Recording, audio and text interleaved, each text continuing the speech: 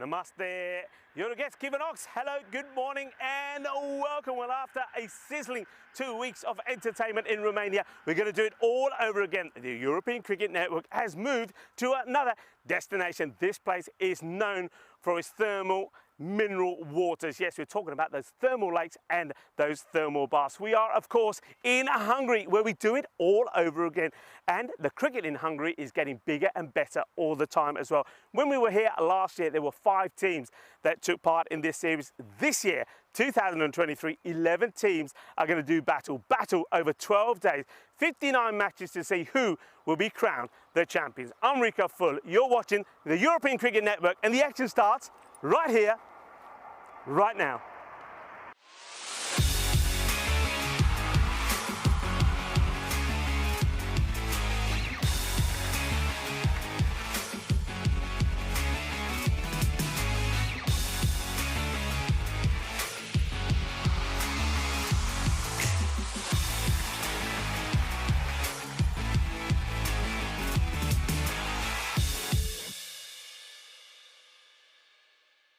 The European Cricket Series is proudly brought to you by HCL Software and Bizzaway. Welcome back to this magnificent ground. It is called the GB Oval. Well, maybe that means we're going to get a few golden balls. We don't know. We'll have to wait and see. What I do know is we're going to get 5 matches today. And we're going to start with a real humdinger. What about this? We're going to start with the 2 teams that played the final last year. The Royal Tigers are taking on United Chalad Budapest. Let's join the 2 captains in the middle with my good friend, the tournament referee, Tyrone Peters, for the all-important coin toss. Vinod to call.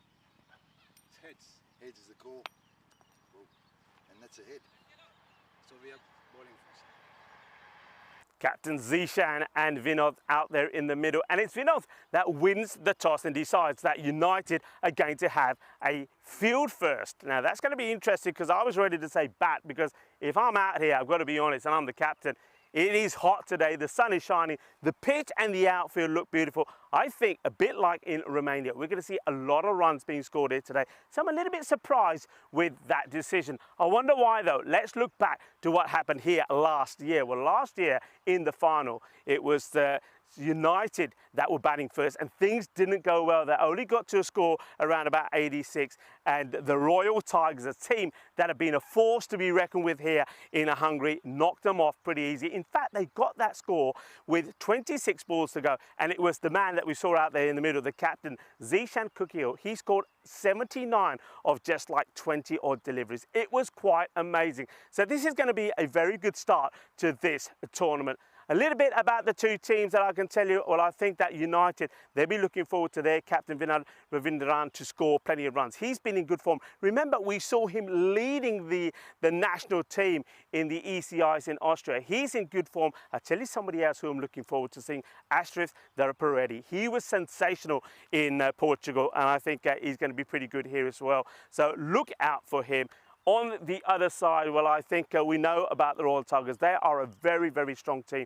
Their captain, Zishan, I think he's going to score lots of runs. He's on 840 runs on the European Cricket Series, and I think he's going to bring the 1,000 up in this series. Also, look out for a very good bowler, somebody that I've watched over the last 3 years, and I've seen him get better and better, not just as a bowler, but as a batter as well. I think Abhitash Prasad is going to be pretty key in this one. Somebody I'm looking forward to working with again. Well, we haven't really worked together since the European Cricket League, and that's Corey. Corey is here. Corey, the sun is shining, and Corey, of course, we know him very well, not only just for his commentary, but a very good coach as well, and a very good friend of mine. And I know he's ready to get things started here and tell you a little bit more about the 2 teams. Corey, the news from the middle is that United have won the toss and they're going to have a ball first. Thank you very much, Rico Full. Welcome back, everyone around the world. It's ECS action here in Hungary. I'm back. It's been a bit of a hiatus for me. I've served my suspension and they've let me back into the sheds, and I'm very happy about it because the sun is shining out here in Hungary, and this should be a spectacular ECS. Some serious players as we have a look at them. And well, for the Royal Tigers, there's some familiar names: Kukakel, Ahuja, Mahmood, Manan, all very good players in their own right. I haven't seen too much of United Salad Budapest, I have to say it. I know it says Chalad, but that looks like salad to me. What a fantastic team. Jake Merrill, look out for him. Fussy Ati with the ball right at the bottom. He says 5 fantasy points. I tell you what, look out for him. And Rico's pointing to a name I can't pronounce yet, so I'll wait till he's on the air. But it's fantastic to be out here in Hungary and really looking forward to this ECS over 2 weeks. I know that we've been on the road all over Europe, of the continent, Romania last week, and we're off to, I think, the Netherlands next week as well for some T20I Women's International, so plenty of action coming your way. And, well, it's all brought to you from the European Cricket Network, and good to have all our viewers from the subcontinent joining us also, as the players will slowly be making their way out to the middle. And weather conditions today are fantastic for cricket, it must be said. It's a hot 28, 29 degrees, and the blazer has already come off, I will admit. I had it on for about 3 minutes this morning. That's hot, it's sweaty, and we should have some pretty good action today. Normal parameters around 50-metre boundaries here, and hitting it into the bush end this year, instead of the beautiful housing in the background. There's some of the players on your screen who are getting themselves ready. 9:15 a.m. local start here. And the Royal Tigers line up. We've seen them before. They've come to the ECL, very experienced side, and they'll be wanting to start very well, I'm sure about that, as I welcome back our good friend, co-commentator for the week, Rico Full. It's great to be back, and great to have you back as well. And, I heard you, were you talking about salad?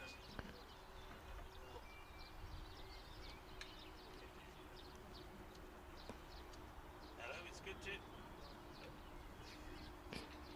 Okay, then I think there's something wrong with the box. Oh, it looked like I'll take over, as it looks like we have a couple little technical issues early, but yeah, I was talking about salad. If you did hear that, I have been eating quite well, and it's a Monday morning, isn't it? There's always a couple things we need to sort out on the box, but the umpires are finally making their way out there. Look at that fantastic banner. Welcome to the home of Hungarian cricket.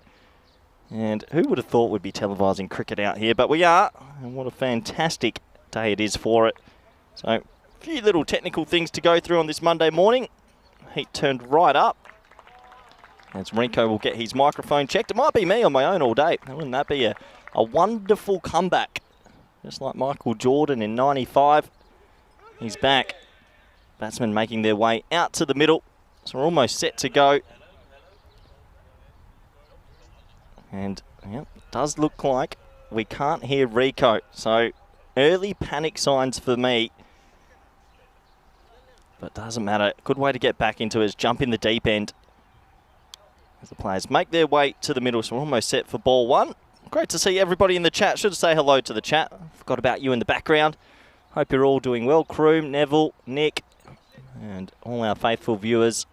Yadav, hope you're all doing exceptional. Hope you had a nice European summer. Been quite busy in the Netherlands myself, but it is good to be back on the bandwagon. A new code of conduct that was actually sent out about a month ago, and that's why I haven't been around for 3 months. As I served my suspension, and they've let me back.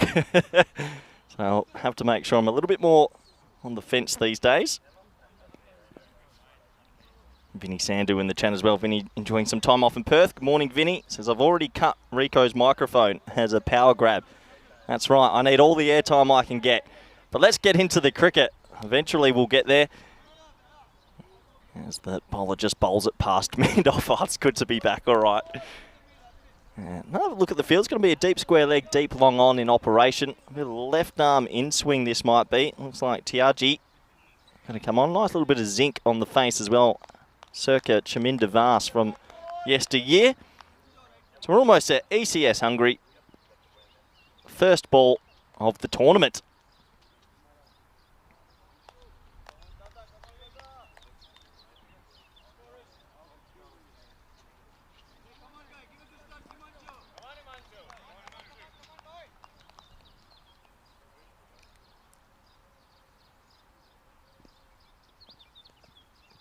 It's not a bad delivery to start. A little short over the fourth stump sort of region. Tiaji. Left arm seam. We're looking to bring it back with that new ball, and obviously deep square leg and deep long on in place. And as I say that, there comes the captaincy change. Long on comes in a deep point now. Interesting decision that. Crunched. Oh, wow. It takes a little bit of a Tortuga bounce as well. It is good to be back. Must be said, the outfield does look good. It's pretty plush. Not too sure you'll see too many falls along the ground. Expect them to go quite aerial. And Kukagel will be thinking one thing. How far can he hit this beautiful white kookaburra, if that's what we use, or grizzlies? Short, way too short. That's probably a wide for me. Let's see if the umpires call it. No, they're going to say that's the one bouncer for the over. So that's the first one used. Well, it's a little bit high. Maybe gets away with it. Cool. Yeah, he's jumping there. I think it might have just been a wide, but it is a Monday morning. And everything is always a little bit slower on a Monday. Crunch, that's coming to me in the commentary box. One bounce for first boundary of ECS Hungary. A little bit over pitched and he laced it, and that will open up proceedings here. Full, not too much technique in the shot, more hand-eye, a little bit of tape ball cricket in that, but 4 runs nonetheless. And the Tigers, who have been to the Champions League of Cricket out there in Cardamom, they start their tournament in the right direction.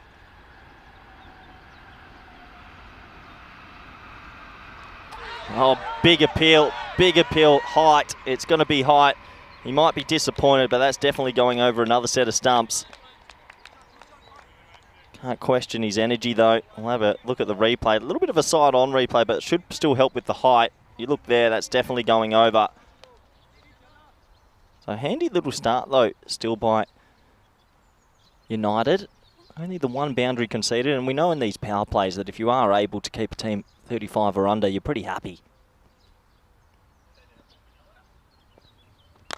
This time mowed down the ground. Will it slow up in this plush outfield? It will. That's really good fielding. He's going to get back and he's going to be able to keep that to 1. It's poor running overall, but they will just get the single. So that does bring us to the end of a pretty eventful first over, and the score at the end of 1 is 5 for none.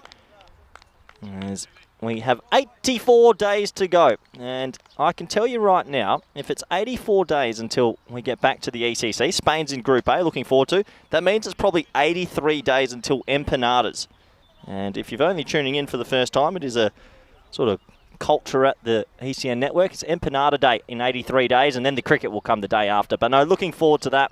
31 nations, over a month of cricket action. Spain's in Group A. I'm looking forward to that. It should be really exciting. You know, Vinny Sandu, Rico Full, maybe someone else will be joining for that first week. It'd be fantastic. As there is still some running repairs on my co-commentator's microphone, and this has really tested me out. I haven't spoken this much for about 4 months. Here comes over number 2. It's short, it's laced, but there's a fielder out there. Should just be a single. Looks like Abbas has taken on the brunt and said he'll take the second over of the power play. Got to be a brave bowler to want to bowl in the power play. It's always very difficult. As we will attempt number 2. Rico Fuller, you back? Hello, testing 1, 2, 3. No, he's not back. So, Rico, see you later. You go enjoy a pecan shandy early, and it looks like deep point's going to come in, and deep mid on is going to go onto the rope.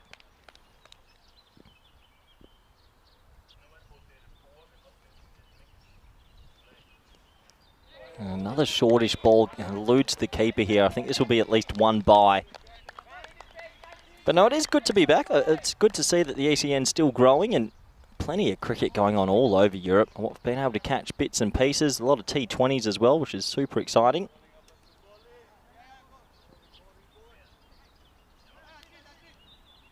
So Abbas, a bit of a loping sort of run up. He's pitched 2 in, quite short back of a length. Needs to get his length right here.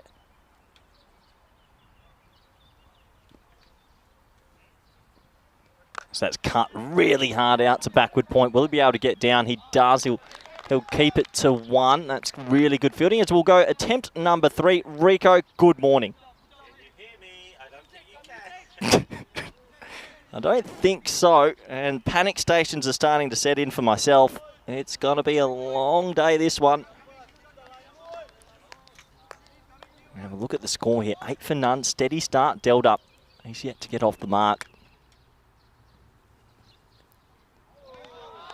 Once again, I'm pretty impressed with this sort of bouncing this pitch. It's really getting through. I think maybe they've been a little bit short on their lengths, but there is some substantial carry through to the keeper. I think if you're a batsman here, you sit deep and You ride that bounce over point, over the backward square leg, could be the option. That's a better length. That's the top of the stumps length. Really good bowling from a bus. And, well, it's been a little bit of licorice all sorts, but the over's only gone for 2. Attempt number 4. Rico Full, please tell me you're here. Can you hear me? Oh, yes. Hello, everybody. I can't. That's me. Now done. It's you been a know. pleasure Now working with you know. Now you know why you've been away for so long. You just can't stop fiddling with things. I bet you had something to do with that. I bet you did. Anyway, this one's up in the air. It is an opportunity, and it will be taken well. I tell you what, I think the Royal Tigers will say, Rico, can you please go away? Because you come on here and we lose a wicket.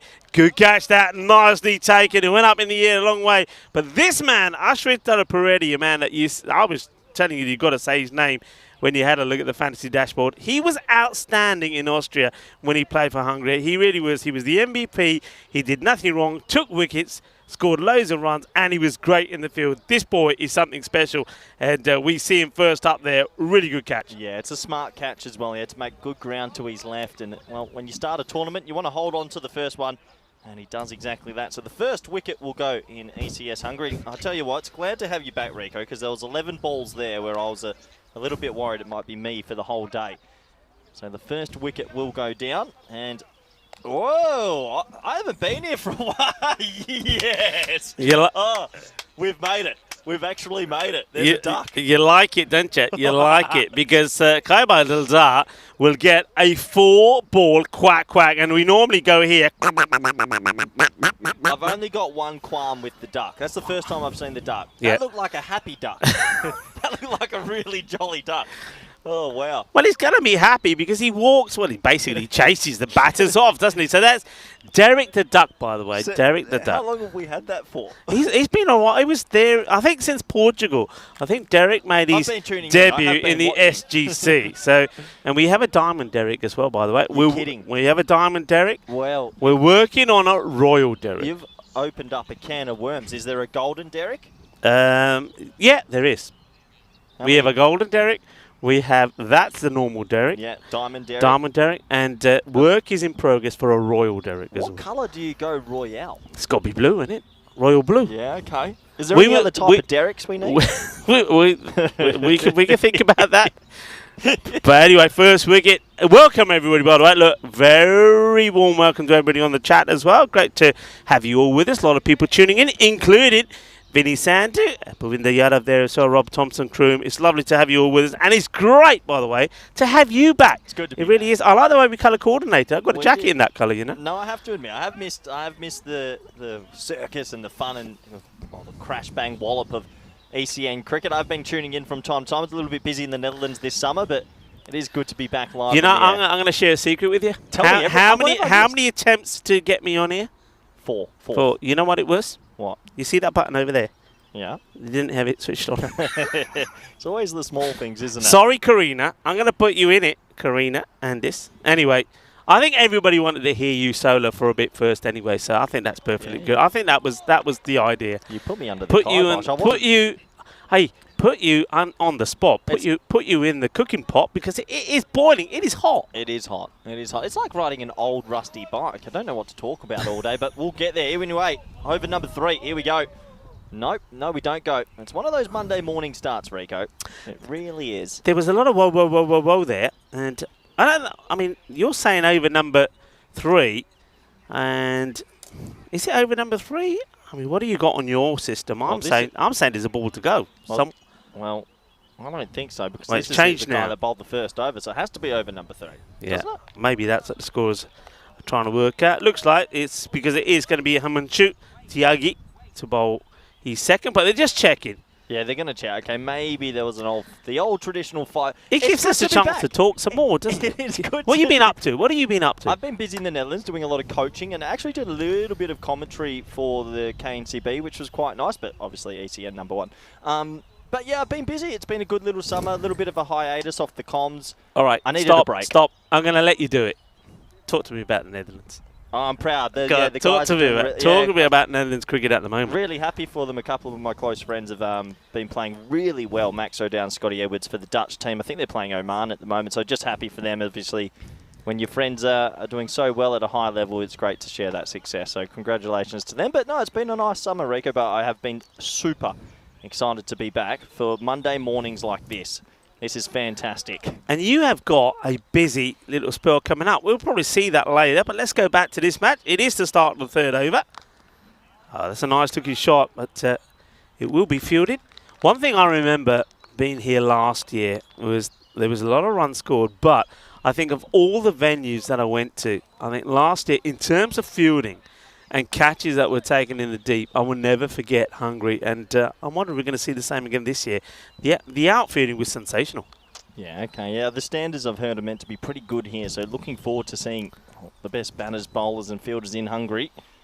Looking forward to seeing Stefan Gooch a little bit later playing as well, which will be exciting. And you know who's batting now? You know who that is?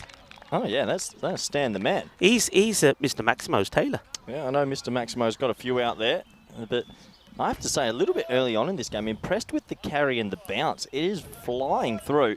I know we've got a wicket in Rome that is quite bouncy, but this is really bouncy early. It's going to be pretty wide. Well, one thing we do know is that, well, two things. First of all, new pitch. It is a brand new pitch, and I've been told by the locals that the domestic cricket they played so far has played really well. Also, we are bowling from the different end this time. Yeah, so what was with the change? I heard last year you were going the opposite way to more the housing estate. A few barbecues and a few balls that ended up in the swimming pool in the houses over behind the wicketkeeper. That's a lovely shot.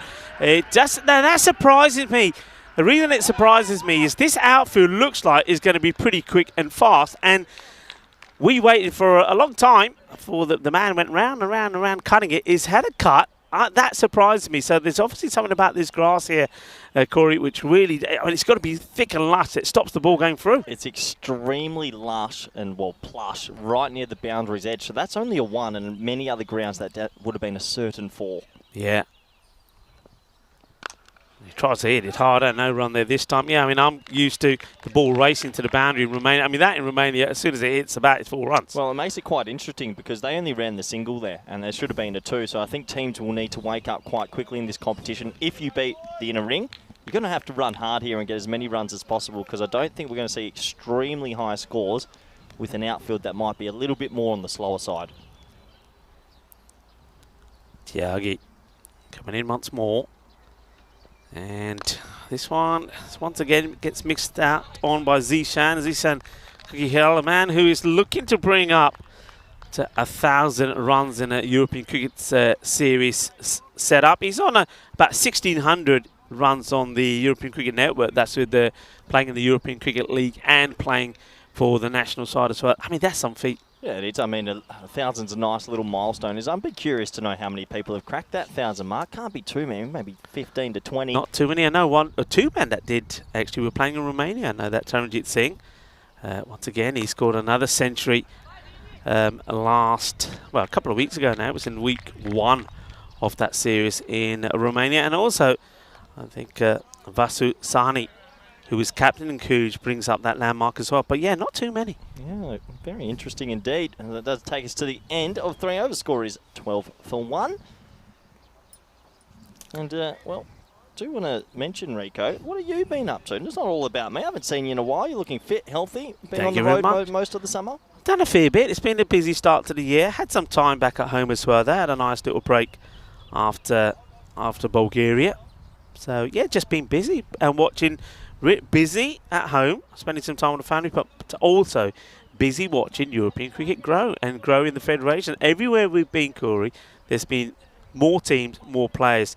We just come from Romania, 11 teams there last year, double than what there was last year. Here there was 5 last year, and we're here for 2 weeks, 11 teams. That's great. Yeah, it is. Now, it's growing at a rapid rate. I mean, when you start getting ducks on the screen named Derek, you know you're going somewhere as a company. So plenty of positive signs, and it should be a fantastic 2 weeks out here. As we are outside the power play now, so we expect the field to spread. And it's going to be new bowler coming into the attack. It's going to be Kassir Ahmed, a little bit of right arm seam. Pretty traditional field this. 5 boundary riders, point cover in the ring with a short third man and a short fine leg. Yeah, they've done well at the moment to keep the likes of Zishan quiet. 9 of just 12 deliveries. I mean, that is not Zishan, not the Zishan we know. This is more like the Zishan we know. He hits this one away, and it will be 4 runs, 1 bounce as it gets over the boundary rope. Cuatro carreras, so not the best of starts from Ahmed. Yeah, I'm going to go a little early tip here, and I think a lot of teams will want to start thinking about a deep point and maybe mid-off in the ring, because this pitch is bouncy. Was it this bouncy? You said it's a new laid strip, Rico. Yeah. Was it this bouncy last year or not? I don't think so, no. Yeah, I think top of my head, I think last year there was a few that stayed a little low as well. High up in the air. Is he going to be able to get there to fielder? He does. Oh, yeah. Oh, yeah, baby. That is brilliant. We're back. What a catch that is. Well, it's always going to be difficult because he's going over his shoulder. He gets 2 hands to it. It pops out, and then he takes it. One-handed jalebi catch, and that removes the Zishan Cookie Hill. That is a huge wicket. Oh, it's good to be back, Rico. Don't give me good technique or people taking easy catches. Give me juggles. Give me the circus, and he just plucks it out of midair. He does the pretend spike. That's not going to be penalty runs. What a catch. And the second one will go down early today. And it is great to be back. Well, he held on to it and was not expecting that. Well, Ajith Kumar, well done. What a catch. What a highlight. What a moment. And Zishan, well, I think he was 13 off 13. Well, that's a double one, lucky. And he goes. Ball number 14 gets him. So Zishan Cookie Hill back.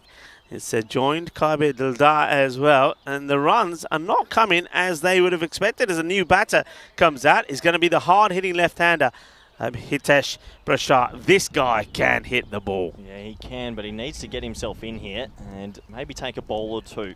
No harm in chewing a dot from time to time. First ball for him. Well, there you go. I told you he could hit the ball, and he hits it pretty well. It's short. He's in the slot. He's not hanging around. He hits it pretty well. The fielder, that's a tiff out there, was probably hoping he could probably knock this back into field of play, but no chance. That's over him. Yeah, I'm not too sure he was really attempting that catch either. It has gone all the way for the first Maximo, or second Maximo maybe. A nice shot, first ball.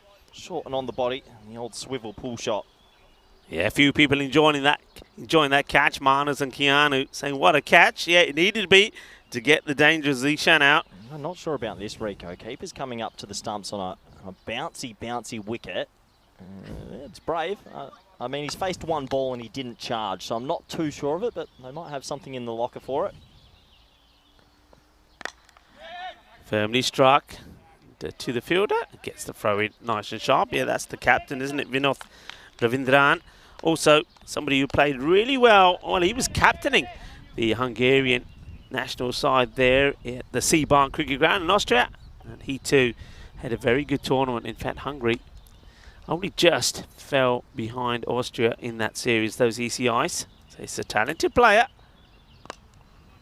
Gets worked out on the onside. They'll take the single. How the ECI's been going? It's been a constructive sort of adaptation this year. Yeah, everyone's enjoying it. Yeah, I think a few people felt that the ones that we just saw in Romania were perhaps a little bit one-sided. Romania, Croatia, and Slovenia. Croatia and Slovenia, they really did have some good contests together. But Romania, I think they were just a little bit too strong. Also, I think they were well prepared after having 2 weeks of cricket. A lot of those players before went into those ECIs. High up in the air. This is catchable, you know. And it has been taken.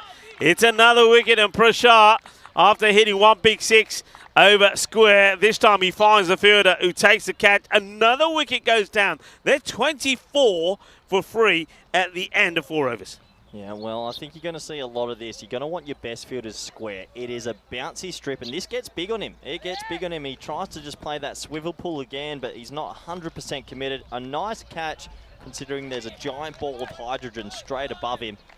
And it's 3 wickets down, Rico. A great start for United. Yeah, this is a great chance. And remember that United Shalai Budapest were the team that they were blown away in the final last year by the Royal Tigers. They surprised everyone, though, getting to the final. They had a tough day on finals day. They beat the Cobras first in the eliminator. Then they beat, of course, the Budapest Blinders in the qualifier to book their place there but to try and do 3 on the trot on the day was too much. And after setting a low pass score in the 80s, it was Zishan Kukil, 79 he scored of just around 21 deliveries that won the final for the Tigers. But maybe a little bit of sweet revenge in the air here today. Yeah, maybe. It's a funny old start on this Monday morning. You just haven't found too much rhythm. They need someone to step up. Maybe it's going to be a Hooja who's on strike now. And you can have a look at the old worm. Not my favourite ever, but let's get in there. And yeah, well, there's no dots on that, but there should be a couple of dots because they've lost 3 early ones. So the pressure will be on a Hooja as Mehta looks like he's going to bowl the next over. Yes, Surab Mehta gets ready. And just into the pads, flicked away. Do you get the feeling, having a look at this outfield, I mean, not that the grass is long, but like we said, it's very thick, very lush, and it certainly is holding on to that ball, stopping it going through to the boundary on the deck. That batters are looking for the aerial route, and so we're going to see probably some low-scoring matches here, aren't we? Potentially, yes. I think you're right. I think we won't see too many falls along the ground, but if a batsman can get himself in and read the bounce, he might be able to cash in. It's a good length, well bowled. Yeah, I just think from what I've seen, players have tried to go against maybe the natural bounce and angles of what's been bowled so far. So I'm sure over this 2-week period, players will figure it out and the scoring rate will get higher and higher and higher.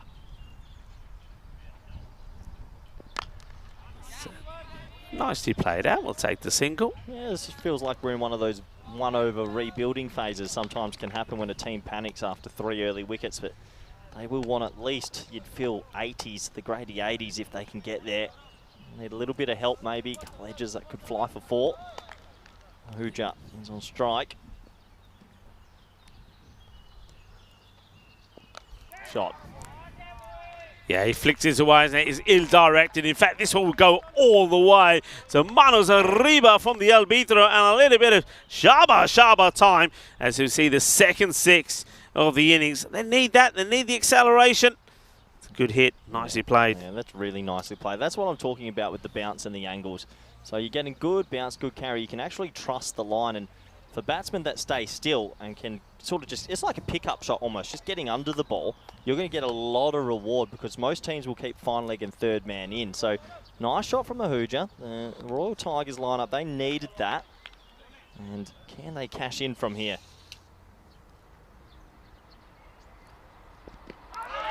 It goes across slightly. Bowler wants it. The umpire, a little shake of the head. Big shout out to the umpires, the men in black. We've got Guri Takas and also James Lloyd out there doing a wonderful job. And you can probably tell that we're pretty close to a railway station because I thought that was the moon landing. What's coming? Train going by, which just breaks up the sound of cricket and the birds chirping in the background. Slashes hard at it. A tiff is after it once more, but he can't get to this one. It's going to be 4 more. Cuatro carreras más. Nicely played. Yeah, nice shot again. That's where I'm flagging. Someone has to have a field up. They'll figure it out soon enough, but a 6 and a 4 in that over, much needed for Royal Tigers. And at the end of 5 overs, they are 36 for 3. Yeah, and welcome to our cube. It's going to be pretty hot in here, that is for sure. And welcome to you. It's great to be back. It's good to be back, baby. And I like the way we colour-coded it today, by the way. Yeah, we spoke last night, didn't we? Yeah, of course. No. Of course we did. No, it's good to have you back. And I'm certainly looking forward to the action here in Hungary. I think, first of all, it's great to see more new teams. I know that we're going to see the Blizzards later. And Marzi, you know, Marzi is part of the ECN crew. He's actually going to be captaining the Blizzards. Late change there because Blizzards had a few issues. And Marzi said, you know what, I'll play for them and captain. I have to admit I'm impressed by Marzi because if I worked for the ECN crew, I wouldn't be picking up a bat again. When you're playing live on TV around the world, only bad things can happen. So good luck, Marzi, later today. Yeah, good luck. Good luck to the Blizzards. Obviously on debut, they're going to be the next team up. They're taking on United. If you go back to the action. Oh, I like a little bit of this. Looks like some left arm off spin from Dara Peretti. Did I get that right? You did it, yeah, Dara Peretti. There we go. Ashwit Dara Peretti, and he was outstanding in those ECIs. And Dara Peretti, a little bit of pace off. And oh, this is pretty close. And it gets past Ravindran, the keeper, and they'll take a bye. Yeah, I think they will be taking buys, just waiting for the signal. No, he's giving it leg buys. I'm not too sure it was leg buys. have a closer look. Did it flick it? Maybe. Maybe. I'll give the umpire benefit of the doubt there, but they do scamper through. The ball pulled away hard, but should just be a single if it's mopped up cleanly, and it is. So nice start here from the left arm off spin. Looks like he has a nice strong action. And left arm off spin, it's like gold dust. It's a real commodity in the white ball formats. If you can have it, and if you can use it wisely with the right fields, it always does pretty well. You see the captain just making a slight change in the field, just getting the angles right there on the onside. As Dara comes in again. And we'll once again go to one of those fielders out there. So that's good field positioning. As you see a little look at Kangaraj. Gets that ball back into the keeper. Good start this from United. And they've certainly got the Royal Tigers under the cosh at the moment. Yeah, all over them at the moment. Really nice start this over. Tucks him up and should be really looking to take a single there. They will eventually, but they'll get there. Could have gone straight away, really. The Royal Tigers, of course, a team that have really sort of led the way in cricket in Hungary for the last few years. We've seen him in the European Cricket League, but competition is getting stronger and better all the time. So this is going to be an interesting test for them, and they're being put to the test early on in match one. This European Cricket Series here in Hungary.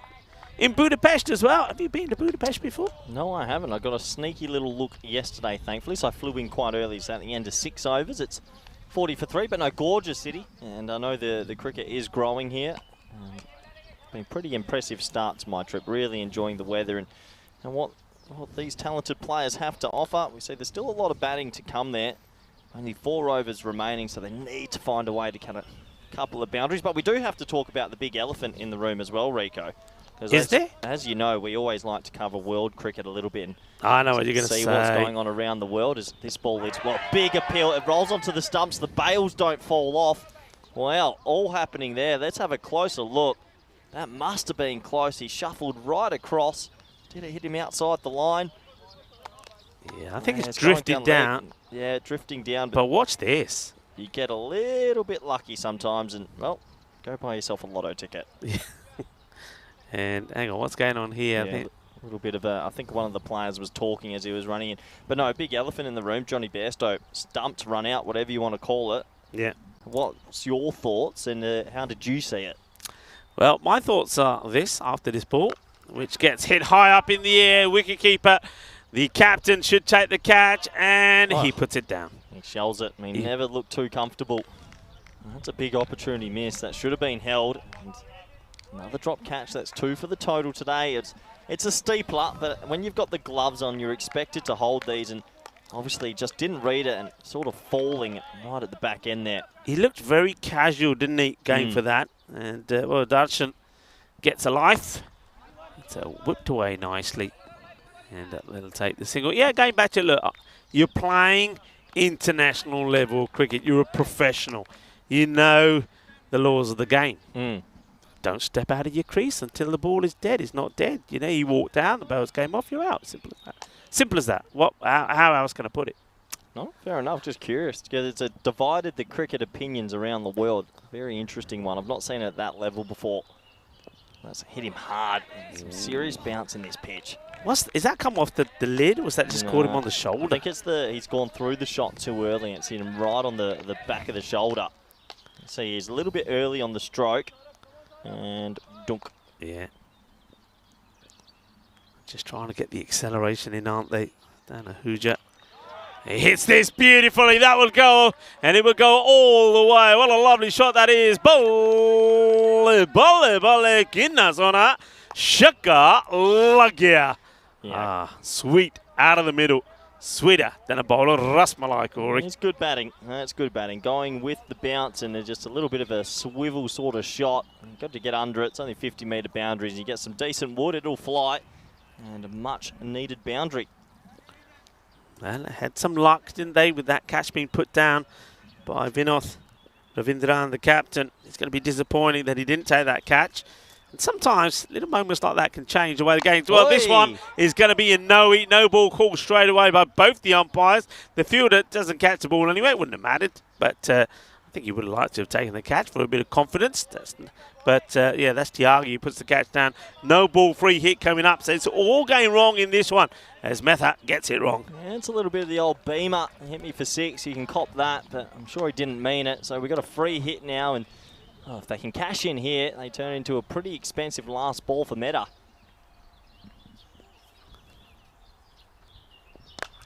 Smashed, and this is going, and gone. Seis más, manos arriba, arbitro, and that hurts you.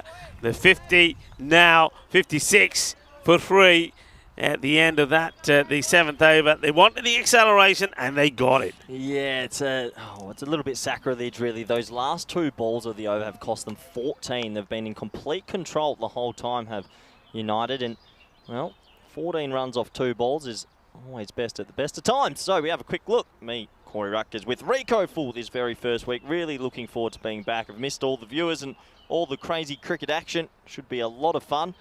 And looking forward to being in Hungary because I've heard really, really good things about the cricket here. My first time out here in Budapest. It's going to be a little bit more left arm off spin. And he cloths it down the ground just for a single. Yeah, well fielded. Fielder comes across. Does a good job. Takes a single. But these two now, Mr. Hujo is making all the impact at the moment. They want this partnership. What do you think here? What would be... I mean, if they can get to about 90, you think? Well, they're not going to because this is great work behind the stumps. Well, makes amends with the drop catch, doesn't he, Vinod Ravindran? That is quick, and that is sharp. That is exceptional. That is out. Yeah, it's quite good keeping that because it goes in between the bat and pad, and he keeps himself still. Nice, easy take in the end, and you're right. After dropping a catch, he hasn't dropped his head, and I'm glad the umpire gave that out at square leg just to make sure. So another wicket goes down, and, well, Royal Tigers haven't really come out the blocks throughout this whole innings, but I still think if they can get themselves to 85, Rico, 85, maybe early 90s, they got a chance. Okay, 85. Watch the umpiring here. That is efficient umpiring, just to make sure you're on your bike. Yeah, that's the way to do it. Good work by the men out there. That's James Lloyd. And he's joined out there by Guri Takas. The 3rd umpire for this contest is Stephen Anthony. So another wicket goes down. And I've been very impressed with United Chalad Budapest. They certainly haven't been intimidated by their opponents here today. As another high-speed express goes by. Where is that? Oh, it's a hot cookie chance. He's cut that hard, and he's actually got a hand to that and was down to his right. That would have been a fantastic catch. Just the one. Watch this, Rico. Oh, just, it was that quick, it's just not in our shot. Yeah, superb effort. I mean, one thing he does do, he stops the ball going to the boundary. The batters get one, Stan back on strike. And, he's lost his balance, you know, here. I'd like to see this again. Oh, I reckon this is out. He's walking. He's actually walking himself. I think he's ready to go. He loses it. Well, now he stays there. I reckon you're right. I think he was totally off balance there. I reckon he's probably got his foot in the air. Watch this. Is he getting back? Is he getting back? Oh, well. Oh, this is one of those ones. So close. This is where you actually need the stump cam to see if there's anything behind. I mean, we can take that back slightly, but this is going to go down to whatever our 3rd umpire feels. My gut feeling is that's probably out, but I don't know if we've got evidence to suggest it. Yeah, you gotta make, and this is the thing, you're guessing whether there's anything behind the line. The umpire who was at square didn't give it out straight away, and we know that he's been watching the line really well with the stumping he gave before. I think it goes to on-field, and on-field not given out. I think that's a good process being used there by the match officials, and the decision not out, I think, is a fair one, because there was nothing conclusive there in that the replay evidence. No, you've got to go with benefit of the doubt does go to the batsman. There must have been a little bit of doubt there. So he does survive. This has been a sensational spell from the tweaker, though. Got 1 for 5. Fantastic. Slightly quicker delivery. Hits this well, and it does slow up, but it's just got the legs to get over the boundary road. Nice shot, though. He rocks back, hits it hard, and he's going to get 4. Yeah, and it only just got over the boundary. He hit that so hard, but another boundary, it's needed. Tigers just fighting back in the last, say, 8 to 10 balls of this match. Peretti probably will want to be looking to float this one up slightly. He does, and gets the line wrong. Catches, well, hang on, it's a pre-signal coming from the umpire. I think he catches a bit of the pad. Yeah, it does. Leg by signal. Yeah, leg by signals. That will end a fantastic spell, though. He's going to finish with 1 for 9. He'll be pretty happy with that. And at the end of 8 overs, it's 63 for 4. Oh, was that you? Can they hear that in the back? Because that was loud. I think everybody's heard that. There's no way that you haven't. And I'll talk over it for a bit. I could do that. Okay, where are we at here? You said a score around about 85 would be pretty challenging. And I think when you look at where we are here now, so they've got 12 deliveries to go. They're probably on course for that. They'd love to try and push on to 90 if they can. They've got, of course, the experience of Abhishek Katsapal out there as well. We played a really good shot. Just got 1 for it as a fielder. Made an amazing effort. Almost pulled off a sensational catch.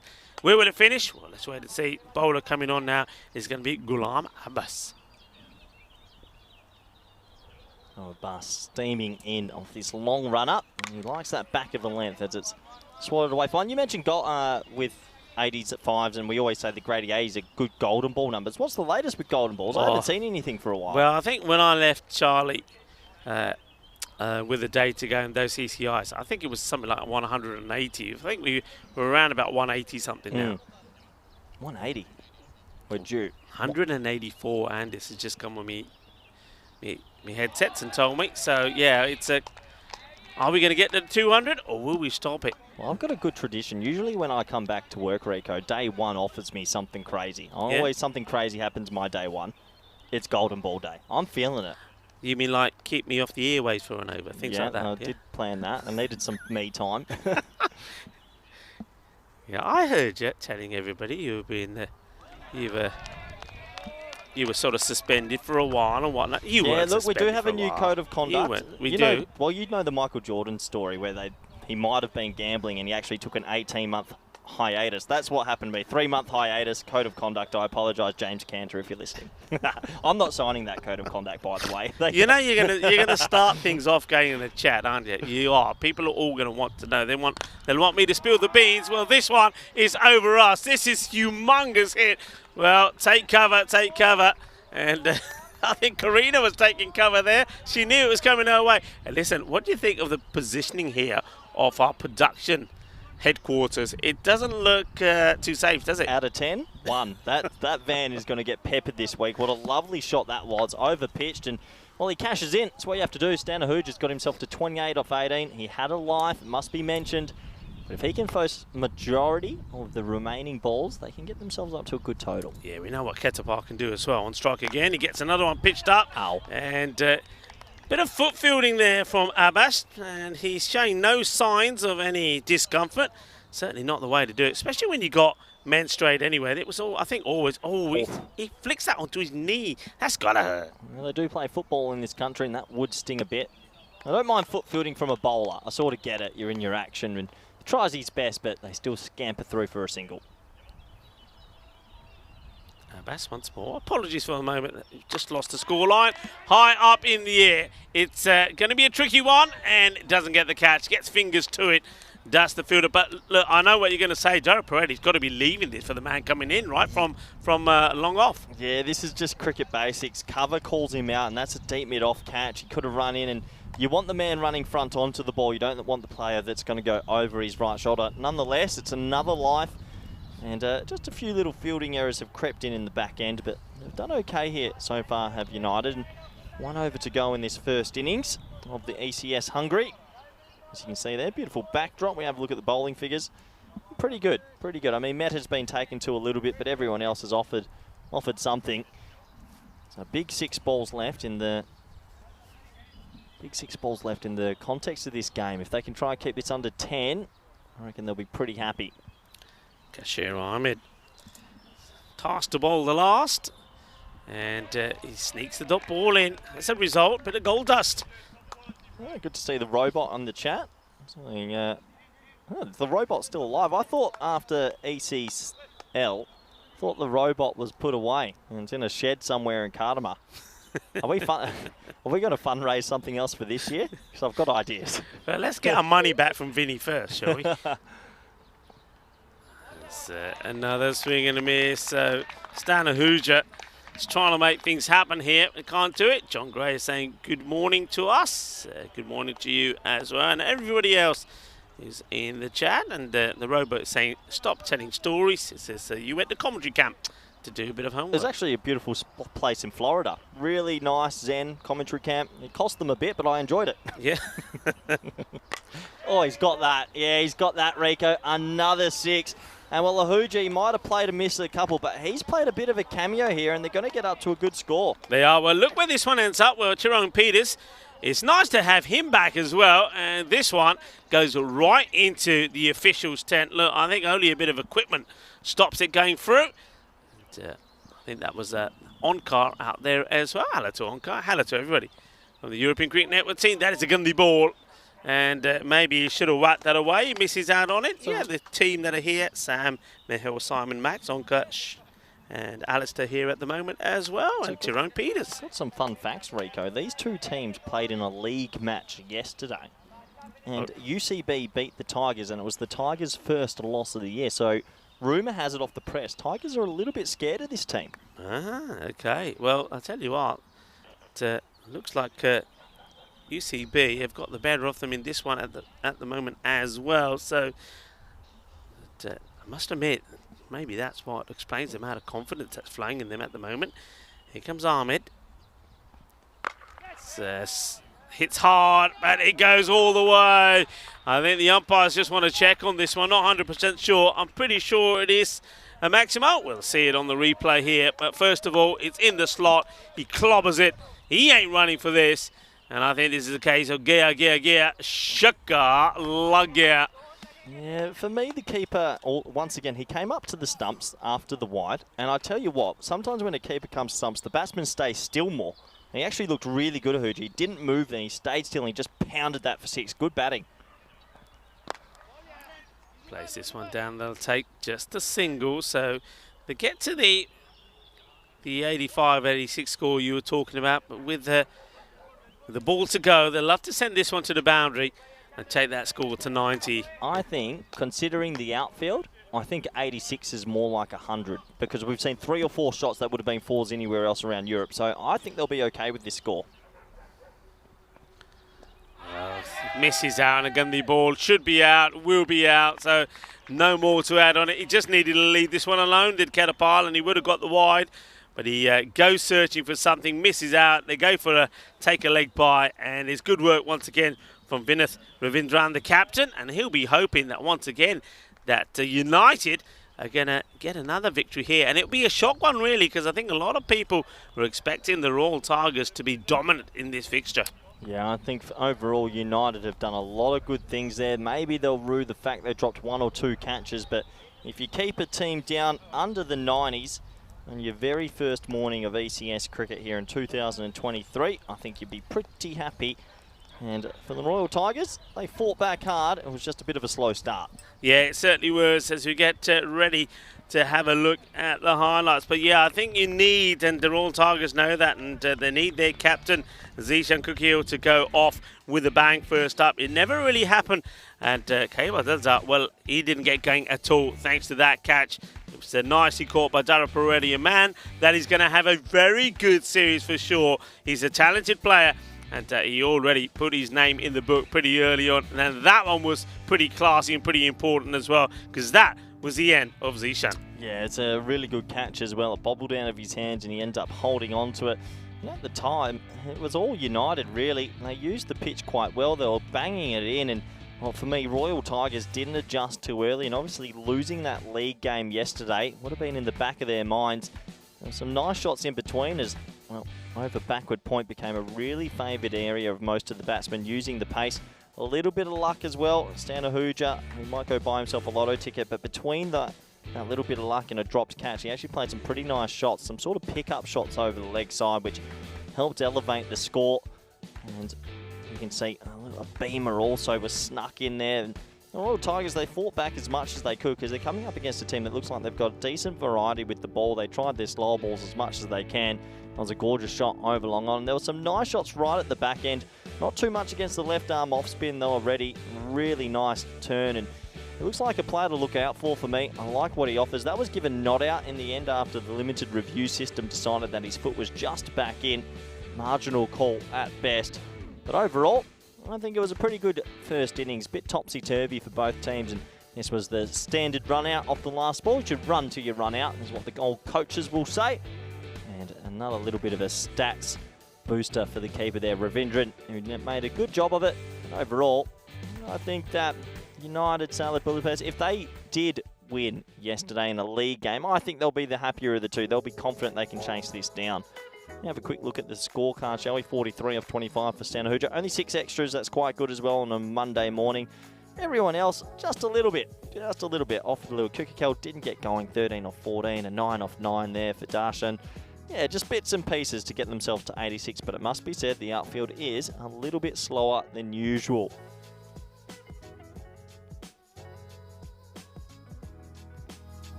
Let's have a quick look at the bowling figures now, shall we? And, well, I think everyone can hold their head up quite high. I mean, Meta might feel that he could have had a better day at the office, but 14 and over is not the worst in the world. Oh, a little 1 for 9 for the off spinner ready there, and 1 for 11 for a bus. Tiagi at the start, he doesn't get the wickets, but at 9 runs in an economy of 4.5, he can hold his head up high.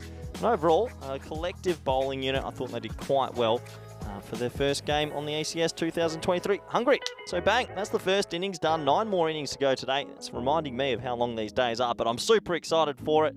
We will be back in the next 10 minutes for the all-exciting run chase. Thank you.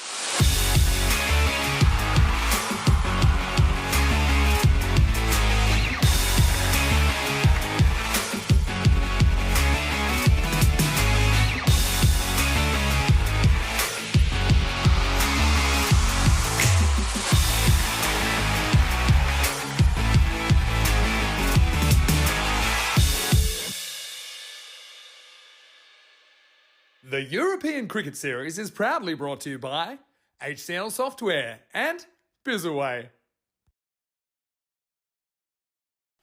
Hello and welcome back everyone around the world.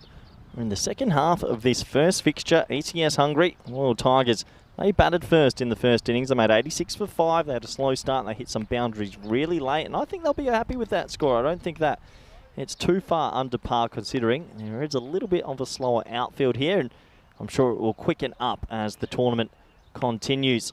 Good opportunity to welcome back all our viewers around the world, especially those in the subcontinent. Hope you're doing well out there. Hope you're ready for more T10 action brought to you by the ECN and wherever you might be, everyone on YouTube, all our moderators and everyone. Hope you're out there and doing well. Hope you had a nice summer. It's great to be back. And looking forward to seeing this run chase. I think United Challard looks like salad for me. I'm not too sure how else I'm meant to say it. I think that they'll fancy their chances here. 87. They won the league fixture yesterday and you can't underestimate how much a win a day before against a team must help the next day. But must be said, this Royal Tigers lineup have experience. They've played in Qatar, they've been to Spain, they've won a lot of good games over the years. They'll be thinking one or two early wickets, and they've got a really good shot of maybe running through them. Prashar's going to have the new ball. We know how dangerous he can be. Right arm in swing is what I can remember. Got a little bit of tap, though, when he was at the ECC and ACL. Let's see how he goes here. First ball in the run chase.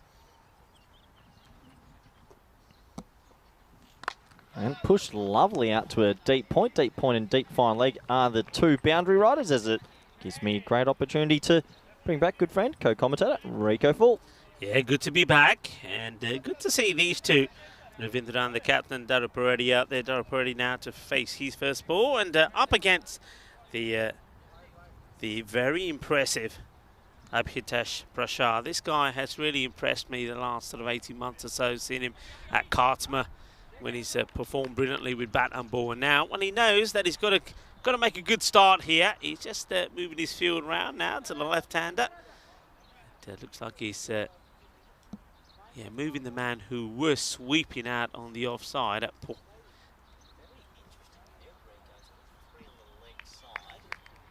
He's going to have to bowl it quite wide of off stump. Yeah, he's gone to. They've got 3 out here. They've got 3 out.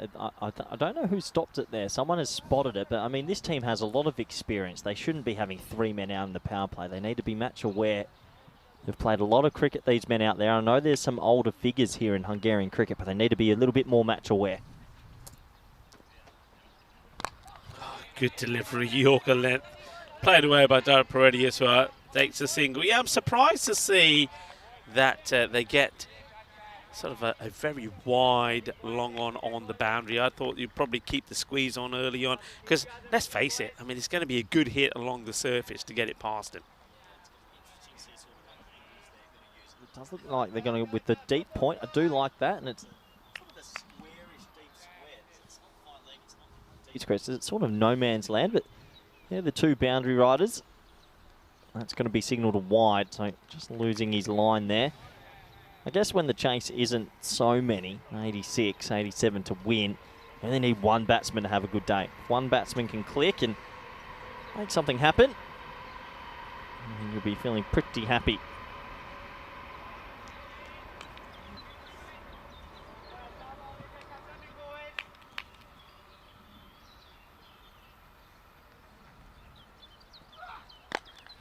It's well bowled again. Decent length, and it's a bit of a misfield, so they will sneak through for a single. Yeah, cautiously run. They make sure if the ball goes straight to the field. I don't think it would have taken that on. But, as soon as that was sort of deflected away from one of the fielders coming in, they take it. Well, on an outfield like this as well, I think you can be quite aggressive with your running. It's not easy for the fielders to pick it up either, so we'd like to see most of these teams in this competition be quite aggressive between the wickets. Oh, that is absolutely laced. Wow, that's big. You got every piece of that. Thanks for coming. 6 runs, and, well, that's the first boundary in the run chase. Yeah, just look at this again. Dara Paredes goes big, and he says, you know what? Boom, shakalagya. And an awesome hit. Perfect timing, beautifully struck.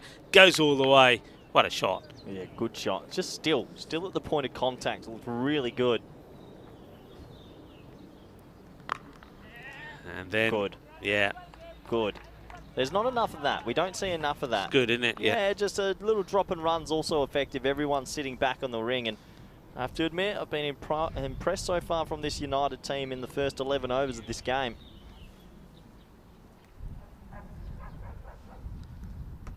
Yeah, and when you look at the score as well and the rate you need to go, you're going at under 9. So there's, if you're hitting a big 6, then after that you've got practically the bulk of the runs in that over. Take the singles, frustrate the fielding side, use the combination of right and left. That one's up in the air, just dropping short of the fielder. Does very well. That's good fielding as Waka Mahmood.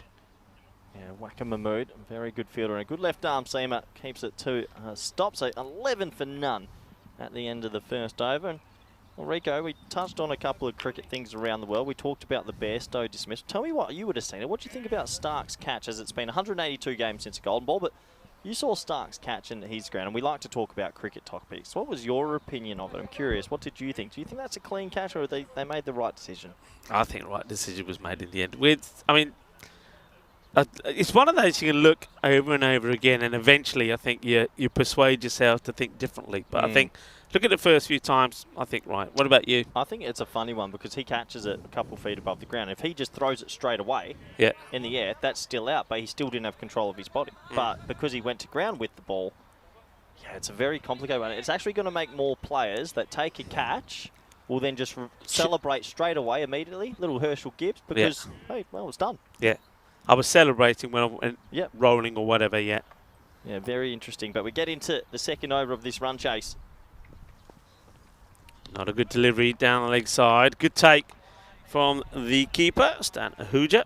I'm surprised he's got the helmet on. I hope he's seeing them okay. He still had the helmet on all the way back there. I think he's taking it off now. Maybe just forgot for that delivery. It walks back to his mark, the bowler. Not the best of starts. It's got to make him play at everything here, Mohammed Sakleen.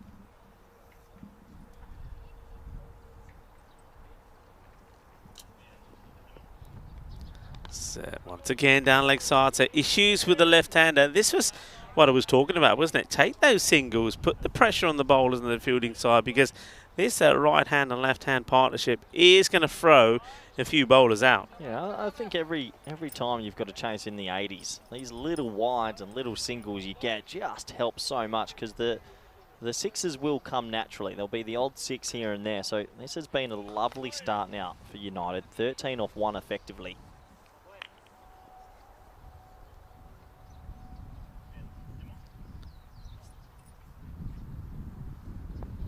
It's a bit fuller, and that's a nice looking stroke. Dead straight. That might go for, for me, that is one of the shots of the day, Rico. We said it's not easy to hit boundaries when it's along the ground, but that's gorgeous timing, and he gets 4 for his troubles. Oh, that's a beautiful shot, isn't it? And you can see why I was so excited to see him playing the first match here in Hungary. This guy is class. He impressed me so much in Austria when he played those ECS, you know, and it's so good to see him playing. And classy player, talented player, lovely shot. Well, when you think about the left arm off spin he offers as well, it's an amazing combination. What a player. So he's raced himself to 12 off 4, and Sakleen effectively has 6 off 1 with those 2 wides.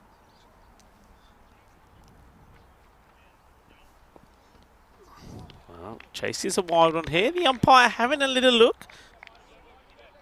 Just having to lean a little, the umpire there. I'm just wondering if the bowler's in his way at all. Just have a look here. You know what, I'm interested. Yeah, I was just about to say, one thing I find really hard here at the moment, I don't know if you saw any of the cricket from Romania, but the pitch was wide. Yeah, I did see that. Mega wide. And yeah, you see umpire just having a chat there, probably about where the bowler is running after his bowl. But this one is pretty narrow. For example, the return crease is basically the edge of the pitch, whereas in that pitch in Romania, the return crease was sort of in the middle of the pitch. It was so wide. But anyway, the umpire, I like that from the umpire. That's good umpiring. Just having a chat with the bowler, making him well aware of where he should and shouldn't be.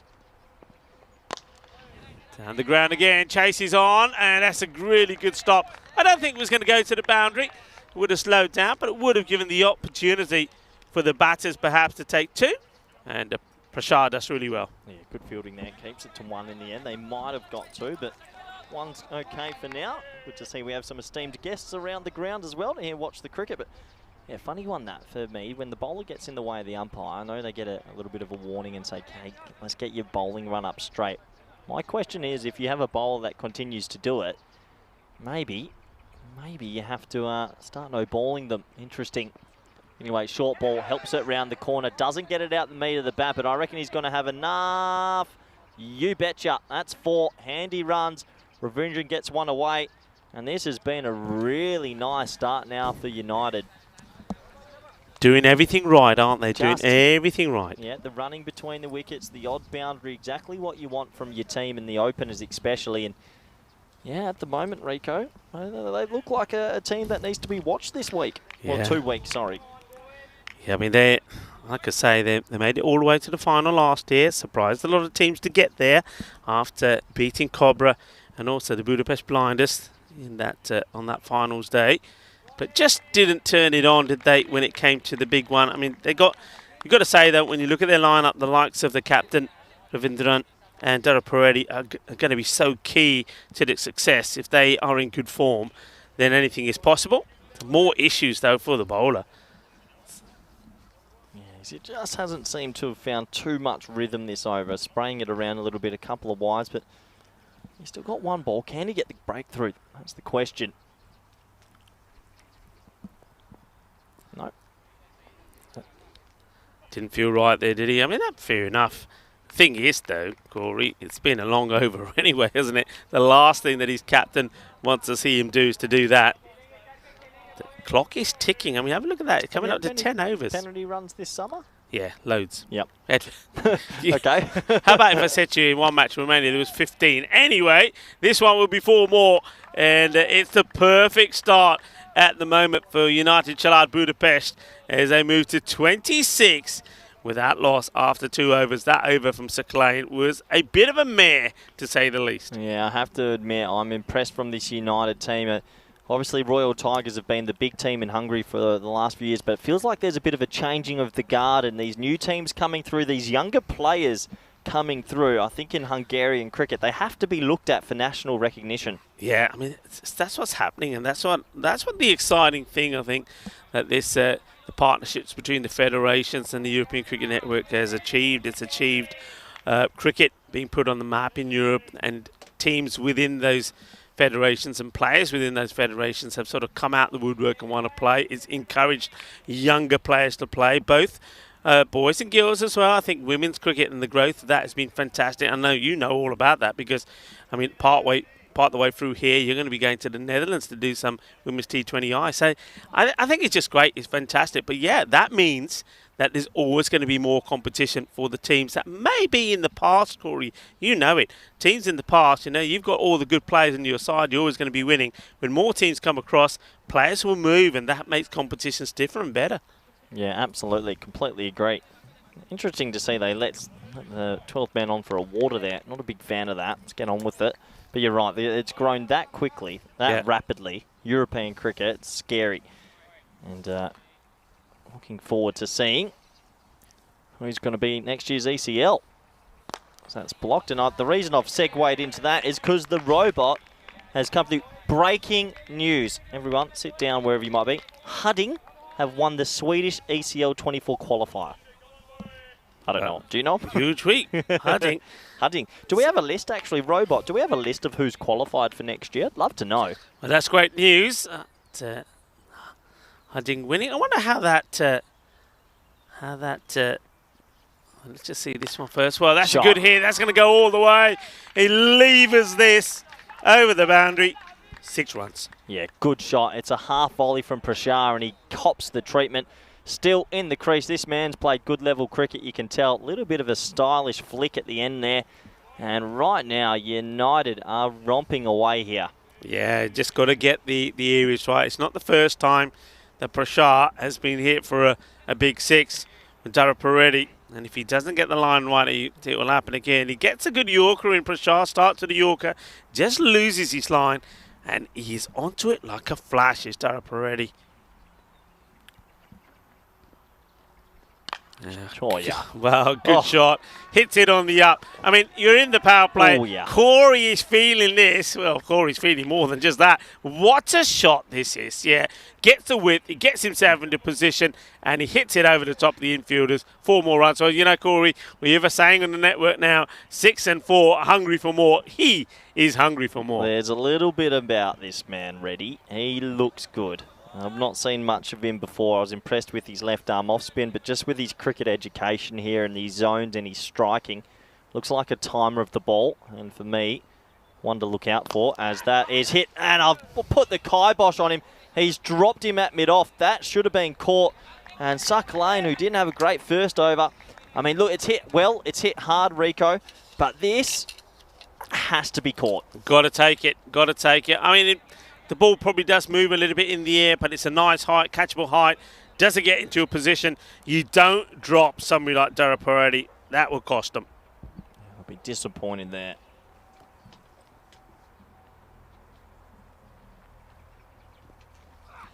Now, goes for this one to go right across. Bit of frustration there, of course, from Prashar, I think, as he gets the ball back. And he just, I think in anger, wants to throw the ball back. He knows he's bowling to a man that he should have had out already. So 36 on the board. You can see that rate required around about 7. But one thing we do know, we've seen that already in this contest, is that you're not going to see always big scores on it because of the outfield.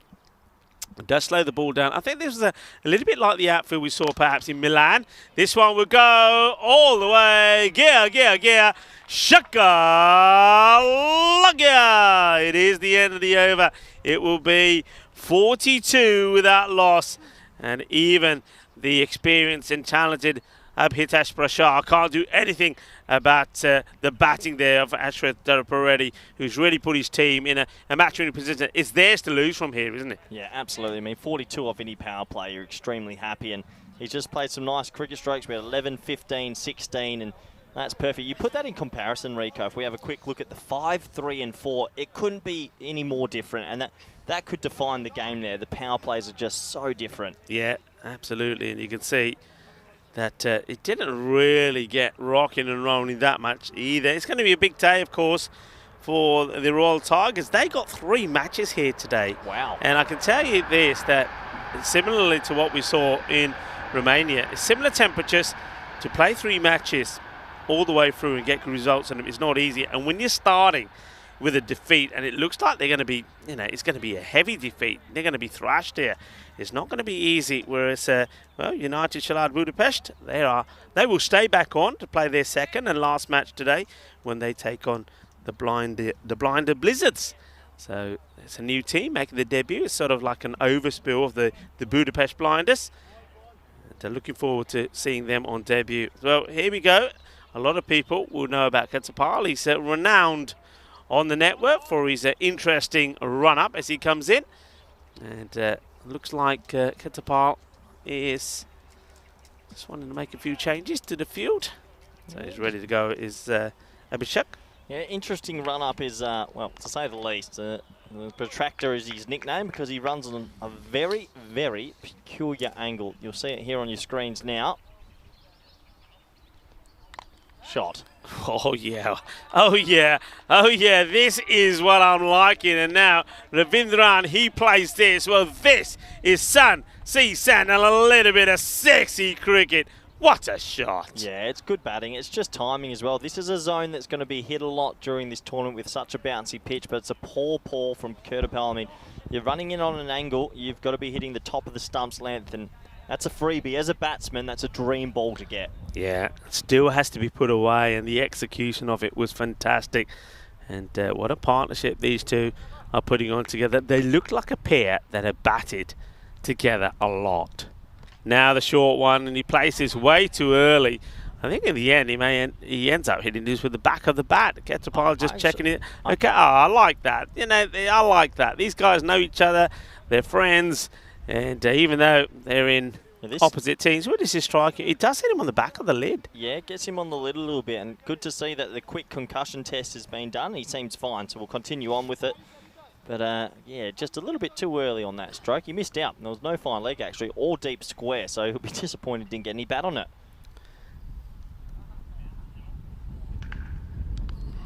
Oh, just misses out on this, but it will be a wide. Ketapal is not getting his angles right, as we say. Namaste, salam alaikum, sat sri akal, everyone, to all of our viewers that are watching in the sub-Indian continent. Welcome.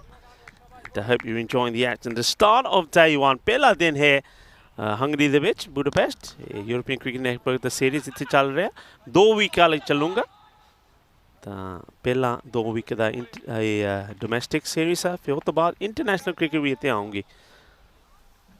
Sketchball now, I think he wants to change. Maybe he's going to, I think he's going to come around the wicket here. We see which, considering the angle that he bowls at, will make it pretty difficult, you would think, to get the ball in the right areas. Yeah, I don't know how he does it, as that single did bring up the 50 partnership, the first 50 partnership we've seen in ECS Hungary for 2023, and both men have looked fantastic. So, Kurtapal, you're right, it's going to come around the wicket from over the wicket, if that makes any sense.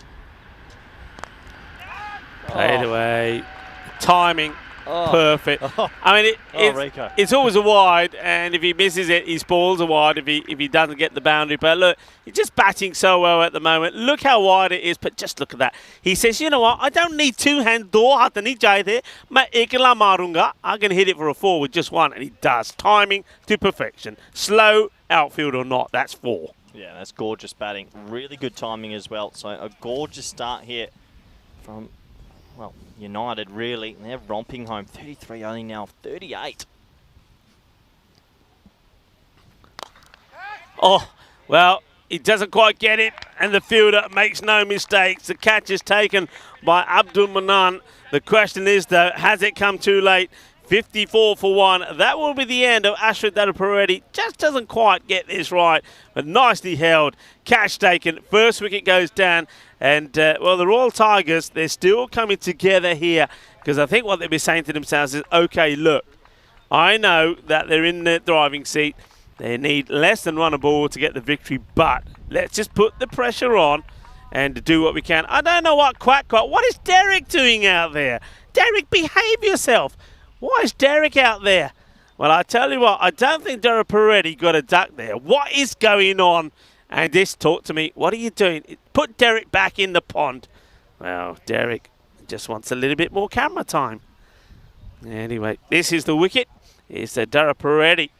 He's a man that has to go, but he's batted beautifully. And what a start he's made.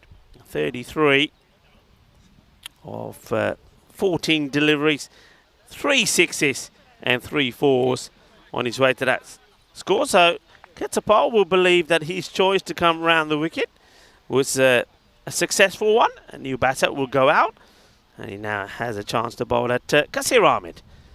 Ahmed gets ready to face his first delivery. So this is where I think you need to gamble. Bring a couple of men in the ring, see if you can get a couple of dot balls, because it's less than 6 and over. It's his first ball to Ahmed. And not a good one. The wicketkeeper has to dive to his left and gets a hand to it to stop it. Stan Ahuja won't be very happy with that one for Ketapal. He's just let that slide down the leg side, hasn't he? So another free run, and they need wickets, and they need a lot of them if they're going to turn the tail here. Better areas. He sort of gets that arm, the shoulder to come all the way around this time, gets the ball in the right areas. He'll go for 13 in the over, but he does get the breakthrough, and at the end of 4, 55 for 1.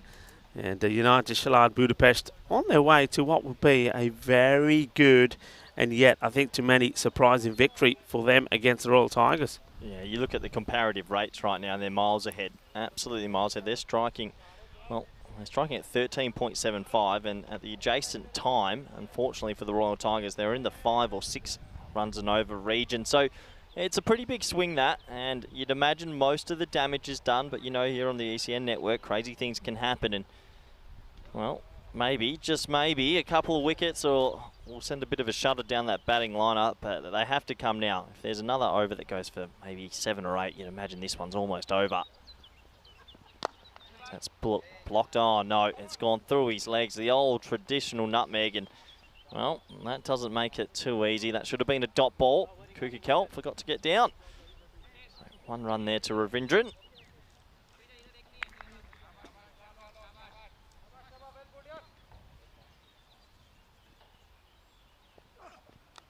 Edged, and it's dropped. Oh, that's poor keeping. That's a big opportunity missed. They need to take wickets here, and well, he went with the one-handed Stan Hooja. I think you've got to go with two there. It wasn't that fast, and it's actually hit him on the wrist, so he's dived too far. Rico, you've got to go with two hands there. Yeah, it's got to be a two-hand effort. You've got to take. You said it yourself. You've got to put the squeeze in. I agree with you. Put the squeeze on. Get as much people around the bat as you can, and basically say, look, okay, the only way we've got a chance to stay in this contest is to take wickets. But when you get the chance, Corey, you got to take it. Yeah, and 2 balls this over. A misfield through the bowler's legs for 1, and a dropped catch. Just hasn't been their morning, has it? So that's pushed straight to point. Yeah, for a team of this standard, they've just been a little bit slow this morning. That can happen. Yeah, it can happen. And the thing is, though, if you're going to have these little blips, if you like, have them early on. It's got a lot of matches got to be played. Each team will play 10 matches. This one's hit hard. Not a chance. And this time it is taken. And they get the wicket of Ravindran now as well. So the 2 established batters are going to depart now. So they've gone, this is the opportunity. This is where they can turn it around. Well, they hold on to this one. Much needed. He takes the important catch. And, well, is there still life in this game? It was a wideish sort of delivery. Not a bad length, but there was a lot of width. And he sort of swats it straight to the fielder. So gives his wicket away. And he'll be disappointed. And, well, Royal Tigers in that team huddle, they'll be saying 1 or 2 more here. And you never know. New batter. It's making his way out. I think this is where these 2 now, looks like that is Madhu who comes out, and Ahmed is just having a chat with him and saying, hey, look, don't let them get under your skin. We can do this with singles. And it's going to be, always has a part to play there, doesn't he? Zishan Cookie Hill, the captain. It was a good catch, I have to say it. You've got to take your catches if you want to get those wickets. So well done and well held by Prashar.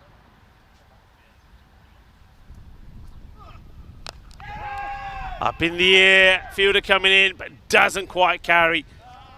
We'll take the single. Just another one. Just this game at the moment has hit this funny little snag.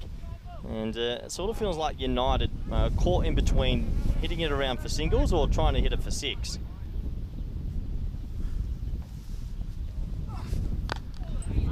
It's a good ball as well, just on the length and defended respectfully. So it does take us to the end of 5 overs, and at the end of 5 overs, the score is 58 for 2. And going away pretty nicely here, and it should be a very comfortable victory. So we say hello to our global family around the world tuning in to a very warm and sunny Hungary. And I think looking at the forecast, I noticed a little bit of thundery weather around for the next couple of days. Hopefully we'll avoid it. This is the schedule. We were talking that you're going to be moving around a fair bit. You're going to go to the Netherlands halfway through this series. Looking forward to that. Yeah, I am. The Women's International Tri-Series. It's going to be fantastic out there in Kampong, Utrecht. So we'll go back for that, and then we're off to one of your favourite countries, Malta, Rico, and then back to, well, Czechia and Portugal, Switzerland, and it's going to be fantastic. Plenty of cricket coming your way anyways. That's cut away out to deep backward point. Should just be the one if there's no misfield. There's a slight misfield they'll think about too, but they'll just sit on the single. But yeah, I mean, it's fantastic, isn't it, getting around to all these European countries. What's that? We're in 6 different countries this month. So it's a lot of cricket, a lot of action, and a pretty good workforce that's willing to go around to all these fantastic countries. As that is a play and miss. Better length this time, and I'll tell you what, Rico, yeah, they're just feeling a little bit under the pump here. Those 2 wickets have brought the Tigers back into the contest. Yeah, and Ketapal is trying to use his experience to try and get another and take it as deep as they can. This is what the Tigers will be looking to do. They are a championship side. They are champions within their right. They're defending champions. They've won basically everything there is to win out here in Hungary, and they won't want to go down in the first match. And if they are, they're not going to go down without a fight, and that's what they're looking to do here. Well, they've been able to get it to above a run of ball again. Oh, big appeal. Has he strangled it down the leg side? He's been given. Well, controversial moment. It sounded, well, there was definitely a noise. It's not a wide, but was it off the thigh pad or was it off the bat? The umpire believes it's off the bat. The batsman's not too happy about it. And, well, he's been told to wait. So we might have a slow look at this. I have a feeling that's off the thigh pad. Yeah, I didn't see it off a bat myself. It's not something that we normally review, though, in all fairness. Yeah, so Corey. he's still walking. So, Yeah. look, that's not bad, but I'm not too sure you can be recalled if it's not one like that. Well, look at it again. You can see there's definitely daylight between bat and ball there. That misses his bat by a long way, but I don't think we have it in our power to overturn those decisions. I mean, normally we can't. I mean, once the umpire's given it. I mean, we can only do the review system. We use the review system for line calls, and or if there's, looking at the boundary rope for things or catches, if catches have been taken cleanly. So, and interesting one.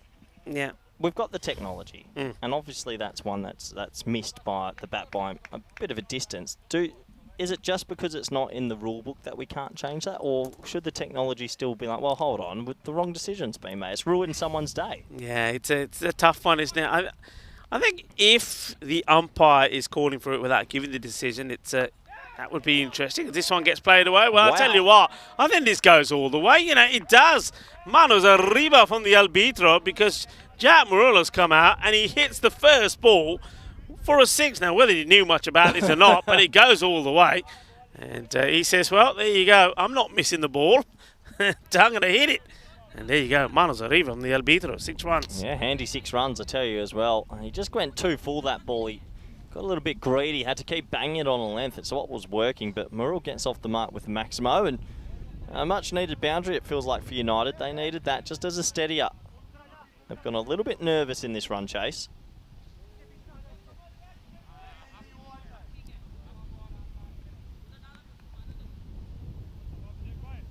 So a big couple of balls coming up here. 65 we have as the score. And he's hit that hard as well. Might not have the most pretty technique I've ever seen, but seems to be effective. Yeah, he's makes good contact and he plays those balls well outside the off. So, and Quetzal's over comes to an end. 66 for 3. So you can see that they're almost there, needing 21 of 24. It's still under a run of ball, and every time they hit a boundary, it's a huge bonus. It just means that for that over, that if they need to, they can just relax a little bit and just concentrate and just pushing the ball out for a single. Bit of you probably can just pick it up on the headsets as well. Bit of wind blowing through at the moment, which I think is a real luxury for the fielders and the batters out there at the moment, because it's pretty warm. And blowing in from behind us, you don't quite see it actually in the bushes and the hedges there. Well, you start to see it now. It just comes through. Well, this one is high up in the air. The fielder will hope he can see it. Well, the bowler is the one that goes for this Zishan. And I don't know again here. I'm looking at the men around him. Certainly this is one I think that Quetzal himself should be calling to get to. And Zishan probably running towards him like a headless chicken. Probably stops him in his tracks. But yeah, that's got to be the man that's coming into the ball to look to catch it. This one gets called wide, and oh, there the captain, Zishan, is not happy. He says, how can it be? And the umpire says, well, because I believe it catches the line. Yeah, that is another tough call. That's a tough one. Not too sure what's happened there, but maybe it's gone one their way, one against them. That's cricket. Sometimes the cricketing gods can work both ways. I don't think that was a wide, though. Played out. They'll take the single. That's all they need to do. That's what these two batters will be saying to themselves. It's Sava, Vapuru, and Morel. You're right. They're doing just enough at the moment. Just enough.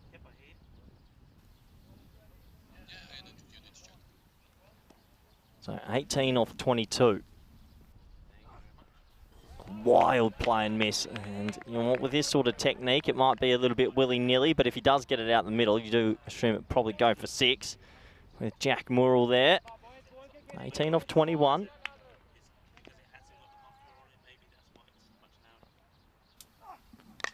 High in the air, Rico. Big moment in the game. He has to catch this, and he doesn't. Oh, Oh, no.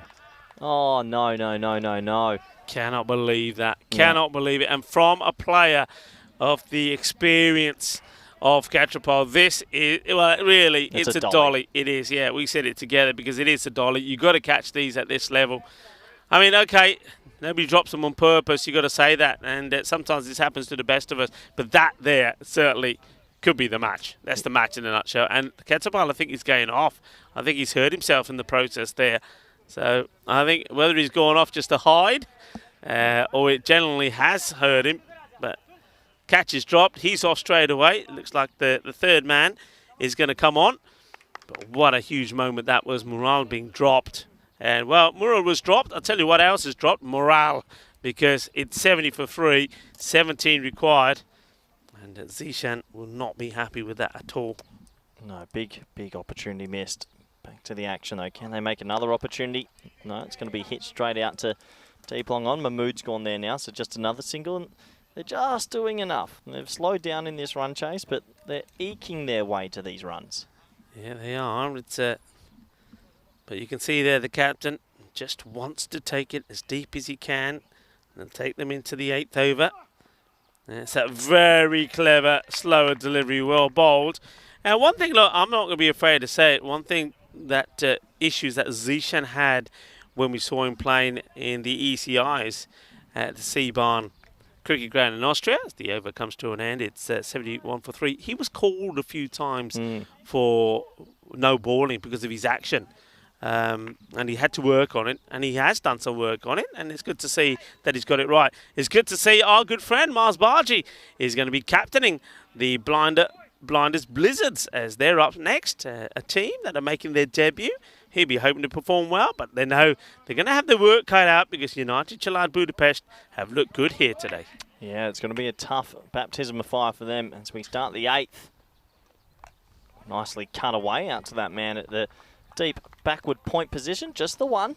Yeah, Sai Gutham is the bowler that comes in to see if he can get another breakthrough. It's one of those, I think, It's a bit like Hitman. He does. Wow. That's the Hungarian Cami. Gutham.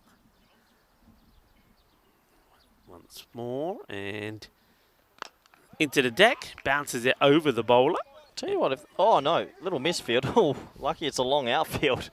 If they can pick up a wicket here, Rick, just one or two, I mean, you're not out of it completely. One boundary bursts the bubble, though, doesn't it? Yeah, that's what I was thinking. I think if you get an over in here, maybe a wicket or two, only goes for 2 or 3, you're back in the match. Because, as you know, well, this could be it. And, their catching has been shocking. And you know what? I know they haven't got big runs on the board, but losing this match because they haven't taken the opportunities that have presented themselves. This is another one that really, well, needs to be taken. In fact, in the end, I don't think he gets hands to it. Yeah, that's the 4th one I can remember. Time might be a wide. It will be a wide. Yeah, sorry, maybe it's 3. I know Hahuja, the keeper, dropped one with one hand. Kurtapul at the deep long on, and then Mahmood at mid-wicket there. So 3 drop catches in probably the space of 15 balls. You're right, Rico. At the end of the day, we love watching batting and bowling, but good fielding teams win a lot of games of cricket. Yeah, they certainly do. And Saclane, he's been guilty a couple of times, hasn't he? As Gutham comes in again. Batter goes after him. It's high up in the air. Fielder's got a lot to do. And, oh no. That's a double whammy. This is a double whammy because, I mean, he does so well to get close to a ball that he has no right to. And that's Darshan. And the worst thing about it is, watch this, the ball bounces, clocks him on the knee, and then goes over to the boundary. Otherwise, it wouldn't have done. Look, it's well, in fact, he actually he hits it on the half volley, and it's 4 runs. He goes down because he can't believe it. It's a great finish. He's buried that into the bottom corner. 4 runs. High, and it's going to go all the way. Bolle, bolle. Ginnazona, Shaka, Lugya, and just like that, they're just a couple of runs away from what will be quite an emphatic victory. It really will be. And the Royal Tigers, last year's winners, they're going to start with a defeat very similarly to what the Budapest Gladiators did in Romania. And he wants another big one, and it's going to be, oh, that's a cracking hit. What a hit that is. Manos arriba from the arbitro. Well, that's the last bit of action from the umpire, because that is it. They do it in style. And Jack Morale, well, he says, you know what, if you're going to drop me, I'm going to finish off the job. And he does it pretty quickly. Yeah, he gets every piece of that, and you can see the celebration on his face and the big smiles from his teammates, because it has to be said, United have come out here and they've given Royal Tigers a bit of a touch-up this morning. They outbowled them, outfielded them, and outbatted them in all three departments of the game. And those men on your screen, they deserve to celebrate, because they've started this ECS here in Hungary 2023 the right way. Yeah, the right way indeed. What a moment that is. They are happy. They are loving it. And a cracking start. Was never going to be an easy match. They're up against a team that beat them in last year's final. But they came out there with a positive, a fantastic score. You've got to say that the opening partnership from Ravindran and Durapareddy was sensational. They really set the team going, laid the foundations, and after that, really, it was almost a walk in the park. But you've got to say, the Tigers, they looked ragged. They looked like they were playing a team that beat them the day before. Yeah, you can say that, Rico. This opening partnership was fantastic, wasn't it? They hit the ball to all parts. They looked stylish, they looked calm, and they chose their balls. They were quite selective, which I think is quite important in the T10 format as well. They weren't over-hitting, just trying to time the ball. And they played beautifully, and this 50-run partnership to start off a chase of 86 makes it pretty comfortable. There was a little bit of a wobble. There was some wickets in the middle and a couple of drop catches, which I think Royal Tigers will look back at and be a little bit disappointed about. But overall, it has to be said, United Salad and Budapest have come out here the better of the two teams, and they played good cricket overall. There was nice sportsmanship, of course, but these are the drop catches. That has to be held from your leading keeper with two hands. And even though they got in the next over, there's still some extra runs that to be had. And this was a nice safe catch though at cover, and this started a little bit of a mini collapse. But overall, I have to say, I'm impressed from this United team. I haven't seen much about them. This one's a little bit contentious. Some people thinking it's bat, some people thinking thigh pad. And it didn't matter. He had to go on his way once the wicket's been given. It's all over. All she wrote. That was an amazing shot. First ball, 6 over backward point from the batsman. And, well, these little half chances kept coming, but there was few and far in between. And overall, drop catches can't win you games. They usually set you right behind. Another one here from Mahmood. Made good ground to his right, but you've got to hold that, don't you? That's just not the right way, and that took us right to the back end. This was a lovely finish into the bottom left corner. Bang! Go fetch that. And Mohamed Salah finish. Another 4, and then it was 6-6 right at the back end to take us home, to wrap this game up and give the very first points in this ECS tournament to United, and they deserve it. What a nice way to finish. He got every single piece of that. That was a massive 6, maybe the biggest of the game. Congratulations to those men, and I'm sure they'll be pretty excited to get into their second match a little bit later in the tournament. Having a look at that scorecard, you got 3 players there that got themselves in, and that's always handy. 18, 33 and 26. Merrill actually ended up with 26 off 10, a fantastic quick innings, considering he came in at a point with a little bit of pressure on him, and he hit the ball to all parts, didn't he? But overall, I was really impressed from Reddy at the top. Left arm off spinner and opening batsman. For the bowling, Kukakel can hold his head up high, 1 for 8. There's a 2 there for Kurtapal, but still went at 10 and over with some loose deliveries. And no one else really looking too good there. Gutham getting a bit of tap there, 20 off his only over. So that does take us to the end of our very first game. Let me have a quick look at my watch. When does the next game start? If we started at 9:50, probably about 20-25 minutes. We're in for game 2 here today, so do join us back in 20 to 25 minutes for the all-exciting second match of the day. Bye for now.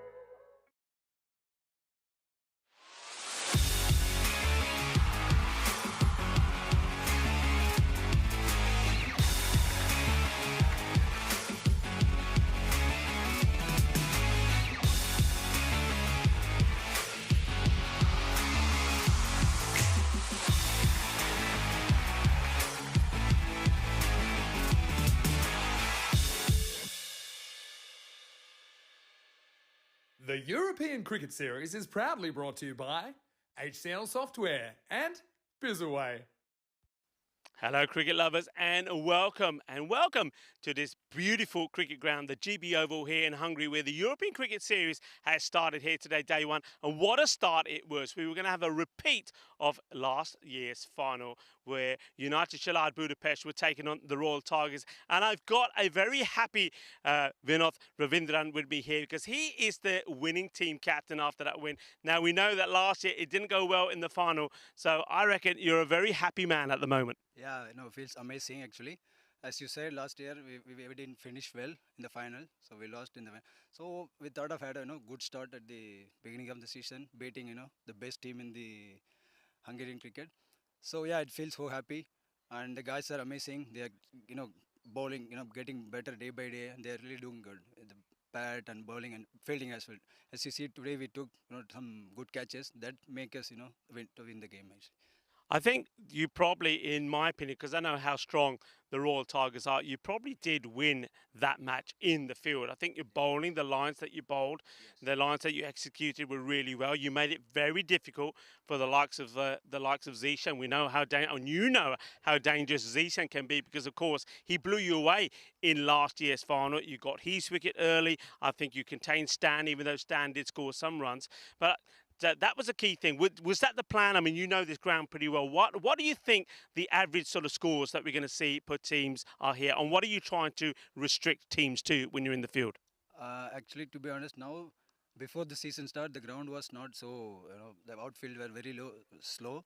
But now the outfield is really looking good. I think 100 is the good score to defend in this field. So 110 is a good score, I think. Yeah, I would go with that. I think myself and Corey were saying that 100 score on this is probably around about a 120, and you're saying 110. I think if you get to 110, 110 is around about 140. You managed to contain the Tigers. But I think the batting, talk to me about the batting. I think you opening up with Dara Peretti. Now, Dara Peretti is such a star. The two of you, you were the captain of Hungary in Austria at the Seabarn Cricket Ground, and yourself and Dara Peretti had a very fine tournament then. What's it like, first of all, having him in your side and the two of you being out there batting together? It must feel good. Yeah, I think this is the first time we are opening, so we wanted to had a good start. So that's the reason we both came, and he can clear the boundary, very easily. That's the reason we brought him in the top of the order. And initially with the power play, if we release some pressure, it would be very easy for the batsman to come and finish the game. So that's the reason I put him in the opening. It worked a treat, and I like the left and right hand combination as well. I think the damage was done while you were there, and the other batters batted sensibly and get the win. A perfect start from you. I know you got another match coming up here. You're taking on the Blinder Blizzards. What are your thoughts on that one? I think we are playing for the first time against them. We never played before this team, so we are looking forward. Good match again, good win. I'm looking forward to it. So whether it will be a good win or not, we'll have to wait and see. But I know you're going to make your way out in the middle. And we're going to join the two captains in the middle with the tournament referee, Tyrone Peters, for the all-important coin toss. The Blizzards to call. 15. Tails is the call. And it is a tail. Yeah, we would like to bat first. Back to you boys in the comms box. Thank you very much, everyone around the world. Welcome back. We're here for more ECS action. Game 2 today here in the beautiful country of Hungary. Looking forward to this. Some new teams on our screens, and here they come. Blinders Blizzards. I haven't seen too much about them, and excited though because Mars Baji, who works with us, he's actually the captain. He's told us some really good things. Look out for Waka Khalid there as well, coming out number 6, and Basa Uzman with the ball. I've heard really impressive things with his bowling. And the question will be, how will they go up against United, who have come out the blocks hot this morning? They had a fantastic win, and I'm sure they'll be wanting to go back-to-back on this sunny day. Around about 28 degrees, perfect for cricket, must be said. And a perfect day to bring you all the live action around the world. Welcome back, all our viewers in the subcontinent, wherever you might be, and everyone on YouTube as well, and all our followers on the YouTube chat, and all the moderators. Hope you're doing well. It's great to be back on the air. Have missed it a lot. And looking forward to seeing how this game pans out. It does look like the Blinders are going to bat first, and I think that's a good option if they can get themselves up to 90 to 100. And they do have a chance here because they've got some good bowling that you'll see a little bit later. That's going to be a good opportunity to welcome back good friend, co-commentator for the day, Rico Full. Looking sharp, Rico. Thank you very much. You're not looking too bad yourself. And it was a great opportunity to have a chat with the captain of United Chelad Budapest. And, of course, a happy man was Vinod Ravindran after getting that victory. And, of course, a bit of revenge after losing in the final last year to, of course, the Royal Tigers. This one is going to be exciting. It's always great on the network to see new teams, new players. So best of luck to Blinders Blizzards. They, of course, are like an overflow of the Budapest Blinders. And we saw that, of course, in Romania, in Cluj, because of the number of players they had available, had to have another team set up, Jai Marta, and didn't they perform well as well, Jai Marta? And it ended up being a Cluj and Jai Marta final, which was sensational. And that's the story here behind the Blinder Blizzards against another club here in Hungary. So many players wanting to play that another club is formed, and that's great. And that's something that we're hearing as we travel around Europe. Here's the first ball. And it's pretty full. It ends up being a bit of a full toss, but batter plays that pretty late, does Khan, but he gets runs on the board. Well, I like Tiagi. He's gone up for a cheeky appeal there. I think he, not too sure what game he was watching. I think he tried to steal one there, but no, that's the first run off the bat. And well, I think this man bowled okay this morning. He didn't have too much reward. Left arm seam, gets it to swing a little bit, gets good carry as well. So we'll have to see if he can get some more wickets in the wicket column this match. I love that name, Himanshu Tiagi. Oh, rolls off the tongue. It has, isn't it? And he's got the war paint on as well. Here he comes, Tiagi once more. Short and beats the batter outside the off. What I like about Tiagi here as well, and a lot of bowlers get this wrong, he's not bowling in front of the umpire. Nice bit of bowling, and I think Corey's just asking to see if we can have a look at the sort of aerial view of the field, because we'll see that maybe after this delivery, because I think it's an interesting field place. They've adjusted from this morning, and I'm happy about it. And I'll touch on it after this ball. Oh, hello, Rico. What a shot that is. That is swashbuckling style. Over extra cover for 6. What a shot. Well, you see the batter there saying, you know what?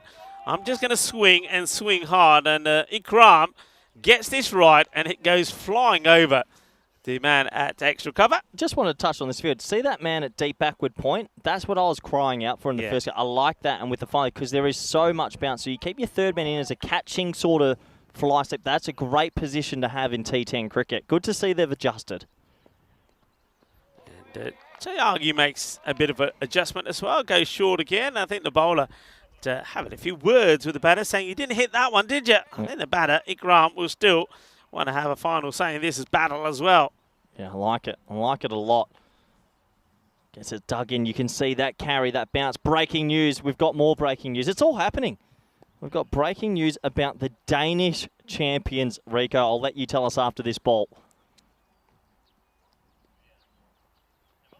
Oh, well, yeah. It's going to be a wide. Cop that. It's also going to be one for the other. Well, if we wanted to see if this deck had something about this, might not even be on the screen. No, it's not. It was so high.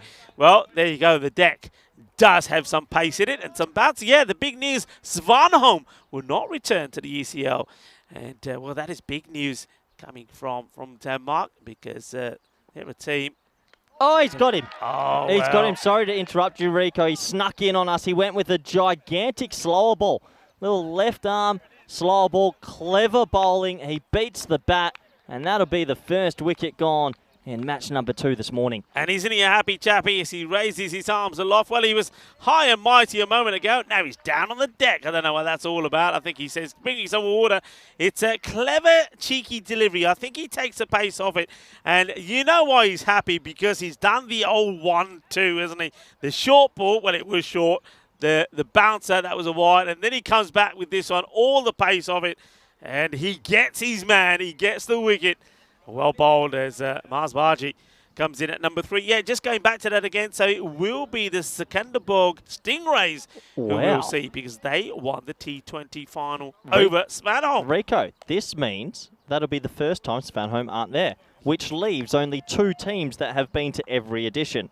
Yeah. VOC and Dreux. And we know Dreux are coming back. Will VOC be coming back? Tell you what, it's actually close. If they win this weekend, they're in the finals, and then Maxi and Scotty get back, so they'll probably go back. So it will be interesting, but congratulations to the Danish champions, Sekunderborg. And it's always nice to see a new team, isn't it? It is. Now, the other thing about this is that they were a team that would have qualified, or did qualify, but that was for the event that was cancelled in 2020. So that's nice as well, because they do, having missed an opportunity to get one. And talking about the new batter, well, Marzi just places out defensively on the off, but the non-striker, Khan, I don't know where he was running, end of the over, and it's going to be 8 for 1. Yeah, nice start to this game. A wicket, a couple of boundaries. Pretty exciting stuff. But yeah, it's the ECL. I love the ECL. ECC is great. ECC's at the end of the year. ECL's got my heart. But the ECC is also the one that's just around the corner. It won't be long before we're back in sunny Cardamom, a couple of empanadas, and enjoy ourselves out there, won't we, Rico, with Mr. Maximo. Vinny, I haven't seen Vinny in a few months. Is he still alive? He's still around. I haven't seen much of him myself. We only had a match and a half in a match and a half? Match and a half. That's all I had in Is Romania. he too big for us now, is he? Before he had to go on his executive duties. But yeah, no, Vinny's well-earned rest. He's well, yep. Yeah, he's very well. He's very busy, but he's spending some family time this week back in Oz, and he'll return to action in Malta, where we've got some cricket coming up there. We've got the Medina Cup and the Valletta Cup, and Vinny Sandu will be there. Good. Good to hear that. Glad we're still getting out there to Malta, a great part of the world for cricket. No, nicely, this is that carry. That's good. You've got one bouncer and over you can use. Get it up high. That's not a wide. He's used it now, maybe a little bit early in the over, but it's a dot ball. It's good bowling from a bus. Yeah, good bowling, and I think it's good from the batter as well. You saw Marzi just acknowledging to the batter. Yeah, that's good. A little nod there, say, yeah, that's fine. Don't worry about it.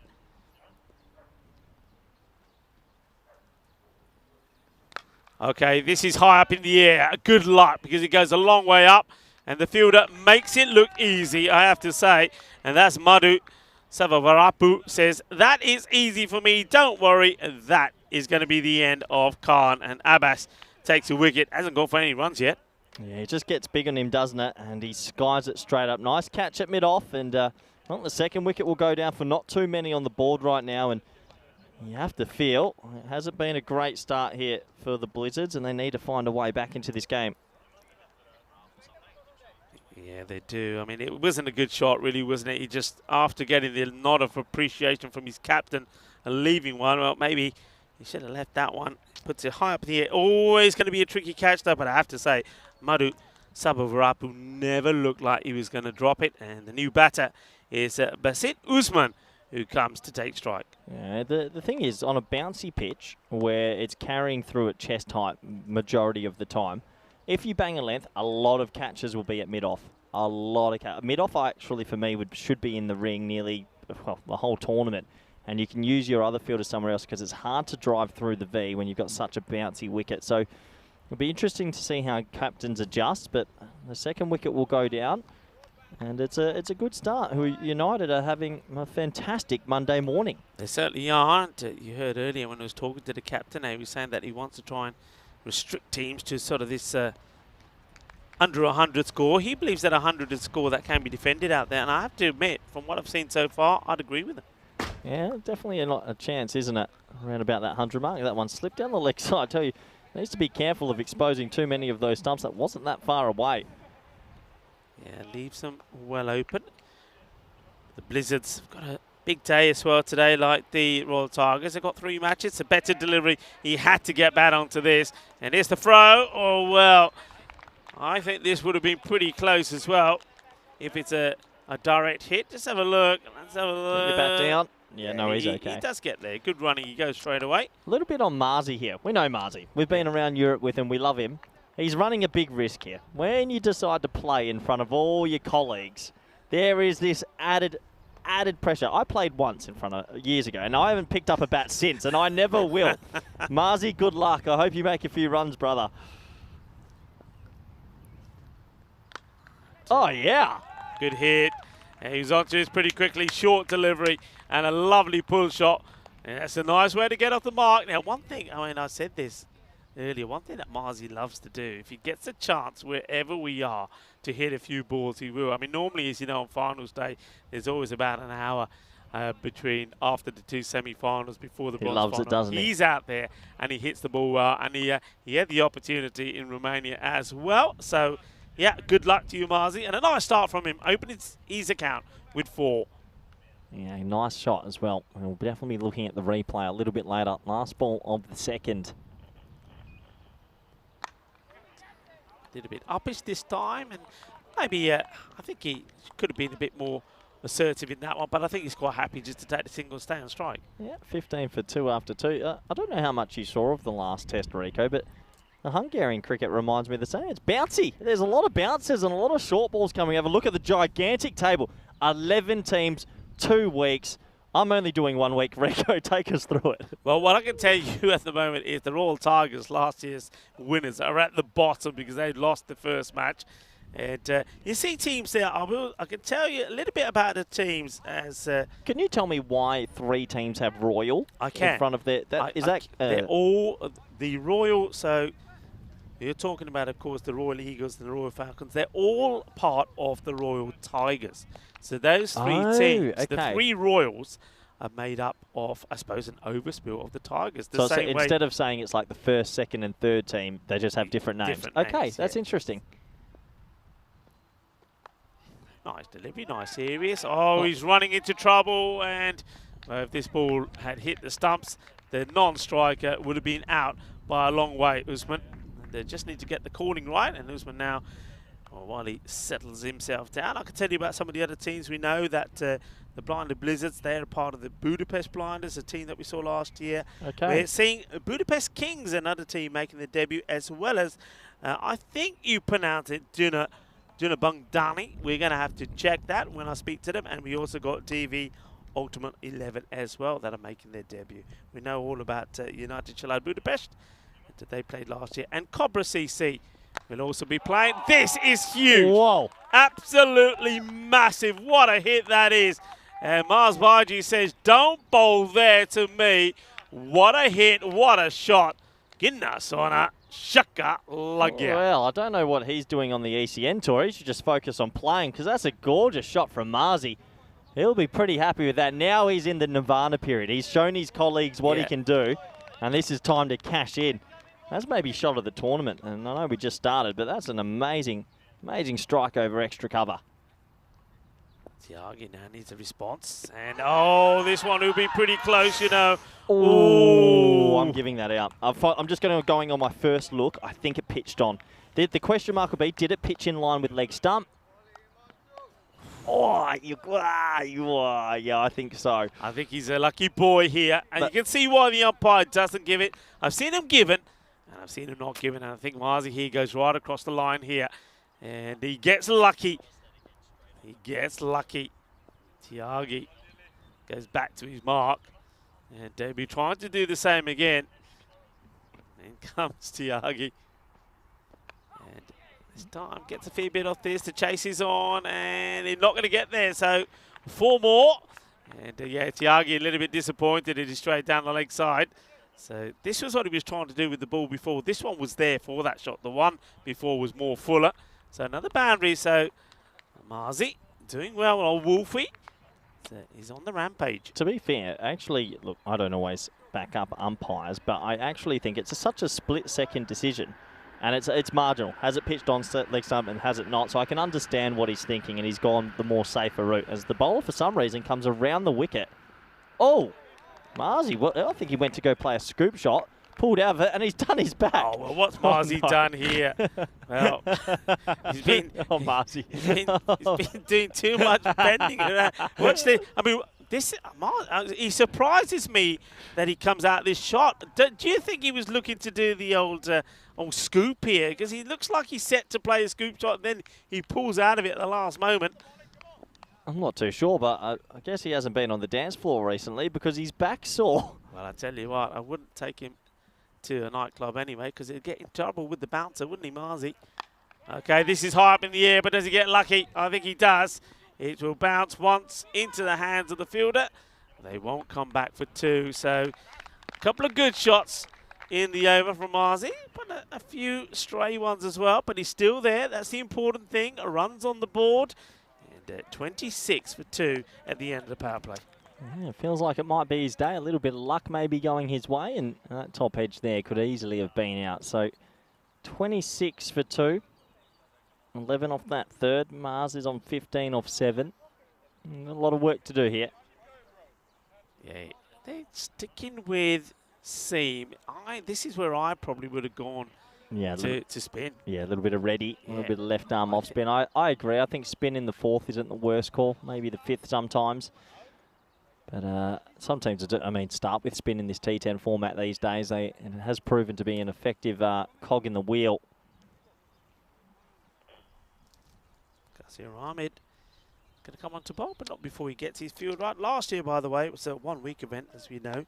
4,413 runs were scored. It was just a 1-weeker, was it? That was, 1-weeker. Don't often do that. And 266 wickets. Was it 1 week in Romania, was it? Was it a 1-week in Romania? There was only 5. In fact, double-headed. Well, there were double-headers, weren't there? This one's been hit down the ground. That'll take a single. Yeah, only 5 teams were involved. Double-headers that they played. Okay. So, but plenty of runs were scored, that was for sure. And a lot of wickets fell as well, and a lot of those wickets were caught because the catching was brilliant. Some of the top performers, as this one is just watched as it goes down the leg side. Yeah, some top performers as well, and I've mentioned Zishan was outstanding. I think he finished with something like 369 runs in that series. Daru Peretti, 271, so we know all about his talents. Mars Baiji himself scored 237, and he was playing for the Blinders. This time round, Mars, a late decision for him as he changed from the Budapest Blinders to the Blizzards, and that was because they had a few availability problems. Up in the air, it should be taken, and it has been taken. And that will be the end of Usman. It's a good delivery.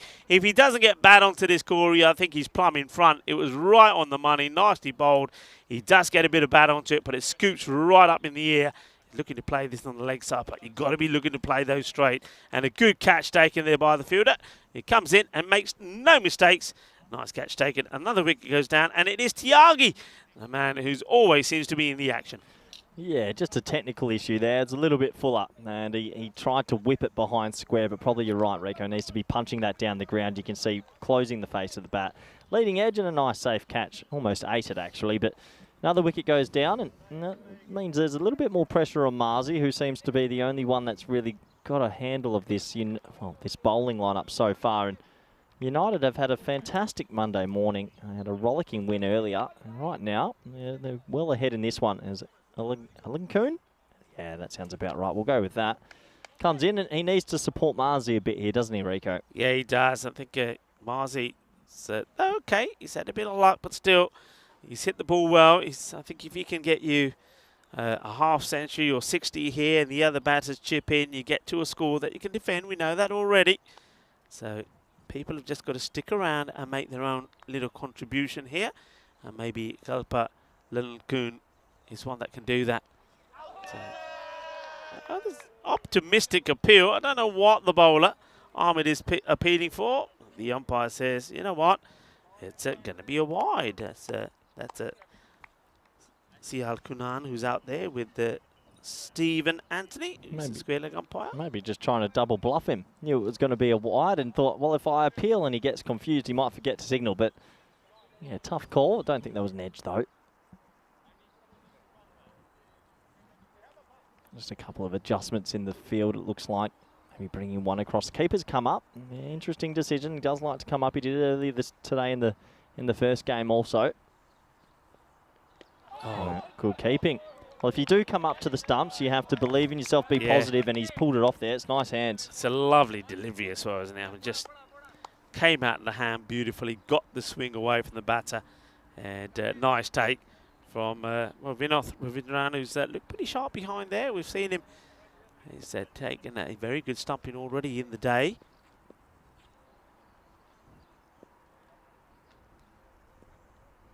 Ahmed once more. And this one's going to be wide. A good take once again from the keeper. You can see, well, he's finding some sweat from everywhere, is Tiagi, to put on that ball. Yeah, well, the rules changed not long ago, didn't they? Where you can't use saliva anymore in cricket. You have to actually use a bit of perspiration to get a bit of swing. He's actually getting it to go away quite a bit as well. That one just goes on with the arm, and it's a risky run. Oh, Marzi's taking him out. Well, well. I tell you what, Marzi's probably not the guy to be having a little contest with in that way. Well, Marzi, that's a heavyweight versus a lightweight, and I'm telling you, Marzi has won this contest hands down. It's all innocent. Bang! Cop, that is a big hit. Marzi has absolutely flattened him. And they're both a little bit sorry, but, well, that's one for the highlights reel. It's all innocent, and bang. Marzi didn't flinch. Marzi took that like a trooper, Rico. Well, fair play to Ahmed. There's not a lot of him. At least he gave it good as he got, didn't he? But, yeah, I mean, Marzi at the moment running hard. Well, they give each other a little jumpy there now. But, yeah, a little bit of bumper cars there. It could only happen with Marzi out there. Can I just say, Marzi held his line there. The bowler's had a good 4 metre run into him, and the bowler went flying. Marzi didn't even budge. And, well, that's one for a little bit of an ECN highlight now. But it's good to see he's on his feet. I'm glad that Ahmed's okay. And both players a little shake of the hands to say all fun and games. That was a pure accident. We don't often see that. Yeah, well, Marzi now. Well, I tell you what, it's go block it now. Don't whack him for 6 now. What a way to get back at Marzi if Ahmed can get his wicket here. That'd be something. I reckon Marzi's got other ideas. He chases a wide one. That would have been a wide. Well, can he get 2 from it? He should be looking for 2. The bowler staying well out of Marzi's way this time. It gets past to Vinod, and good backing up from the fielder, because that's a bit of a Tortuga bounce there. He dealt with it really well. Yeah, good running, good aggressive running as well. Seen that before, Rico. Seen that in the Windies. I think Michael Bevan ran into a West Indian batsman off his bowling. Maybe it was a left arm bowler. And then the batsman fell and they ran him out. And this is where you go into that sportsmanship cricket. Does it count? Yeah. Does it not? And it's a big taboo in the world of cricket at the moment. Is the spirit of the game come into the rules of the game? Oh, in the air, but he's got plenty of this. It will go all the way. Manos arriba, arriba, arriba, arbitro. As well, Mars Bargy, who was having a little bit of argy-bargy in the middle earlier and out. Well, I tell you what, he puts that one right, like he's gobbling up some barges. That's 6 runs. That's big. Yeah, nice from Marzi. Really nice. Still in the crease. Helps it round the corner, and he's playing a cameo here. He's the only man that's got himself in, and, well, takes us to the end of another over. 39 for 3 or 4. While Marzi's there, he'll be feeling a bit more confident. Yeah, I've got something for you. I've been thinking about this a lot, Rico, because at the moment, we've got the rules of the game, and then you get a lot of people talking about the spirit of the game. Can you name me any other sport that harps on about spirit of the game as much as cricket? Like this weird thing that it's gentlemanly spirit. You know what? Why don't we just get rid of spirit of cricket and just do the rules? If you just follow the rules, then there will be no more grey area. There's no more Twitter battles. There's no more anything. Just play the rules. If you want a man-cat, it's in the rules. If you take a catch like Stark and you put it on the ground, it's in the rules. It's not out. Bairstow's out. And then let's not bring up spirit of cricket anymore. Yeah.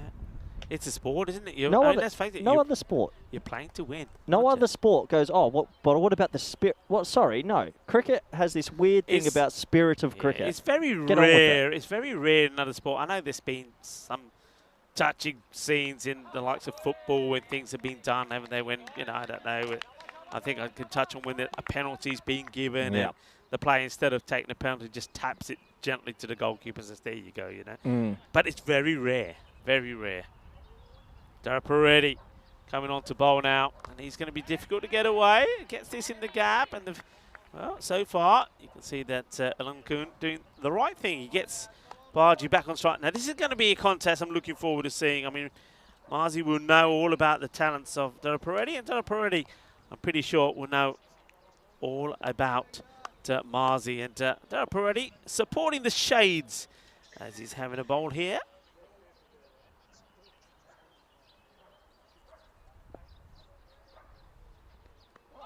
good delivery. Really good delivery. I think Marzi here has got to decide, hasn't he? Stay aggressive or change his one. I think he's far better when he's aggressive. Yeah, they don't have enough runs on the board to maybe play tiki-taka cricket. That's a good ball, though. It is a good ball. I'm just playing down the wrong line of it. Just back yourself here, Marzi. Stay still in the box, maybe over extra cover or over mid-off if you can get it out the middle. Dara Peretti gets one pass. Marzi, will he go the same again or something different? He goes a little bit shorter and whips it away. Take a single. There's a bit of a groan there. I think it was more for Marzi. He wanted more from it. I don't think he really wanted the single, in all fairness. But Lankoon has to play his part in this partnership as well. And at this moment in time, they'll probably be looking, or would like to have been perhaps bringing up around about the half century.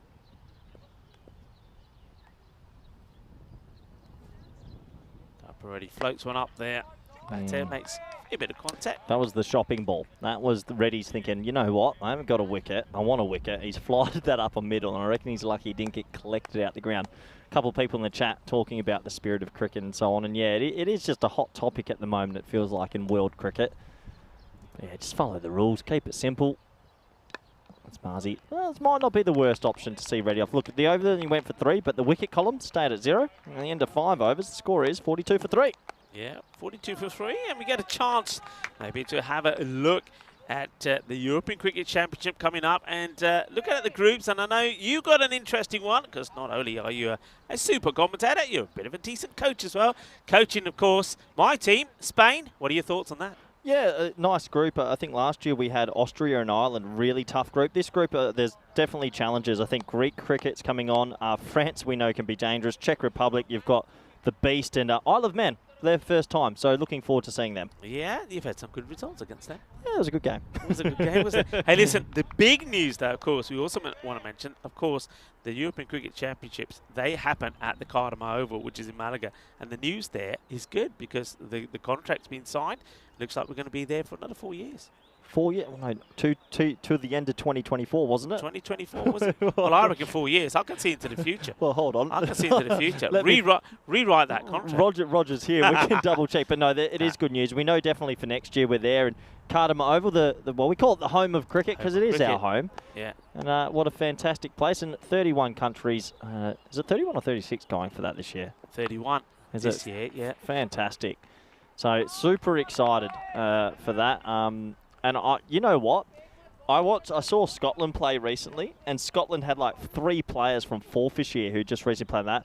Ireland, who got knocked out last year, are going to come so hard at that ECC this year. I think it's going to be lifting the standards even further, and I can't wait to be back out there and seeing how everyone plays as Marzi plays a beautiful pull shot. This is the old toe end up. He's going for a little ramp over 45, and he's cued it straight. What a shot. Yeah. I think this was what he was trying to do with the ball that he ended up ducking out from Tiagi on. This time, yeah, gets the toe end, gets a single, and Lankoon back on strike. He's placed that nicely, and gets sent back. Oh, he's in trouble. He's going to be gone. No, that is going to be out. Oh, I think he's Does he have the ball? Now, the bowler, look at the bowler's reaction. Does the bowler have the ball? Let's look at this again, because I tell you what, the bowler doesn't look to. Here comes the throw. Marzi's on the deck. Has he had the ball here? No, that's not out. He doesn't have it in his hands. The ball's under his feet. Is not out. He's laid an egg. Get back on the field. That is not out for me. That's a big let off. And I think the reaction from the bowler for me said it all, because he wasn't celebrating. He doesn't have the ball. And, well, Marzi gets another life. Well, will he be able to capitalise on this now? Look, no one wants to be a bit cheeky, but old Meta there, the bowler, trust me, I've played enough cricket to know when you know the ball's not in your hands, and he tried to get away with one there, and that's why technology can be quite helpful, because he knows he's not held the ball there, surely.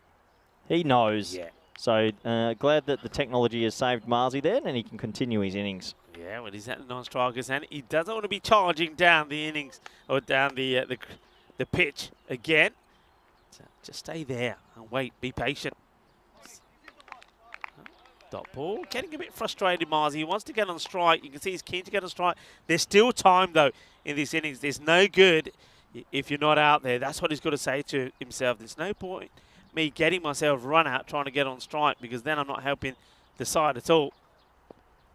It's another one that goes straight through.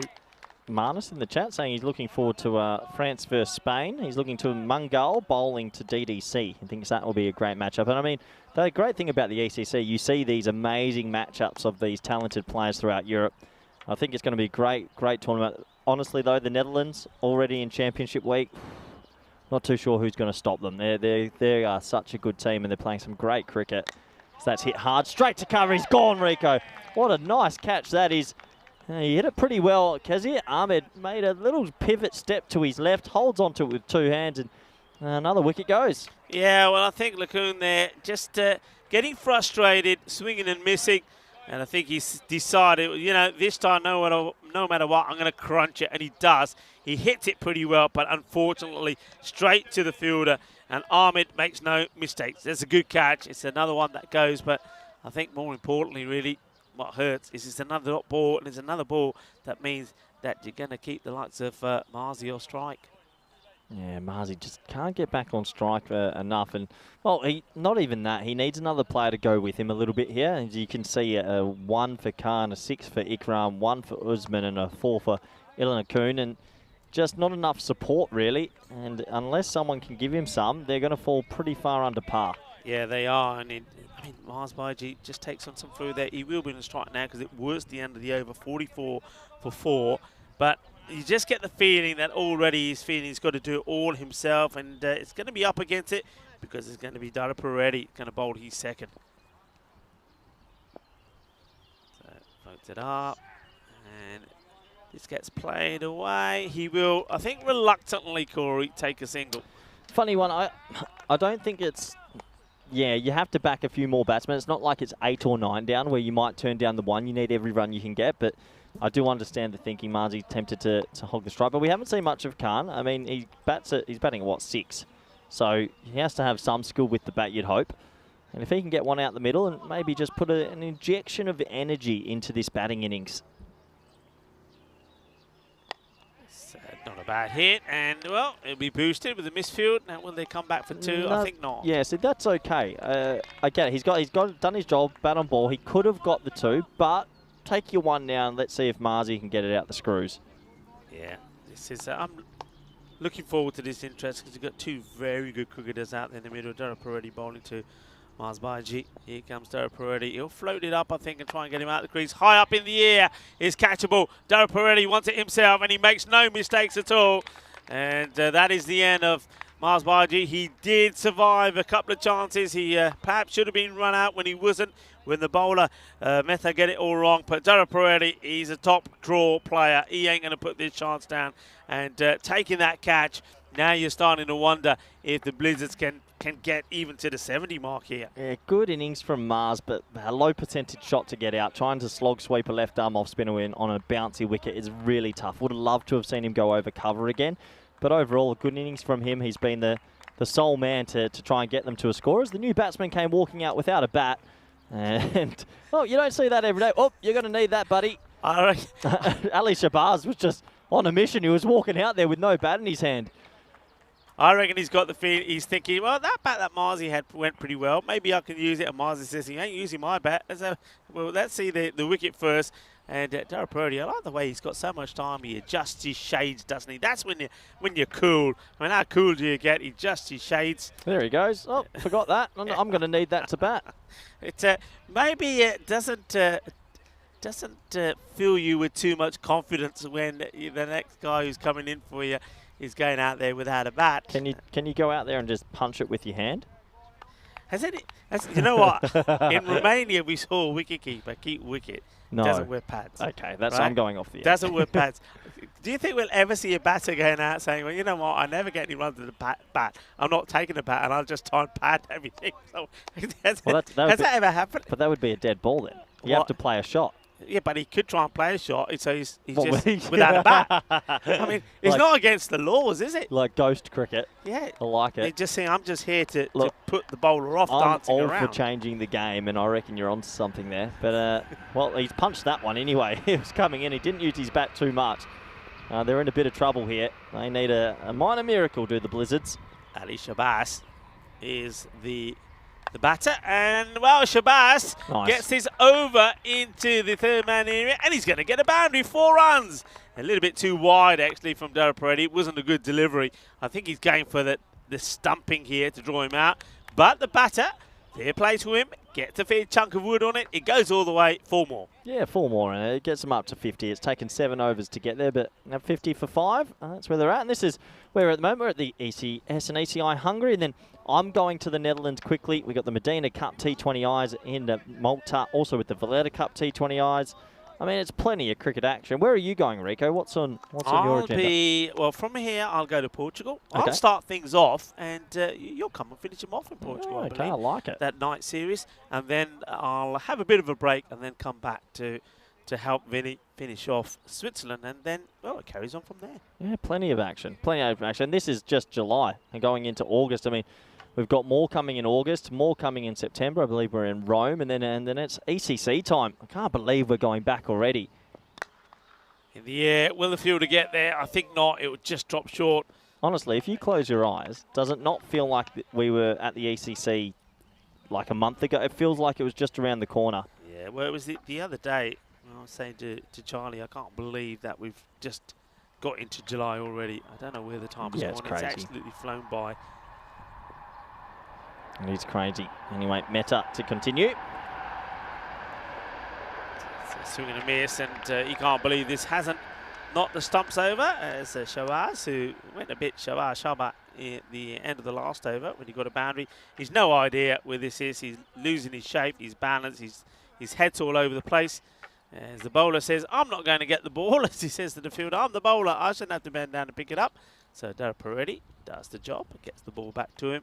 Yeah, you get the feeling that one good ball or middle peg here could be the end of Shabazz, but he's not going to go down without a swing. And he does swing. I like the intent. Good on him. He's trying to hit it for 6. Technically, there's a few issues. Just needs to keep that head a little bit more still. You can see there at the point of contact, it's twisting with the blade and also opening up a little bit too much. But the intent's there, and intent can take you quite far in life. Bowler just starts to come and has a think about it. Thought, well, hang on, maybe I'll do something different. Let's see. Maybe the batter, Shabazz, will as well. He might come down the track. He might get hold of one. No, he doesn't. So it's just joining the dots at the moment. Yeah, it's just a technical thing for Shabazz, that left foot. Look where this left foot finishes. Right out the way. Just needs to stay in line with it a little bit, but obviously maybe hasn't played too much of this level. It's a bouncy wicket, and yeah, you have to say, look, he's trying his best. Can he try and get one out the middle though? Just stay a little bit more still. Will he go fuller? No, he goes wider. Well, that's going to be another run on the board for the Blizzards. They won't mind that. Nice message from George Bentley in the chat saying, well, thank you for the welcome back, but also saying he loves the channel, the batting, the bowling, the fielding, and all the funny moments with the entertainment that mixes in. It is a different network, isn't it? We get some great skill, but there's always a bit of humour as well. I love it. We love the humour indeed. Yeah, hello, George Bentley. Thank you for joining us. And anybody new that is joining in. Where is George from? I haven't seen that name. Where are you from, George? Yes, and what I was going to say, if you are new, of course, remember to like, remember to subscribe, and remember to tell your friends and your family as well. As we see another dot ball. It's only the wide, I think, that's come off here so far. And this one, well, it's in the slot. He does get bat onto it, but the fielder will make the stop. And the only downside to that, maybe if you're a Blizzard supporter, is that the same batter is going to go back on strike Shabazz because it is the end of the over. Yeah, so Rico, looking at these groups, we spoke about Group A a little bit. I'm seeing a humdinger of a game. Group B, Jersey, Guernsey. Battle of the Isle, that's massive. You look at a little bit of Group F, Scotland, Germany. Yeah. There is some massive, massive fixtures. I think England will be pretty happy with that group. I think they'll be strong favourites. But also for me, Group D, Ireland, after not making it through next, I just have a feeling they will come stacked. I think they will want to be in finals week. Yeah, I mean, the thing is, though, I think they'll have to. I mean, we know cricket in Hungary. We're going to see plenty of good cricketers here. Austria are playing great cricket at the moment. Don't ride off to cricket, so I haven't seen so much of Finland. But also, you talk about the England group, and yeah, you'd expect England to do it. But you've seen some of the cricket in Romania at the moment? The guys are playing some good cricket. Remember the format. It's the same as the ECL. 3 days. Yeah, It's not the in and week. out. You don't start. Well, remember how England started last time? Well, they would have been out. Yeah, they would have been out. So, and you know, ain't going to be easy. There's going to be some surprises. Yeah, I'm definitely. telling you now, there's going to be some surprises. Abbas with the ball in hand, bowling now to Khan, who will get a chance and they want to make the most of it. And unfortunately, similar to Shabazz, he has the same issues. Can't get bat onto ball. I just get the feeling here that some of the teams, and we're going to see a fair bit of this because you've got teams I mentioned already, you know, the Royal Eagles, the Royal Falcons, the Blizzards here, and we've got Dunabodani, also DV, Ultimate 11. New teams. I think new teams will probably be thinking that it's all about hitting boundaries and sixes, but there's still value in just rotating the score. Take your singles, play correct shots. You'll get some extras, and you will get balls that you will put away to the boundary, but don't think you're going to hit every ball to the boundary. Be prepared to hustle. Be prepared to take those singles as well, because it can't be done just with boundaries. No, you're absolutely right, Rico. I think they just need to adjust to the bounce a little bit more as well. And this extra bounce in this wicket, like that, has just... You see how they're trying to baseball it straight. It's actually easier to go square when it's so bouncy.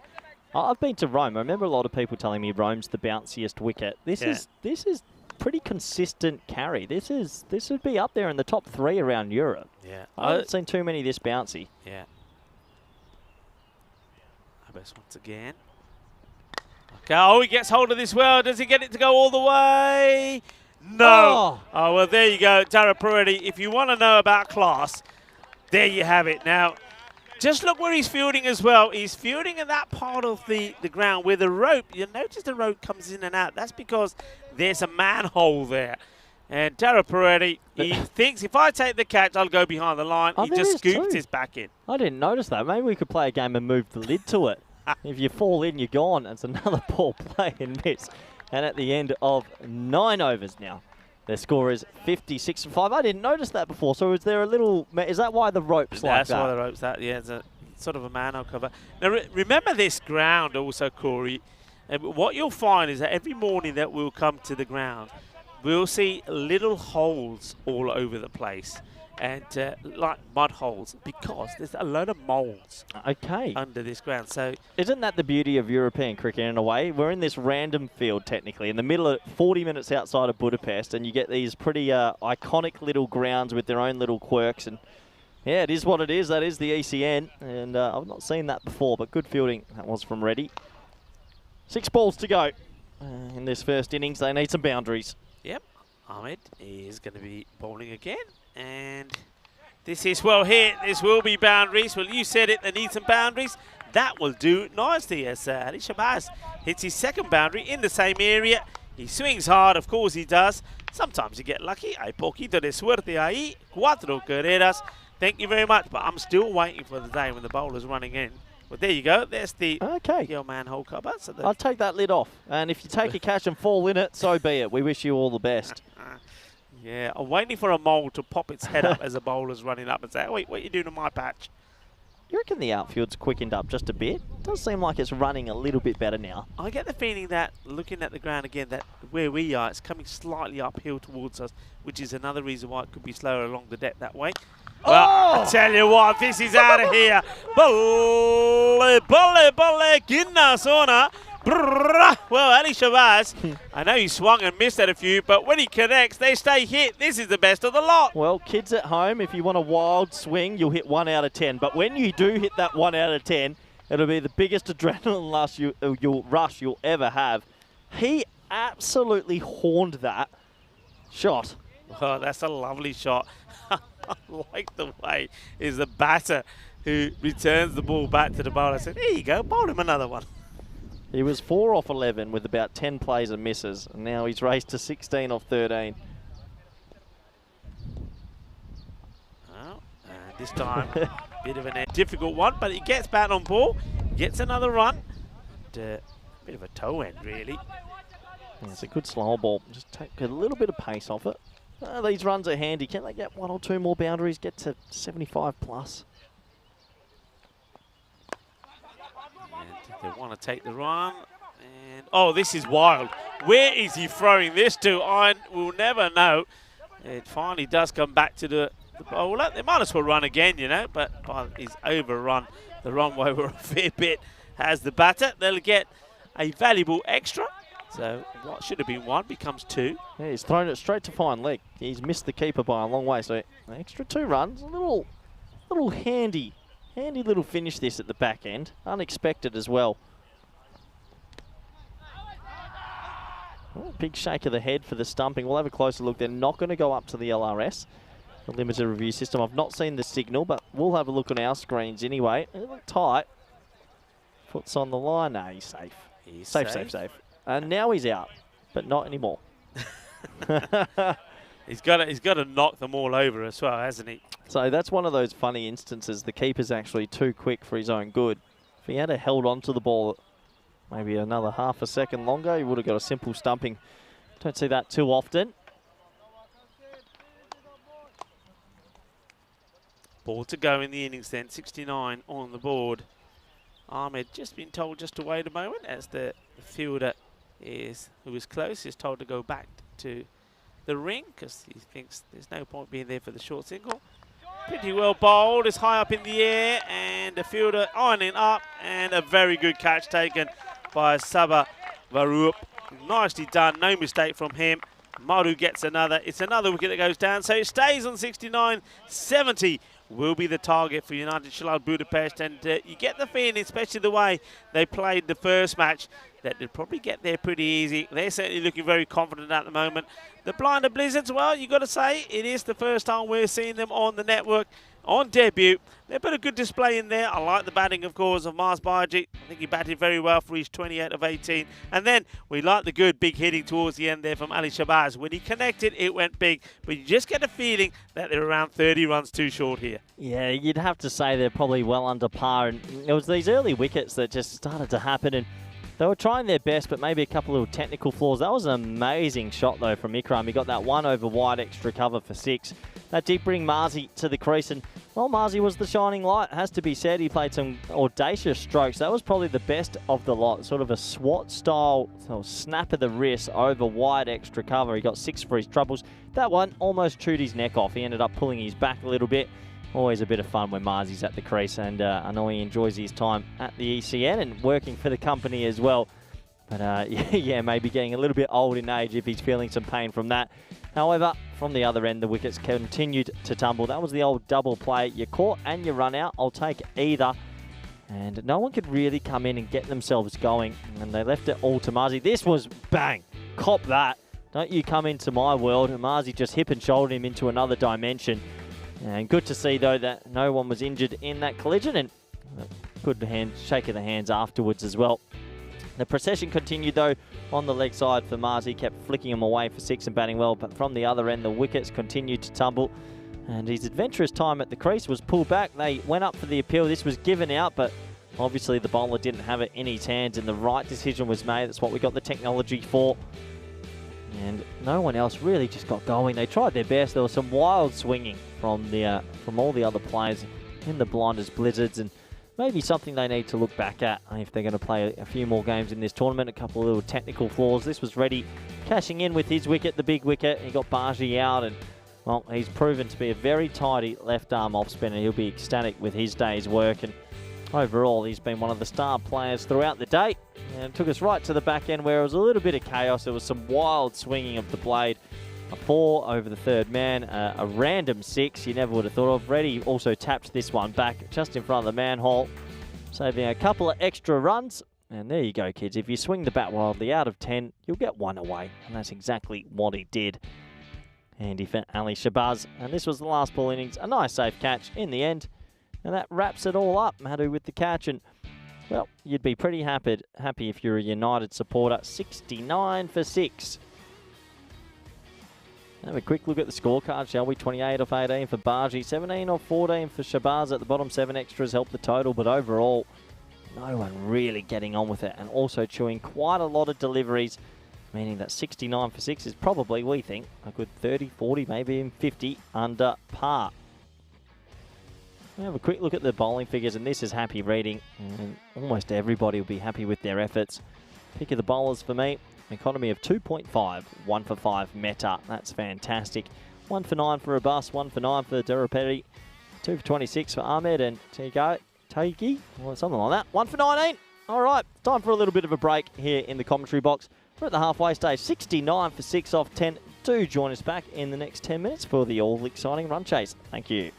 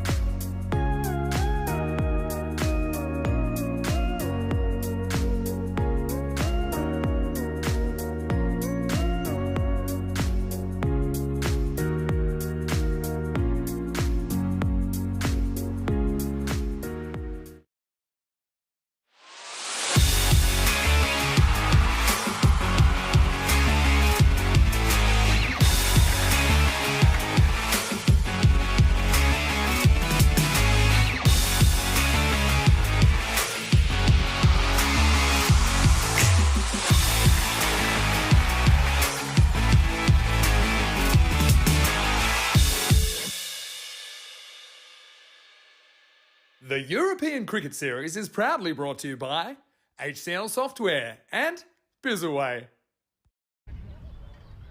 Hello and welcome back everyone around the world. We're at the halfway stage of this one.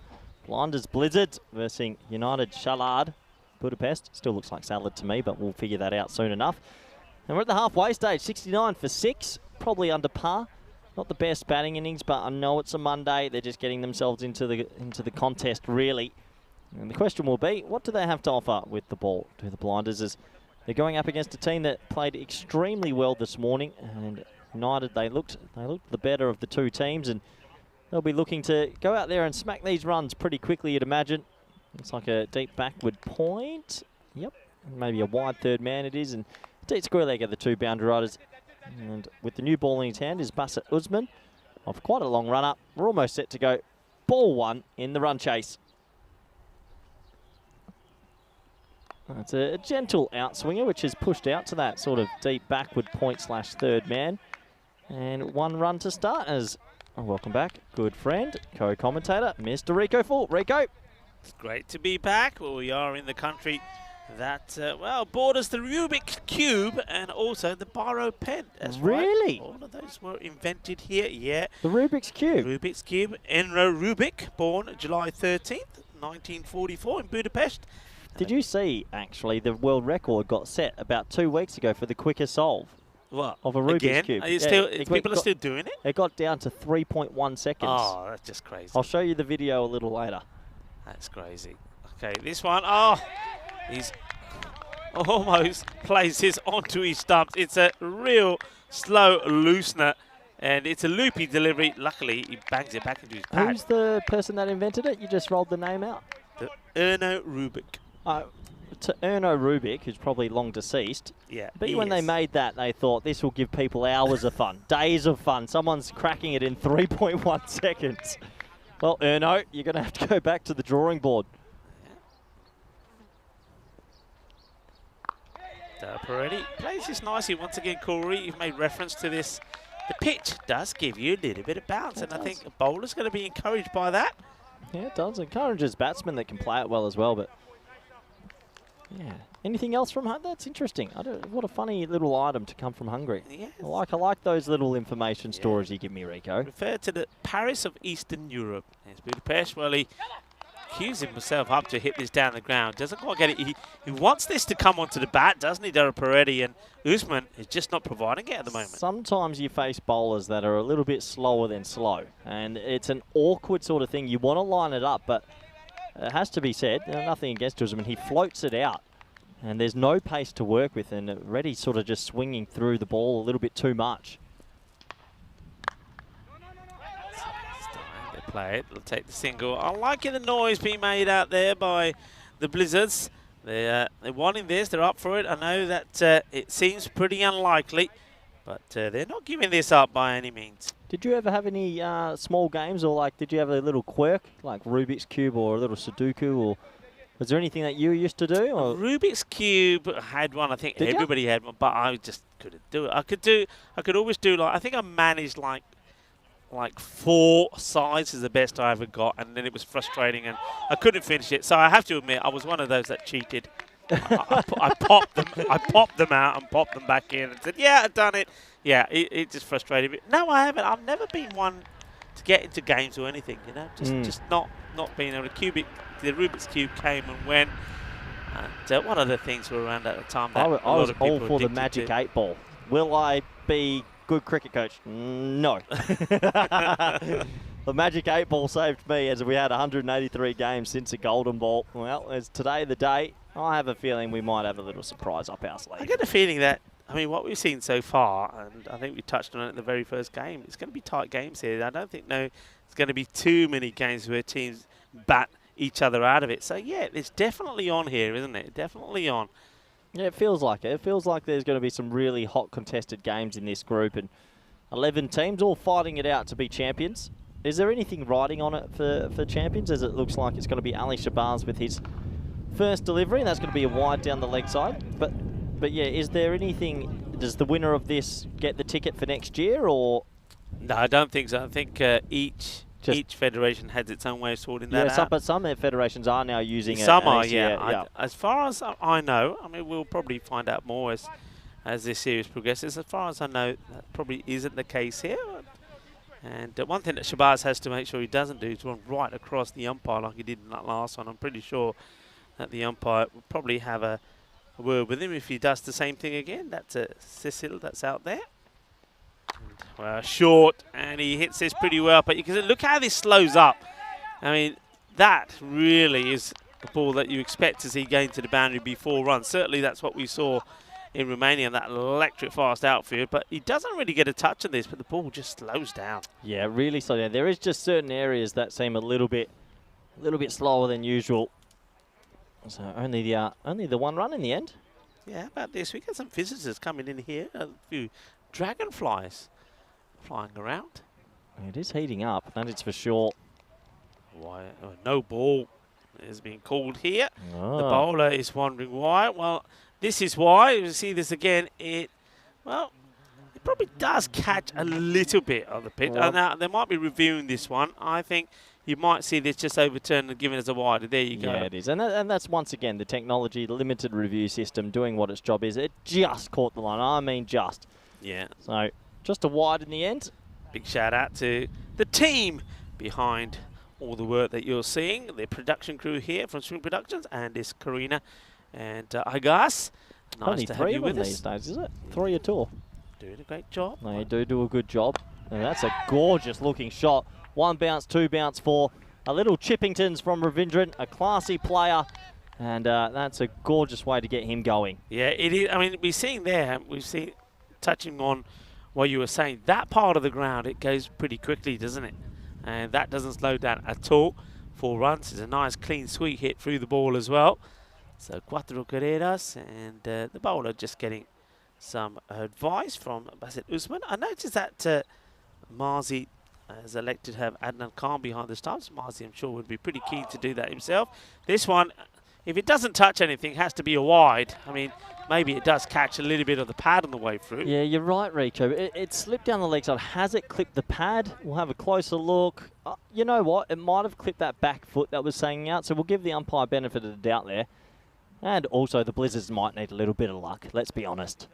Yeah, so ends up being a dot, which is fair play, fair enough. This one won't, because it's a gunny ball, and it'll be latched onto, and it will go all the way. Manos arriba, arriba, arriba, arbitro.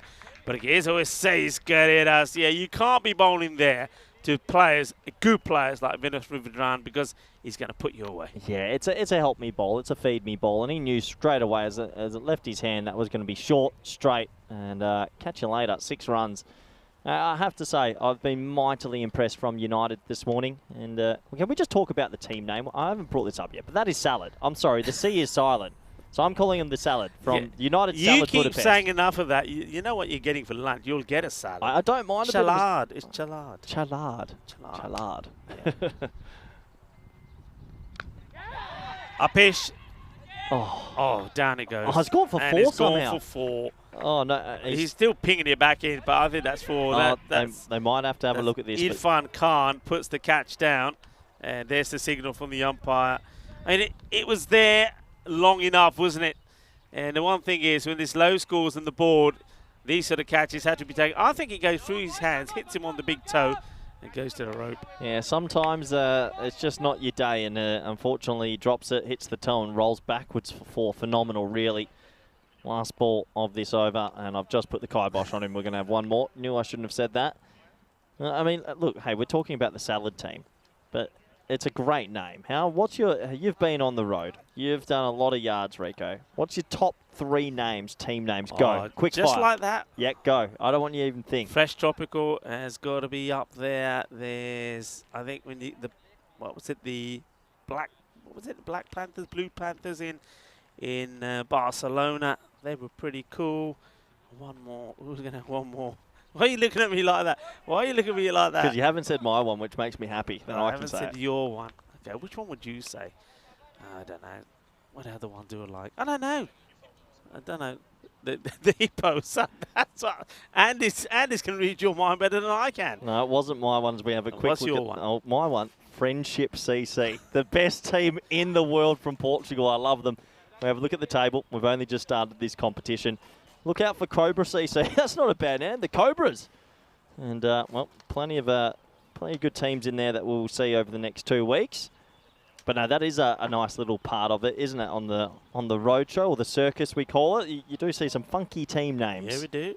And of course, there's a story behind that one. I mean, they beat another team to that, didn't they? Yeah, they wanted to be Fighters CC, but there was already Fighters CC, so they decided, hey, we'll be Friendship, which is one of the biggest turnarounds from ever. But why would you want to be Fighters as well? Oh, it's brilliant. Absolutely brilliant. As it looks like a new bowler might be Fazan Shakat, who's going to come into the attack to bowl the all-important third. I know some of the Indians that are listening would like to, like the name Lund CC. Remember, we did have a Lund CC as well. Yeah. Yeah. I'll say no more. Some people have just choked on their lunch. But it's true, it was. I don't want to be rude, of course. But hello to Helix. Helix is on the chat. And, hello to you, Helix and Liam Day. And, enjoying the action here. I'm liking this and liking that slip in place.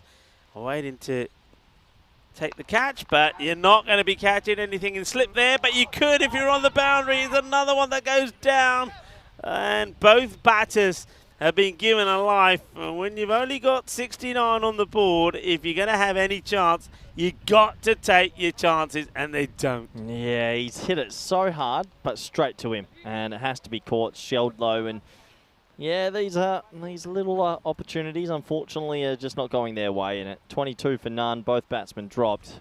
You just feel like it's a matter of time before they start to click. Yeah, Durrap already being dropped on 2 there by Khan. Shot down the leg side, and it's an easy leave for Ravindran. Wide signal. Be interesting to see the performance in the field from the Blinder Blizzards, because I mean, with the batting, you know, if 1 or 2 batters click, they have got the ability to get to the 100 plus score. So if they're tidy and they bowl a good line in the field, then they will be competitive. But one thing that they have to do though is get better with their catching. And there's the man Khan, who unfortunately wasn't able to hold on to that catch at Durrapuredi, but he does pretty well there, stopping that one going past into the boundary. Yeah, I mean, at the start of a tournament, obviously we saw, I mean, even the Tigers this morning seemed a little bit rusty, didn't they? So this can happen. We've seen teams start slow, and then by the end of the week or 2 weeks, they look like a completely different unit. So we'll have to wait and see. But yeah, in this game right now, they need to switch on. Otherwise, this is going to get away from them very quick. Oh, yeah, Rico. That is absolutely horned. That's a big 6. That might be the biggest today. Well, you say really quickly. Well, there you go. Durrapuredi says, you know what? I give it a chance. I really shouldn't be here. So from now on, it's going to be attack, attack. And he wants to try and do it rapido. Well, that's a blast. That's a monster hit. And, well, thank God they've cleared that part of the ground, because otherwise you would not have found that ball. He's hit that. That's a 80-metre plus hit. And that's cleared the rope by an extraordinary amount. And, well, it's more a matter of time to when they get these runs, and a little bit of practice, really, it feels like, for the Blinders Blizzards.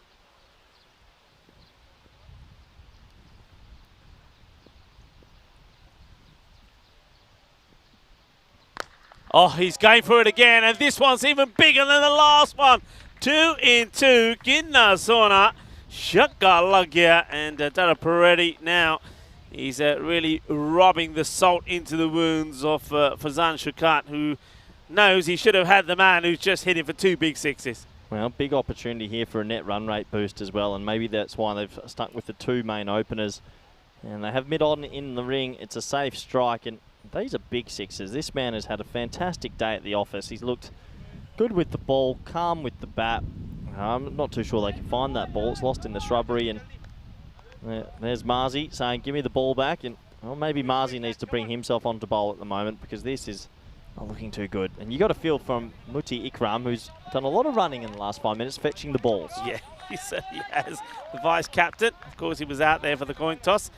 He comes back, he's still trying to make some changes in the field, and Marzi says, okay, come on, get back in the circle. So they don't want to put anyone back on that boundary at the moment. And this one gets worked away fine. It gets past the fielder. The chase is on the Iba, but he can't get there. And it's going to be another boundary for more, Corey. Don't you just think at that back end, it seems quicker back there? Because that's on the ground the whole way, but that one went. And it just seemed maybe a little bit squarer. There's certain patches that wouldn't have been 4 no way. So yeah, it's a little bit faster in some spots, but 40 for none, 2.5. Last ball of power play. This is going to go the journey. Hit firmly. It's going to be 4 runs, and it goes into the area where the Royal Tigers are just relaxing. They look like a, would you say a pride of Tigers? I don't know, but they're all there huddled together. They're looking to come back. They're licking their wounds at the moment, aren't they, after being beaten by United Chelai Budapest themselves. And well, they'll be back in action in the next match up against Cobra. So, well, the Cobra taking on the Tigers. And who's going to win, the Cobra or the Tiger? Well, I'll leave that for you to decide as we have a look at this power play. It's a healthy start, 44 with that loss, but both batters have been dropped. Yeah, and it goes back to that old adage. I think the teams that are the best at this T10 format around Europe when you get to club level are teams that can field. And most of these teams always create 5 or 6 big opportunities. These aren't little opportunities. They're simple catches. And if you keep putting them down, good players will cash in. And that's what's happened here. And we will get a new bowler then. It's like Kalpat. Lacoon will get his first over today.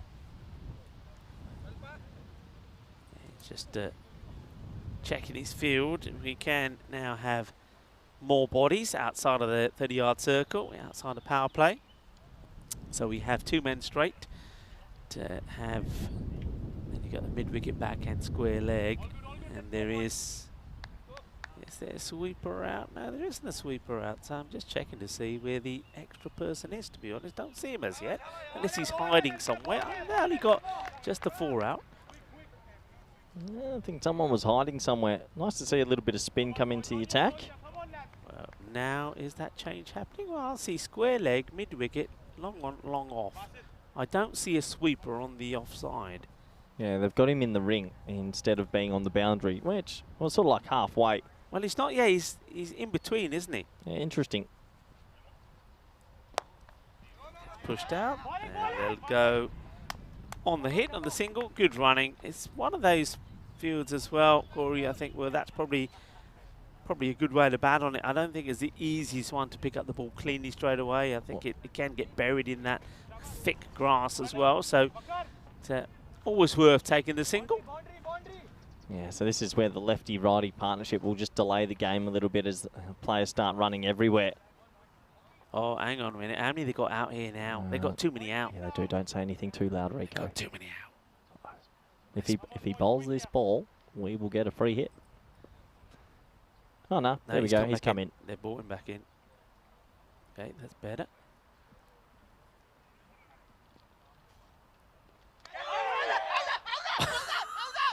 It's a great appeal. He's appealing because the ball doesn't hit the stumps. I'm with you, bowler, because it was... How does it miss? He plays all around this. How does the ball not take the stumps? I don't know. That's incredible. Must have been close. Look at that. That is so close to clipping the bail.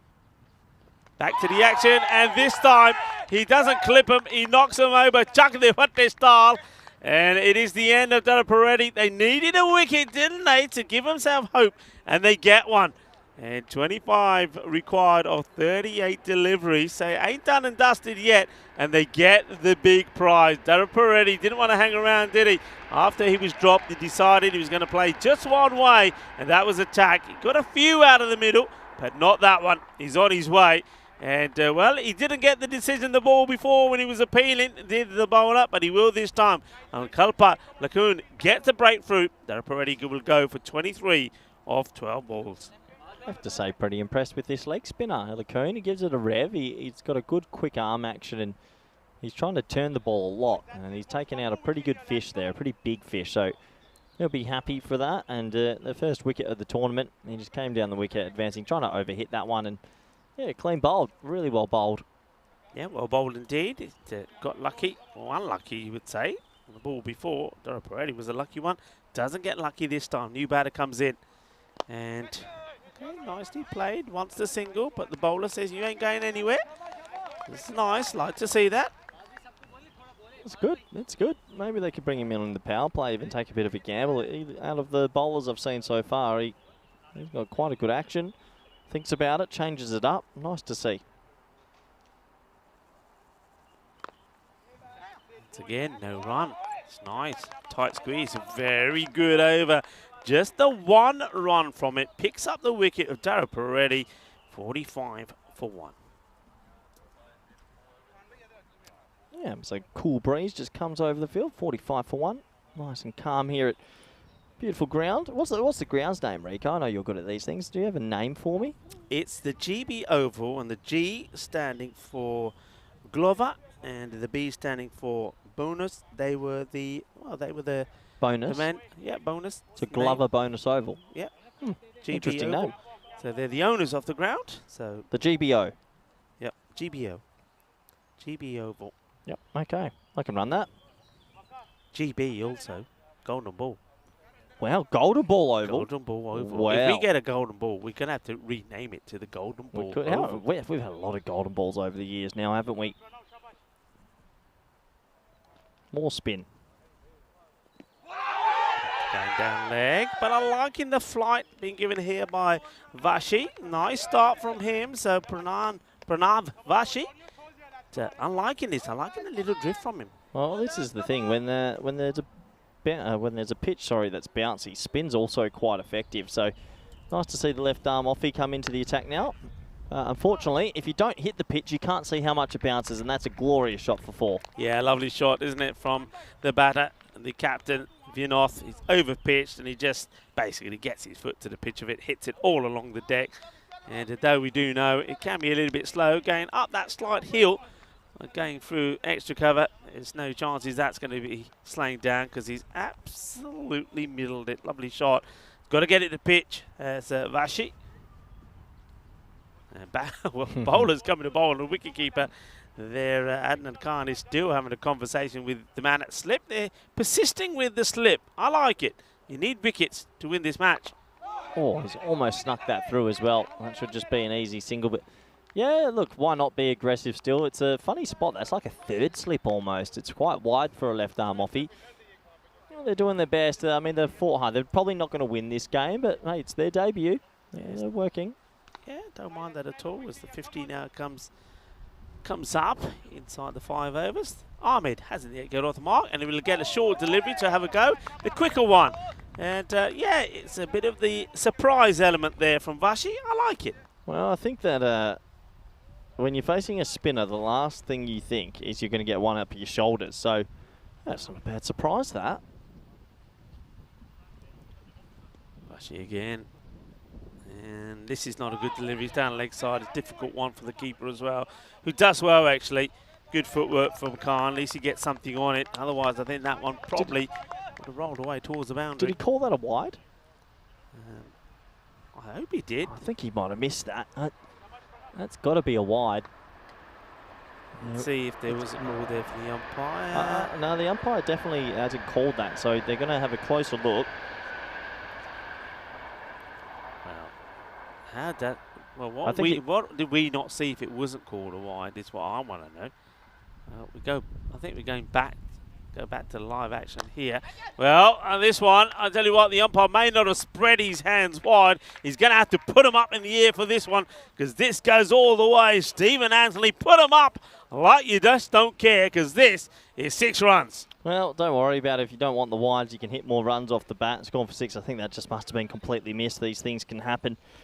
But, yeah, 6 runs, nice shot. Nonetheless, it does take us to the end of 5 overs. And I think you and I are doing a Comcomb without the blazer, Rico. No blazer. It is too hot for the blazer. I had a look at the old thermometer. And once it gets past the old 28 degrees, I've had to de-watch. I've had to de-watch. It's that hot. Are you swelling? Started sweating there as well. But, no, it's great to have everyone with us around the world. It's hot. It's steamy. We still got 3 live games later today. Plenty of cricket coming your way and loving the action from Hungary so far. They've all been low-scoring little thrillers. This one, though, looks like it may be a little one-sided as United look to finish it off pretty quickly. There's another lovely shot, hitting it over the top this time, Ravindran, and he adds 4 more to the total. He'll move to 26 of 14 deliveries. And unless you get this in the right areas, he's going to be playing this shot all the time. I'm pretty surprised, though, Corey, that they've not put a sweeper out there. They're making that change here now, though. Yeah, it's just something the captain can look at, but it's a little bit too little too late anyway. They're going to get to these runs. It's a matter of time, isn't it, really? Will they get there this over? Will they get there the next over? Nanan only 10 runs required now. Vinoth Ravindran, the captain. What a good start to the day it's been from him. Gets a slightly quicker delivery, darted in, but gets into good position. Just plays that away. So takes the single, hands the strike over to Ahmed, who of course has hit one Maximo himself as well.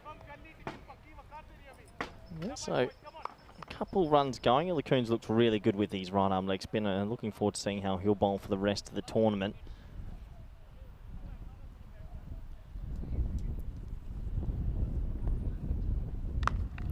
Shot. Cut away, but the sweeper that's being placed there.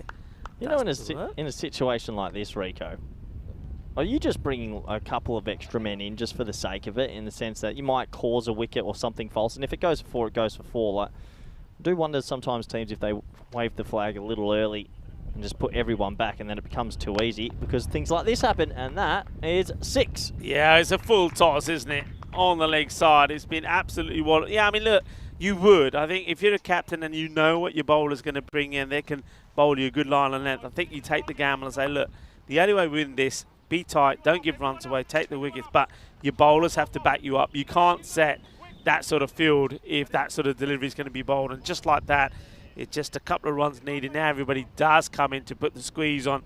So 2 required for victory. And Captain Vinoth Ravindran on strike, 33 of 16. He'll be looking to do this in this shot. And he does try, but misses out on it. Gets the dot ball in, does the Lillan-kun. Yeah, he'd be wanting a nod out here. So if he can get one more out the middle and get himself a nice little nod out and get his team home, that's always a nice feeling as an opening batsman.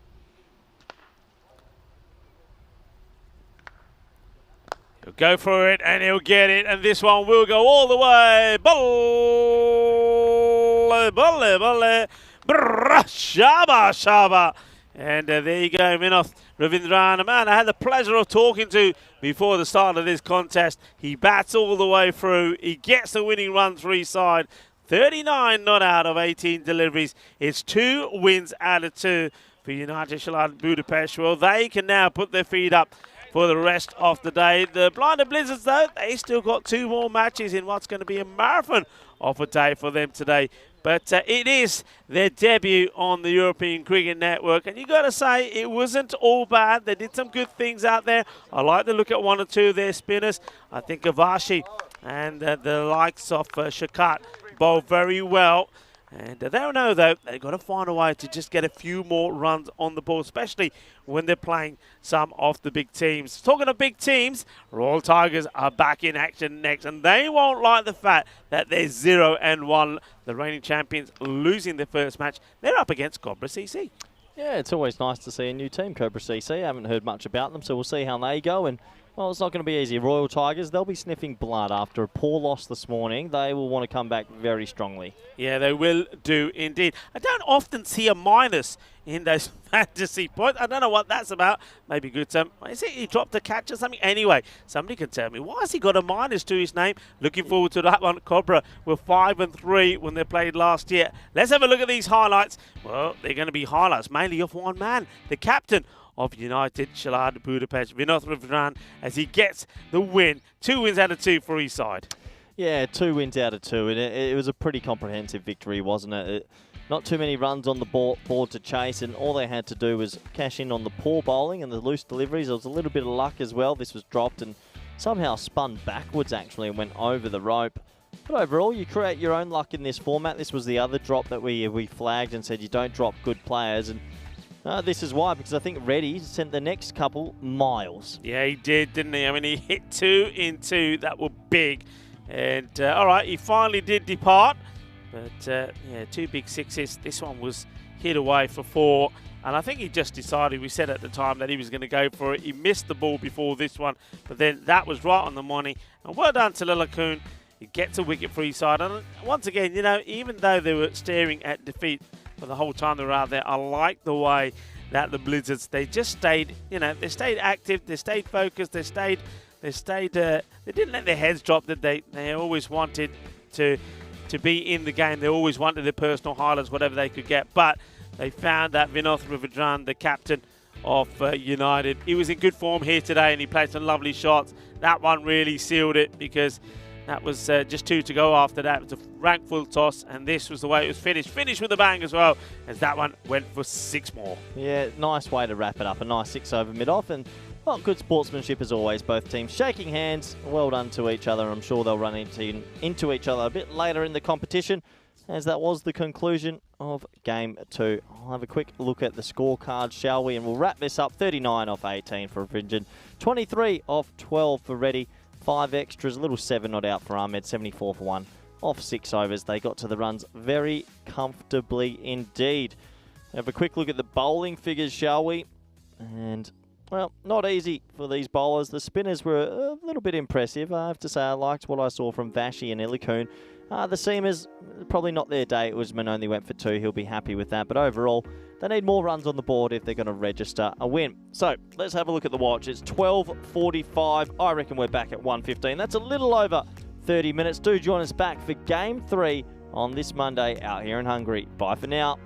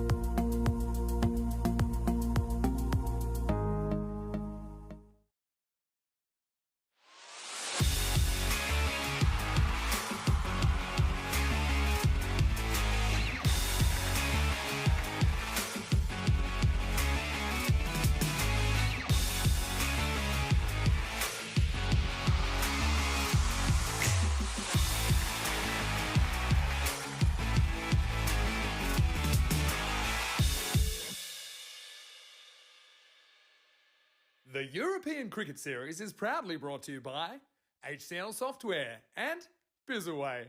Hello and welcome back as we get ready for the start of match number 3 on day 1 of this European Cricket Series in Hungary. What a start to a day that we had. It's been exciting, maybe low scoring, but it just goes to show how competitive these teams are going to be.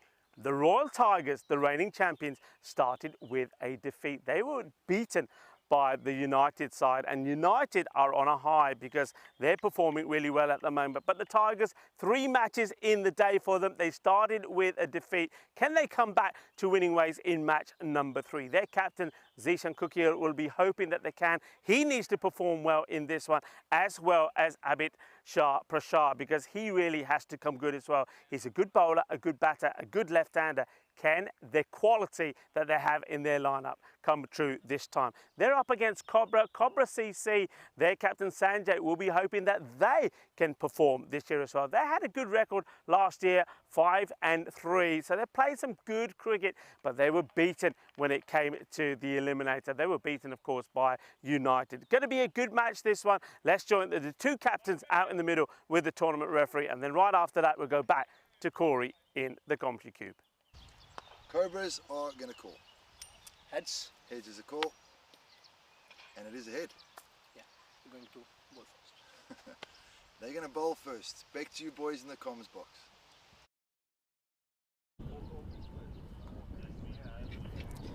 Thank you very much Hello, Rico. to Toron Peters and hello to Corey Ruckus. Now, I'll Corey, bring us you just back. dozed off there, I didn't you? I had my head on the table for a second, and you've just given me a It's day 1, I'm back, and it's a long day. Cobra CC playing Royal Tigers, and well, Mohammed Saban and Mohammed Berhan right at the top there for Cobra CC, looking Sharia Butt down at the bottom, Hafizullah. Some new players, and it's always exciting to see some new players, and I don't know much about Cobra CC, I'll be honest, but I do know a lot about Royal Tigers, and for me, they were under par this morning, so it'll be interesting to see how they come out in this one. They're going to be batting first, and it does feel like we're going to see a better side of them. They're too good a team to go 0-2 today, so that's who I'm tipping in this one. But cricket's a funny game. We'll have to wait and see how this one pans out, as the players and umpires any moment now will slowly make their way out to the middle. And yeah, looking forward to game 3 here in beautiful Budapest. About 30 minutes outside of the city, and there's a lovely little ground. It's quite a plush ground. Feel a bit of English vibes about this ground, and yeah, Rico, it should be a good game of cricket. It should be a good game. I get the feeling, looking at the Cobras lineup, and they're without the man that performed very well for them last year. Sheikh Rasik scored almost 200 runs, but in his absence, but they've still got some key players there. You saw that one of the names that fared very well last year was Ashutosh Mathur. He'll be hoping to be in, well, the wickets once more. I'm loving that banner. Welcome to the home of Hungarian cricket. Yeah, this is the GB Oval, and hopefully we're going to see some very exciting matches. And GB, well, we've been short of a few GBs at the moment. A few golden balls. Maybe we'll have some golden balls here, because we're coming up to the 200 mark. It's a lovely set in this ground.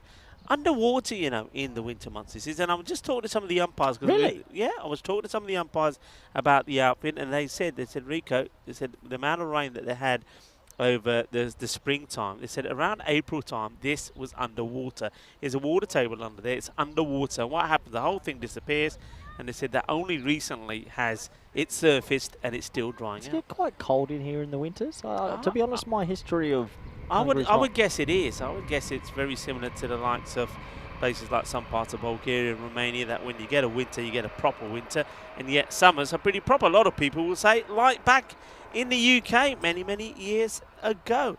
It's quite exciting. I haven't been to a new country, it feels like, in about 2-3 years. I've been going to some sort of similar ones that I've been to, so it's very exciting to be in a new country and sort of seeing what the cricket level's like here. And I know Stefan Gooch does a lot of good things with the national body and a lot of the players here, so good to see him pop his head in. He's come down to the ground now as the players do make their way out to the middle, and we're almost set to go in match 3 today. And yeah, looking forward to this. It should be a good game. A new team, Cobra CC. What will they have to offer?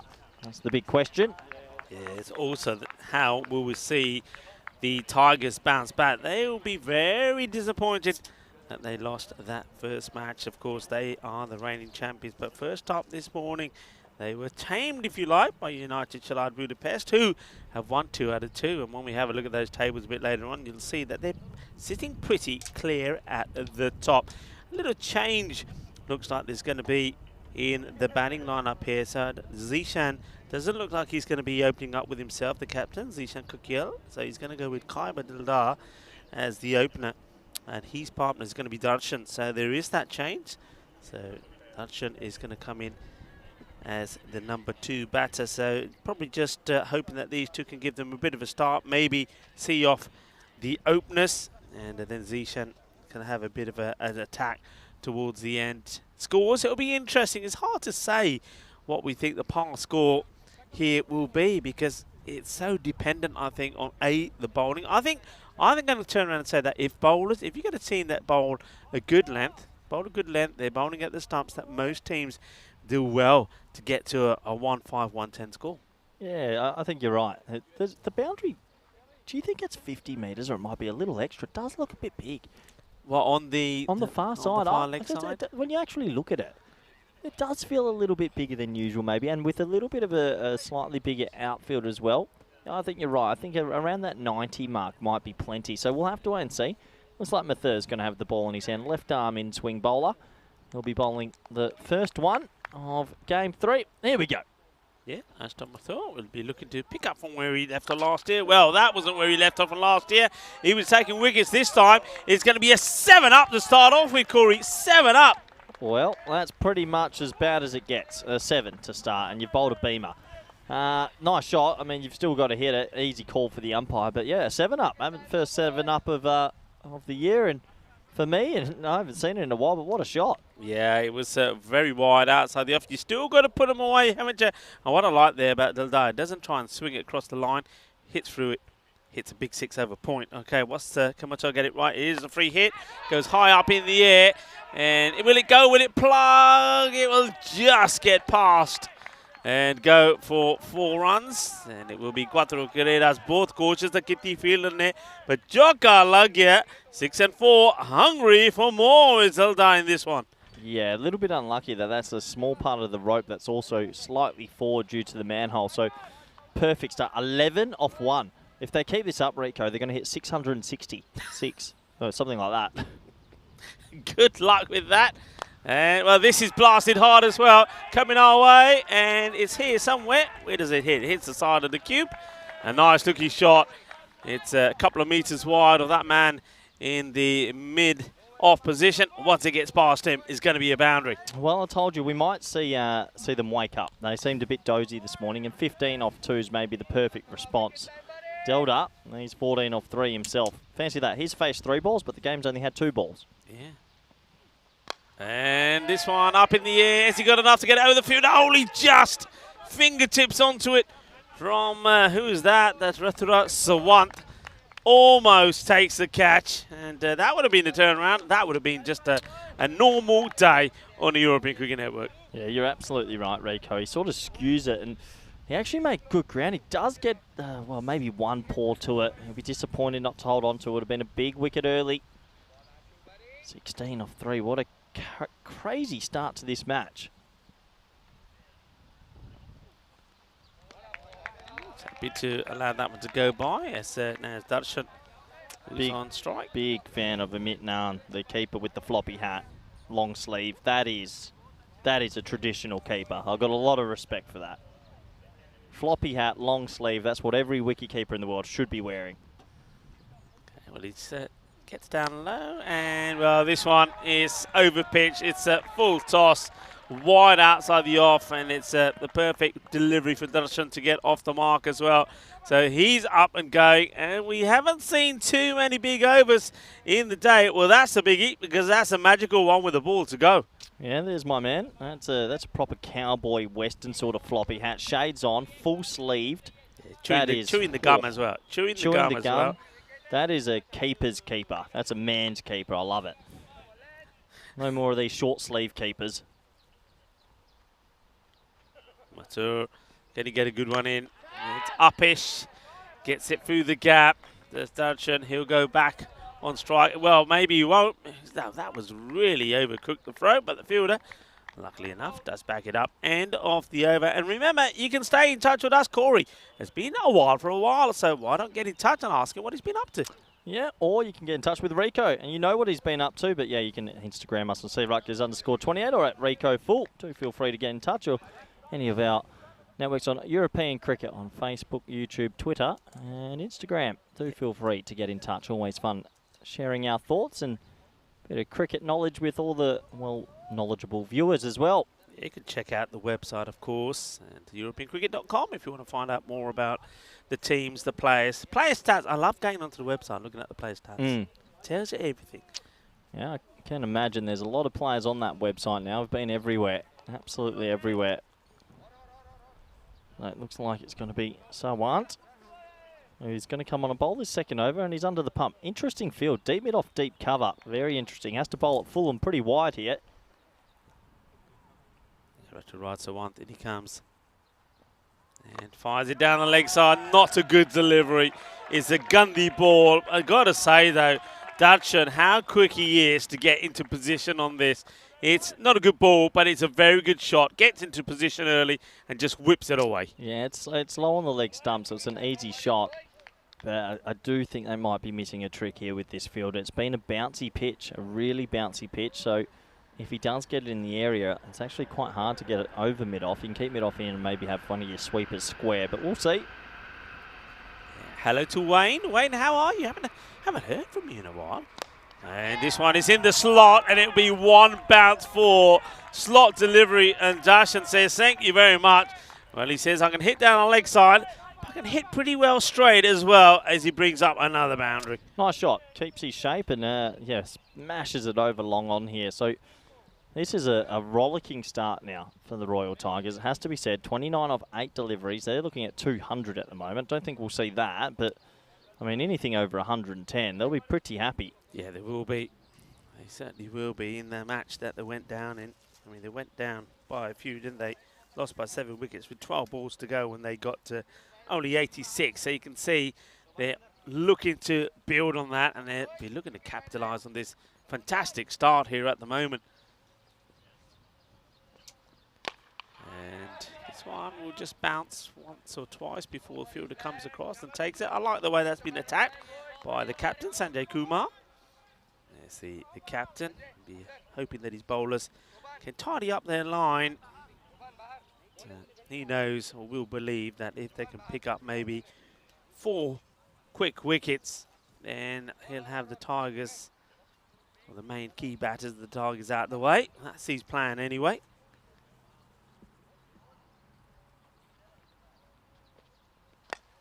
Sliced up in the air, should be taken. First opportunity, and it will be taken. So that's the end of the dart. He'll go.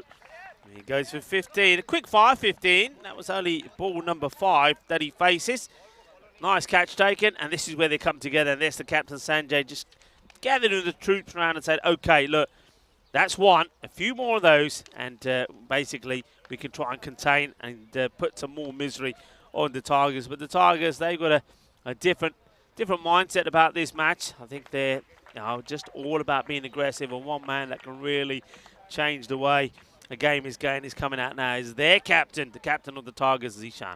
Yeah, big wicket. That's a really big wicket because it gets everyone in the huddle as well, just to get together. I mean, they had a disastrous start, where it was 11 off 1 ball. So just to get everyone back in the huddle, have a chat, say keep your emotions calm. We've taken a wicket. Can we get a few dot balls, maybe get a second or a third? But you are right, there's a lot of batting for the Tigers here. That one, wild swing, no technique to it all, and pretty safe catch. Don't think he had to let it get that low. I don't recommend that, but at the end of the day, if you catch it, that's all that matters. We've got 30 for 1. So one picks up that wicket. But yeah, they need to, if they can, remove this dangerous batsman early, Kukakal.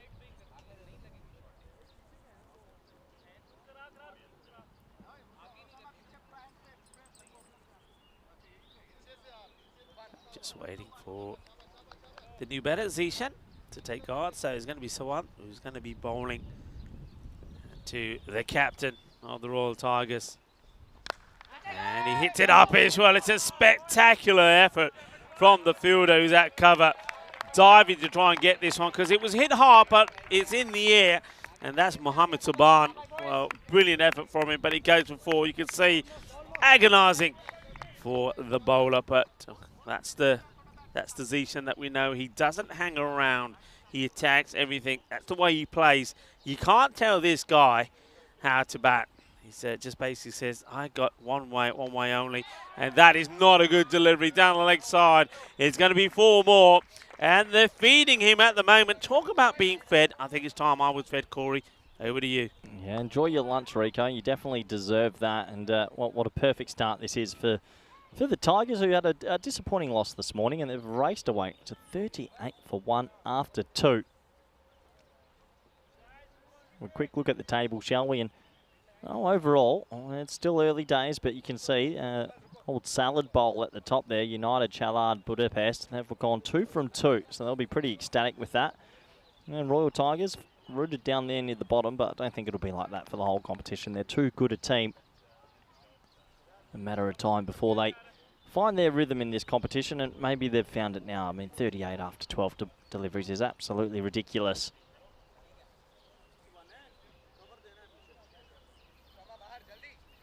Looks like we're going to continue with a little bit of left arm seam here.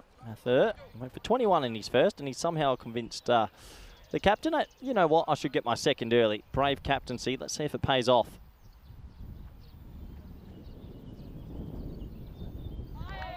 Well, maybe it's good captaincy.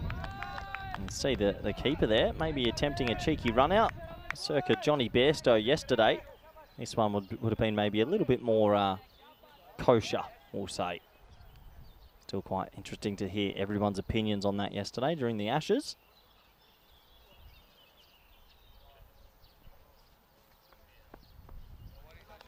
As we get a false start. An old dead ball trick. 38 for 1. What a start this is.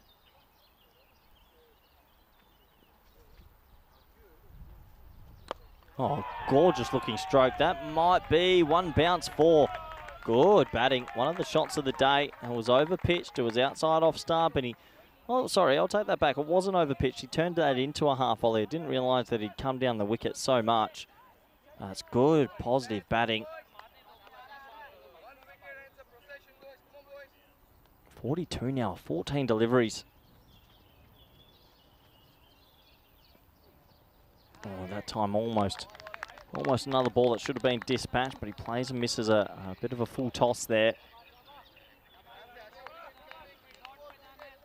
He's lucky that dipped just a little bit at the back end there. Very close to another no ball over waste.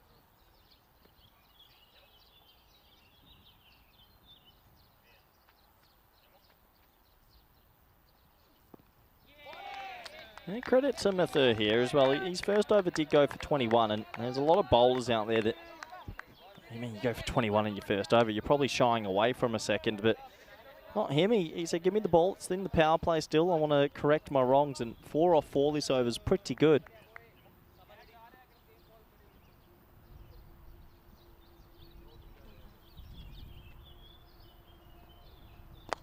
Whippington's nice looking shot. He hits it quite hard. Is it going to motor across the outfield? It will.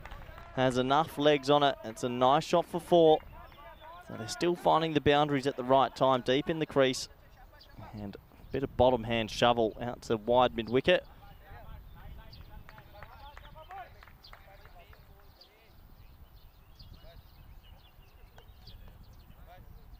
So almost on 50 in the power play. I haven't seen that in a while.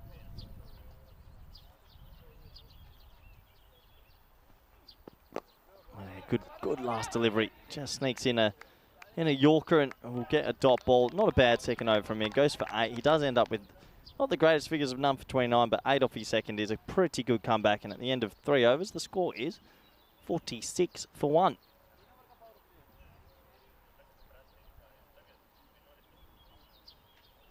Have a look at that power play. 21, 17 and 8. A rollicking start. I mean, 11 off the first ball, a no ball 6, and then a 4. Really puts you behind the 8 ball in a tournament, really. Hard to come back from that. Wouldn't be surprised if we see a little bit of spin come into the attack. We've seen that the spinners have been quite effective here. There is extra bounce, and bounce can help seam bowlers and help spinners. Does look like it will be Hafizullah. That's at the top of his mark, and a little bit of left arm round the wicket.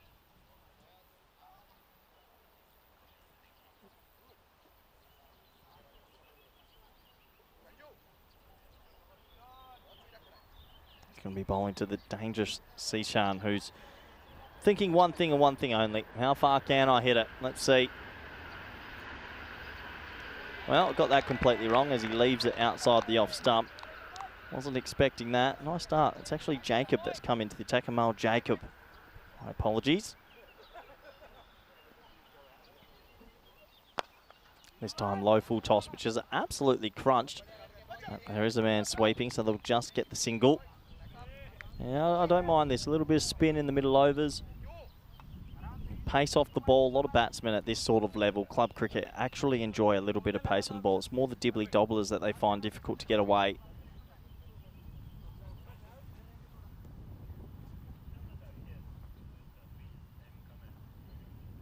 Oh, it's a low fully, all the pace off it. He skies it, and it's going to be the old Bermuda Triangle. There's 3 men on your screen.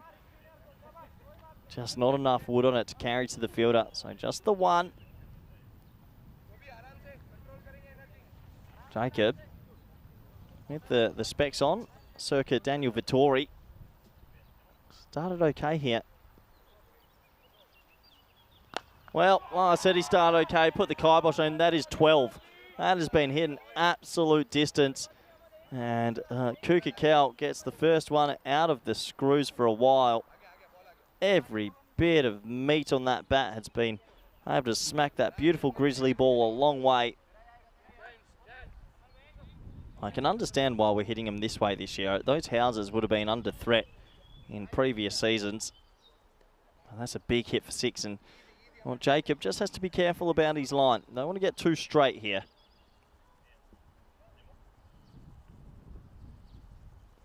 Well bowled, really well bowled. Slows this one up outside the off stump. Exactly what I was talking about with the line, and gets an edge, but can't do much about that. Just the one. Clever adjustment from the bowler, though. That's what you have to do as a bowler. You're always thinking on your feet, trying to change a couple of things. Looks like we might have a quick delay. It might be the bat's broken here. I think we might be getting the reserve bat on.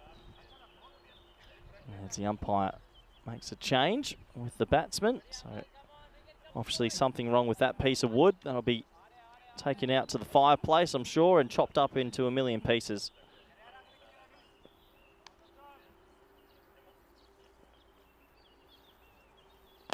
Swept hard into a pocket of space. Good fielding. I'll be able to keep it to a single. So a pretty effective over actually from Jacob. It only goes for 10. I've got that as over, as the umpire does call it now. And just trying to get themselves back into this game, the Cobra CC. It's 56 for 1 after 4.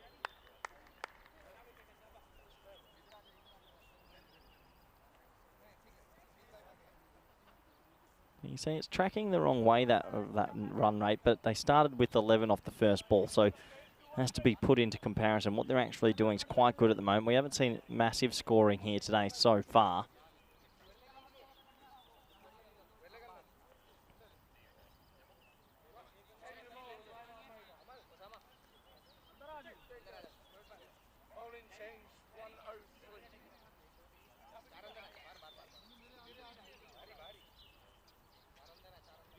Another bowling change here.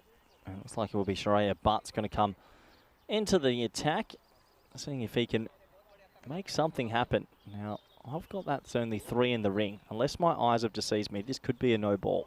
Well, it's a no ball beamer anyway, so it doesn't matter. That was quick. And I don't think I've seen that before. That was absolutely rapid. I'm going to have to slow that down. Well, it's stopped from the wicketkeeper as well. Oh, yeah. It's gone the old traditional beamer, so this will be a free hit.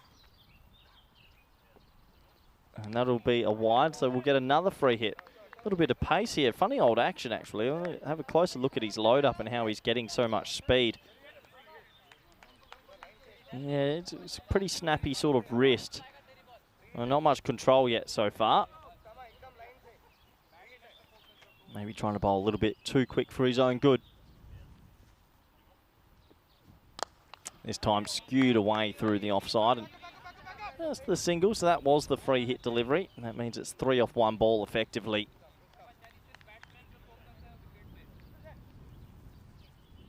Yeah, A few people in the chat saying, where's Rico? Rico's enjoying a bit of lunch, and he deserves to enjoy a bit of lunch. That man works too much, if you ask me. I think he's chosen some beautiful burritos today. In the air and dropped. Well, how's he dropped that? It was an absolute goober. And then he's underarmed it, and the bowler is absolutely furious. Well, kids at home, turn your screens the other way. It blew to him, and he fell to his feet. I'm not too sure why he fell. He didn't have to dive. But that's a clanger. That's a proper clanger. That's a panic type of catch. And that's a big opportunity miss. Wowee. How much will that cost them? This time, beats the bat, beats the keeper, and won't go for 4 byes. They will sneak back. I believe that should be 2 byes. And this has been a chaos over. Ball flying to all parts. Byes, dropped catches, beamers. Quite hard to keep up with. Some genuine pace, though. I'd say he's probably the quickest bowler I've seen today, just maybe lacking some control.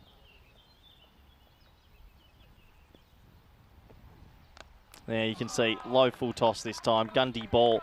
And, well, with so much pace on the ball, all you have to do is get a little bit of bat on it, and that goes away for 4.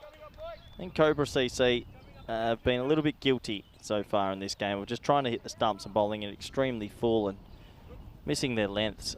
Most of the other teams so far have been quite effective at banging it in and hitting a heavy length, so a slight adjustment needs to happen for the bowling unit, and if it doesn't happen soon, yeah, they might be chasing a lot.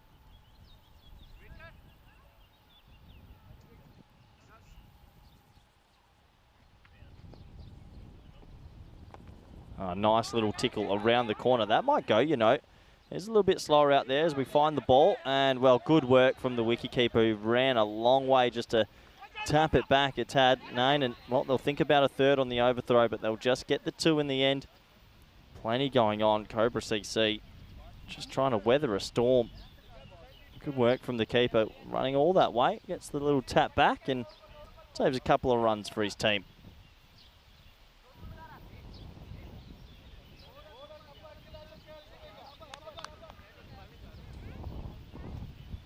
A couple of people saying it all happens in the 5th. Yeah, you're right.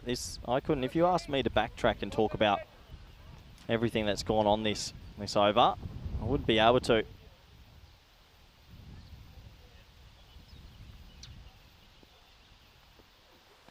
As that's skewed away again, and it beats the man just hovering there. That should go for 4. Wow, it plugs, and that gives you an idea of how slow some certain sections of the outfield are.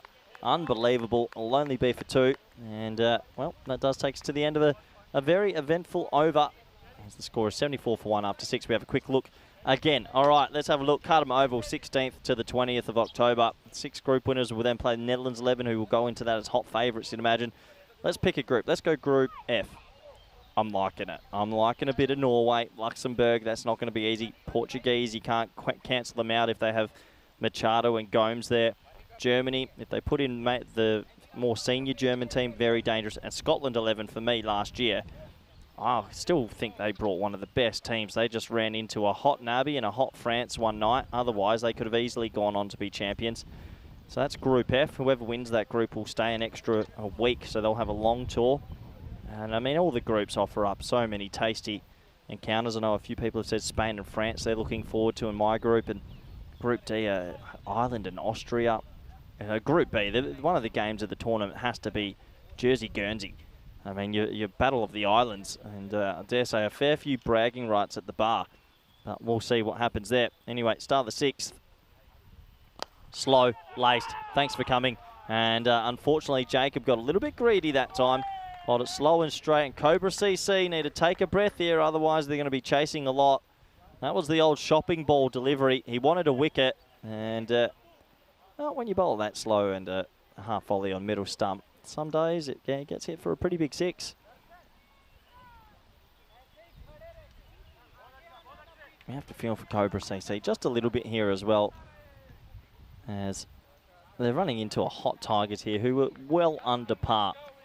Well under par this morning, but not now. They seem like they've woken up their giant boots and, well, they're going to hit a good score here.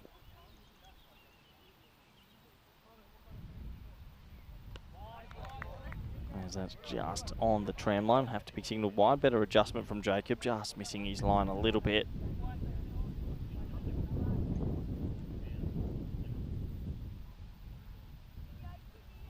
Slow again. Better length. Well fielded. Should just be a 1. Doesn't need to throw it in. Take a breath.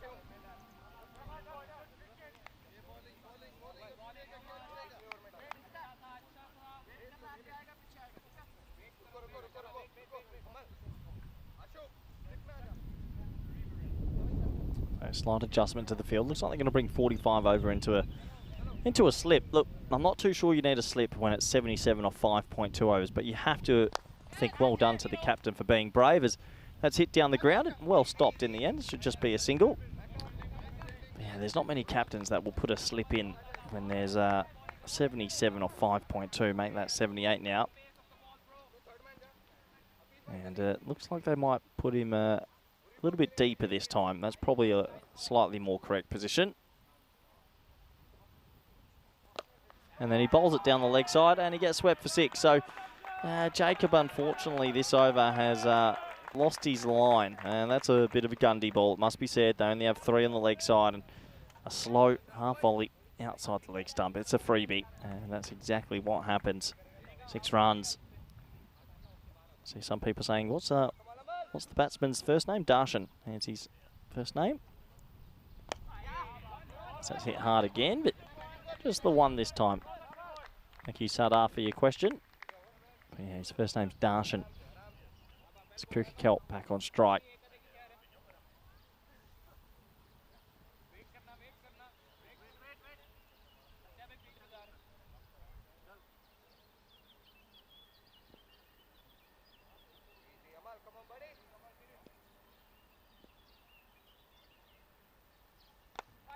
It's an okay delivery. He'll get away with that and get a dot ball.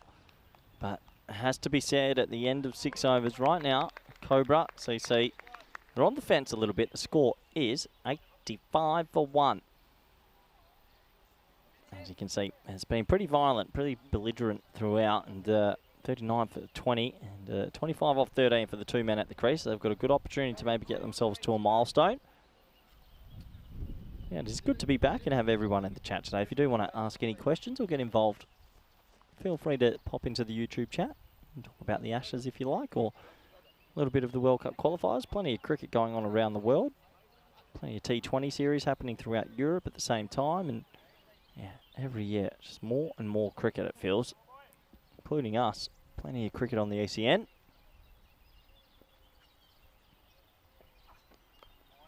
Tap down through backward for point, and really good fielding.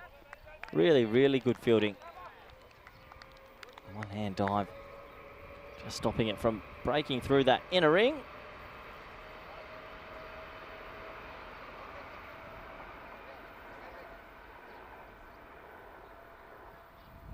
So Kumar, he's going to be bowling this important over. Can he get the breakthrough? High in the air. He should get the breakthrough because it's going to be caught and bowled. You betcha. Big wicket. They needed that. They just needed a steadier. And Kumar gets the fantasy points going with a caught and bowled. The best thing that you can do. And well bowled to him. It was a good length. This is the length I've been saying on this wicket. You don't want to be too full. Just hit a good length. And it actually seems quite awkward for the batsman. And he knew as soon as he hit that his time was almost up. And has to do the long walk. But a pretty good innings from Kukagol.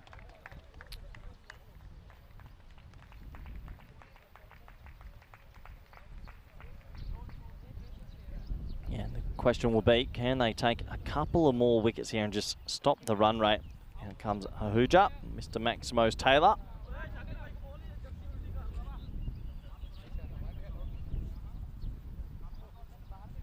This was the wicket again. Just getting big on him. A little bit big, over-hitting, over-swinging.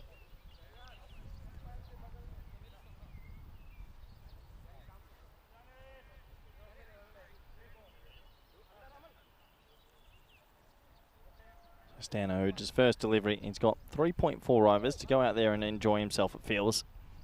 See what he can make of it.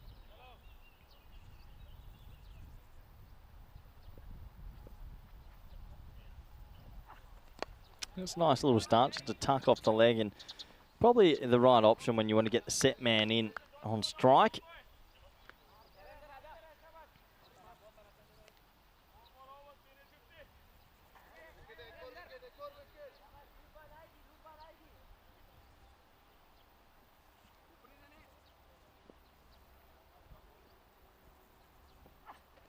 And that's high in the air. This could be another chance. It's going to be tough. Good catch. Really, really good catch. Osama Muhammad actually at deep mid off, and he made brilliant ground. He tracked left about 15 to 20 metres, and he holds on to it. The man with the floppy hat means that he's got 5% better skill than everyone else out there. And Kumar's got 2 for 2. Brilliant over this for Cobra CC. He just tried to play a little chip. It felt like straight, but it skews off the bat, and he made really good ground to his left. He holds on to it, and another wicket goes. And just a little bit more late in the piece, Cobra CC are fighting back. They needed to, and I'm sure he's happy with that. Osama Muhammad, he'll be looking at the highlights a little bit later, I'm sure. All his friends and family watching from around the world. Having a look. Good ground, safe catch, made it look a lot easier than it was. It's Helix in the chat, says, Corey, don't mention the test. Helix, please mention it. Tell me what your thoughts are. Tell me what your thoughts are on the Ashes so far. Quite curious what our viewers' thoughts are. I've got my own thoughts. But, yeah, always curious to see what our moderators are thinking out there. New man, Prashant, on strike. Shot. Yeah, pretty good shot first ball. And that'll be 4 into the beautiful sign out there. Welcome to the home of Hungarian cricket. And welcome to 4 runs. Nice batting. It's 4 for his troubles. And that's brave batting off the very first ball.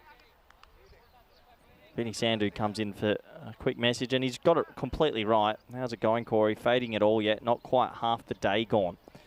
I have to admit, there'll be a personal phone call to you later today, Vinny, because 5 a day can stay away. 4 or more, give me some more, as that's well bowled in. Got him. Thanks for coming. That's an absolute seed. Kumar's going to finish the over with 3 for 6. He's ripped through pressure. He's ripped through 3 national players. What a brilliant over from him. Personal highlights.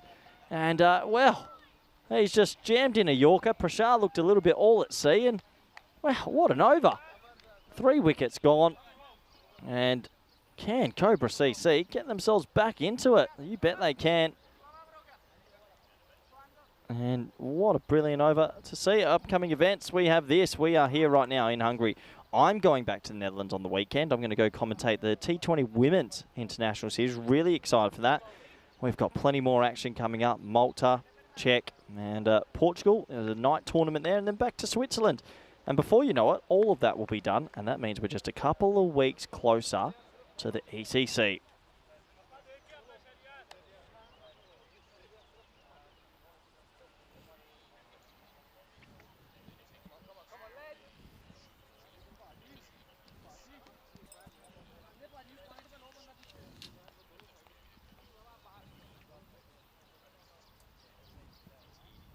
So, we are in an interesting point in this game, actually. We had Royal Tigers coming out, smacking it all to all spots, and Cobra CC brought themselves back. Helix is saying get more coffee, but I can tell you, Helix, I've got a burn energy drink that was passed to me from Stefan Meta, and it is, I am burning as I do. Welcome back. Good friend, co-commentator, and a lovely bit of lunch. Rico. Yeah, it was a lovely bit of lunch. Thank you very much to the Federation for that. It was nice. A nice burrito and a bit of fruit as well. And I'll tell you what, Corey, why don't you have some and I'll take over. This is a delightful shot. He just clips it off his pads. And Stan Ahuja, I mean, some people will say that this short format is probably not made for him. But I will say this, that he's certainly getting better and getting faster at scoring these runs. That's a delightful shot, it really is. Beautifully played. And though wickets are falling, what an over that was. I mean, I was watching that while I was enjoying my burrito. From Sanjay Kumar, 3 wickets and 6 runs conceded only, and it puts them back in this contest. Thing is, though, they've just got to try and stop the runs. Also, both the Ahujas are out there now, and this one is beautifully played. I got to say, there's a bit of class about this shot from Stan Ahuja. First one he whipped away of his pads was delightful. This one, though, look at this, just gets right underneath this, and well, he's a tailor. And you can see that precision is everything. And, well, there was a lot of precision in that shot as well. Beautifully done. And a lovely shot. Hello to everybody on the chat. It's nice to have you all with us. And nice to see you all reacquainting yourself with Corey as well. Corey's going to take a chance of a spot of lunch here now as this one's bowled down the leg side. And it's been signalled a wide. I wonder if there's a little touch on this on the pad or something. I didn't see it myself. Didn't catch the wide signal either. There's definitely a wide. I think it must. Yeah, this. What's happened there? Does the umpire? I don't know. It could have been half a signal for wide. I think it was given a wide. They just didn't get the full stretch of the arms there, the umpire.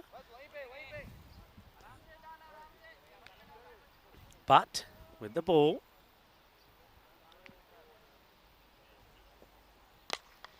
firmly strike, trying to get it in the gap. Should be fielded. The fielder throws himself at it, keeps it to one, gets the throw back in, and stops the Who just getting another run. So 100 now on the board as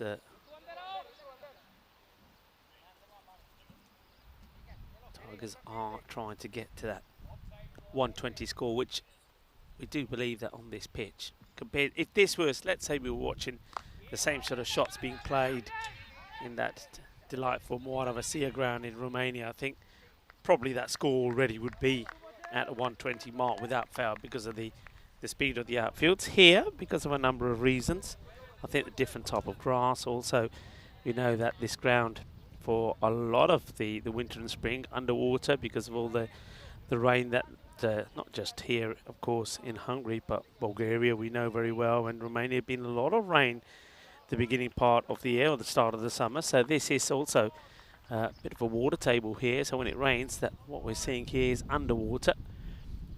So I'm glad that the sun has come out and dried a lot of it away. But some parts of the ground still underneath, I would say, still a little bit softer. And as a result of that, the ball not going across the ground as fast.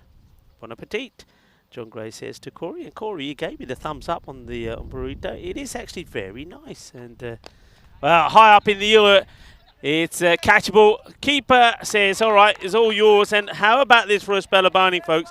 That is another wicket for Kumar. It's sensational. Kumar now has taken 4 wickets. It's quite unbelievable. I'm going to go through. He's over by over. So his first over, it was a single, a wicket, a single, a wicket, a 4, and a wicket. And now he starts with a wicket here now. So basically, we know what that means. He's on a hat-trick here. This is hat-trick ball. So he's on a hat-trick. So just have a look at this. I mean, we've seen plenty of actions. All started in that ECI back in Malta, which was quite incredible. Umar Tariq, he took 2 hat-tricks in 1 innings. That's not an error.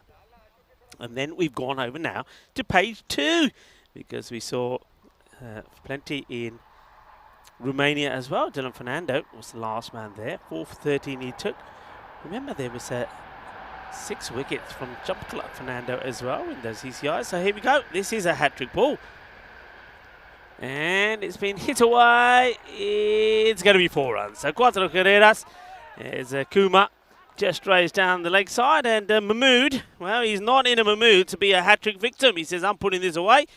It does get put away for another boundary. So Waka Waka Mahmood goes Waka Waka style. Gets a boundary. And Kuma will just have to wait. But hey, there is still, well, we could have a 5-wicket haul.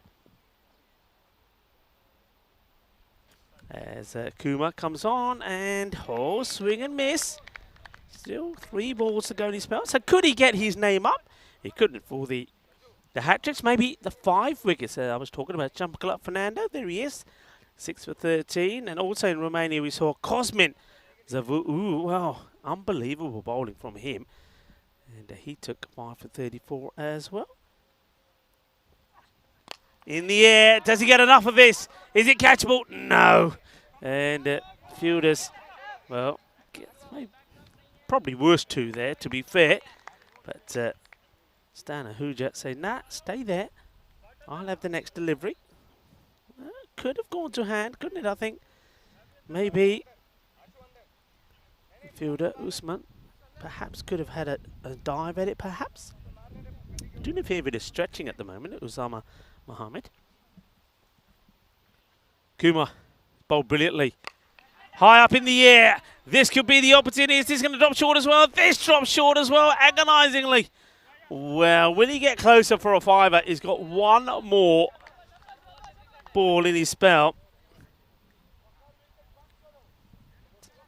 4 wickets to his name. 12 runs have come from him. 100 has been passed, by the way, now. So, nice score we've seen in the day so far. This is not a good... Oh, well, spare a thought for the keeper. This is going to be a minimal. The wicket keeper has no chance at all. I mean, 9. Look at the way this takes off. Oh, my goodness. Look at this. Oh, what is that about, somebody? I reckon there's a mole under there that was trying to pop his head up, and it hits him right on the head as it flies off. No chance at all for the keeper. No chance. All right, it was not the best of deliveries down the leg side, but still, never expected that. So, 5 wides. Score moves on to 112. As I said already, it's the first time we've gone past 100 today, and we're doing it in match 3. And there's still, of course, 7 balls left in the innings. Kuma. And he'll go to the cleaners as well in this one. It goes all the way. Manos arriba, arbitro. Porque eso es 6 carreras. And that's another reason why you don't bowl wide balls, because you can basically say that that one was worth just, well, you had the 5 and now the 6. 11 runs of that last ball. And just like that, I mean, still very impressive, you got to say. He's bowled very well.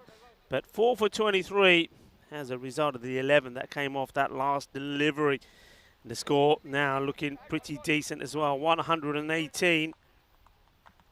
5 wickets down, so they will be eyeing up 130 here. They'll be throwing everything at this.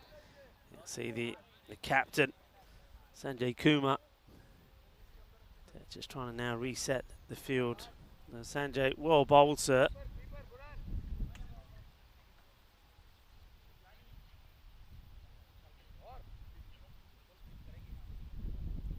Yeah, I've just seen a message coming through there from Marnus. And Marnus, I've got to say, I agree with you. I get the feeling, not just maybe just Jamkaluk Fernando, I think 1 or 2 others. I think perhaps Romania, the way they really dominated. Let's talk about this first. It's in the air. The wicketkeeper should take it. He has found it. Sometimes it's finding them, which is difficult with the lid on.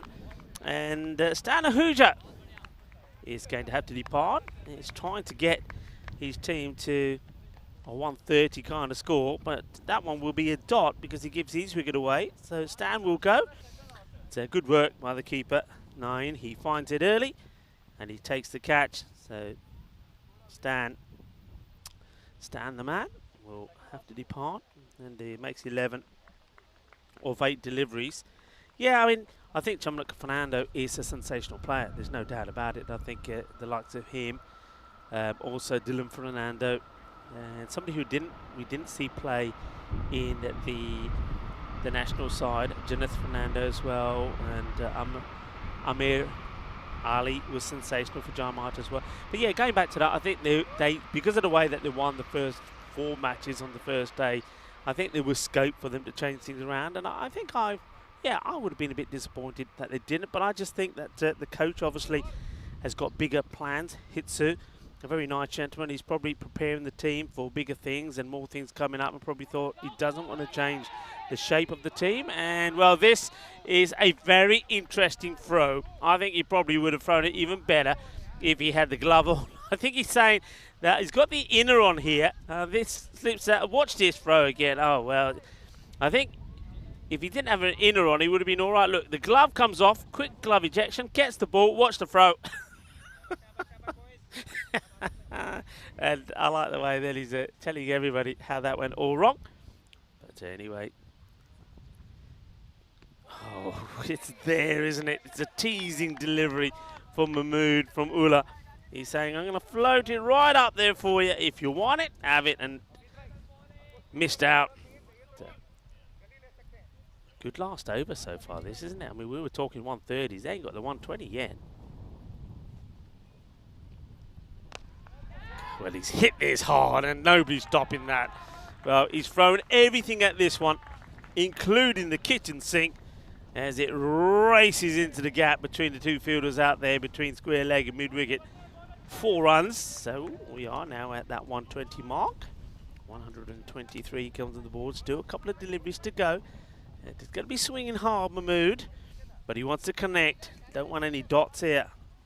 Manan is the man at the non-striker's end.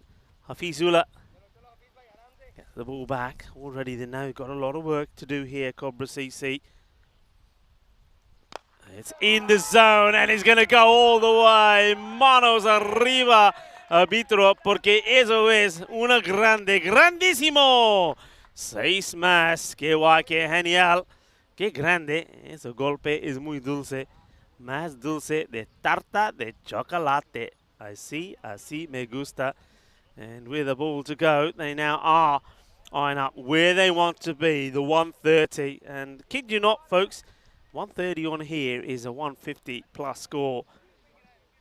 And Sanjay Kumar giving Ullah some advice, but probably coming a little bit late with just a ball to go. Mahmood is going to be swinging, so whether he gets contact on this or not, it's going to be a 130 chase. And, oh well, he gets it, and he gets it out of the middle. He's going big guns, isn't he? What a finish this is from Mahmood. And he came out there, and he was in the Mahmood to party, wasn't he, when he hit his first ball to the boundary. When he hits the last one, he'll face as well to the boundary as well. He'll finish on a very healthy 27 of just 8 deliveries. Well batted to him, and the Royal Tigers, as you'd expect them to do. The champions were hurt in the first match, match number 1, when they were beaten by United Shalad Budapest, but they're coming back here with style. Put 135 on the board. And Cobra CC, they've got some work to do. I mean, it started pretty well, didn't it? Because you got the likes of Delta out pretty cheaply, even though there was, I mean, that was a 7-up. It was a magical start for the Tigers. And then the next ball was blasted away as well to the boundary. They needed wickets and they needed them quickly. It was going to be easy because one man who really started beautifully was Darshan. He played some lovely shots. Well, this one was probably one of the best of the lot as he got this one over the captain's head, Kumar. Then there was this, high up in the air. It was the opportunity. They needed to take it, and they did. And Dildar went early, but Zishan Kukil, the captain, was not going to make things any easier for Cobra CC. He came out and he played a few magical shots himself, made a quick fire 25 before he departed. And well, that was the no ball. And well, I don't think Darshan liked that one too much. And Zishan wanted to try and get to the end to perhaps pace the free hit. Didn't help themselves in the field, so one there, he had a couple of opportunities where he could have taken some catches. He didn't take them. And Darshan then wanted to make him pay. Played some really nice shots. I love that innings from Darshan. I think it was positive. It was aggressive. The stroke play was good. He was hitting balls to all parts of the ground. This one, high up in the air, caught and bowled opportunity. No mistakes whatsoever. And there's another one was taken. And that was Kumar. Kumar in that over took 3 wickets and only conceded 6 runs. It was quite amazing. That was a really good catch as well from Usama Mohammed. And, well, Kumar would come back to bowl the second over as well and take a wicket off the very first ball. The thing was, though, that was the point where things could have changed because at the end of that over from Kumar, it was 91. And you just thought, well, they've taken a few wickets. If they can keep it quiet, anything can happen. The thing was, though, they weren't able to do that because despite that very, very good wicket, and this one, another one that was taken, a caught and bowled one, they just really had, no real reply. And right then towards it, well, that really changed things. That was quite unbelievable. That one just took off, hit the surface, and went for a minimo. The next one was smashed away as well. This was a good catch taken by the keeper. Had a lot to do to get the wicket to stand, and he was quite happy about it as well. Standing Huja back into the dugout, but the hitting towards the end there from Waka Mahmood was quite incredible, as he did smash the ball all over the place. He really did hit the ball well. And in the end, I think he certainly made the difference. And those big hits there help him get his team past that 130 score, 135 for 6. And the key bowlers, though, you have to say, Sanjay Kumar, you're going to see his name come up on the bowling figures. But the batting, this is more like it. This is what you expect to see from the Royal Tigers. Everybody really making some kind of contribution. Only Mark Ahuja will be a little bit disappointed, and Hitash Prashar. But I think at the moment, the way things were going there, every batter was just coming out to hit and hit hard. And you knew that one of them, like Waka Mohammed, was going to get going towards the end. But I love the knot there from Darshan as well, and Zishan, Cookie Hill. And they're going to leave you to have a look at the bowling figures. But once again, I think Sanjay Kumar, his figures were no doubt the best. He almost took a hat-trick, almost took a fiver as well. But the Royal Tigers, they've got the runs on the board. Join me, Riga Fall and Corey Ruckers, when we come back to see if Cobra, they can open their account with a win. But they're going to have to go some. They need 136 if they do it.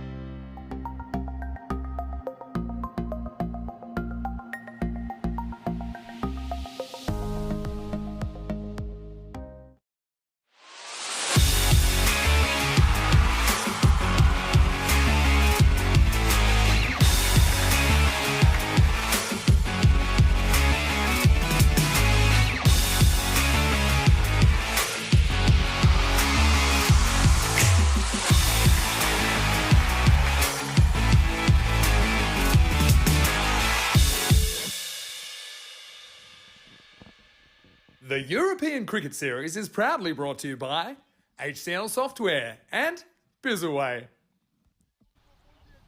Hello, cricket lovers, and welcome back to the sunshine of Budapest. Yes, we are in Hungary, and what a start we've had to the day. The Royal Tigers, the reigning champions, are looking to go back to winning ways. They had a bit of a shock this morning when United Chelad Budapest beat them and beat them comfortably. Now they're looking to bounce back against Cobra CC. They've got the runs on the board, and they're defending 135. That means you've got to go at a rate at around over 13 and over. And that ain't going to be easy. And with the ball starting up this time, it's going to be Mohamed Saklain. I'm Rico Fall, and you're watching the European Cricket Network. And I've got alongside me a very good friend and also fellow commentator. He's Corey Ruckus. Corey, welcome back. Let's go. Well, let's not go. False start. We'll go with the one. No, thanks for covering me there, Rico. Lovely bit of lunch. Thank you to everyone at Hungarian Cricket that has provided. And yeah, I was just sitting here quietly watching the last few overs of that first inning. Some really nice inning from the Tigers. That's what we were missing this morning from them. So they'll be feeling pretty confident. 135 out here seems like a long way away. Yeah, we've got two Mohammeds out there in the middle. To Mohamed Soban, who's phase one delivery. Technically, because he just ran past the stumps and then dropped through the ball on the ground, does that count? Should that be a no ball? Technicalities. Technicalities. By the rule book, no more spirit of cricket, just the rules. Oh, yeah. Yeah, well, I think luckily the umpires do apply a lot of common sense as well. And yeah, better delivery, just tucks the batter up slightly. So first legal delivery results in the first legal run. He likes to bounce that ball around, doesn't he? Technically also, the umpire could say, hey, stop doing that because you're changing the condition of the ball. Yeah, technically. I reckon we should become real sticklers for the rules. Anyone does anything out of line, we just pin them. That would be my dream. Yeah, how was your lunch, by the way? Actually, delightful. Filling needed, came at the right time, and now I've got a little bit more pep in my step for this run chase. Just waiting for the bowl of ice cream now. Yeah, exactly right. Nice bowl of ice cream. Strawberry, what about you? I'm a strawberry. Strawberry ice cream, yes, please. Oh, that's a good delivery. Really good delivery in the block hole. And the batter, Mohamed Burnham, does well to get a bit of bat on this. I've got something for you. Have you ever had a paddle pop? I wouldn't know what you're talking about. It's an Australian type of ice cream. They've got many flavours, but a banana paddle pop or a rainbow flavoured. Oh, the rainbow flavour gets me every time. If anyone in the chat has ever had a rainbow flavoured paddle pop, you're living. That is living. Come on, give us some details. Am I going to have to look it up? Look it up. It's heaven. Paddle pop. Okay. Oh. Yeah, good. A nice ice cream right now would be beautiful. Something refreshing. Oh, how about sorbet? Lemon sorbet. Now you're talking. A bit of lemon sorbet. Yeah, you're rattling off some pretty good things here. As the bowler's taking a long time to get through this over. But yeah, it is that sort of ice creamish weather. It is hot here. It's starting to get a bit sticky as well. And maybe ball just sticking in his hand a little bit there for Saklain. Are you a big desserts man? Have you always been not huge, but I don't mind the refreshing, you know, when you've had a I like that we're on food chat. I love food chat. That's why I've come back to the network. Food chat's my favourite part of the day.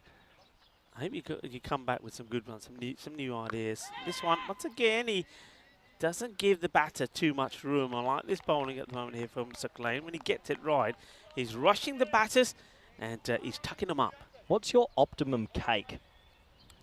Cake. Cake. Is there a cake that's like Black Forest cake for me? Chocolate mud cake. That takes the cake every day of the week. Oh, I think for me, it's got to be. I mean, it's more of a pie, but I'll give you two.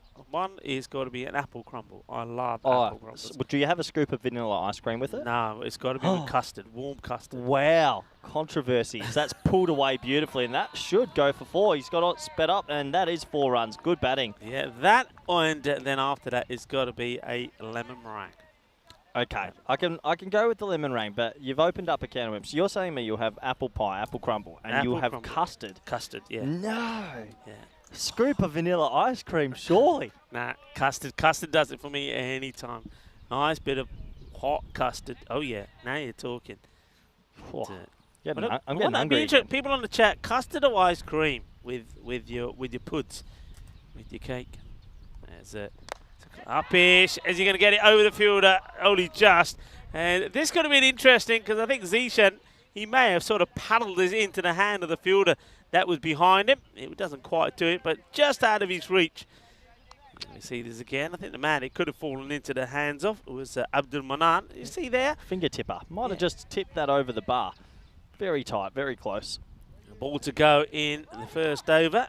And 9 from it so far. If he keeps this nice and tidy, avoids going for a boundary, and it's a perfect start from the Tigers. Even better if they can pick up a wicket. Oh, he's getting funky.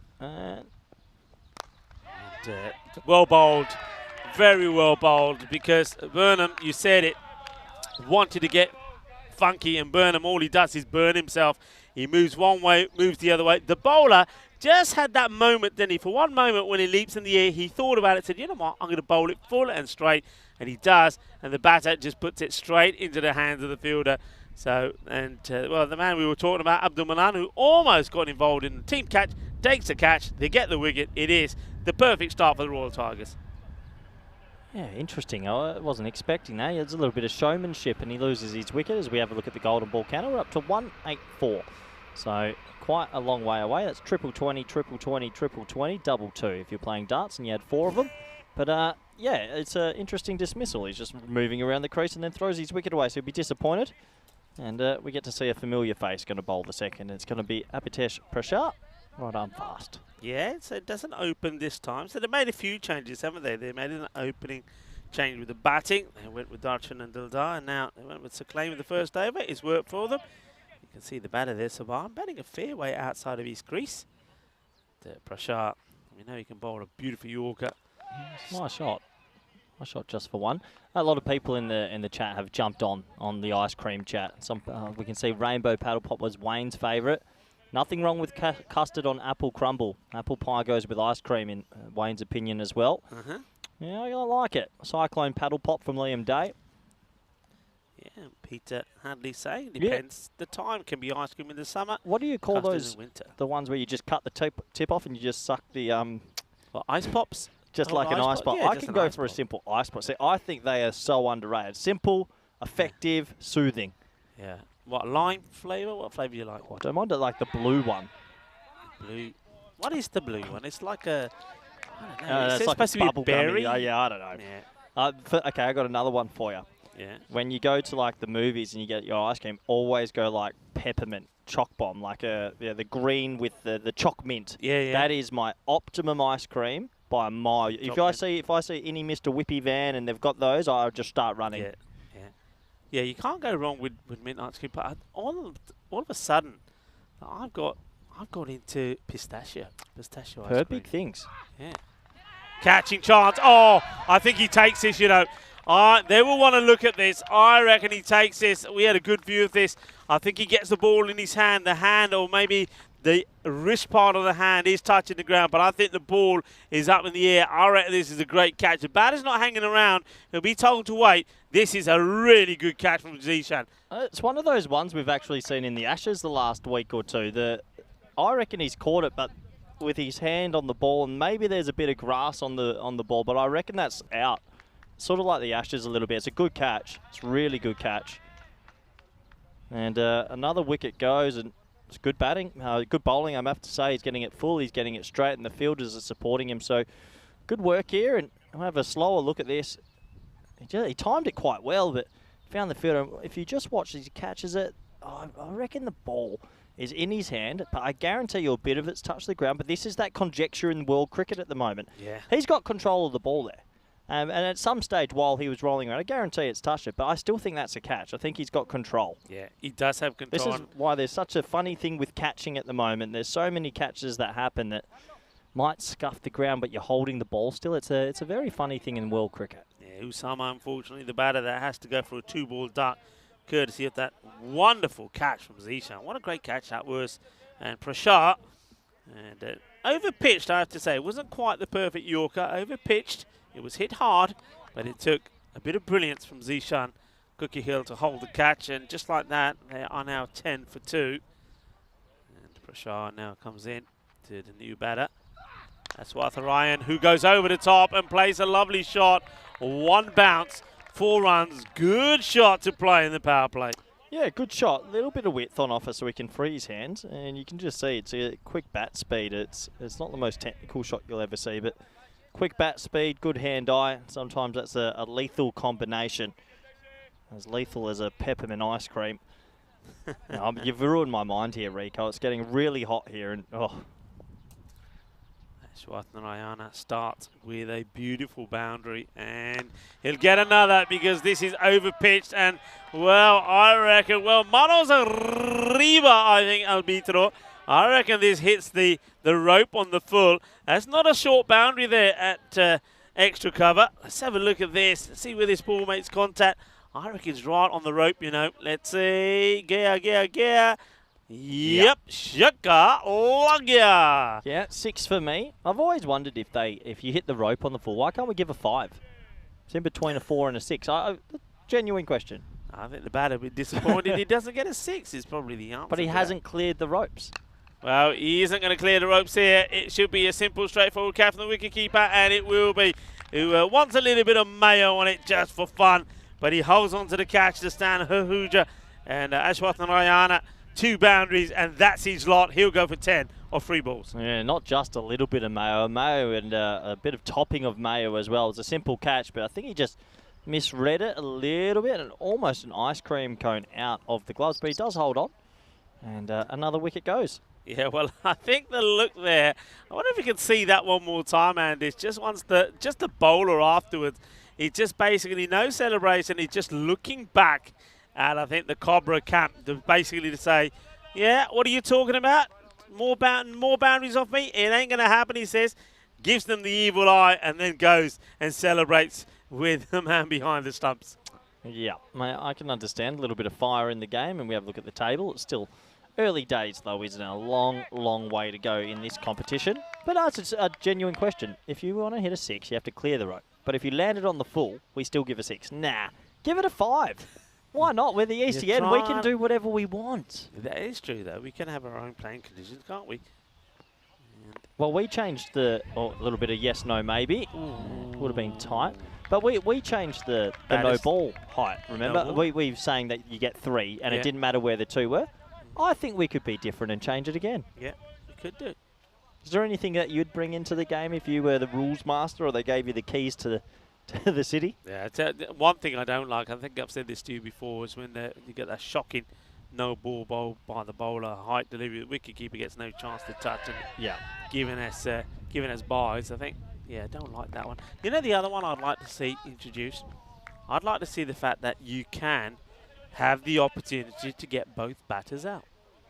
What, the old double play? Yeah, I think, so if the controversial. batters are running 2, for example, there's a big mix-up, take the bails on one end, throw it the other end, if the other one's out, so they're both out. I'd love that. I don't mind it, actually. It's a bit quirky, but I like it. I like it. Break the game, change the game. I still want foot fielding to be a penalty.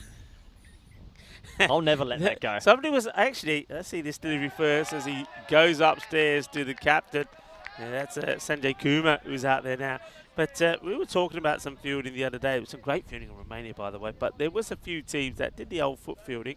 And a lot of people on the chat were coming through and saying, well, they're doing it in test matches now. So, I mean, I didn't see it myself. People are getting lazier and lazier, aren't they? No, use your hands, kids. Sanjay Kumar had a good time with, well, he's got plenty behind this one. I was about to say had a good time when he was doing a bit of bowling. Well, he's had a good time hitting this one as well, because this ends up right out of the middle. Ginna Sona shot Maria board, but the Jabardast. That is right out of the middle of that bat. Sweeter than a bowler. Rasmalai, what a hit. Yeah, nice shot. Nice shot. Got under it, but got the distance as well. I've got another one for you, Rico. Okay, you might like this. I've been at home for 3 months, right? So in that time, I've been in my little cricket notes, and I've been thinking, how do I make the ECN even better? I've come up with something. Yeah. Super Ball. Super Bowl? Super Ball. Okay, what are you talking about here? Let me brew it up after this delivery. Saeed goes short, and Kumar says, well, you ain't got a third man back there. I'm going to go over the top. I'm going to overcut you for 4. That's 4 runs, 6 and 4, and Kumar, the captain, is hungry for more. Yeah, he gets a bit of wood on it. No third man. It flies, and he gets some good reward, and almost a 5 on the rope on the full, but he'll get 4 this time. Yeah, Super Ball, Rico. I want 1 ball in the 10 overs that has to be used after the 5th over. Can't be used in the first 5. Okay. Yeah, so I'm going to show you the symbol and everything. So we're going to miss. Just getting to that. All right, so getting to okay. that, yeah. So the 5. So in the first 5 overs, it doesn't count. So 5 overs are finished. So this one ball. What are you talking about? Yeah. So what will happen is that the batting team will do the Super Bowl symbol. Okay. Super Bowl. Have you thought about everything here? Have you? Have you just made that up? And when it's a Super Bowl symbol, it means the very next delivery of the game is worth double. But if you get out, both batsmen are out. Ah. Oh, could be a game shifter. The Super Bowl, bring it in. Imagine that. Imagine you need, and like you're well behind the rate. You're like, okay, we need a 12. Yeah. So you go Super Bowl, but you get out, you lose 2 more wickets. Or it means that when there's a game and you need 20 off the last, but if you have your Super Bowl up your sleeve, I like it. Daniel Weston, James Cantor, anyone listening Is out that there? all your idea? That's all it is. Is all your idea? I want the Super Bowl. Now we know what you've been doing the last 3 months. Oh, he's gone. He edges this to the keeper, and Prashad takes another one. And he just guides this, doesn't he, straight into the keeper's hand. Mohammed Saban just has never got going at all. And he's, well, the only place he's going now is back to the dugout. It's a soft way to get out. There's no intent in this shot at all, is there? Yeah, he just needed to throw his hands at it. Instead, he playing a bit more of a deflection shot. And I know the thinking, but it's just a bit hesitant. So he has to go. Another wicket goes, and not looking good for Cobra CC. But I tell you what, Rico, if they had a Super Ball up their sleeve and they hit it for 12, well 6, which would turn into 12, they'd be back in the game. I'm telling you, it would bring these sort of games that are fizzling out back. You like it. I know you can like it. Yeah. There's a lot of things that people talk about that I'm thinking, nah, but I'll give you that. We got the golden ball. It. We've got 3 over power plays. We've got chaos. Yeah. Super Ball would be amazing. Imagine you're at the non-strikers end and your friend gets out in the Super Ball and you have to walk off with him. Yeah. Okay. So this is is this you're saying here? Because technically, as this one gets played out, technically this could also be one that the fielding side could also request, right? Because it could be beneficial to them if they're thinking, right, they've won the game already. We need 2 wickets. Why don't we just go for it? Okay, I get your thinking, but I want it to be a batsman thing. But then you have to have something for the bowlers, though, as well, because it's already. There is something. If they get the wicket, they get 2 wickets. But they don't call for it. You see what I'm saying? It's I like it, but you need to have something equivalent that the fielding team can ask for as well. I've got it. You have? Yeah. All right. That's a quick. Why are you putting your jacket on? Aren't we doing Comcam after 5? Yeah, it is, but it's still hot. I'm getting super excited. You leave it on. The Super Ball's got me excited. We could call it the half ball. Anything you bowl, you get half the runs. It's getting to that stage in the day where I've been out in the sun too long and these wild ideas start to come out. Yeah. Tell me in the viewer chat what you think of the Super Bowl, because Corey, I have to say I do like it. I knew you'd like it. I'm going to get Vinny on this as well. I like it. It would be chaos. And nice looking shot. Leans back. There's a sweeper out there, and does he get it? Yeah. Does he keep his feet inside? Yeah, I think he does. Yeah, 2 runs. You know what would be interesting if you did the Super Bowl? Yeah. I reckon you would see teams, after the 5th over, send a tail ender up the order to bat with a proper person. Because imagine, let's say, imagine DDC and Hamza Dara there, and DDC gets out and you lose both. So teams would then have to think, when are we using our Super Bowl? There's so much risk. Yeah, it's got to be a tactical play, isn't it? So you send out a lower batter. You send out Mohammed Atif, little Mohammed Atif, and if you're out, you're out. But then he's batting, it could be crazy. Hey, leave Mohammed Atif alone. I've seen him hit a big ball. Oh! Get out of here! Get out of here! This is sensational. What a catch that is from Manan. This ball is travelling.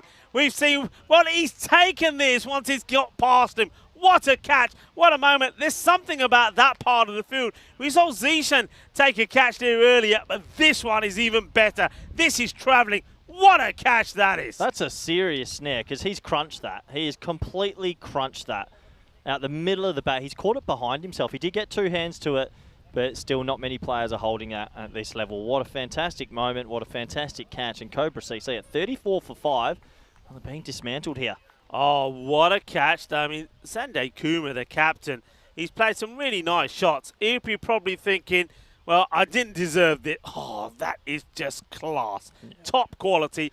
in any level of cricket. That is class. Yeah, well done. That's one of the best catches I've seen in 3 months. Really well done. Last ball of the 4th.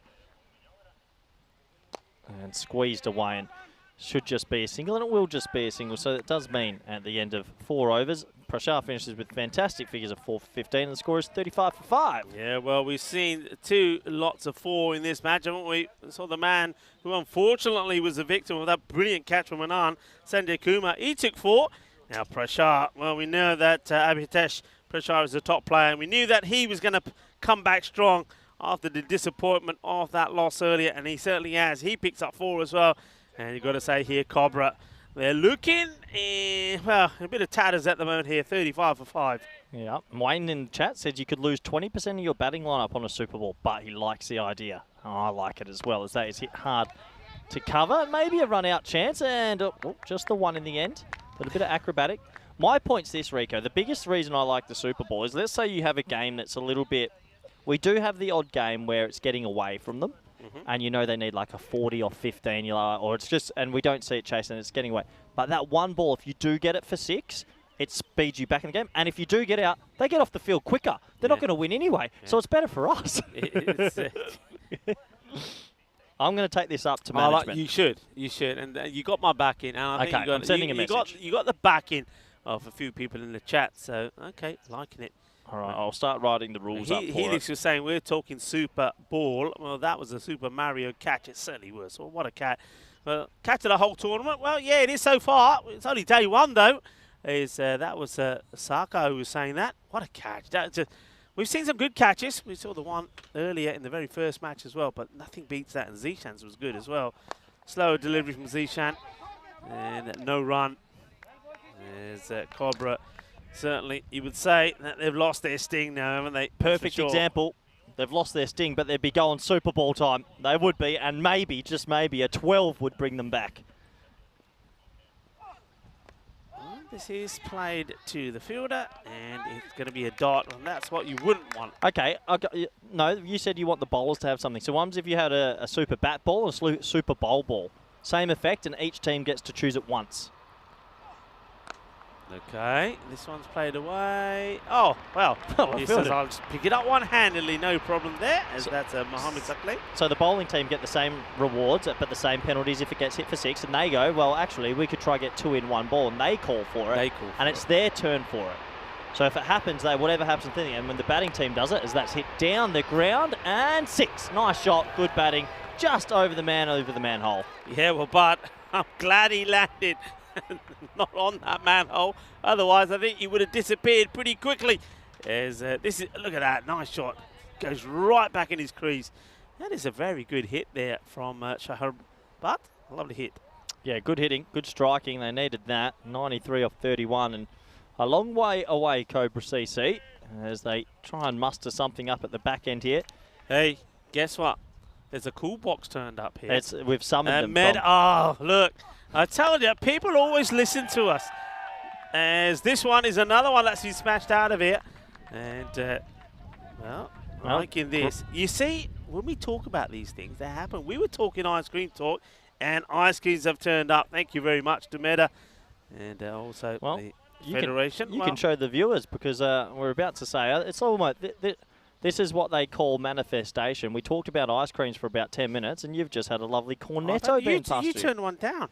I've turned one down. Listen, I've been in the gym for 3 months. I saw the light, and I can't do any more. Still got to lose a bit of pudding, but no, you deserve that, Rico. You carry on, well, I'm going to get stuck into Good. this. I'm not going to say, oh, look at that. If you leave me on... Oh. No, get out of here. Get your own. There's others there. If you want to... You can still go to the gym later. There's a gym not far away from the hotel. We do 5 games a day now, Rico. There's no time for that. That's pushed out for one. You enjoy your ice cream. I'll take you off the air for an over, and I can convince all the viewers that the Super Bowl's going to be coming back. Well, not coming back, invented. And, well, I do look forward to it. There's this one. Meandering out a little bit. Can Cobra CC find a couple of extra boundaries? And they can. He swats it down the ground. That's going to be 6. Much needed boundary. They're not giving up the ghost just yet. And but, well, maybe the most technical player you will ever see, but has some quick hands, and yeah, he gets that away. A couple of people in the chat saying they don't mind the Super Ball, but needs a different single. Okay, I'll agree to that, as that's hit high. That should be caught. Yeah, good catch. He made good ground. He maybe added a little bit of mayo to it, but he holds on to it. And Butt will have to go. He's out for 20 and just got a little bit big on him. He made good ground to his right, Mahmood. And another dismissal. As Cobra CC trying their best to stay up with the rate, but unfortunately, just not working for them.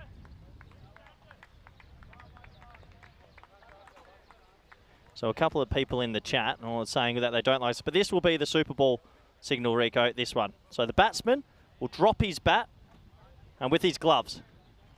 It's a Super Ball, people. It's good. With his gloves on, he'll be doing this. And then everyone knows, everyone will be hiding because it's a double ball, basically. Runs or wickets. You like it. I know, I can see in your eyes you like it. You enjoy that ice cream. And the viewers like it. Good. Finally, I've made up a good idea for the company. As we get back to the action, 56 for 6. Edged away, spin, just the one. And this one, well, for the Tigers, is a good comeback after a disappointing loss this morning. They're going to win this, but pretty comfortably, and maybe get a good net run rate boost as well.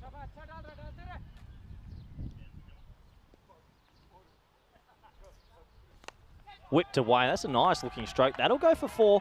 And, well, credit to Cobra CC. Even though they're probably going to lose this game, they haven't given up the ghost.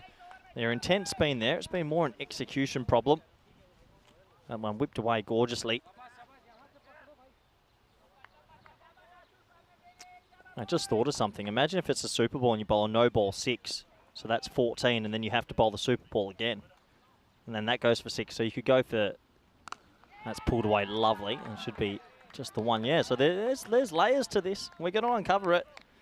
Yeah, Marnus likes the idea. Everyone likes the idea. Here's the robot listening. I don't even know if we have a robot anymore. What happened to the robot? Still there in Cardamom, apparently, at the end of another over.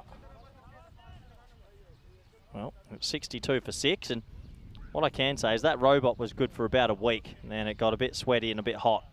And no one wanted to be in the robot anymore.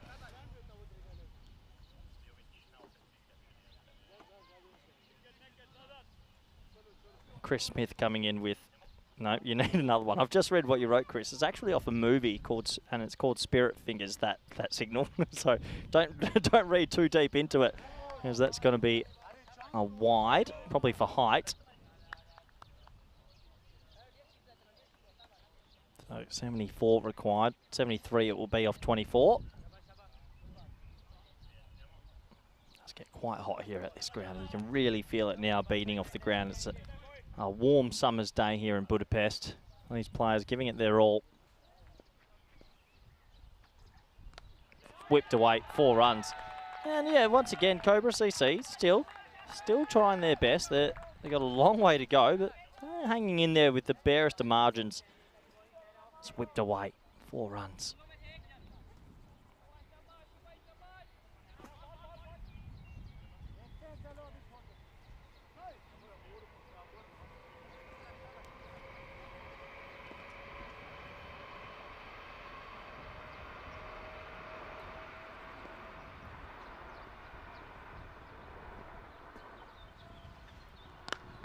Wow, wow, wow, wow. That is huge. Tell you what, that's one of the biggest today. Matura's got that out of the box. That is huge indeed. That's a home run. And he got every single piece of that. And another 6. And they're not giving up, Cobra CC, hanging in there by the slimmest of margins, but you never know. I've seen some crazy things on a cricket field, and more crazy things off the field commentating. I like your comment there, Wayne. You're right, they do need to change their signal, because that's our signal now. What is it, 63 off 22. Still, you need a little bit of a miracle. That one's way too high to be our LBW, and a bit of yes, no, maybe. Here comes the throw. They could get an overthrow if they're quick enough. They should turn and go, but they'll just get the one. So it was nice and straight, probably going down leg anyway, but very high indeed.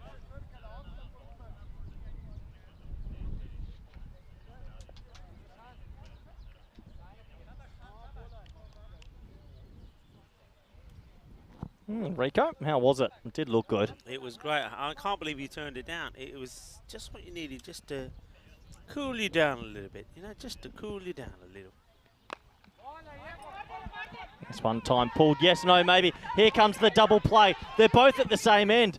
And eventually he'll be run out. It was yes, no, maybe, barbecue. That is a proper barbecue.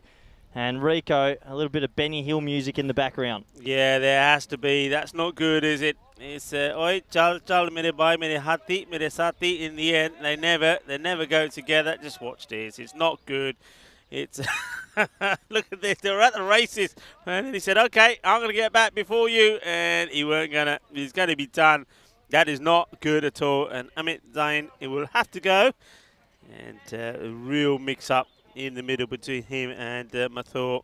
So what I do like about the Cobras, I mean, that's a bit of self-destruct there, but you're absolutely right. I like the way that no matter what, they're still swinging hard. They're trying to get the boundaries, trying to keep themselves in the contest. But with that wicket going down, I can't see them getting back in this now. Saeed got a couple of balls of ball in this one, the 7th. Yeah, they're not going to get there, but I've been impressed that they haven't given up the ghost. That's for sure.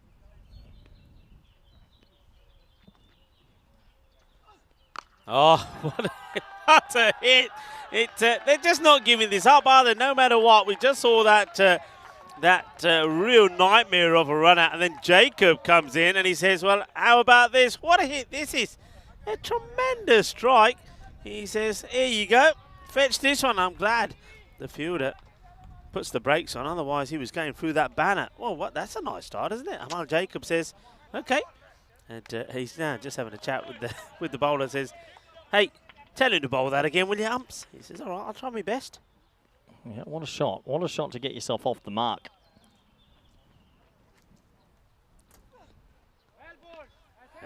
Shorter delivery. The two umpires look at each other. And oh, it's a no-ee. No-ee, because he's obviously bowled one over the shoulder before. It's the correct call for me. There was already one in the over. That's good umpiring. Yeah. And I just get the feeling here that a few of the fielders are questioning whether one was called before, and I think it was. So this is the second one. No ball is called, so this will be a free hit.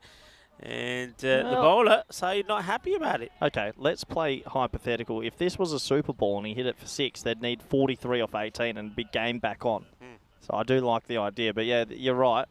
That is good umpiring. That's a no ball, and it's free hit time. And he hits it pretty well, but a fielder out there, but it can't do nothing about it. It will go all the way. Bolle, manos arriba. Porque eso es 6 carreras. Well, if it was your Super Bowl, that would be what then? Oh, we'd be screaming. That would have been a 12, and we'd be saying this game is right back on. At the moment, Tigers still got themselves ahead, and we have a look at what Game 4's got for us today. And Cobra CC will be up against the Blinders Blizzards and Mars Bargie's team. They'll need to improve from earlier. This should be a good game of cricket. Yeah, I think it will be a good game. I think at the moment, remember, they didn't play last year, but as I was reminded, they did play back in 2021. But still, a lot of new names on that. Mars Bargie, the captain, I think he'll be key, he'll be instrumental, but he'll need some good performances from one or two of the others, particularly with the bat. Cobra CC. So, you've got to say there were some good positive signs from them as well in this one.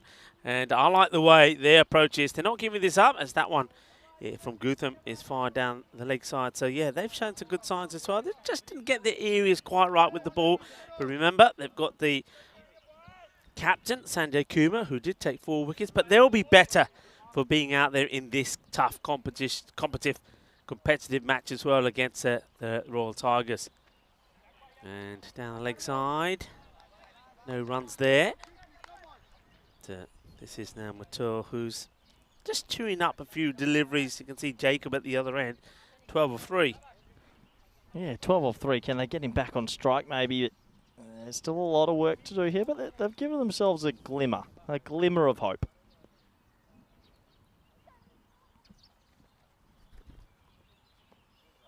This will be a wide, not a good delivery from Goodsump, so they'll have to bowl that one again. Well, you look at the comparative scores. It's the runs aren't that far away. They're 1-6 behind where the Tigers were at this stage. It's probably the wickets column is a little bit alarming, but sometimes if you've got lower order batsmen that can also wield the willow, you don't worry about it too much.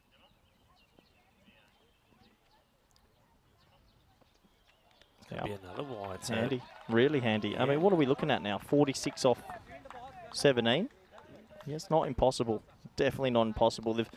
They've found a way. You know, what's the rate of no return? We always say about 18, right? Yeah, we say about They've found a way to hover it between 16 and 17 the whole innings, it feels like. So a couple of sixes here, and you might just start to believe. This is into the deck. It will be a single. Zishan does the fielding. The captain of the Royal Tigers. Now this is where it becomes interesting because Jacob now needs to take the opportunity of the 3 balls remaining in this over to really go after Guttam and punish him really for those wides. And, this one he misses out on. That's a good delivery. I think he gets it much fuller. Doesn't allow the batter to get underneath it at all. And you see, just trying to hit this one sidely, trying to go over that long on cow corner area. Needs to be looking to hit the ball on the offside as well. There's only one man sweeping out there, you know. Okay, high up in the air. It's hovering and it's going to go to the boundary.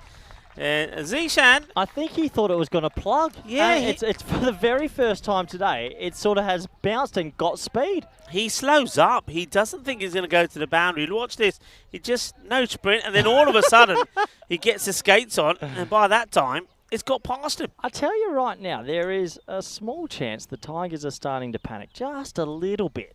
If these 2 balls can go for a 6 and a 4, and you get it to 30 off 2, you never know. Well, Top these spin. help if they go past the fielder. It does go past the fielder. They're checking to see 4 or 6. I think 4 will be signalled. It will be. It's 4 more. And, well, at the moment, okay, suerte ahí, pero no pasa nada. Hay 4 carreras más. This game is on. Is not done yet. Wow. Here we go. 37 off 13. Jacob, 20 off 6. I mean, if he goes 20 off 6 again, it's right on game on. What a comeback from Cobra CC.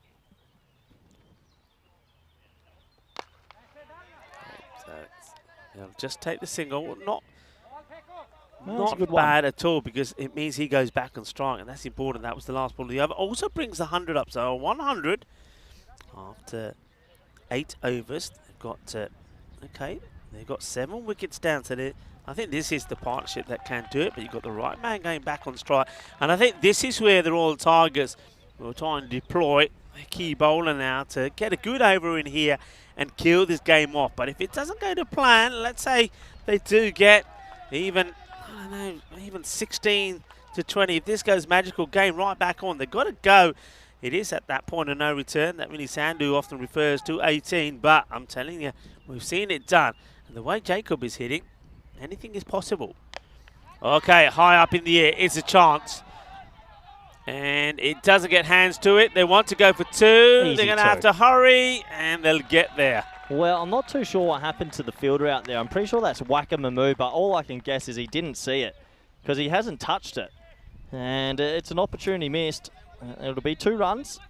Yeah, he didn't fancy that at all. No. He didn't fancy it. And there's the throw. I think direct hit, he would have had the batter in trouble. Jacob stays on strike. That's the important thing. And that'll help as well because it's fired down the leg side. Jacob is not going to run those even though it could have been on. He wants a strike. 33 off 11. If you hit 3 sixes, that would take it down to 25. 15 off 8. You could win if they can hit 3 sixes in the last 11 balls. They have a real shot. That I always count in sixes with this. So 3 out of 11 out the screws. It is a hot game. Oh, it's another chance. Will he be up for this one, the fielder? Oh, no. And he's going to go to the boundary? No, because the man backing up does really well. It's another opportunity. I told you, he's just not looking confident taking these catches at all. This is another one that's up there. And, yeah, that's not the way to take it. And it hurts it, but well done too. That was Guttam who's backing up and makes a stop. Now that fielder will get replaced. Only blessing really is, I suppose, is the ball hasn't made his way to the boundary. So, in fact, that just puts more pressure on the batting side because the rate starts to go up. But you can't hide anybody. Just keep an eye on the man that now goes to point. Here comes McLean once more. Hits this firmly, wants to get the boundary, and he will get the boundary. Ooh. Now Matur is in the act. It's over-pitched, and he gets put away. I think they attempted slow delivery, but it goes wrong. Yeah, nice shot. Gets enough on it.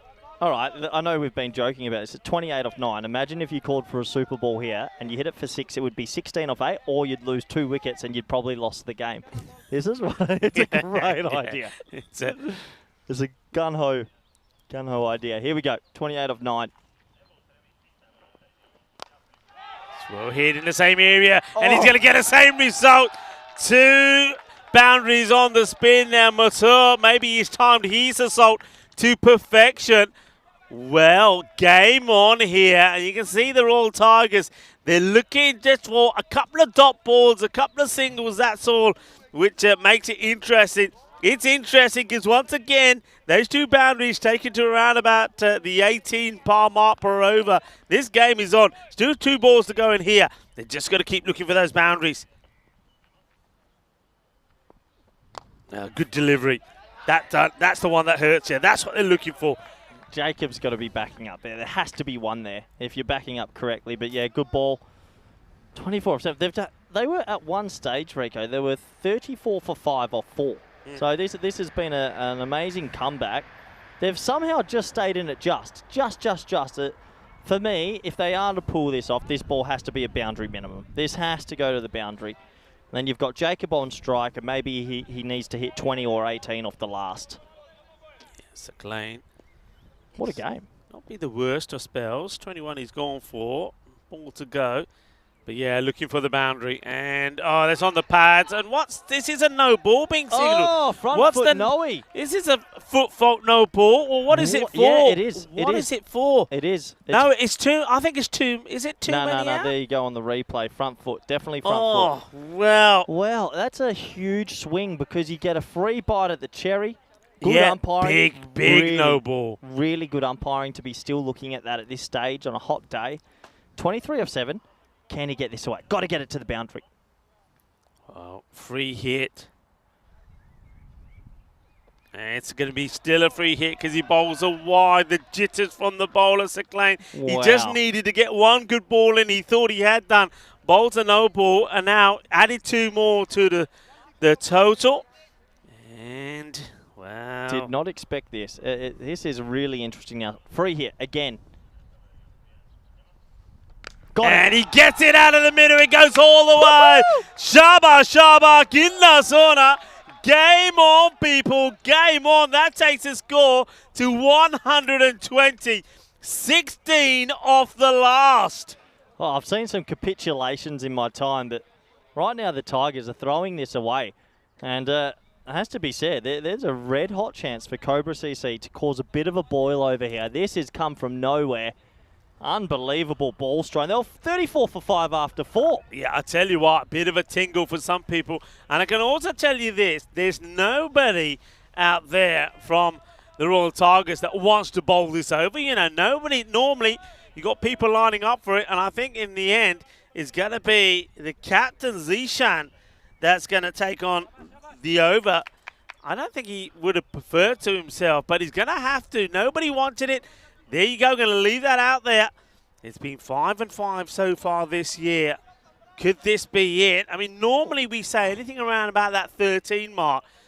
Okay, and look, is Amal Jacobs. That's on strike. 1 and over, this is going to be. Hits it, it's high. Got to run. And Zishan takes the catch, no mistake. Mr. Cool. He says, calm down, everybody, says the captain. Calm down. More importantly than anything else, it's a dot. Yeah, you're right, and it's a good bit of bowling. He just keeps it outside the wheelhouse. Doesn't go too straight, which a lot of players tend to do when things get a little bit tense. So, good bowling. He picks up an important wicket. And a warm round of applause there for the batsman, because that was a seriously good innings. What do we have? 16 off 5. It's still tough. The Tigers have let them back in, but what can Ulla do? Yeah, well, what he needs to do is well, not waste the ball. It either goes to the boundary or he gets a single, because Matur, he's hit a few nice shots, 33 or 17. He's got to find himself back on strike. And it's not going to be easy from here, but he's got to get something on this, bat on ball or whatever. And I think whatever happens here, I think Matur will have to be running. He's got to run, even if it means sacrificing the wicket of Ulla. Yeah, 100% you're running here. You got to get on strike somehow. And spin. Ooh. Okay, well, he's done enough. What do we got? 15 off 4. Yep. I don't think I'm running here if Matter, and you're backing yourself to hit. Oh, well, if you can hit 2 sixes and then you run a little bit, but you need to face the next couple of balls. Yeah, so 2 of these have definitely got to go to the boundary, including this one. You don't take the single. Here comes Zishan, the captain of the Royal Tigers. And hits this pretty well, but it's catchable. It could be a wicket, and it will be a wicket. Nicely taken. And that Sai Gutsam takes the catch. Zishan gets another. And, well, that's 2 in 2. Just watch this. He had to go for it, didn't he? Yeah, he had to go for it, and he actually strikes it okay, but just the angle of the bats is more an aerial shot, isn't it? And, well, they've held on to it. The Tigers are going to have a scare here, but it looks like they're going to come away with the victory. But still, a lot of riding on the board for the Tigers, because they had this game won, and then a couple of mistakes have opened the door, and they're going to come away, you'd think, with the victory, unless Sawant can come out and go 6-6-4 or 4-6-6 or whatever you want. Yeah, I mean, good catch taken by Gutams. There's 2 wickets in the over. Wicket, single wicket. And once again to Matur. I think he batted really well under pressure. Here comes Zishan once more. And this is edged away. Watch the spin. And they'll get the single. You've got to try run 2 there, because even if you get the 2 somehow, you make it 13 off 2, and there's still a chance of a golden ball. So it's an opportunity, but credit to Cobra CC for making a game of this, because a half hour ago, it was a whitewash. They weren't in it. Yeah, you said it yourself. They were 35 or 34 for 5, weren't they, at the end of 4. Hits this hard, high up in the air, just bounce a couple of times. The batters would just take a single. And the Royal Tigers, they've had to work and work hard. They've had to sweat. And they would have thought putting 135 on the board would have meant they could get an easy victory, but they needed their captain to be cool, calm, and collected towards the end. And there's the little celebration, when he can celebrate now, because it is a victory by some 13 runs. But I'm going to say a big credit to Cobra CC. They fought hard, and they made them sweat, and they took it to the wire. Yeah, they took it to the wire, and a good game of cricket overall. A high-scoring one, first high-scoring one we've had of this ECS, and tell you what, a Super Ball would have been pretty handy for them if it came into the game. But what a good game of cricket it was, and overall, the Tigers just get their noses ahead. Yeah, they do, and it was all thanks to the nice shots that they played when they're batting out there. And you've got to say a lot of credit has to go to the likes of Darshan, who batted beautifully well and got those early runs for them.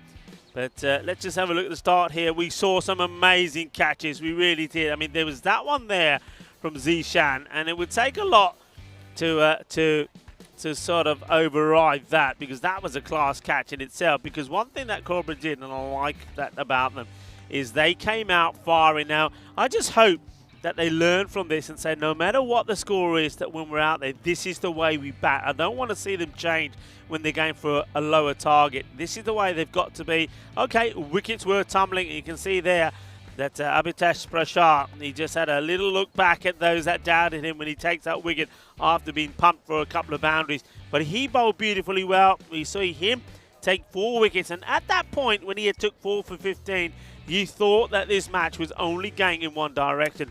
But it wasn't, because first of all, let's talk about this catch. That catch from Manan was absolutely brilliant. I mean, it was a lightning quick reflex catch, and that was an important one to remove the captain Kumar.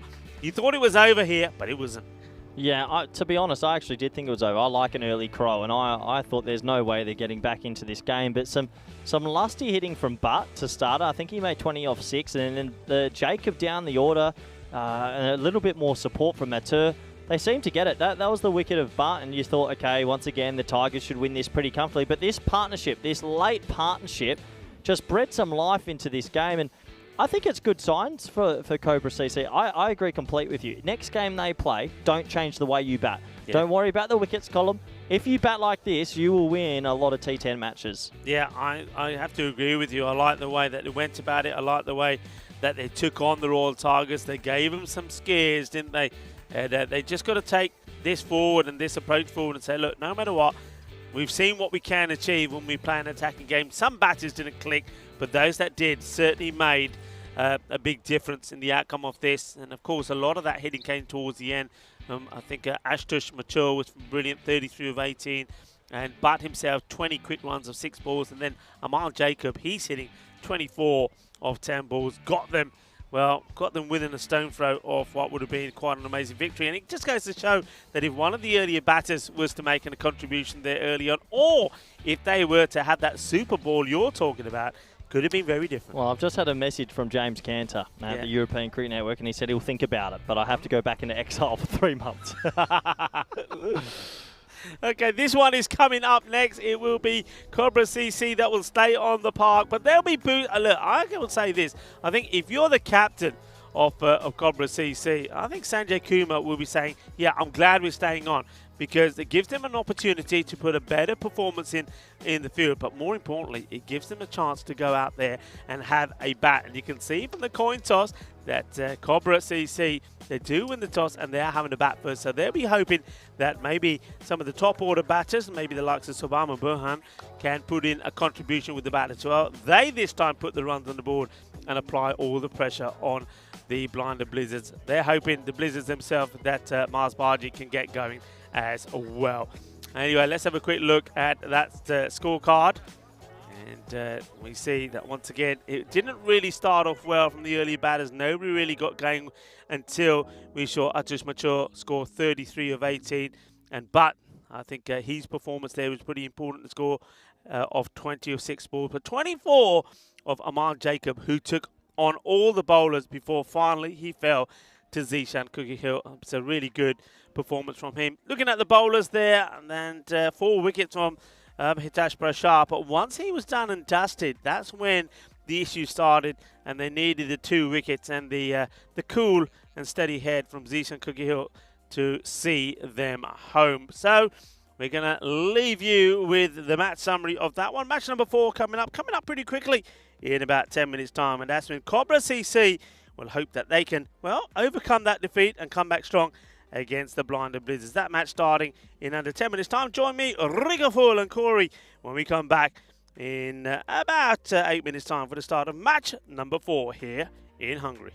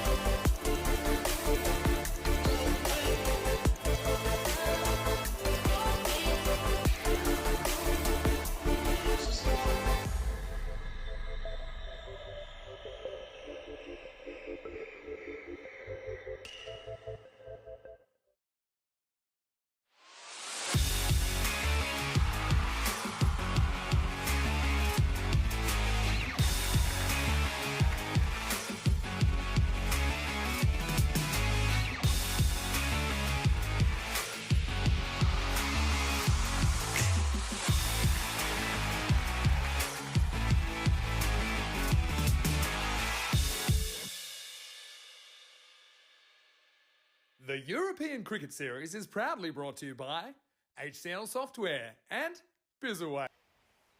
Hello and welcome back as we get ready for match number 4 of this European Cricket Series here in Hungary. This one will be an exciting one for me because we've seen the Blizzards coming back after their first defeat. They were another team that lost to United Csalad of Budapest. United Csalad of Budapest put a great performance in this morning, beating not only the reigning champions but also doing a number over the Blizzards. But I liked what I saw from the Blizzards. I liked the way they played. They were energetic, they were lively, and they just need 1 or 2 batters to come good. And if they can and give somebody like their captain Mars Baji some support, I think they can get some good runs on the board. And I was impressed with the bowling of Usman and some of their spinners. What about Cobra CC? Well, they had a tough battle we saw there against the Royal Tigers. I think they just missed their length slightly with the ball, didn't they? Though their captain, Sanjay Kumar, was absolutely brilliant. Loved his bowling. He picked up 4 wickets as well. And I think with the bat, I think they've just got to be a little bit more aggressive and really go for it. It will be an interesting match. Both of these two teams, I think, are evenly poised. And I think here it's a case of the Blizzards trying to come back and get a victory themselves. But Cobra, well, they will hope that they've got a bit of a sting in the tail in this one as well. Let's go over to the 2 captains for the all-important coin toss. The Blizzards to call. Heads. Heads is the call. Tails it is. We're gonna bat first. Sorry, what do you need? We're gonna bat first. Nice. So they're gonna go. They're gonna bat first. Back to you in the scorebox. Comment.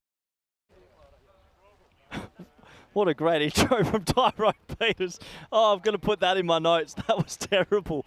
Thank you very much, Tyrone, for that lovely cut back. And Rico, you should go have a look at that on YouTube because that is quite funny. And yeah, Anders, our director, said he's going to cut it. That's good. Cobra CC versus Blinders Blizzards as we get into game 4 today. And it's not the last game of the day, I've been told. Apparently we do 5 games a day now. I haven't been here for a while.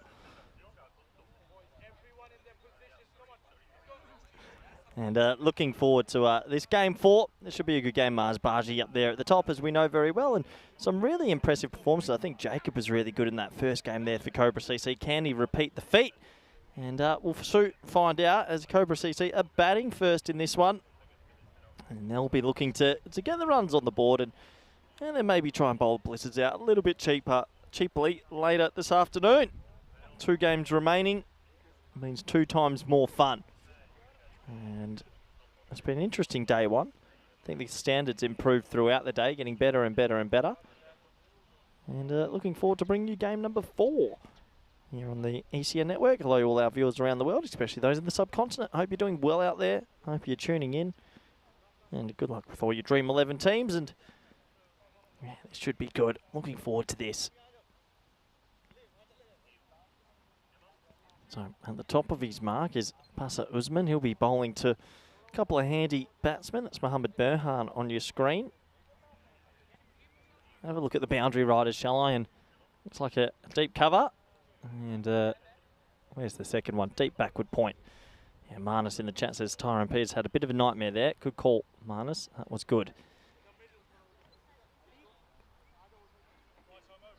So, big game for these 2 teams. Both have had a loss. One of them will walk away with their first win. I'm tipping Cobras in this one, but you never know.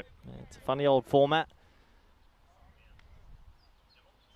And especially with this field, he can't bowl 2 straight here. No one back on the leg side. So, we're almost set to go. Umpire has a look around, takes his time, sees 11 fielders, says something on his little walkie-talkie. And we're good to go. All right. Ball 1 of match number 4, ECS Hungary. Here we go. And that shall be a wide to start. I'd like to know the percentage of games that start with a wide. I feel like it would be a lot. I feel like a lot of the bowlers don't get into their rhythm too early.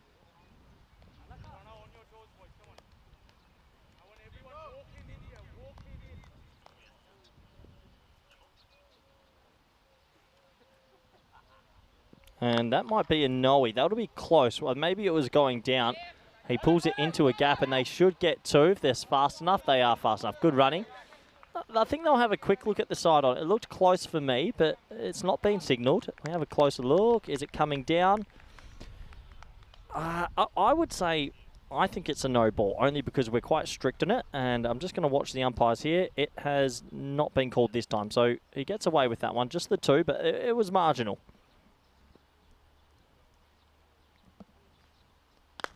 Pulled again, straight to the fielder. Good little pick up that, and a dot ball. As welcome back. I forgot about him then. Game 4 for my first day back. Good friend, co-commentator, Rico Full. Welcome back, Rico. Yeah, it's good to be back. I can see that you're starting to flake here, aren't you? You should have had that ice cream. You needed the energy boost. It's a slower delivery. Well bowled. And it's another one of those which you think is going to be pretty high, but there's no pace in the delivery. It sort of dips pretty late. The batter does well to get bat onto it. Yeah, I think that's why Usman's got some slower balls and he's not the quickest. I don't think he needs a third man, maybe a deep square leg, but he'll learn. He might learn the hard way, but he'll learn. Yeah, I must admit, I was very surprised in the first match that the Blizzards played, because I think Basit Usman, miscue, should be taken, and it has been taken. Well done, and that's going to be a golden. We're going to see a first golden here. Well, golden duck. What does that mean, Rico? You haven't seen a golden as yet, so we're going to see a golden quacker here, the golden Derek. And let's have a look at this first. And yeah, it wasn't really a good shot. Doesn't get it right. The catch has been taken, and that means that golden Derek, come on, Goldie. Here we go. Oh. Wow. See you later. That is a proper send-off. The golden Derek. Who came up with the name Derek? I think the viewers. We put it through to the chat. I'm surprised Donald Duck didn't get. Well, we've got to be original, haven't we? Yeah, okay. Imagine your friends and family around the world. You've told them what time you're playing. You're tuning in, and you're watching your loved one or a good friend of yours play, and then you've got a golden Derek on the screen. It's a bit tough, but life's tough. You've got to get on with it. 4 for 1. Yeah, well done to Shabazz, who holds on to the catch. Well done to the bowler. And now it's a dot ball afterwards. Yeah, I mean, I was about to say that one thing that surprised me with the Blizzards in the match that they lost in, this guy never got a second over. His first over only went just for 2 runs, and he never came back again, which really surprised me. And the only way you win low-scoring matches is to take wickets. So if you don't use your key bowler, then you're not going to do that, unless I'm hoping he gets his 2 here. And this one hits the field on his leg. Well, what are the 2 batters doing here? They didn't even run. Oh, this is just shocking. This is shocking. Just watch this. Hits it. Should be a run. And look at, that is poor. That is poor. Got to say that. Mohamed Saban, I don't know what you're thinking there. Usman Mohammed will not be happy. It is the end of the over. And it is 4 for 1 at the end of the first. Yeah, 4 for 1. And overall, I'll be a little bit disappointed. I think they're losing that early wicket. But good start this for the Blizzards, who got smashed this morning. So that'll give them a little bit of confidence. Yeah, the Blizzards, remember? Blinder Blizzards, full name. Part of the Budapest Blinders. Didn't play last year. Played a couple of years ago. So not making the debut here today, but very much a new side. Mars Baizi, who normally plays for the Budapest Blinders, captaining them. And he'd be happy with the start they made here. They did lose the first match, though, to United Shalad Budapest by 9 wickets.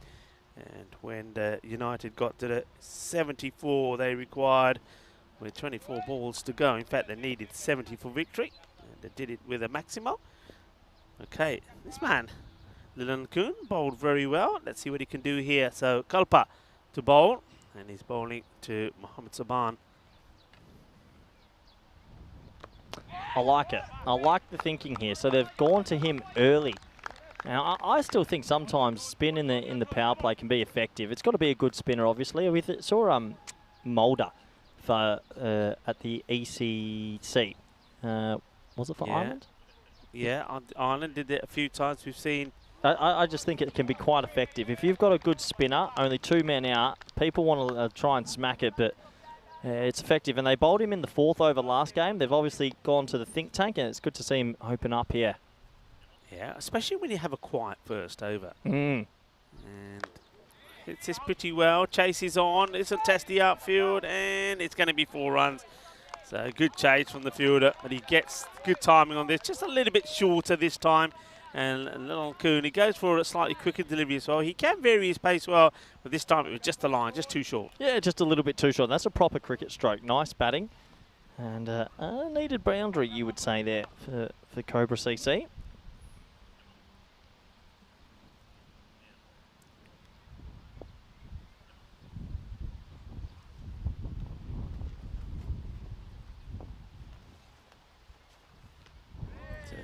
Wanting the wide. I think that's okay. The umpire says, no, that's fine. So it's very, I mean, it could have played a similar shot to the last ball, really, and it elects not to. And, yeah, there's nothing wrong with that. I think you've got a bat in your hands. You've got to use it. He'll be forced to play at this one. And he plays it pretty well, gets through the fielder, but sweeper comes into play. Yeah, good start this from the Blizzards. They're just been tight with their lines and lengths. They haven't given away too many freebies.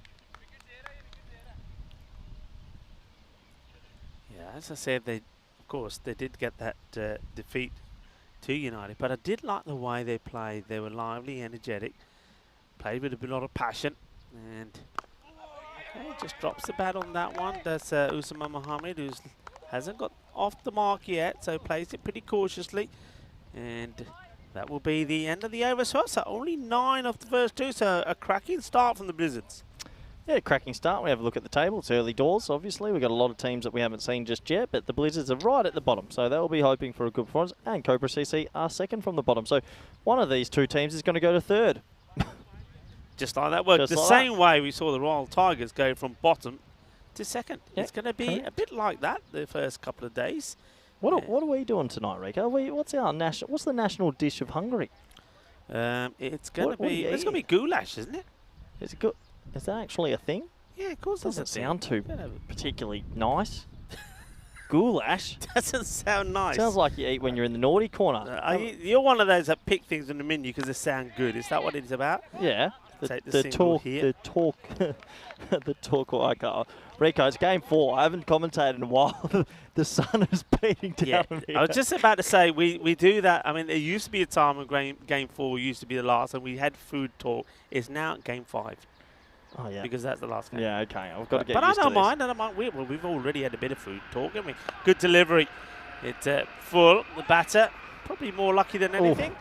In comes the throw. Have a shy. Why not? Yeah, good bit of fielding. Yeah, I mean, a direct hit there. I think he's short. He wasn't really running. Look at that. Amble. Oh, no, I got to go. And, yeah, direct hit. He would have been out. So, good awareness from the fielder. A little bit dozy from the batsman, circa Johnny Bairstow. Yeah, well, why don't we get people from the chat to help Corey out? Corey wants to know some Hungarian speciality dishes to try. As this one gets played away, the man does well at backward point to save it. Give him some tips of what to have. Yeah, I can hear Anders, our director, in our ear, and some Hungarian noodles and Hungarian soup. Is it you just put Hungarian in front of a word and then that's what? Yeah, now. Yeah, what? I heard Anders mention cottage cheese. Cottage cheese actually is something that is very popular out here. There's a lot of dishes. Oh, this one is a sharp take from the keeper.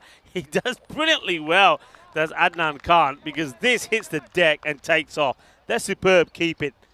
Yeah, it's been given a wide for being down the leg side, but it also almost decapitated him. I'm glad he got his gloves up just in time. It will be a wide. Yeah, one dish, Turos Kasuza, is pasta with cottage cheese, which is very, very popular out here. People say it may sound a bit crazy, but you've got to give it a go. Big appeal. Oh, the bails! No way. The bails don't come off. This is the second time we've seen this. I'm sure this knocks onto the stumps, and this time it doesn't hit the base. It hits about, well, it's a couple of inches up. Well, what's going on here with these stumps? Watch this. Well, people keep complaining and that ball hits the stumps. The bails don't come off. Do we need lighter bails? Because that's twice today, and people say T10's a batsman. You've got to give something to the bowlers.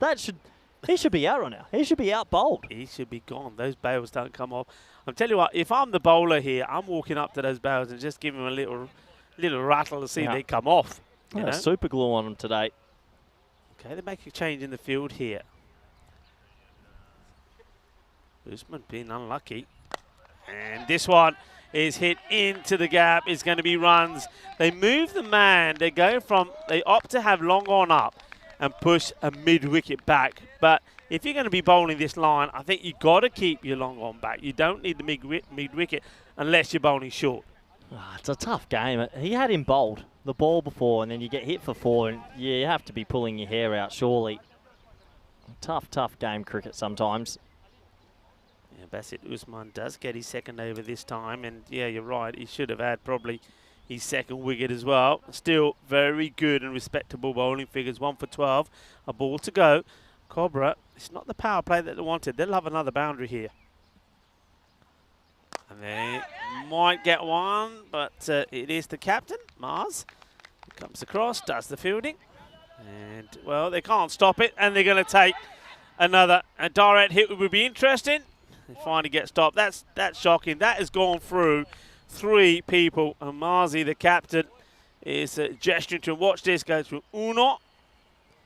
And then dos.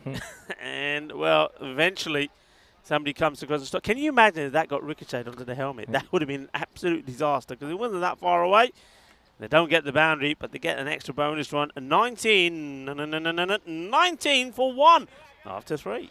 Yeah, sort of feel that Marzi might have been pulling his hair out a little bit if that had happened, but yeah, it's a good start. It's a good start from the Blizzards. This morning they were a little bit slow and they got hit to all parts, but at 19 for 1, they'll be pretty happy. The happier of the two. They will too in this day in history. Well, let's talk about some of the things. 1985 was when we saw the very first movie that took the world by storm, Back to the Future. 1985. And it's still a movie that you can watch today, and it still doesn't look out of place.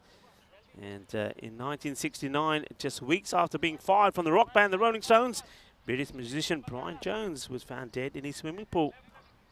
Remember that well? Happy birthday to Sebastian Vettel, born in 1987. Yep. Also to Tom Cruise.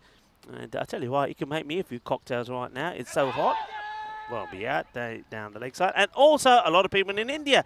And cricketers around the world will know this. Harbhajan Singh was born in 1980 today, the Indian cricketer. What's your optimum cocktail? If you said, Corey, make me one right now, what do you want? Right now,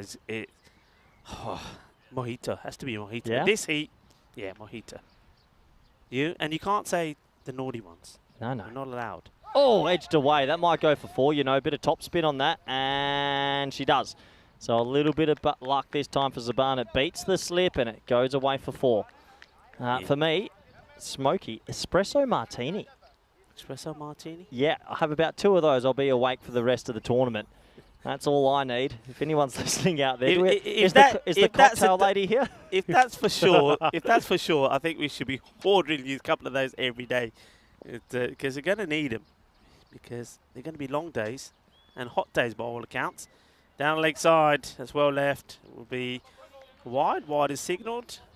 Important things that are celebrated today. Air Conditioning Appreciation Day is today. Now that is probably what we need, right? You reckon we could have AC in this cube? Who made who created air conditioning? Oh no, it's gone through everything. Don't tell me. Dear. It's not going to go to the boundary, I think, but they're taking him on. This is dicey. This is terrible. Oh, you got to be. The keeper misses it. It's a poor throw. It's risky running. It's all happening here. Yeah, gets missed. They take 1. And then, well, look at him go. Mohammed Saban says, I'm coming back. He said, don't you put the stop sign up. Just get going. I like that from him. He says, I'm coming. I don't care what you do. I'm coming. So get your skates on. And this is hit beautifully. What a lovely shot. No wonder he wants to get back on strike. That's a delightful stroke. And Vashi, well, he just puts it in the slot. But still has a lot to do. Backs himself. Gets himself in a position. Gets it in the gap, 4 runs. Yeah, good shot. Nice contact. Really nice contact. And it does go for 4. So 30 for 1 now. And just starting to build into this is Cobra CC. Gone. Done. He just floats it up there. And really, Mohammed Saban is made to look a little silly here. As he goes for the big hit. Gets it completely wrong. And he gets his stumps knocked over. Jagadev style from Vashi. But still, I don't mind this. Remember what I was saying, when I see them bat, I want them to bat the same way. Well, they are. They're throwing everything at it. They didn't have the best of starts. And that will be the end of Sabana. He gets bowled by Vashi. Yeah, it's clever bowling, actually. He's gone the other way, slowed it up extremely, and yeah, he's got it through the gate. So another one will go down, and I think, unfortunately, I actually think he's out and hurt. And it's not retired hurt, he's out and hurt. But as he turned around and landed on his shoulder, I think that's a bit of pain there. So hopefully he's okay, and he'll go put some ice on that, I'm sure. I reckon he's tried to hit the ball so hard that he's done a couple of things. One is he's popped his shoulder. Oh, look at that. Look at that shoulder. His shoulder might have, you're right, his shoulder might have gone from the shoulder. swing. Oh, yeah. I reckon he's pulled that shoulder The out. only thing that would bring him back is Aircon Appreciation Day. Go put him in an aircon, and I'm sure he'll feel better in about 2 hours. Yeah, fire it up. And one very important day today is International Plastic Bag Free Day. Yeah, come on, everybody, do your bit to eliminate plastic bags. Where do you find this information? What site do you use? How do you know all this? Is it just up in the... No, of course it's not. Of course it's not. Go into...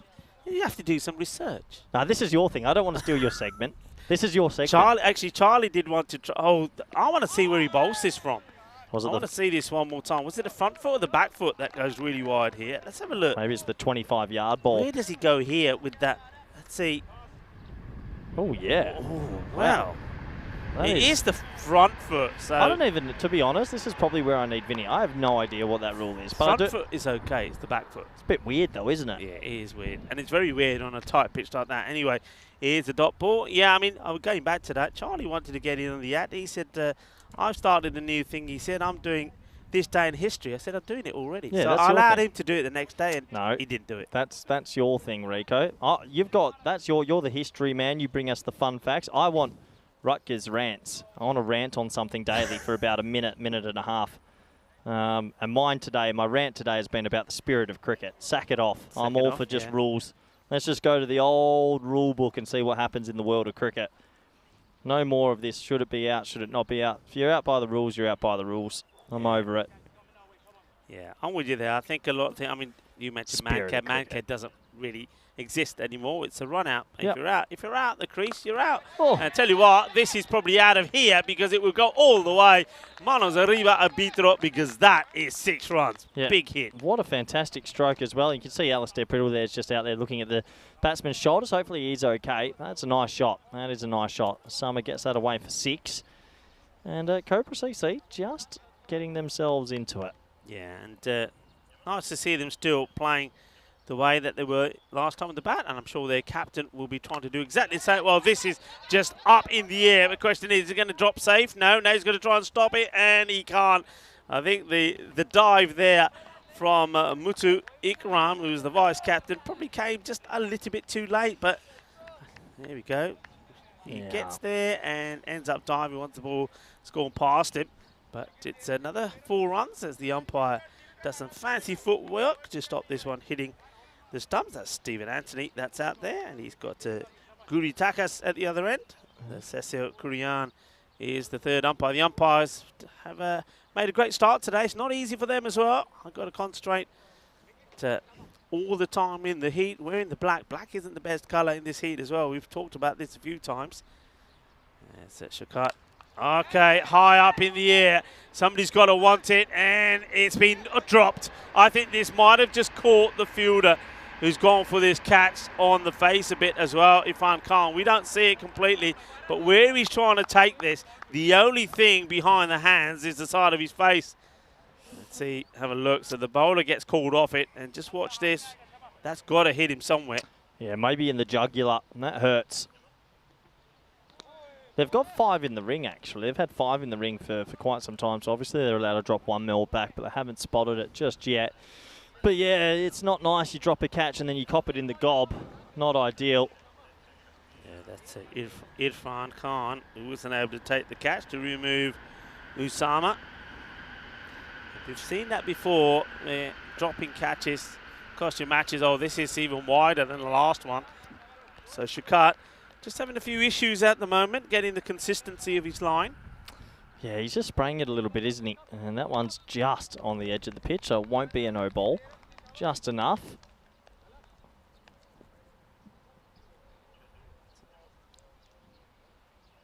Kumar, The batter, the captain.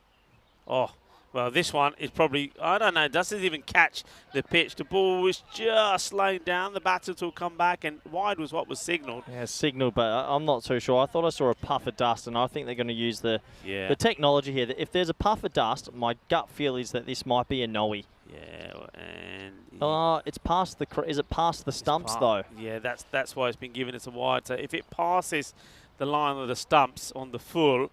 Yeah, then it's called it's a actually wide. it's actually very good umpiring to notice I like that. the way he checks it as well. So, yeah, good umpiring there from Stephen Anthony.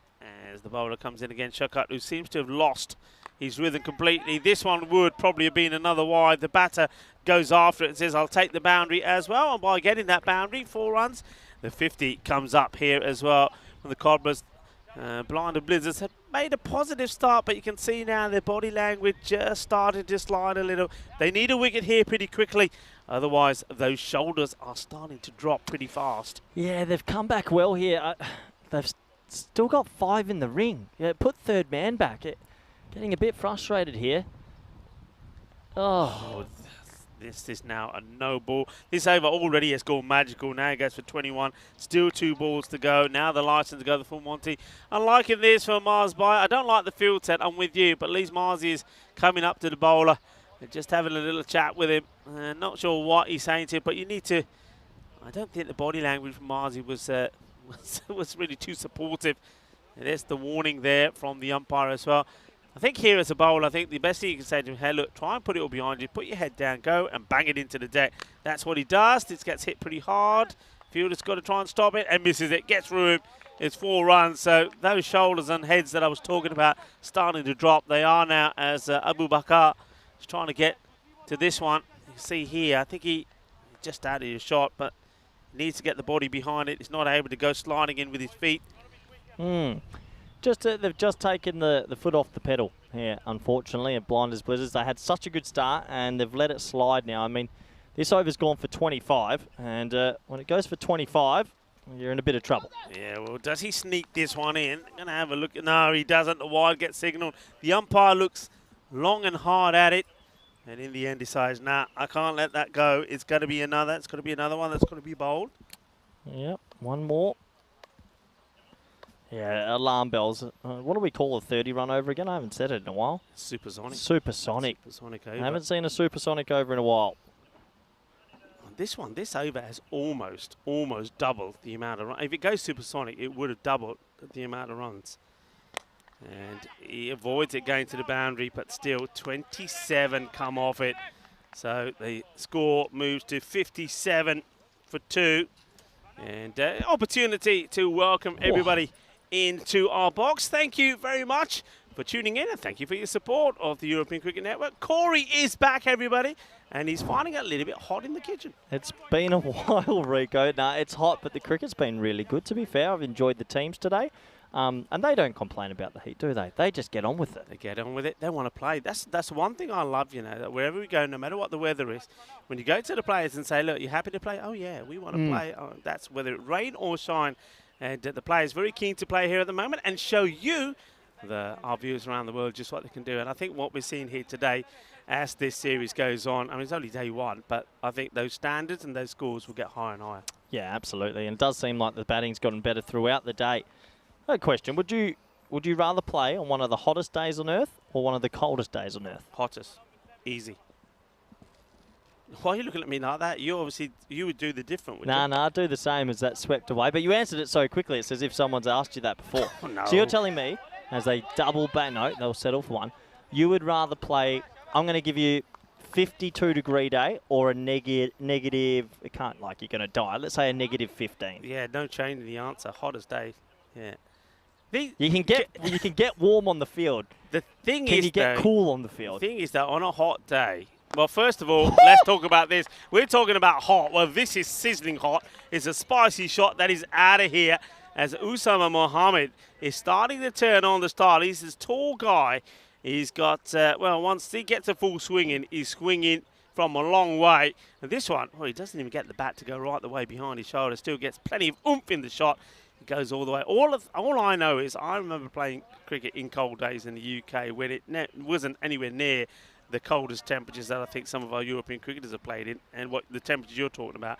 And when it's a day like that, you don't want to be anywhere near the ball. You don't want the ball to be hit. You don't want to be catching the ball. You don't have those issues when it's hot. You don't mind. It don't hurt when it's hot. They want it, and the umpire gives it. They get the breakthrough. Well done to Vashi. I think he's deserved this. He hasn't had the best of luck since he took that wicket early on. And after being hit for a humongous 6, he comes back and he takes the wicket of Usman Mohammed. So well done to him. Well done to the Blizzards. They take another one. Cobra now 64 for 3. And nice catch from Adnan Khan, the keeper. Kept composed, watched it closely, and you can see how happy he is. There was a big noise, and another wicket will go down. Yeah, nicely done, Khan. It's a good catch to take, but... A few people in the chat saying coldest any time. Really?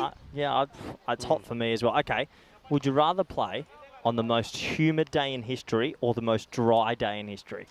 Okay. Yeah, no, this is a good one. I'm going to say I'd rather have... I'd rather have dry.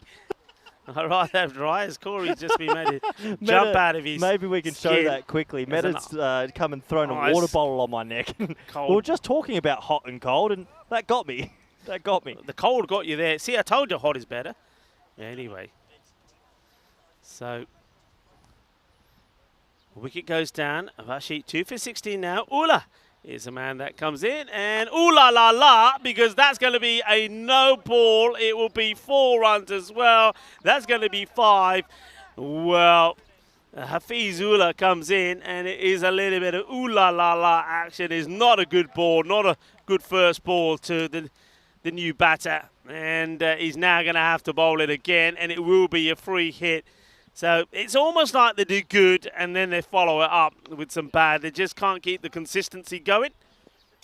So Ula gets a license to go the full Monty, and he'll get another full one. I think this one is okay.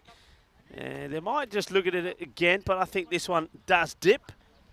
But consistency is everything. And yeah, I think he's okay with it. Yeah, just okay. Gets away with it. And interesting little spell from Vashi. He doesn't have the control maybe he wants, but he's picked up 2 for. It's well bowled. He sees the batter coming down, Kumar, and just holds this one back and says, okay, you either dance down and miss it. See the umpire just having a chat with the bowler. I wonder if time to see this ball again. He's obviously, let's see, what does he do here? And, well, I don't know. I didn't see anything wrong with that. Whether he's been told he's very close to that return crease. Heaves at this, the fielder. Well, he gets lucky. And he recovers well, keeps it to 1. He charges at this.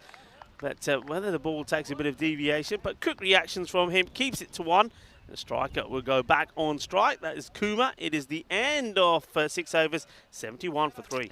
Yeah, 71 for 3. They've been able to get away a little bit, but that wicket, it sort of feels of Mohammed's just pegged it back enough. And yeah, they don't want to be chasing over 100, it sort of feels, after seeing their batting a little bit earlier.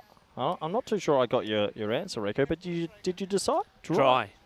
Humidity. Oh, Humidity's I don't a killer. know. Humidity's The driest day on earth would be like, no, you couldn't. You'd be, yeah, but what about the most humid You'd day? just be sweating a lot, I imagine. Yeah, but they're both pretty bad, actually. You couldn't catch a ball with a hands full of water, could you? You wouldn't Yeah, stand you wouldn't a want chance. to. You wouldn't even be able to bowl, would you? Nah, probably not. You are right. But high, miles in the air. He calls for it. It should be caught. And yeah, he holds on to it. I can't believe he caught that. Good catch in the end. I can't believe he's caught that. I think this is a case of more good fortune from Abu Bakr than anything else, really, because this has gone a long way up from El Capitan Sanjay Kumar. And give him credit. I think everything was wrong about it. He didn't have the balance. He didn't have the positioning. His hands were all wrong, but he takes the catch. Well, it still says caught in the book, doesn't it? So you'll take that. He'll be happy. And another wicket will go down as the Blizzards keep on fighting on this hot, stormy day. They've still kept 5 in the ring the whole time, which has been quite interesting, but they're getting away with it. Yeah, well done to Abu. He does take the catch. And Shabazz, well, it's Shabazz from him. I like the bowling of Shabazz last time round. He's come on to bowl a little bit late on here, but he rewards his captain with a wicket straight away. And let's see how he does against the new batter. Is another Ula? Well, that will probably be a, well, it's been signalled no ball. Why is that? I don't know why it's a no ball. Well, that should be a wide, I think, because it's the first one. I think the two, yeah, wide. And yeah, I like that from the standing umpire, because Stephen Anthony's saying, well, you're saying why? And he says, because it's over the head. He says, but that's the first, right? Yes, okay, in that case, it is a wide. Good umpiring, good communication between the umpires. Yeah, he can't go over shoulder again now, though. That is the one for the over. Oh, my word. What a hit. This is going to be in the jungle.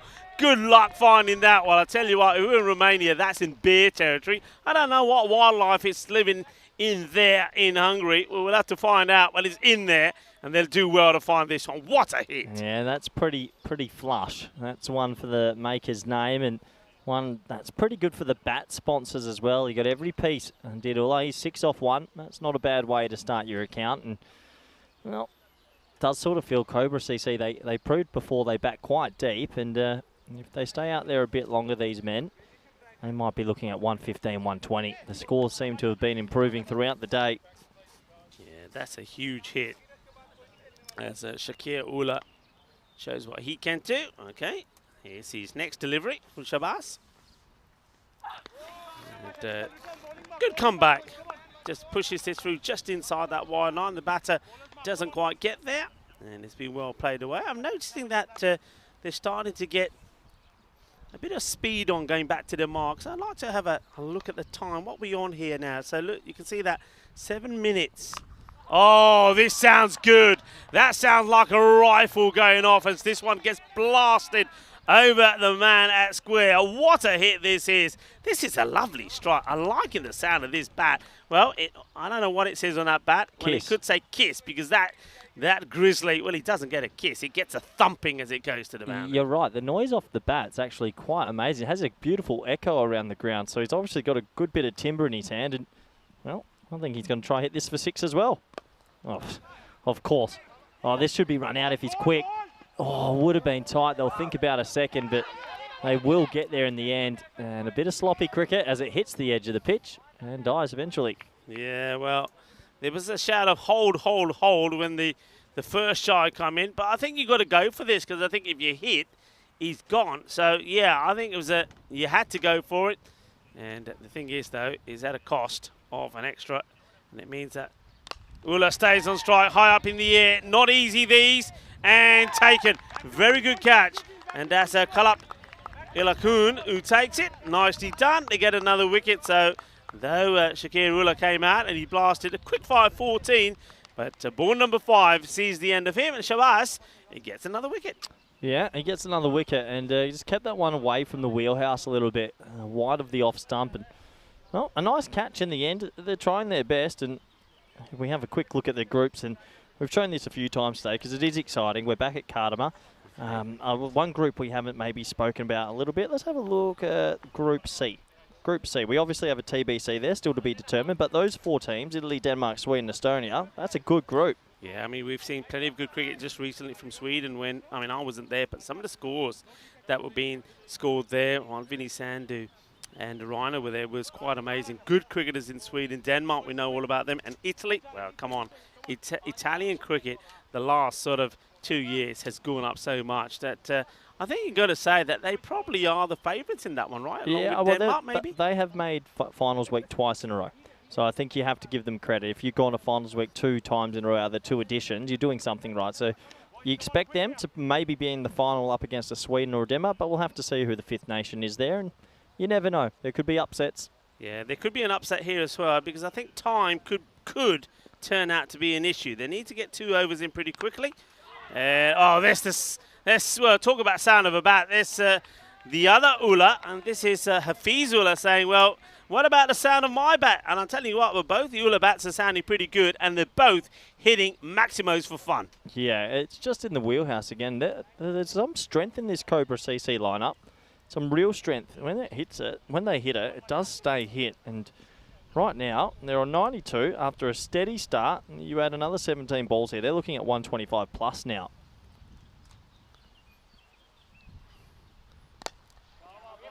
It's nicely played. Once again, lovely sound of the bat. It's well Willow bowled. on ball. Yeah, he's come in and bowled a bit of an arm ball there. Didn't want to give that any flight, and I sort of understand it. Yeah, steady start, and then they've come away just in the last few overs and really accelerated that strike rate. Oh, it's right in the zone, isn't it? I mean, this is bowling into the zone. It's almost like you set the bowling machine up and say, right, this is where I want to practice. Keep putting it there. And you can see both batters are enjoying this at the moment. And now, well, but he gets off the mark with the maximum as well. And you know what? You're absolutely right. If these guys all click at the right time, Cobra, you can see them scoring stat loads of runs. They seem to have a lot of six-hitters. Yeah. A little bit of Belgian ball almost. That's been finned out to wide extra cover, and that should just be a single, and that would bring the 100 up. But out of all the teams I've seen so far, they bat the deepest. Yeah. Maybe not the most technical players you'll see, but they've got a natural hitting ability, and keep an eye on them this tournament.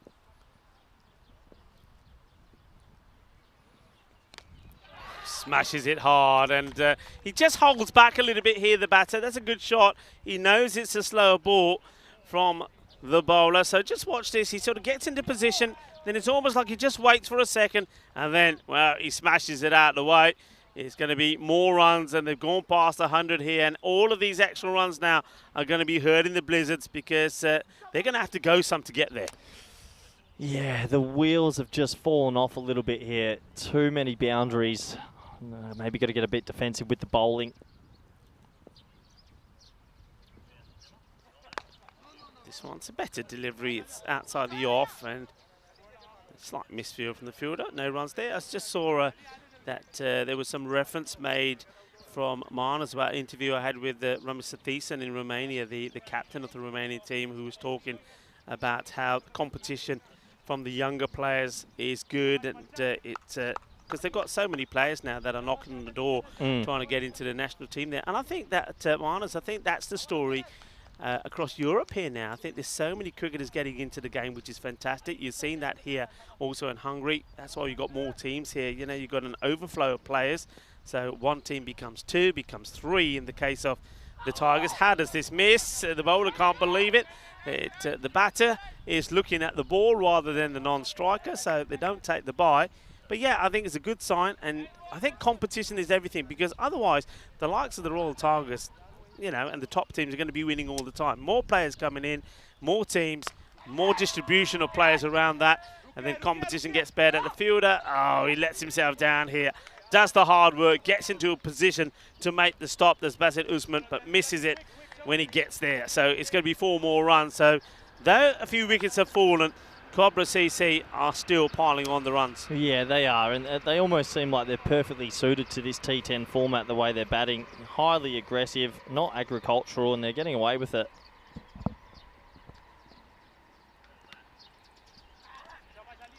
It might feel like boring bowling, but it's not the worst option, just to keep it wide of off stump for a while. Maybe bring square leg up and drop another one on the offside.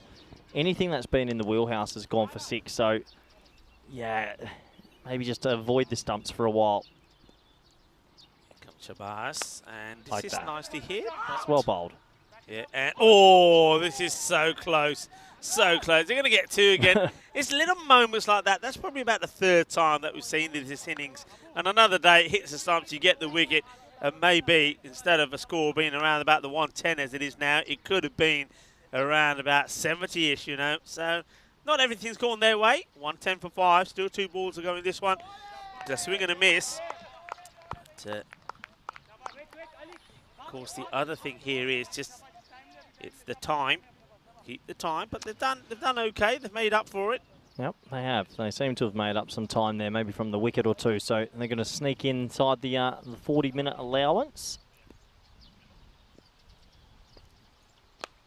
So it's a nice-looking shot, but he has found the fielder, who makes no mistakes. And Abu, oh well, oh, this is just, you don't, Corey, don't look, please, don't look. I know you were looking at other things. Don't look. This is not good. This is not good at all from the keeper, Adnan Khan. I mean, just watch this. He just That's a little bit of too many hours in the sun, and that's what it'll do to you. So that's why I'd play on the coldest day on earth, Rico, because he's nutmegged himself. Maybe the coldest day on earth, you're probably going to be too cold to even bend, but I don't know about that. 111 for 5. You just get the feeling that unlike someone like Marzi, really has an amazing innings that it's probably already here. 15 to 20 runs too many. Yeah, you think so, but I mean, we've seen a lot of games on this network now where results seem to shock us and surprise us from time to time, and well, you never know. Last over of this first innings, that's skewed away. That's going to go for 4. That really will go away for a bit of top spin on that. Enough bat, and well, for Cobra CC, they'll be very happy with this score. What I've liked about Cobra CC, and they've done the same thing as practically they did in the first match that they played, that they lost against the Tigers. Okay, Subham this time did score some runs, but the top order don't really get going, but they've got batters that can come in and make the difference. Rico, I don't know how I've not noticed this all day, but why is there holes in the sight screens? Probably I'll tell you why I think. As well, this is unlucky from the bowler. They should be looking to come back for 2. And they are, and they run well. That's good running. I think it's so that the wind goes through them and doesn't knock them over. Okay, yeah, because they've definitely been cut perfectly. We'll try to show you that a little bit later today, but yeah, it's an interesting one. I've not seen that before. Yeah, I mean, that's why most of the sight screens you see, they've got some way for the wind to get through them. So perhaps that's to stop them going over. That one is a chance, and it's a very good catch. Beautifully taken, and that's a Kalpa Lillakun, and he's just showing us that he is a talented cricketer. I think he knew what he had to do here straight away. It's all about getting in the right position, gets the dive in, and it's the way he cushions the ball as well. Would have been a wide, you know, but also it was in the slot. The batter wants it. Very good catch. Good catch. Diving forward is probably one of the more difficult things, and a really difficult skill to teach as well. So he's dived forward a little bit to his left as well. And he's held on to a pretty sharp catch as another wicket will fall. As we're at the back end of this one. Well, it's hit okay, but that's a nice, smart catch. Good fielding. Yeah, well, he's been the catcher to remove both the Ullahs, and both were dangerous, remember. Shakir Ullah before Hazif Ullah made a very fine 14. And this one is being smacked out of here. Doesn't matter who comes in, they hit it. And remember this guy from last time, Jacob. Well, he came in and he blasted a fantastic 24 of 10 deliveries, and he's coming in now. It just goes to show how much depth they've got. Well, if we were doing the Super Bowl, that would have been his Super Bowl, I reckon. That would have been a 12. He hit that so well, and he's looked in really good form today with the bat. And this is blown out. 124 now, 2 to go. Okay, Out. Catchable and taken. Well done.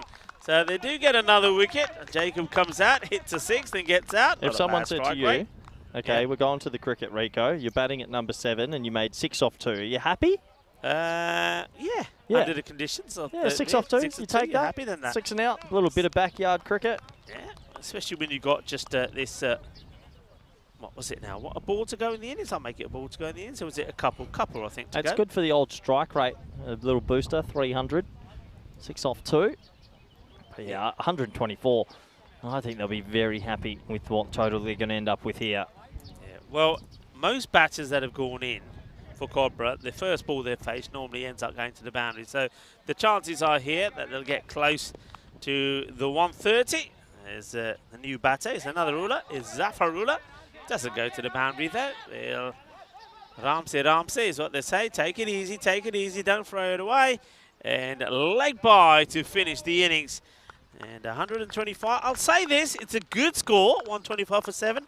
But I don't think they batted the Blizzards out of the contest. But the blinder Blizzards will know that if they are to come close, they're going to have to rely on a couple of batters to get going. And though we did see some good hitting from Mars Baji in the first match that they played, they're going to need 1 or 2 others to perform as well. But you have to say, I like what the Cobras do. We said in the last match, I don't want them to change the way they play the game, and they haven't. Each batter's gone out there, they've thrown the bat at it. Some have got lucky, some haven't. Yeah, you're right, and that's sort of the way you have to go as a T10 team. They live and die by the sword. They lost a couple of early wickets. It sort of dented them at the top, but yeah, they're usually a dangerous batting lineup, and overall, they just seem to have this happy knack of hitting boundaries at the right time, and when you can do that, you're always going to get up to a pretty competitive total. Both games today, they've hit a plus 120.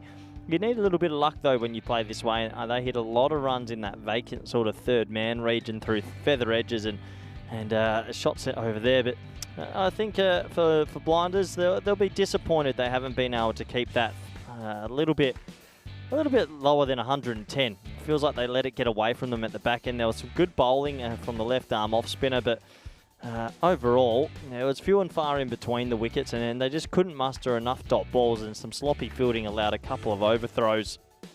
It was good to see the sportsmanship and the camaraderie, as there was a bit of a shoulder injury there for the batsman as he was dismissed. Osama Mohammed, he came out, he hit some lusty blows. They're definitely using some good bats, these gentlemen. And, well, they look the part to Cobra CC. I think if they can get their bowling sorted out, they're definitely one to look out for in this tournament. And, well, there was a few more highlights overall for the Blizzards. They took a few wickets. This was one of them, a little feather edge through to the keeper. A nice catch from the wicketkeeper as well, Adnan Khan, as he held on to that one.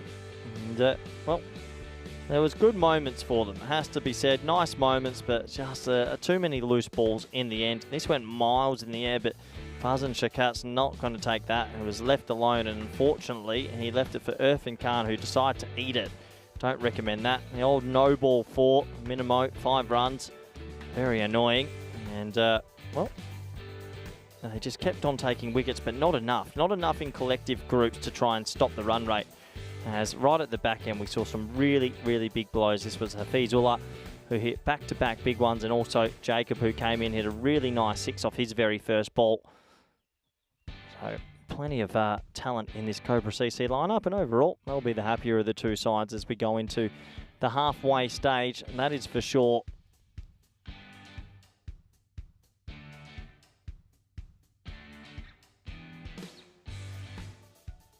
And that round up the innings, a little wicket at the end, but I think a lot of the damage has been done. 125 for 7. As you can see, Rico falls out in the middle, preparing for our next match. The man doesn't stop working, does he? We have a look at the scorecard. A lot of people chipping in. 18 off 15, 24 off 12, 11 off 9, 22 off 9, 14 off 5, 15 off 8, 6 off 2. 15 extras also help. You don't often see scorecards like that, but everyone chipping in a bit. Besides Burhan, who got the old golden Derrick at the top. He'll be disappointed, but that happens.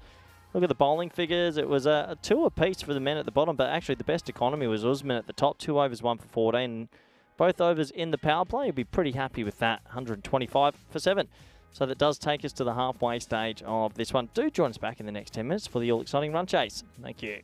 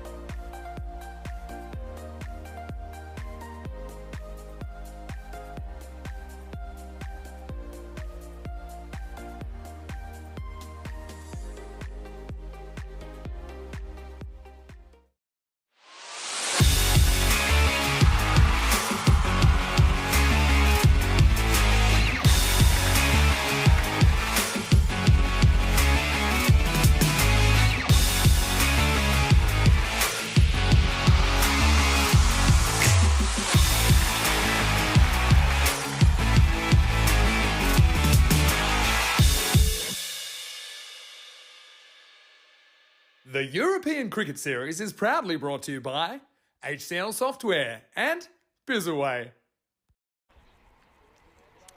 Hello, cricket lovers, and welcome back. The umpires, Stephen Anthony and Gurki Takas, will make their way out. And the team that will follow will be the Cobras, who will be in the field looking to defend a healthy 125 that they put on the board. Deanna Oro's there, standing in the background, the ECM photographer, and looking forward to some of those shots, those action shots, and a few interviews that'll go out on the social media later today. As we see the openers make their way out on strike, will once again be Irfan Khan. Be hoping to make a good start, and it will be the vice captain, Mute Ikram, that's going to join him, and they'll be looking to maybe get to around 40. A 40-45 score on the power play, keep wickets in hand, and then you've got the likes of Mars Baji can come in and just keep the momentum going. Mohamed Soban won't take the field. That's coming through here now. He's got an injury, so we're going to see Amit Singh, who's the 12th man. It's going to be in the field, so look out for him, Amit Singh. So he's getting ready for the first delivery, and it will be Ashutosh Mathur to bowl it. The umpires just wait for the scorers to give them the thumbs up to go. Yes, the battle between bat versus ball will continue. And it's a loose one outside the off. It will be called a wide. Wicketkeeper just allowing the ball to thump into his pads. That's Zafar Ullah. It's turning out to be quite a warm, muggy afternoon. There's another express train goes past. Can't see it really behind all the overgrowth and the trees and the shrubs.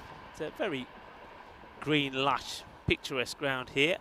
A move in the field straight away, getting an extra person to come out onto the offside. Just a 3 on the leg side. And well, goes for it, and he may have found one of those 3. Could be a big moment this, and he goes for the one-handed catch. Tries to do it the Statue of Liberty way, and it doesn't get taken. And well, I think that's 4. Yeah, he's palmed it over the boundary. I didn't think that went over the boundary, to be honest, but how it gets there, well, here's the opportunity. It's not the best of efforts from the fielder, and there's the ball rolling, and yep. 4 runs, so the chance goes down, and Khan gets dropped on 0. And now he gets his stumps knocked over. It's the perfect reply from the bowler. Well, Ashu goes, bless you, as he knocks them over. And, well, Khan, he gets lucky when he gets dropped on 0, but there's no luck involved in this. It's just a good delivery. He plays all around it, knocks him over. Wicket goes down, 5 for 1.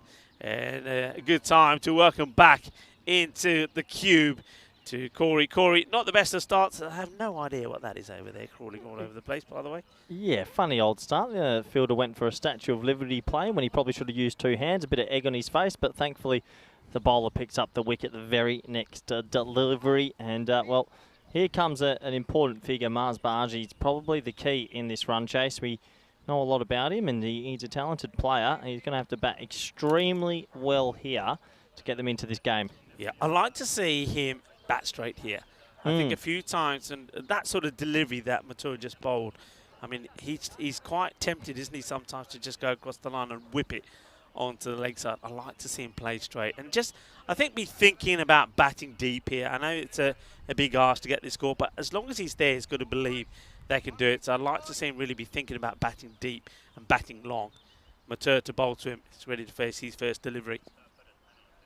And it's a high one, maybe a little bit too high, actually. It might go, you know. He's got a fair bit of bat on that, and it will. Yeah, well, it it's going to go for 4. I'll have a quick look to see if this might be a no ball. Maybe.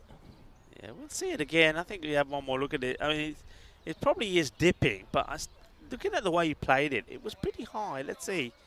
Yeah, so, I tell you, it's marginal again. Yeah, it is on the way down, so the bowler get away with it. But went for the Yorker again, doesn't get it right, and Marzi, you can see, Didn't try and hit it too hard, but it goes to the boundary. And it's been called. It's been called see, now. I don't mind it. When it's that close, we go the other way. And I like that. That's a good call. That should be a no ball. Free hit time for Mars. Yeah, well done. I think it shouldn't be bowling that at his pace. So free hit.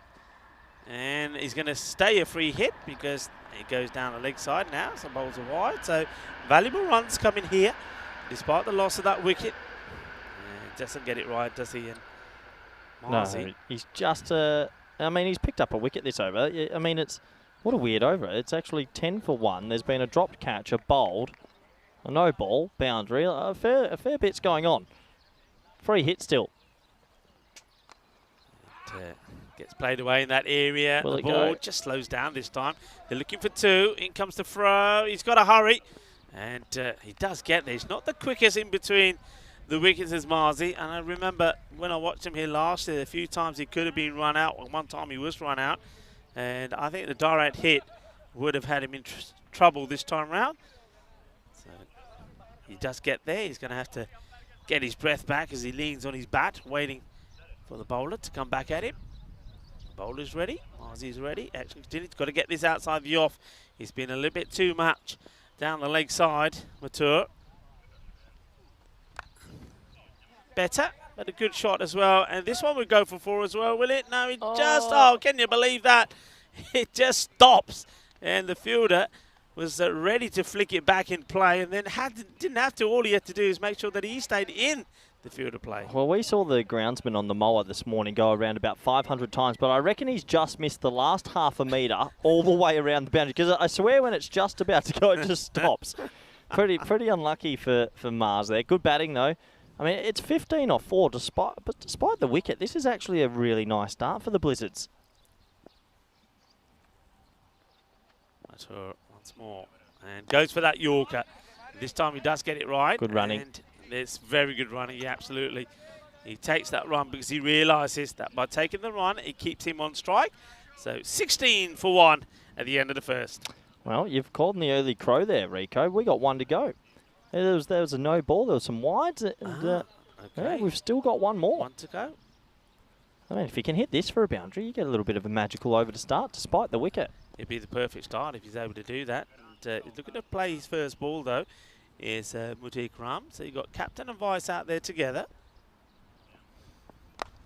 Hits it on the up, and it's a chase on. Is it going to go? Yeah, it does. 4 runs, so it's a magical start. 20 off the first. They do get that 1 wicket, but 20, it's exactly what you need. And I was saying they need to be around about 40 to 45 in the power play. And if you do that and keep wickets in hand, and the likes of Mars is still out there, it is possible. It is on. Yeah, I think you take that. Despite the wicket, you'd be disappointed, but 20 off 1 over is always handy. You've still got plenty of wickets in the shed. So, yeah, funny old start to this one, and you've got probably your main batsman, Barnji, at the crease. So 11 and over isn't impossible, and I think we've noticed that early on in this tournament, the scoring rates have gone higher and higher compared to this morning. So I think the outfield, even though it is still quite plush, is quickened up. I think the batters have figured out how to play on this bouncy wicket, and if they can have a big power play here, this chase is on. Yeah, very much on. And I think Cobra know that themselves. They weren't at their best with the ball against the Royal Tigers. In fact, it's probably fair to say that's perhaps where they did lose their way slightly. Sanjay Kumar picked up 4 for 23, but other than him, the captain, nobody else really did shine. So captain will be hoping that one other bowler can put a fine spell of bowling in that can make a difference, and he's hoping maybe Hafizullah could be that man. He's bowling the next. And okay, nice start. Just no pace on it. And Marzi, I get the feeling he'd prefer the pace on. So this could be a good tactical ploy. And once again, we're seeing spin brought into the attack inside the power play.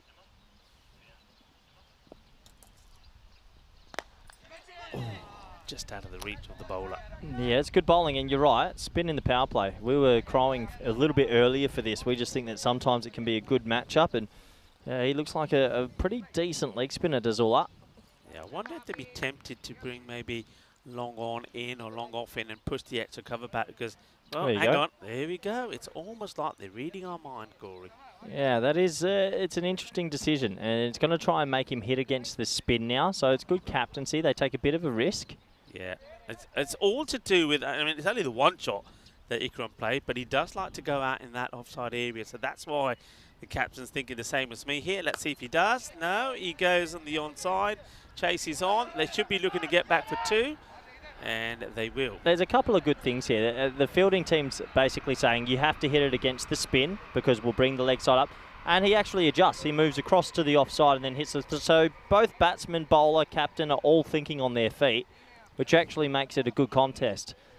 Yeah, just noticing there that we've still got a man out there that seems to have a bit of an issue with his shoulder. Yeah, I think he's the player that is that the batter? Yeah. Yeah, Usman that hurt his thing, and that's a long hop. That is a rank long hop, and it's been helped around the corner. 4 runs for Ikram. Good start now for the Blizzards. Yeah, not a good delivery at all, and you can see that the captain Sanjay Kumar is on a mission as he walks up to the bowler and say, "Oh yaar, aaki gandi bowling to kitti hai, matlab kaisi ball puri karni hai, full karni hai, off stump there, not a good ball, an easy hit there for Ikram. He's enjoying himself out there at the moment, and why shouldn't he be? The team, they've made a good start. It's 27 for 1. Yeah, they really have. They really have. You're chasing 126 to win. You need a lot of things to go your way, but a good power play is pretty much a mandatory. You have to have a good power play when you're chasing above 120. Good comeback. Good delivery. That's better, and the first man to applaud him is the captain, Kumar, after having a chat with the bowler. The bowler gets his act together. Good delivery. So, a ball to go. 7 have come off the over. The captain will take that for now. But he said, no, anything can happen with this delivery. He goes short again, and that's a Gandhi ball. And, well, every time he's dropped short, he's been punished. And this one will go all the way as well. Balle, balle, balle, kinna sona, shakka, lagya. Unta captain ne gala kadniya. Well, not a good delivery. End of the over, and they're very much in this. 33 off the first 2. Well, this is the other side of things. If you do take the risk and go the spinner in the power play and he bowls balls like that, you can get really, really hurt. Both these teams right at the bottom of the table at the moment, but one of them will record some points in the next 35 minutes or so.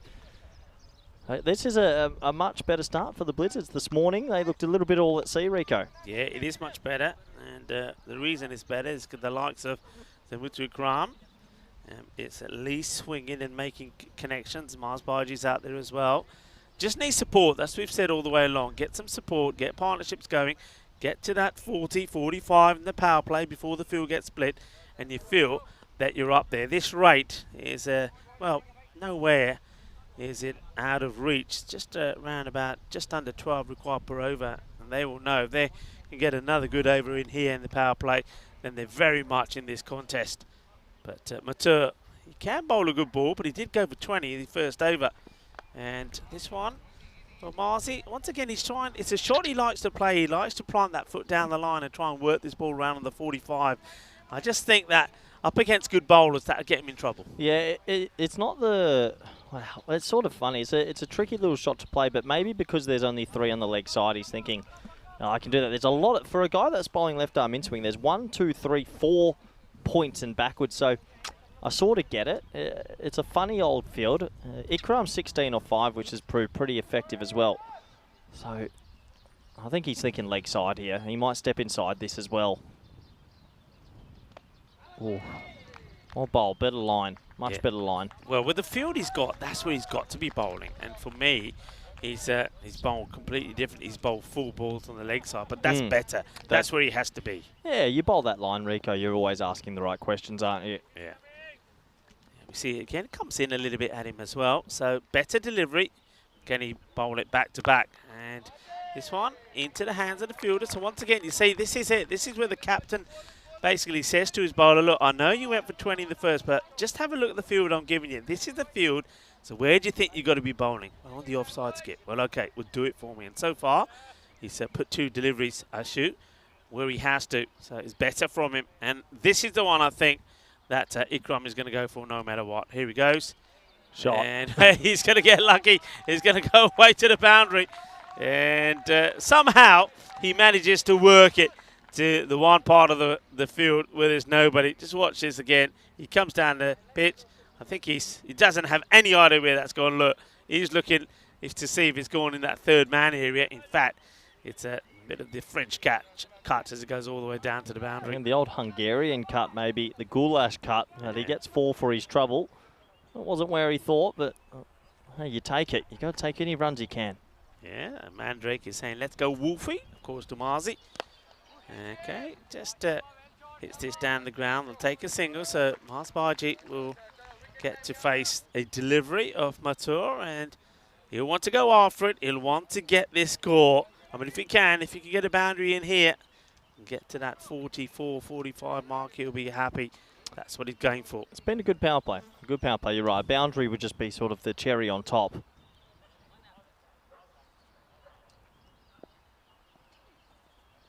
Wasted down the legs. Oh, well, what's this? Because this I was going to say, didn't look like he was going to call it straight away. Yeah, it took his time. There was definitely a wide for me.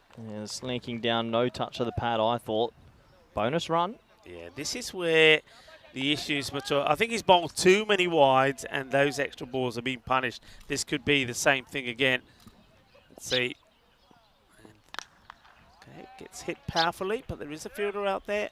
Couple of bounces. Are you getting that tweet in the back? Yeah, there's a bird There's somewhere. There's a chirp right on the I think on the chirping sound away. effects things. It's gone straight into my right ear, but it does take us to the end of a very eventful first 3 overs. The score's 41 for 1. They've got a platform here to maybe pull something off. They're still going to need one of these two to go pretty big, you'd imagine. Yeah, you do. I think this is an opportunity also for the Blinded Blizzards to really get a couple of batters in form. Whichever way this contest goes, they want to be prepared because they, like the Royal Tigers, are going to be playing 3 matches today. That means they're playing the last one. The Royal Tigers are back for that one as well, match number 5. Royal Tigers have bounced back to winning ways. They had a bit of a scare from the team that the Blizzards are playing, Cobra. So the Blinded Blizzards have got another match coming up straight after this. So this is all about preparing themselves for that match as well. And they're up against the Royal Tigers, so they'll want to be at their best. The new bowler is probably saying to the batter, hey, you're in my way, get to the other side. Is he going to bowl from that side? Well, then ask him to move politely. Oh, no, he's coming through the middle. There we go. And down the ground, hit beautifully. It will go all the way into the tower.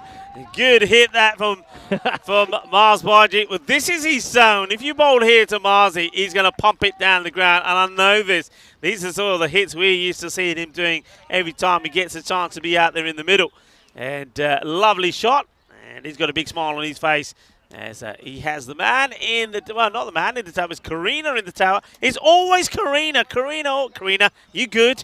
Yeah, well, there's the Old Spring Productions van next to it. Wasn't moving. None of them were looking. So I'm sort of glad that wasn't a little bit more to the left. But what a lovely shot that is from Mars. Yeah, that was right at the bottom part of the tower. Now the cricket delivery will be a wide and will be called. So Jacob, who did a fair bit of hitting himself today with the bat, now finds himself under a bit of attack. I wonder why the captain is shying away from having a bowl here. And umpire just having a bit of a chat there with Jacobs, probably about his follow-through.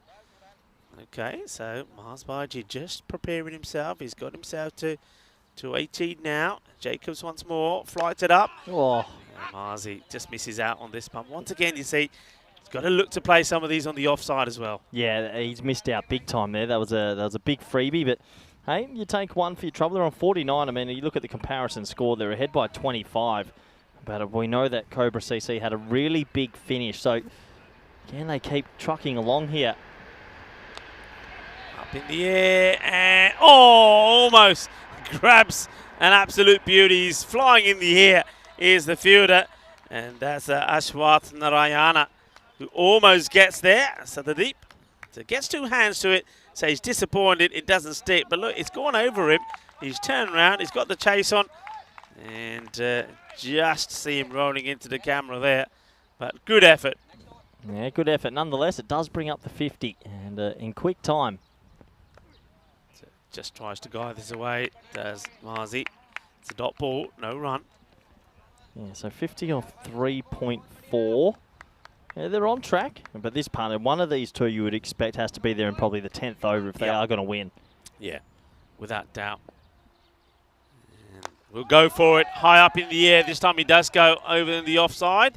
It should be stopped. They think about the second. There's got to be two. It's got to be two. It's poor running. I mean, that's in a huge pocket of space. I don't know if they're both ball watching. And yeah, look, that's not running. That's called ambling.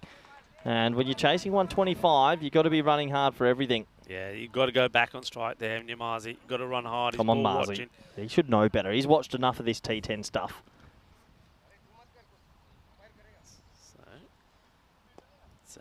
Ikram, he's made some valuable contribution himself, 22 of 10. That's nicely played. Just strokes it out, takes the single, says, that's fine. Doesn't want to waste the ball, doesn't want to dot in. As you said, the 50 comes up, 52 for 1 after 4, and they're keeping that rate manageable. Well, they've got it down to 12.3, right? And, well, it started at 12.5, so they're just right on the rate. You can see there, staying above the red line.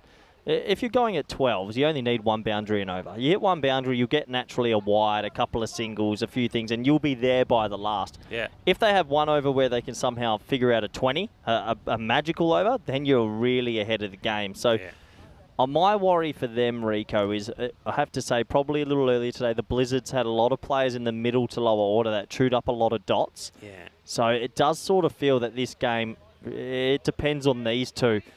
And one of them has to bat as deep as possible. Shahryar Butt is going to be the new bowler. So the captain still holding himself back. I don't know if I like this ploy. He's got to be thinking that even if he gets one of his overs in here now, and it's a good one, whether he takes a wicket or not, and the only 4 or 5 runs come from it, then he helps the cause of his team. But he's relying on himself maybe to bowl, I don't know, maybe he wants to be bowling the 8th and the 10th. So he's giving Butt an opportunity. Butt now bowling to Ikram. And it's a good delivery. Very quick. Didn't think that would come out of his hands as quick as it does, actually. He surprises me there with that one. Quite sharp. He's got an interesting action, actually. It's a late snap.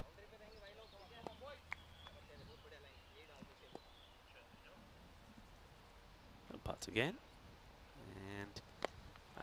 Whipped away into an open space. Well, there's Deanna Oros, ECM photographer. Well, she's got a nice shot of that. And once again, that's I reckon that's what, 3 or maybe 4 boundaries that has gone into this area. And that tells you a couple of things. That the bowlers aren't quite executing their lines right, and that now the captain, maybe a little bit later than what he perhaps should have done, finally deploys somebody on the 45. But still, look at this field. I don't know if I like it. I mean, he's reluctant to bring one more across, isn't he? A lot of teams are going with 6 on the off and 3 on the leg. It's high risk, high reward. That's a better line, that's a better length, and a good bit of carry through to the keeper. Yeah, I think if you've got to bring one more across, just to put him in that orthodox square leg position inside the circle, I think you do it. And electing not to. And as a result of that, the bowler's got to keep the area. You see, he can't bowl there. Oh, he's got some bat on that. Does he? I'd be surprised if he does. Let's see what the umpire says. He says he's gone the hit call. Whoa. You've got a good eye to see that one. Yeah, just happened to spot a little deflection off the bat, and that's going to have to go down as an opportunity. Yeah, just a bit, and I mean a bit, and the keeper got there, so he might feel a little bit disappointed he's not held on to that. Yeah, it's actually, when you look at the way he's got a hand today, he's done extremely well. He lands quite awkwardly, but makes a stop. This gets played away, and once again, just a single. He's, I don't mind that shot from Marzi, especially at the moment, but he's got to try, for me, a bit more intent, maybe try and get more power in the shot, maybe try to turn it into more than just a single. Yeah, they're still doing enough. And what is it now? 58 or 4.5. They're both set. They're both in. Oh, good ball, good delivery. And that one goes through, and that's the sort of over that you needed. And we will see the captain now take his cap off to bowl the next one. Just once again, just trying to push this into that offside and take the single. So the score 58 for 1. Hello everybody, and thank you for joining us here in Hungary. Having a wonderful time. It's hot, it's warm, and we're seeing some very good cricket. Yeah, it's been a good day of cricket. I think the batting's improved overall. I think it's getting a little bit better and better, and the bowlers are now trying to get themselves into the game. But this is a good one. Game 4 today. This is pretty evenly poised at this stage, and It is hot, but it's good to be back in Budapest. Yeah, it is good. I think maybe also these teams, once you play your first game, you get it out your system. And that's what we're seeing here now. And maybe you're going to see the Blinded Blizzards pull off quite an amazing run chase here. But one man that could make the difference is coming on to bowl here now. It's their captain, Sanjay Kumar of Cobra. And remember, he took a 4-for in the first match, including 3 for 6 in the first over. So this is going to be an interesting little challenge because he's going to be starting bowling off to Marzi. And Mars Baji, as I said already before the start of this innings from the Blizzards, he's got to really get to around about a 50-60 score if they're to stand a chance. And then he needs little important partnerships like this one from Mutal Ikram along the way as well. Yeah, it's been very interesting indeed. Keanu, I can see you in the chat. I'm reading all your comments. Ryan Cook isn't an interim coach, by the way. He's a full-time coach there. He's doing good things as Kumar comes in. That is hot. Oh, yeah. Well, that's 12. That is what you want, don't you? It is there and it gets put away. Well, I said he only went for 6 of his first over and picked up 3 wickets. Well, it's 6 of 1 ball. That is a monster hit. That's the biggest by some distance. That's big. That's 90 plus. That is huge. He's gotten every single piece of that. That's Marzi as well. He'll enjoy that, and the ego will be flying right now. You've got to enjoy that. Yeah, of course you do. What a wonderful strike. Wonderful strike. Kumar needs to come back, and he comes back at 1.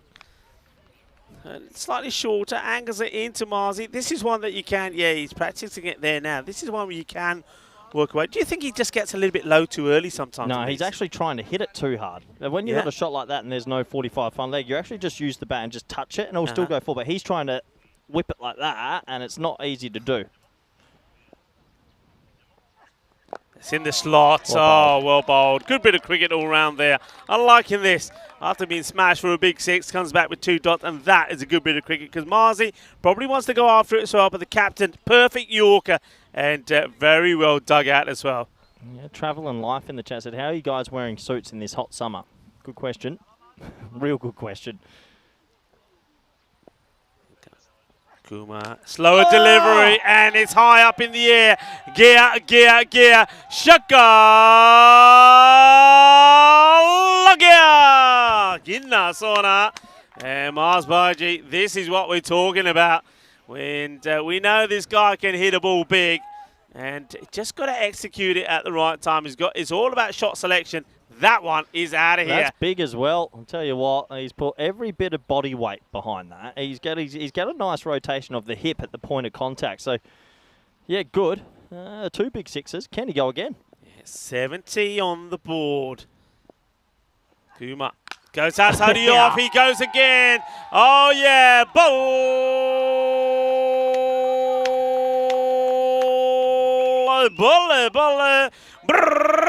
Well, I'll tell you what, keep those kids locked away because there's a little bit of grizzly action out there.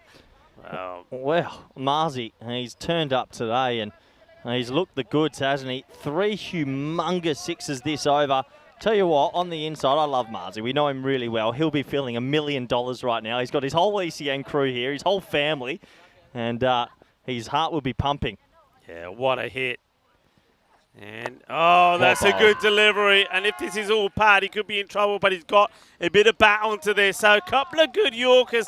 A nice little contest there between Sanjay Kumar and Marzi. That's a good comeback delivery. Put a bit of bat onto it, which saves Marzi. But the damage done really in that over. He goes for 18 and just 76 for 1.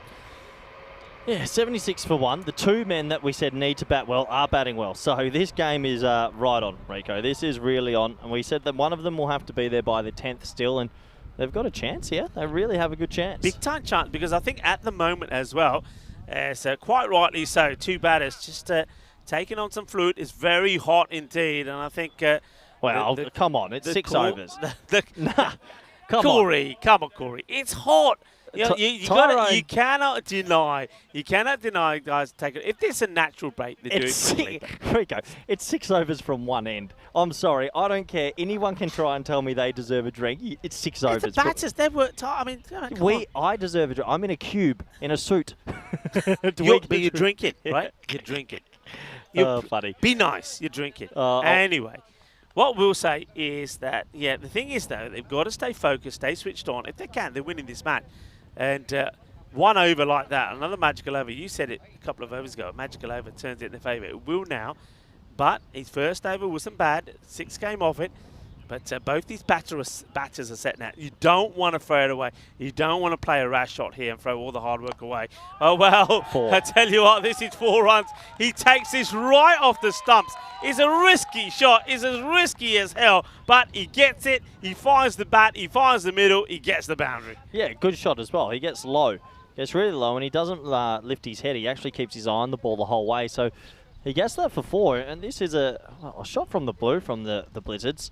They looked awful this morning with the bat. Right now, 46 of 23, 2 men in the 30s. You'd have to say they're ahead in this game. Yeah, I think they are. You know, wickets are required here from Cobra. And this one is up here. She's in the gap. There's going to be 4 more. It's a big gap. We've seen a couple of catches from other teams taken in that area.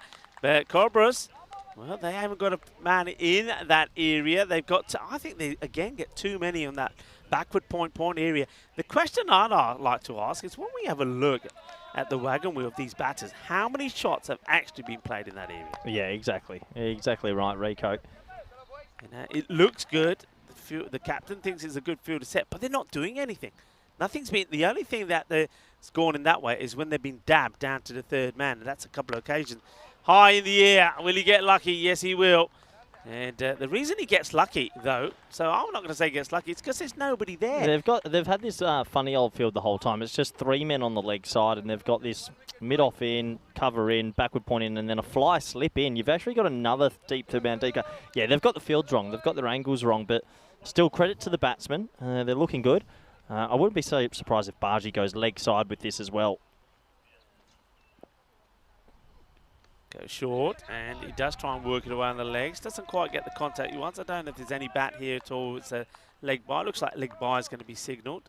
So it will be a leg bye. But yeah, the field, they're not bowling to it. So the captain's got to change. They've got to have another man across, maybe get one man in there, the square leg area. If he had that person in there, there was a couple of opportunities that would have been taken by now already.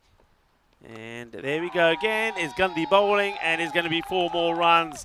And the bowler does the double teapot, but he's bowling it there. He's just bowling runs. And now at the moment, Muta Ikram is really turning on the style. He's getting low, he's swivelling well, and he's hitting the ball to the boundary. Yeah, with 3 men on the leg side, you can't bowl straight, right? He has to bowl outside off, and he's not doing that. So they're cashing into poor angles. And, well, the Blizzards will be happier. There's still 1 wicket can change this game very quickly. We know there's a longer tail than usual.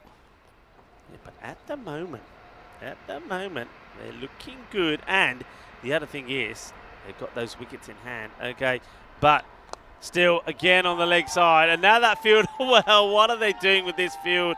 I think the captain has lost the plot. That man who was out there was then put right on the 45, almost like a wide fine leg, leaving that area open. And credit to the batter, finds the boundary. Ikram gets another 4. The captain just doesn't know what he's doing with the field here. It's the end of the over. 94 for 1. That rate now has come down to under 11. Yeah, it's come down to under 11 as we have a look at what's coming up next. Royal Tigers versus the Blinders Blizzards, who are watching here. And, well, news from the toss. Tigers have won the toss. They have elected to have a bat first in the evening game. But yeah, what a funny old contest this has been. I think just right now, Cobra CC are their own worst enemy with some of their tactics, but still credit to the batsmen. They've batted well. They've hit the ball in the gaps, and that's all you can do. Yeah, Amal Jacob is now going to come back. He didn't bowl particularly well himself. We just saw the last match of the day up there, the dashboard, the Royal Tigers taking on the Blizzards. Well, the Blizzards, well, at the moment, it looks like they're going to be going into that one on form. Hard, yours, Corey. As this one goes onto the roof. Were you going to take that? You were getting ready to set off. I'm actually glad that wasn't under the cube because he hit that so hard. I don't think I'm catching that. I don't think anyone's catching that. And bang, right on top of the cube. I had set up, I actually got into protect the equipment mode there. I panicked, I'm not going to lie. Here we go. Oh, look at that. That was never hitting the equipment. It was always going over us. Watch me, I'm saying, yours, Corey. Yeah, I was ready. I was going to do it for the badge. What a hit, what a strike. And What an innings. Yeah, what an innings. So Miles Baiji smashes that one hard. And okay, 45 not out of 21. 100 comes up with that hit. They're going to do this in style, you know. They're going to do this in style. These two are batted so well. Oh, It's a bit of a grunt. brave bowling. Real brave bowling. Oh. Yeah, 101. I still think 1 wicket changes this game. They need just 1. They've got the straight man. They've got the old Chris Monos Mills person. I don't mind that. I could probably need to bring a few more around. They've got to take a risk here. Still got 6 on the offsides wrong. He's going to sweep here. I mean, you might as well. The odds of you actually picking up 1 random person on the leg side is quite small. God, game on. There we go. We said they need 1 wicket. They get the 1 wicket. Ikram goes for 45, and I reckon this game has a huge twist.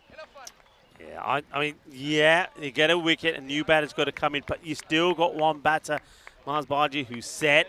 He's going well. That rate is under 10. I mean, it's still, for me, it's still theirs to lose, but yeah, it doesn't perhaps need to play that shot. It's a little bit too wide, but you said before when he tossed one up to Marzi, it was brave bowling. This was brave bowling as well, but the keeper gets the ball, he takes the stump in. Yeah, it's good hands from the keeper. Nice and fast as well. No mucking about. And I have another look. Just watch his hands. We've got a sliding. That's okay. Yeah. That's okay. Close, but that's okay. Yeah, it does the job. So, wicket falls. They need a wicket. Ikram really well batted. 45 for 21. I said at the time somebody had to give some support to Miles Baji. He was the man to do it. And now it's Usman comes out and gets one on the peg. He gets it away. The fielder, I thought he was in with the catch for a moment, started to come in and then realised he wasn't going to get there with the catch, had to make the stop and did. My question mark will be what Mars does here. Does he just keep trying to continue and be super aggressive, or does he get through this over and reset himself the next over? And sometimes when there's a wicket at another end, it makes you think a little bit differently. Well bowled. See, I actually think it might be more constructive for him to maybe hit a 1 here and target the pace bowling, which he's looked really good against, and keep the strike. I think he wanted to go for it, didn't he? Then at the last minute changes his mind.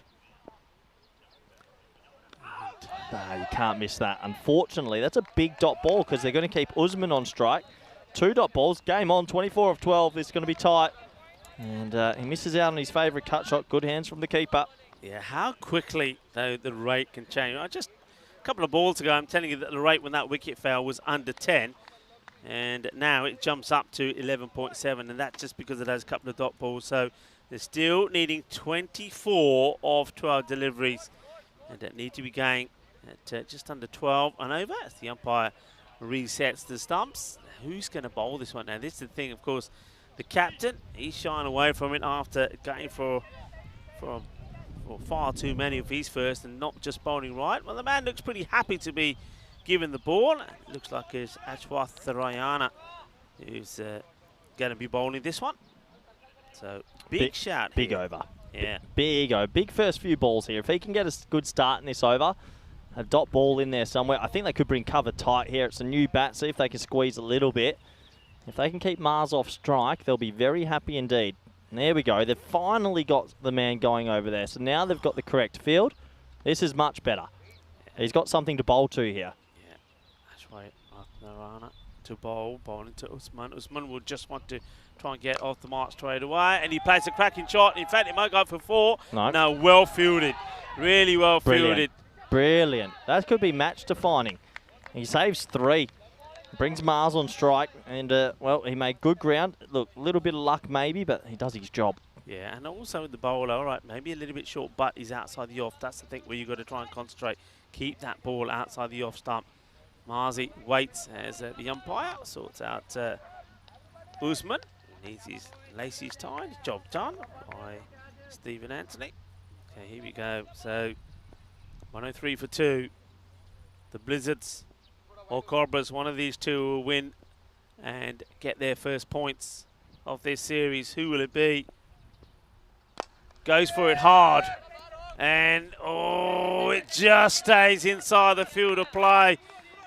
Good fielding. Little moments like this are so important. And that's the man who we know has got a bit of an injury, Usman Mohammed. But that's why you have him straight. I mean, he's very straight. He's almost on the sight screen. And he saved some runs. So the first 2 balls of this over, they've saved 6 runs, I think, with some good fielding. I mean, that can change a game. Yeah. Usman back on strike. Once again, bat on ball has to be. And he misses it. This is what my worry was, because all of a sudden, 22 off 9. I tell you right now, those 2 bits of fielding are massive. If one of those is a 4, it changes. But he saves 3, Deep Point saves 3. And now you've got Usman with a wild play and miss. He's missed that by a long way.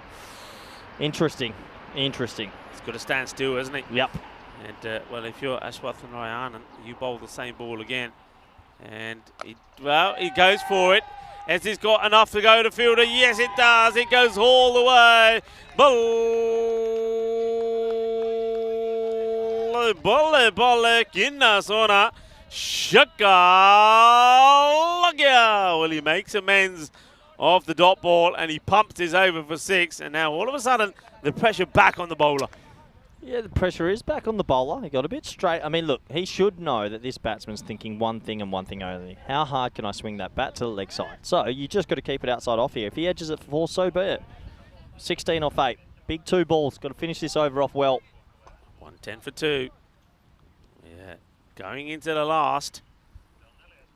And it's in their slot again, but this time the fielder takes the catch. Ends up being a dot ball. It is Ashwath Narayanan that's doing the jumping of joy this time. And Bazir Usman, not only does he give his wicket away, going for another 6, big, and most importantly, it's a dot. Well, on another day, that beats the fielder left or right by a metre and probably goes for 6. And I'm just watching the Blizzards over to my right. They are standing up and screaming. They are pumped up. I just need to take a breath here. I mean, there's a lot of work to do. Now, you're not running this ball. The one thing you don't do, you do not run this ball at all. It's got to be an even number, 2, 4, or 6. So take your dot. If it's a dot, so be it. But do not run. Mars has to face the last over. Yeah. Don't run. Yeah, for sure. Hey, that's a good catch taken by Hafiz Ullah. He took it really coolly. So Ullah takes the catch. Okay, Big Mar, I think here. I don't think Mars will run. He's sort of sitting on his bat at the non-striker's end. The instruction is hit a boundary. That's it. Hit a boundary, because I'm not moving unless I'm getting a 2. Yeah. Oh, he doesn't hit a boundary. It's going to be a dot. Okay. That's okay. It's a good over. I mean, he's bowled well. He's only gone for 8, but I reckon Mars has to stay still, face 6 deliveries, and he's got to back himself to hit 2 boundaries at least. What an interesting game. Who's going to bowl the last? Yeah. Now, look, we've been in a contest like this before. It's not the first time we've been in a match with 16 required of the last. The last time, Cobra needed 16 to get a win over the Tigers. It wasn't to be, and they ended up losing that match by 12 runs. Do they not have to start this last over in the next 20 seconds? No, just talking there. Be careful with the times. Yeah, I think ready to start. It's going to be the captain who wasn't at his best, so he's going to carry and bowl it. Good matchup for Marzi, because Marzi hit him for 3 6s in his previous over, so he knows the pace, he has the rhythm, he has the mojo. Stay still, send it to the moon, and do not run. There's no running here. You can't let Shabazz get on strike. Mars has to hit 3 boundaries out of 6 balls, and that will be the game. That'll be the game, yeah, and he did that last time. There we go. Sanjay. And that's one of them. That goes all the way. Heads up. Bolle. And once again, Karina is in the danger zone. And she's saying, hey, where's the danger money? I reckon, look, when you see the replay of this, watch the ball, because it's going right at the camera. Watch this. Well, Mars by. He's... look at this. You can see the impact. Wait for it. Oh, that's... give me some danger money. So that's 6. 10 required now. Now you got to hit 2 boundaries out of 5 balls, Marzi. He can't. It's too full. It's too straight. Go. Oh, that's okay. That's okay. That was okay, but it was close to the stumps as well. Well, look, I'm glad they're not looking to run. They know the game is basically this. Can Mars hit 2 boundaries with 4 balls remaining? And one of those boundaries has to be a 6. Yeah, by the way, Mars Baiji bringing up his 50 with that one. Everybody's worried about Karina and the tower, but Marzi, well batted. But he's not thinking about the half century. The captain of Blizzards thinking about the victory here. Can he do it? What a marvellous innings this has been.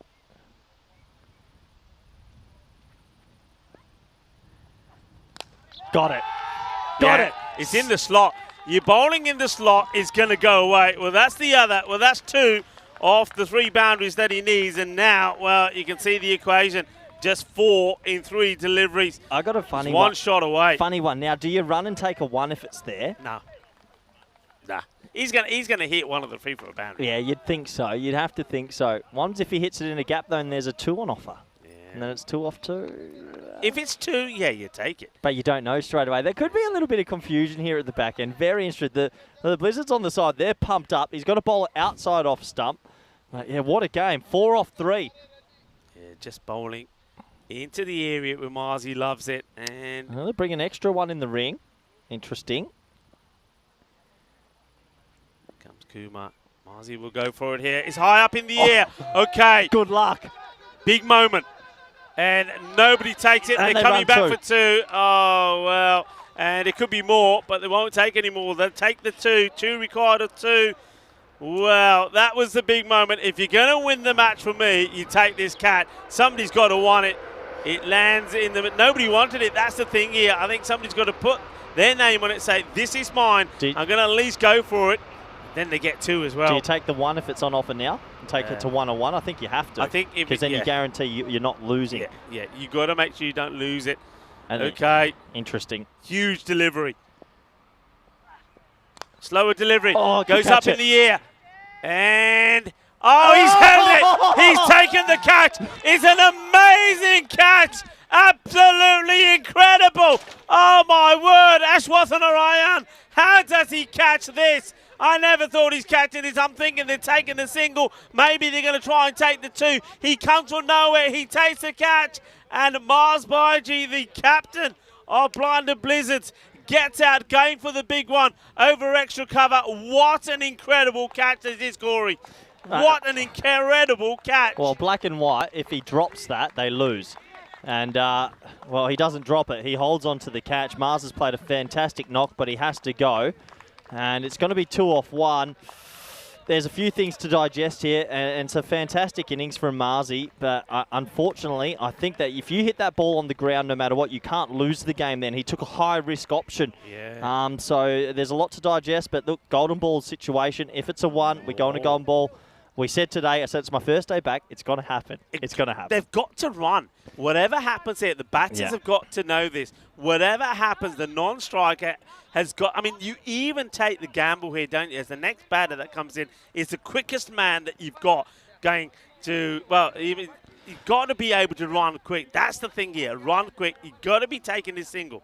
Yeah, so... What does the keeper do? A lot of pressure on the keeper as well. Keeper as well. You've got to be Farula? smart about this. You can't concede 2, right? So you probably have your boundary riders a couple yards off in case there's 2. It's a plush outfield. You might have covered tight to go for the win. What do you think? Well, the thing is, if it's only a 1 on the leg side and you get the run out, you're actually ahead in the golden ball because you...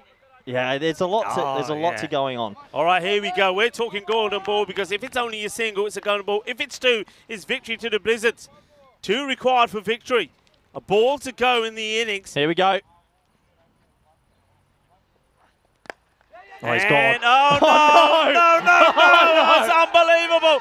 And the captain, Sanjay Schumer, bowls the ball. It hits straight back, and the batters have to run. He makes the stop, keeps his cool, keeps his composure, knocks off the bails, gets the run out, and it's going to be a victory by the smallest of margins to Cobra.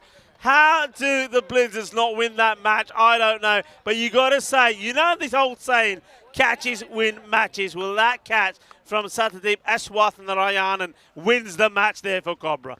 Well, there's a lot to digest. You have to feel for Blizzards, who put up a right old fight in this chase. But 2 wickets in the last 2 balls, still the victory back. I mean, it could go so many ways. I think that catch is that you could get man of the match for that catch. If he drops that, they lose. That catch has won them the game. It's a world-class catch. It is. He's under pressure. The thing is, you see, when you're the fielder, you're going for that catch.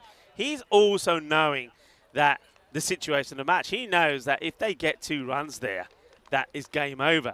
So not only is he thinking about taking the catch, he knows what's at stake. Takes the catch, Ashwathanarayan, And what a moment. You got to feel there for Mars Bargy. I mean, it's nice to see he's still got a smile on his face. It was a superb knock from him. It really was. 61 of 30 deliveries. And, well, we're going to see the highlights here again. And, of course, keep an eye on that catch from Ashwathan Ryan right on the boundary when he takes the wicket of Wolfie, because that wicket is the one that made all the difference. This is how it started at the moment. Ashu gets the wicket there, but then he also went for a lot of runs. Here's Marzi when he comes in. He came in when we saw that wicket of Irfan Khan. But then was that great partnership between Ikram and Mars Barji. What a partnership it was. I mean, all right, it wasn't all pretty. Sometimes balls were going not where the batters wanted them to go, but sometimes like this one, they were going big. And, well, Mars Barji, and he sent one into, well, almost one into our box here. Sent a few out into the scaffolding as well with some of those big hits. And looking in good form. And remember that the Blizzards, they're going to play a lot of cricket this week. They're going to play another match here today as well, as remember, against the Royal Tigers. So the Royal Tigers, well, they'll be wary of Mars Bai and also of Ikram. But this one, they put themselves back in the match. Remember, they needed to stay at 13. They did stay at 13. At one point, they brought it back down to 9, but then a couple of wickets, a good over from Jacob, and not a bad one from Ashwathan Ryan, kept the pressure on the likes of the Blizzard. But that one, and the one that afterwards that went right into the scaffolding, put them right in the driving seat. This stumping, okay, you would say maybe a little bit reckless, but clever bowling to get the wicket. That was Ashwathan Ryan doing the job with the ball. But yeah, this is the shot. This is the one that crashed into the scaffolding where Karina is. And then you thought, okay, and Karina saying she was okay. This, well hit, well pumped. That was the second of the 2 boundaries that would have won it. So he was 1 boundary away, and then he goes for it with this one. Watch this catch. This catch wins you the match, and he knew it. Ashwathan Ryan, just look at that. He was pumped because he knew that could have changed everything. But fair play to the captain as well, Sanjay Kumar, because then he held his cool and his nerve to win the match for his side. What a match, what an encounter. You got to feel for the Blizzards, but at the same time, well done to Cobra CC. They win their first match in the series as well, and that sets up a very interesting final match on day 1, where the Blizzards, once again on the losing side by the smallest of margin, take on the Royal Tigers. Yeah, what a game. What a game. Game of the day, really. And these two teams coming up, it looks like a little bit of a 5-minute day. We're starting at 20 past 5 local times in around 15 minutes. But no, what a game. And looking forward to bringing you Game 5 today. ECS Hungary has been fantastic so far. And, well, get your breath back, because in 15 minutes we're going to be in for Game 5. And these are the 2 lineups. Looking forward to seeing how they go. And yeah, it should be good. It's been a hot, sticky sort of day, but one more match, why not? Yeah, why not indeed. Let's have a quick look at that scorecard. It's going to be dominated by that partnership between Ikram and Mars. And it's coming up here just now. So the first wicket of Khan fell pretty quickly, but what a partnership that was indeed. It was brilliantly done from the 2 of them. Just have a look. When they came together, they came together at the score only at 5, and they took it a 1-on-1, so almost a 100-run partnership. But while Marzi was still there, game was on. He needed 3 boundaries, got 2, and then that catch from Ashwathan Ryan, that finishes the match off. Look at the bowling figures here. Well, it wasn't pretty from the captain, Sanjay Kumar, but the thing is, he did get that 1 wicket, and then right at the end, he had the nerve to protect the 16 that was required of the last, and he got the run out there right towards the end as well. It was a little bit of pain for some of the bowlers, and there was a 28 that came off Matur. 32 of Sanjay Kumar, though, he was the most expensive, but he does it for his team. Great effort from Cobra. So Cobra, they end the day with a win. The Blinder Blizzards, if they're to do the same, they've got to try and overcome the Royal Tigers. But the Royal Tigers, they have been beaten today already. So will it be a win for all the teams that we say today? Well, we'll have to wait and see. That match, the next one, coming up pretty quickly in under 10 minutes time. To join me, Rigaful and Corey Ruckers, when we return for the final time on day 1 of this European Cricket Series in Hungary. Volvemos en 10 minutos.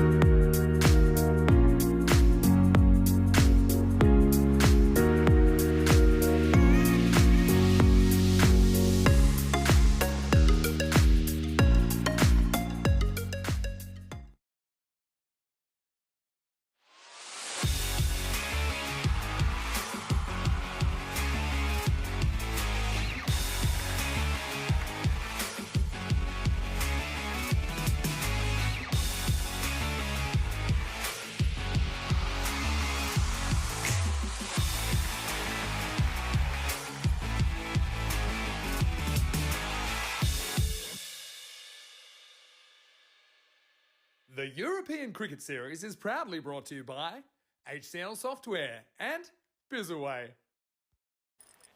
Hello and welcome back to the final match of the first day here in Hungary. And what a great day that we've had. The weather has been beautiful and we've seen some outstanding cricket. The last match then, as we welcome back the reigning champions, it is the Royal Tigers. They are taking on the Blinder Blizzards. The Blizzards, they've had a challenging start, haven't they? They are starting to get better. I'm liking the bowling from the likes of Shabazz. I think he bowled really well. Vishal as well is bowling well, but can they keep improving with their batting as well? That's what they have to do, because it's not going to be easy against the Royal Tigers. The Royal Tigers, they've got some talented players who are starting to come good. I think Zishan, their captain, is going to score big runs in this one. I just have a feeling that he's going to click in this one. Abhitash Prashar was player of the match the last time for them, picking up 4 wickets. He's got his line and length right, and I like the hitting of Waqar Mohammed as well late on in the innings. He can certainly hit the ball big. I think we're going to end with a bang. The two captains are in the middle for the coin toss. Let's go over to the coin toss, and then right after that we go back to the comms box to Corey Ruckers. Tails. Tails is the call. It's a hit. You can go there to pass. Back to you guys in the comms box. Thank you very much, Tyrone Peters. That's good indeed. And he actually got that one correct, so I'm really proud of him as the umpires make their way out to the middle for Game 5. And looking forward to this, and it should be a good game of cricket. As we have a quick look at the two lineups, we've got the Blinders Blizzards versus the Royal Tigers. This should be a good game. It is game number 5. Probably a little bit of fatigue setting in for Royal Tigers, who have played 2 games previously today. And the question marks will be, can they keep that energy up? And can they put on a really good showing? So looking forward to this match. It has gotten a little bit sticky and a bit humid around the ground. But, well, we just had a fantastic finish in that game. It was only a 1-run victory, 2 wickets off the final 2 balls. And overall, it's been an exciting day of cricket. The scores have started to get up there, and we'll have to see how this one pans out as the batsmen make their way out to the middle. And here comes a man that has enjoyed the sun and the cricket out in Hungary as well. Rico Full, we've had a pretty good day of action. Yeah, what is there not to enjoy? And as we suspected, after the early morning nerves for maybe some of the players, the cricket, especially in the form of the batting, has got better. I think we're going to see some high scoring runs in this one. A lot of people talking about that last match. What a match it was. Yeah, wasn't it an absolute classic? Brilliant match. And a lot of people feeling for the likes of Miles Barzy. A lot acknowledging that he's a fine, young, talented cricketer. And, you know, we haven't seen the best of him yet. Remember, when you're on tour with the ECN crew, you don't get to play a lot of cricket. So this is just one of few opportunities that Marzi's got to play. I think he's only playing just this week because he's going to be working again next week. I think he will be making his way to Malta, I believe, where Vinny's going to start. So are we in, sorry to interrupt you, are we in Hungary, Netherlands and Malta next week at the same time? There's going to be a point where, where that will happen. I don't think we've had 3 in one time at all. That's unbelievable. That is going to be crazy. So, yeah, Marzi, he's going to, the thing is about good players manage to, I mean, that's going to hurt, but he's got to absorb that, put it behind him and come back in this one. Let's see if he's able to do it. They're going to have to start in the field once more, and it's all about trying to contain the likes of the Royal Tigers, and they want to be keeping them to under that 120 score. The man with the ball that's going to start things off is going to be Basit Usman.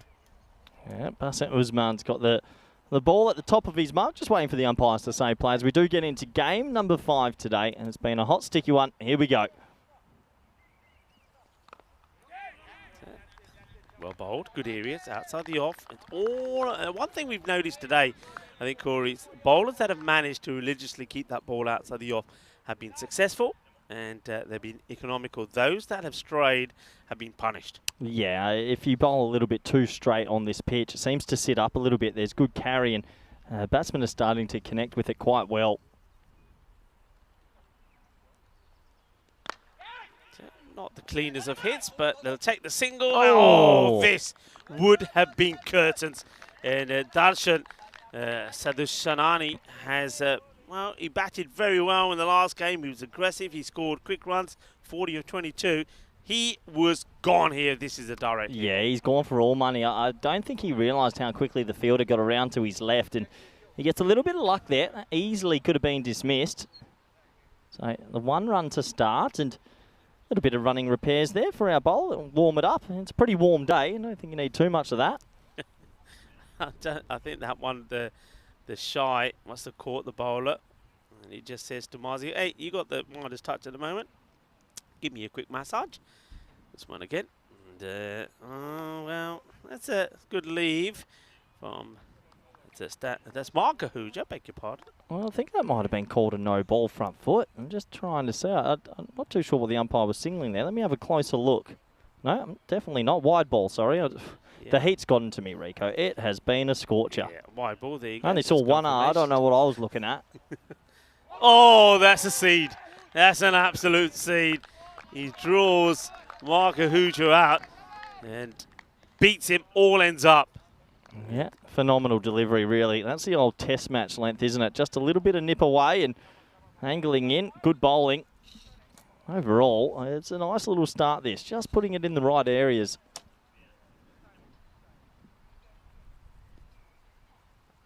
Well, you hooked him.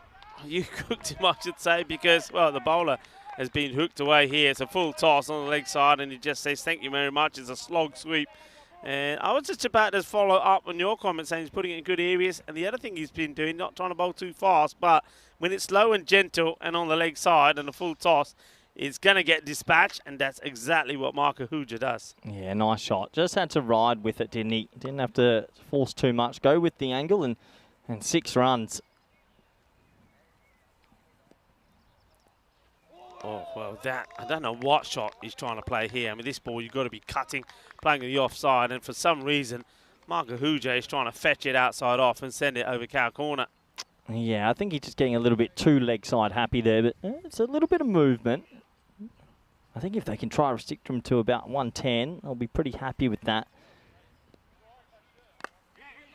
And, that's better. Respect and play the ball on merit. Once again, I say again, there's merit in playing shots, not just swinging and trying to hit boundaries. You've got to take those singles as well. Oh, boy. Well, here we go. You can stay in touch with us in a number of ways. It's the end of the over. It's going to be 9 without loss yet. Either get in touch with myself or with Corey. And look, we're loving all your comments, and we reply to as many as we can. And also, we use this as our platform to say thank you for your support to us and the European Cricket Network. I reckon we're due a new photo soon. I reckon ECC this year, we're going again. I want a new one. I want to be doing, you look funky there. I'm getting tired of being called the old doctor, so I've actually put a request in to change it, but keep being told now, everybody likes your doctor look, so they're saying we're keeping it. Have you still got that white jacket still floating around? Yeah, it's got to come out soon, actually, because that's the summer one. So the old, the white jacket. Oh, I'm sure we'll find the right time. You know Mr. Maximo, he'll be wanting some new photos soon as well. He absolutely loves it. And it looks like it will be a bowling change coming into the lineup. It's going to be the spinner Vashi. It starts on the leg side, and well, he wastes the wide here, doesn't he? That's Mark Kahuja. And I don't really get sometimes with batters, they're just trying to play this shot. I mean, if you're going to play at it, hit it. I mean, why aren't you hitting this? I mean, just trying a little nerdle and straight to the fielder. So Vashi did bowl well in the last one, picked up a couple of wickets. Short, gets thumped past the dive of the fielder, and it will be 4 runs. Well, there he goes. There goes Mars Bargy running at about 6 kilometres an hour, but does go for 4. Nice shot, good batting. And they do say if you hit it hard, hit it straight. Yeah. 4 runs. That's exactly what he does, and you can see even with this part of the outfield slower than most parts around the ground, it still gets there. So Mark Kahuja, big shot on the boundary, and we're looking to go for this one as well. Misses out on it, can never be LBW. No. He's going way down the leg side. I think they just got caught up in the moment. I actually thought he inside edged it onto his pad as well, but that's missing about 20 sets of stumps, Rico, so just a little bit too excited. But hey, it's good to have that energy, isn't it? You want to be pushing in that game 5. Yeah, you do. I think Mark Kahuja, though he has put a couple of balls away, he's missed a few as well, especially those on the leg side. And now he goes outside the off, a chance. Oh, it's a spicy one. Gets hands on it.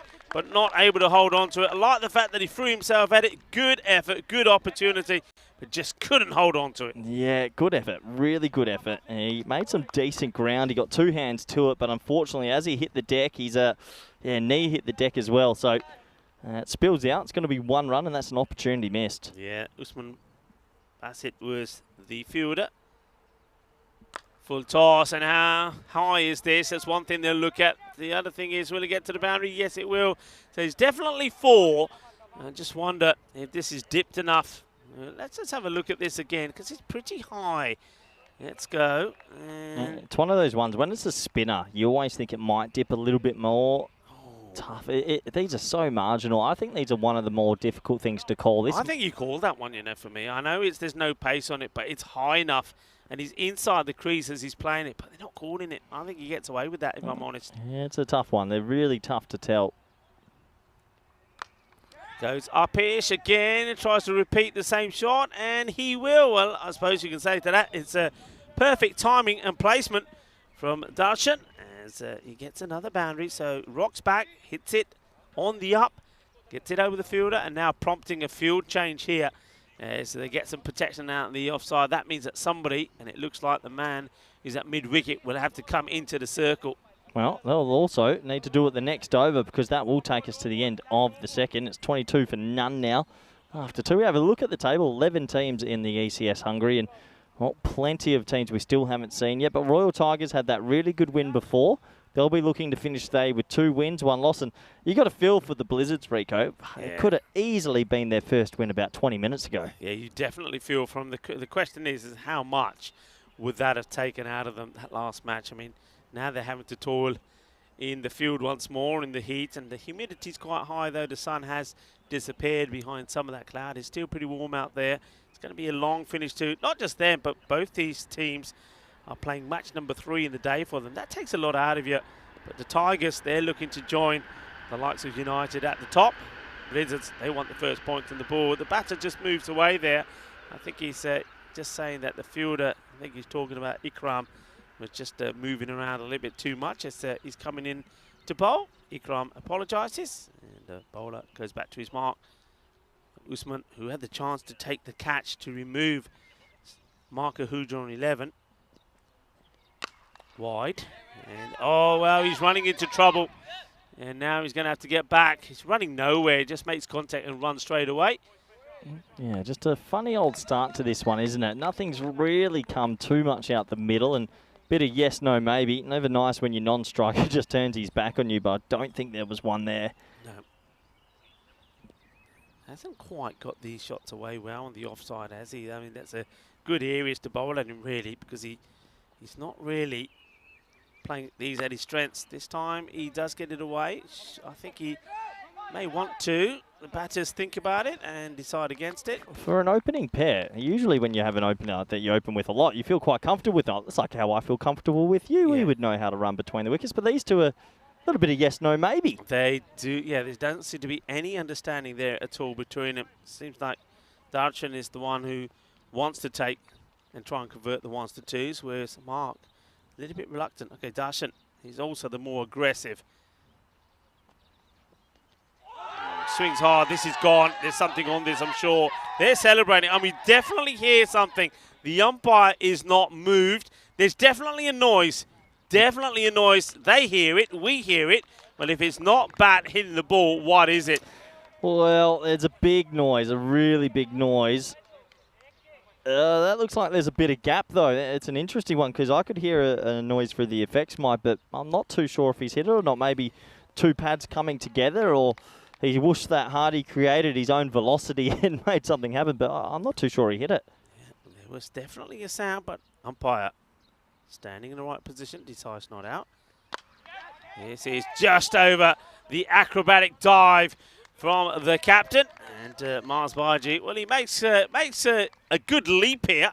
Leaping up, trying to clutch at this, but he gets over it. It's going to be 4 runs. Well, Rico, these little small things just seem to be going the Tigers' way, and they'll be happy with this start now. 27 for none off 2.4. There's Marzi, good friend Marzi, and I'm sure he's a bit tired from his effort before, but 10 out of 10 for the dive. Yeah, he's getting a workout. Marzi loves to hit the gym. He won't be needing to hit the gym tonight. That's for sure. It's full. Marzi. Oh, it's over him again. Well, Margie, he's going to have to get some springs in his feet to get a bit higher. The second time he's gone up in the air, and the second time he's not able to get anywhere near it. So it's going to be back-to-back boundaries, and bowler wants to make a change. He's saying, "Captain, you might as well go back," and that means that the man who was at the backward point boundary now comes in. Now I wonder if this is an opportunity now for Darshan to just rock back onto the leg stump and hit over the top of the offside again. He'll certainly be thinking about it. Well, now he goes the other way, and this one is on the equipment. And, well, I think we're okay. safe. We're okay. It hits the edge of the table. Yeah, I was laptop wary then. That was scary. I was trying to get around. Can I just say, let's just watch this. You see, it's just good save. Hitting the tables there. Yeah, well, where were you? What do you mean? Where was, what am I supposed to do from here? That was a very good executive decision. There I am, see? Very good executive decision from me this morning to double up on the tables. Yeah, I'll take credit for that. Karina, I told you so, Karina. That was a good decision. Anyway, that was a big hit. That was a big over. It went for 15. Power play is done. 37 without loss. Yeah, 37 for out loss. A few boundaries at the back end of that over's really given them a good injection during this power play. A little bit of chaos in this muggy sort of day out here in Budapest, but good start for the Tigers now. They've got a platform that they can enjoy, and you'd expect in the next 7 overs that it'll go a long way. But yeah, are you the only commentator so far to have a laptop smash? Yeah, but you don't know what happened last week. No, I don't. Tell me. Last week, well, see that bit of damage on that one? Oh, no, don't tell me you got again. But it took a catch as well. Did you? Well, I took a catch. Hands. I'm proud of you. Took a catch, and then one came in, it bounced over there, and we're going this way. And then it came all the way across and hit the bottom of the laptop. So there's a bit of dent in the laptop. In fact, Roger Finer was here today. I forgot to mention the laptop to him. I'll have to remind him tomorrow. Yeah, you have to remind him. And it's a dangerous profession when you're down at deep mid-off all the time. It's a hot zone for sixes. I was there to protect my equipment this time around. Oh, I better pick this bit of equipment up as well. Anyway, that's 2 that have almost come in. Oh, that's not a good delivery, but he gets away with it. Sort of the surprise short ball from the spinner. You never really expect something like that. And well, he gets away with it in the end. It can only sort of scuff it back to the bowler. Yeah, he's not. The thing is, this is where you bowl to Mark. He's not been solid outside the off. He's struggled. And, I mean, I'm actually still very surprised that they've actually put a deep extra cover to him. I don't think he's going to hit too many there because he's going to be looking to go on the leg side. Well, okay, that's worked away. He'll take the single. The thing is here, what's he going on? 14 of 12 deliveries. There's the likes of Zishan still to come in and other big hitters. Is he helping your cause? No, yeah, I don't think so. I think he's sort of holding it up a little bit, but it's not his intention. It's just the mistiming of the ballers. That is absolutely crunched. Well, fair shot this. He gets it out the screws. 6 runs, Rico. And, well, you're going to take 45 for none after 3.3, aren't you? Yeah, you are. And that's where you see Maxi is going to retrieve that one. Part of the crew here. That is a big hit. Well, Rico, I've just had a message come in. And it's come in from M, little M from Netherlands. And this is a sweet young Dutch girl that's just started watching cricket recently. Right. And she's watching with an espresso martini right now. Oh, no, don't do that. Yeah, she is. So congratulations on your first day back at work, Em. And she started a new job. So good luck to her. And I hope she's enjoying all the cricket action. Well, hello, Em. Thank you for tuning in. And have a sip on me as well. I hope you're enjoying the cricket as well. What's there not to enjoy as we see another one get played out on the offside. Now, Darshan, the more I see him, the more I like him. And Darshan gets another boundary here. Sudarshan Nahi, lovely shot, rocks back, and he's just toying around with the field here at the moment. You can see that it's the vice captain, Muta Ikram. He seems to be the one who's making a lot of the field place movements. And just talking to the bowler here and say, right, okay, tell me again where you want the field. At the moment, he's got, what's he got here? He's got 2 men on the leg side. He's got a very straight long off. He's got a sweeper out on the offside. Oh. Full toss. Well, that's Gandhi. Well, that's a no, but that's actually a great shot. And that's 6. He's going to get 6, you know. That's a 7-up. Yep. What a shot. It goes all the way. Well, what a shot this is. And I like the way he's surprised it's coming at that height, and then he's so quick. Look, watch him. He says, what do I do with this? All right, I'll just do this. That's a quality shot from Darshan. He gets a 6. It's going to be a 7 up because there's a no ball. This has turned out to be a disastrous over. It's the last thing that the Blinded Blizzards wanted. And, well, Pranav Vashi, it's gone all wrong. Free hit. And, well, he hits it inside out. Would like to get back on strike, I think. But I think, yeah, it's Marco Huja puts the stop sign up and says, nah, just stay there. The 50 comes up, of course, as well in this over. Yeah, what an over it is. And, well, I have to say that 57 for none after 3.5. And, well, it's a great start, really. They're looking at a big score here now, Rico. And, yeah, it's an impressive batting display. Shot, powerfully hit, and he does get one out of the screws, out on the offside, does Marco Huja. And just like that, after, well, missing and playing at a few in the offside, he gets one absolutely right, gets the timing on this, goes to the boundary. What an expensive over this is turning out to be. It's gone magical. And the score at the end of 61. 61. Without loss. No, hello to everybody. Well, hello to all our new viewers. I'll say again, hello to Em, and I hope your first day at work went really well. And this is why we want to grow the European cricket community, because more and more people are learning about the sport, they're enjoying it, and it's fantastic, isn't it? It's what we're all about, and we want our community to grow all the time. We want our family to grow all the time. And I found out as well that we know that we've seen the team that performed brilliantly well this morning, United Shazad. Budapest, well, I have to say that word that you keep saying salad, shalad, actually means family. So, yeah, we are a bit of a shalad. You're a bit of a salad. You're a bit of a salad. We are a European Cricket Network shalad. I could go for a lovely salad tonight, actually. That sounds really nice, Rico. Oh, that's funny. I've not heard that one before. But anyway, let's start the next over.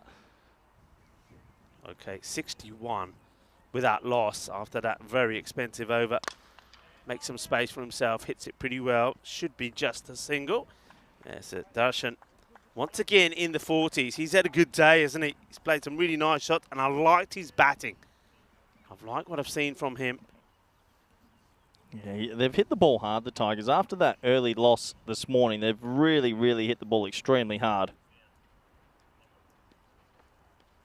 That's going to be a wide outside the off stump. So you sort of feel a little bit for the Blizzards. They played well the previous game, and then they've had a bit of a heartbreaking loss, and it's not easy to then, well, back up and come straight back out. So, yeah, can they sort of take their breath, get a wicket, just somehow get back into this?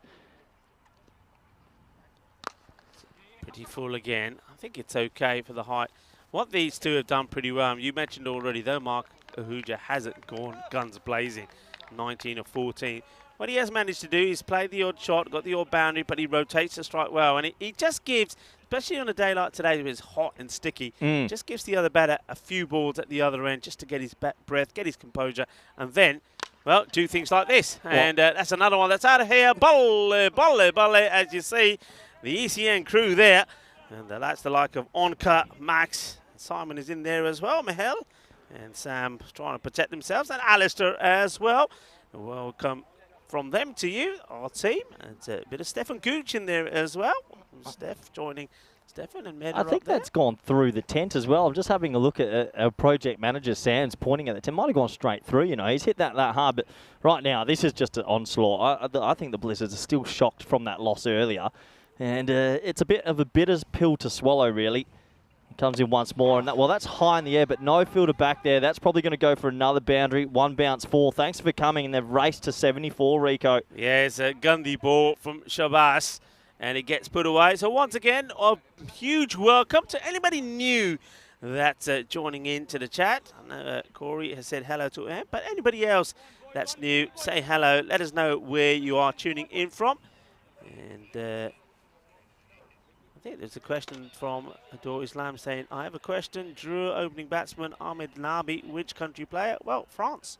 Yeah, a big player from France. Huge Arguably player. Probably the most informed, dangerous player in European cricket, has to be said. It's almost as if he single-handedly willed his team to the Champions League trophy. He was phenomenal, absolutely phenomenal. It looks like a bat change has come on due to a broken blade. And nice to see the tournament referee there, Tyrone Peters, saying, let me have a look. I'm liking that from Tyrone. He's just off the camera. He's just confirming that there is a genuine bat break. And fulfilling his duties well. And this one gets sliced away to the man. Comes in from mid-wicket, does the fielding. Yeah, I mean, if you are new, thank you for joining us. Thank you for joining our family. And hit the like button. Tell your friends and your family, because the more the merrier. We want to keep this, our European cricket family, growing all the time. In comes Shabazz, and this is sliced out. This time over the third man is going to be 4 more. They just found a way always to get the ball through. They're sort of manipulating the field, aren't they? Whenever the field changes, there's a boundary in another zone. And it just, you see here now, there's more field placement changes here from Muta Ikram.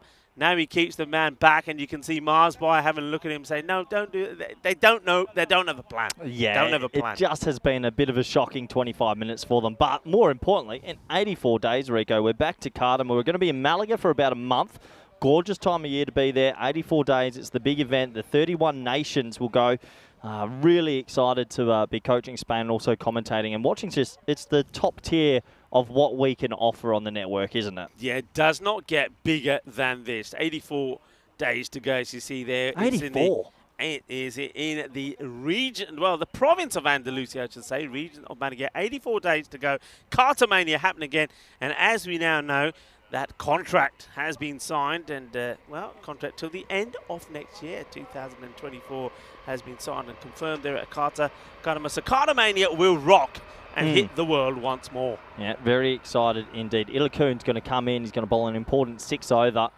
And, well, he's been late. So that's to me. No, it's not. It's over my head. Boom shakalaka, Rico. That's a massive hit. Well, that is big. Well, you're getting excited. From the moment that hits the middle of that bat, that ain't coming in here. That's going way over us. And it's a beautiful stroke. And Darshan is motoring, gets his half century as well, by the way. So well batted to him. It's yeah. Well, I'm smiling because I'm just thinking, Corey, where are you going? Behave yourself. Hey, I told you the runs are going to keep flying, and now it's Darshan's turn to bring up a half century. 58 not out. Remember that earlier we saw Mars Baiji, who got the player of the match performance, by the way, for his 61 or 30. Places right off the middle stump. What a classy shot this is. The ball won't go to the boundary because it just slows up. It's a shot you play when you got your eye in. Yeah, I can't believe he's actually been able to catch up with that. That was actually a tidy delivery and almost LBW. Look, let's not put the kibosh on him, but 60 off 18 with 28 balls left in the innings. If you can face maybe 15 to 16 of those, he's got a red-hot chance of something special here. And jinxed. Couldn't have been more jinxed ever. I tell you what, the whole world and the chat was going to be at you if this was held, because right after you said that, into the hands, into the chest, down it goes. Huge opportunity. Well, maybe now, with that bit of luck behind him, he might go all the way. Hits it hard, but, well, Mars Baiji takes the catch, and he won't go all the way. So Darshan, he gets dropped once, but not this time from Marzi. They do get the wicket. That's all you know. That's all you. I don't know what happens. There's this thing called the commentary curse, and I think I've put it right on him there. He gets dropped one ball. Next ball absolutely laces it, but straight down Mars Baji's throat, and he'll have to go for a well-made 60. Nice catch that from Marzi. It was hit pretty hard and flat, but in the end, a nice, easy catch. And, well, that's a really important wicket for the Blizzards. They desperately needed that. Yeah, I mean, it's a big wicket. It means that the next batter that comes out is, I'm quite surprised actually, Stan Ahuja comes out. I would have thought the captain Zishan Kukehel would have come out. So the two brothers are going to reunite in the middle. Stan is probably the more aggressive, but yeah, tidy catch taken. And Marzi's got his own little celebration thing going on there, but it's 87 for 1. So well done to man who's had a good day, I think, out there. It's Kalpe Ilakun. Be looking to get a few more wickets here. Stan Ahuja is, well, I think he knows what he's got to do. It's attack. Into the deck. We'll take the single. Yeah, I mean, it's a bit of a free license, isn't it? You come out here, you've got 9 wickets in the shed with 4 overs to go. Yeah, you just try and take the game on, play a few maybe audacious strokes and see what you can do. 88. They're looking at 130 technically here if they have a really good finish. Works his away. Mars Bargy, the captain, comes in. Will keep it to 1. And that's not a bad over at all. I mean, when you think of some of the carnage that we've seen and some of the runs that the other bowlers have gone for, but Ankun just goes for 10 and he picks up the important wicket as well of Darshan. And the score is 89 for 1 at the end of 6. Yeah, take a quick look at the scorecard. You see 60 off 20 is a really, really special innings from Darshan. And I just feel like in this game, I know it's the end of the day, it's been hot and people are getting into tournament mode again. I just think the Blizzards are a little bit flat at the moment. Compared, I think they put all their energy in the previous game and they're just a little bit down. But if they can have a good finish, Rico, if they can get a couple of wickets, if they can do something correct and then go into that batting innings with a bit of momentum, a bit of confidence, you never know what might happen. Yeah, you never know. And that's a hit high up over the offside field. There is a sweeper in play. It comes in, gets a throw in. Better field here also for the second part of this innings. I think they've got this right now. They've got the lines covered, and that shows it there. So once it goes over the infield, there is a sweeper in play. That's that right. Look across to the leg side. So what we were saying before, you got the usual 3 on the boundary, then you got the man on the 45. And stop. It's a shout there from the scorers. Yeah, I think we might have a quick technical issue that they're going to have to try and sort out. So yeah, might have a little delay here. So why don't we talk more about Carter Mania? Because I really do think that this year is going to be something special.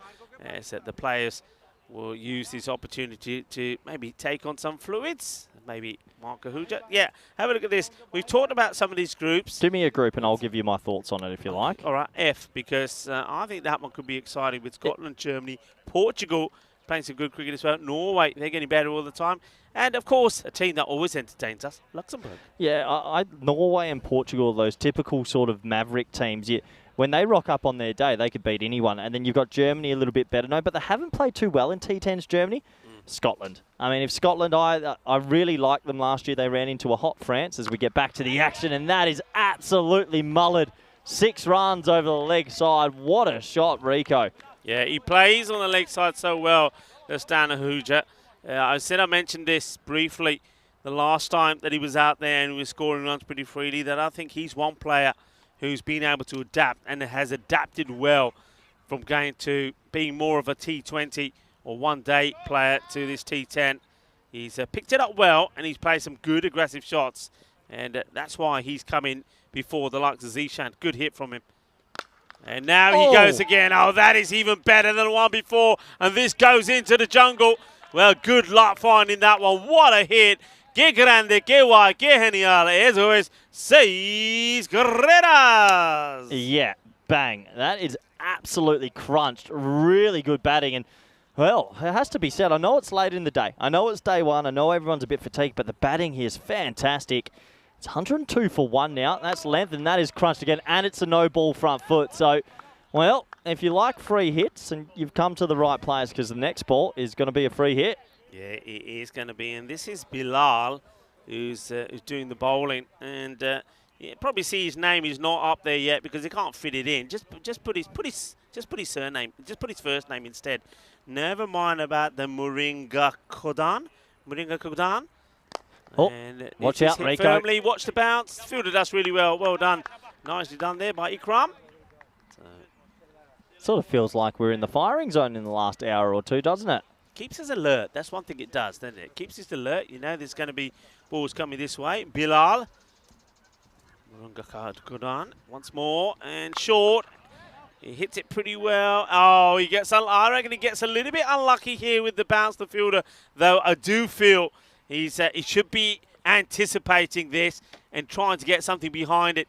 And, okay. Yeah, you've got to be a bit better than that. Yeah, I don't know how far away from him it was, but yeah, got to try and stop this. So it's 4 more runs galore at the moment. The 100 has come up courtesy of those 2 boundaries.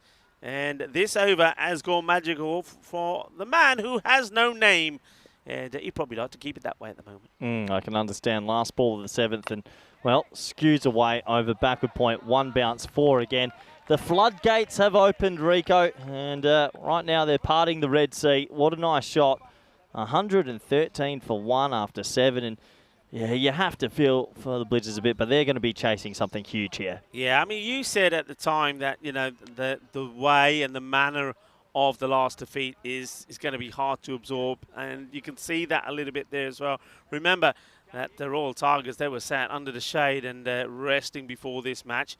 This is what's happening tomorrow. We've got some new teams in action. The Budapest Blinders, they'll be playing their first match. They're like the big brother of the Blizzards, and they're playing a team that we've never seen on the network before. Juna Bogdani, I think is how you say that. We'll find out for sure tomorrow. And the Blinders then stay on to take on the Royal Eagles, who on debut as well. Debrecen Vikings come back. They're a team that didn't win a match here last year, lost 8 of their matches on a spin. And well, they're the teams that are going to be in action tomorrow. 5 matches again tomorrow. And certainly looking forward to seeing the Blinders, as this one is played away beautifully. A team that will be looking to sort of bounce back after the disappointment, I think, last year. I think they were expected perhaps to make their way into the final, and they were surprisingly beaten really by the United Chalad Budapest side. But, looking to bounce back and see how they perform tomorrow. Wow. Oh. What a shot. I'm sorry, that might be shot of the day for me. He's put his wrist through that, and that's been hit about 75 metres. Wow. Might be, no, it is. This is look at this. Oh, what a shot. Yeah. That is an absolute beaut. And I think the look on the umpire's face there, square leg, is sort of going, wow, says it all. That is huge, humongous, as the Ahuja brothers are turning on the style. And, well, it's, well, the Blinders, it may be known as the Blizzards at the moment, is a blizzard load of runs, especially in boundaries. This will probably be another, and it might be a lucky one. Can the fielder chase up with the ball? He's giving it an effort, and he can't get there. And after having an over that goes for 24, Bilal chases it hard, but he can't get there. Raining runs at the moment at the GB Oval. Yeah, sometimes you have days where it just doesn't go your way, and some games seem to be like that. And right now, it feels like anything the Tigers do is going to turn into a boundary. 124 with 15 balls remaining. This it could easily blow out to the 160 mark now, and quite remarkable. Wouldn't have called this about 30 minutes ago. Got it. Whoosh, bang, gone. Another 6, and there's no stopping them. The fireworks have started. Patake chalpe, ground the bitch. Kinna sona. Aaj ta swad aa gaya. Bahut soni batting as he dekhiye. Jabardast batting, and well, that's another one that's out of here. Stan Ahuja. Look at that strike rate at the moment. That's quite incredible. That's exceptional. That's almost at 400. Yeah, 38 off 9, and well, 2 balls left in the over. He's staring down the barrel of a 50 here. Wow, that's going to be another bulle, Ginna Zona. Shaka Lugya goes from 38 to 44 in 10 balls. It is an outstanding strike rate, over 400. That's something special. It is, to be over 400, and right now he's looking at a 50 and 11 deliveries. Wow.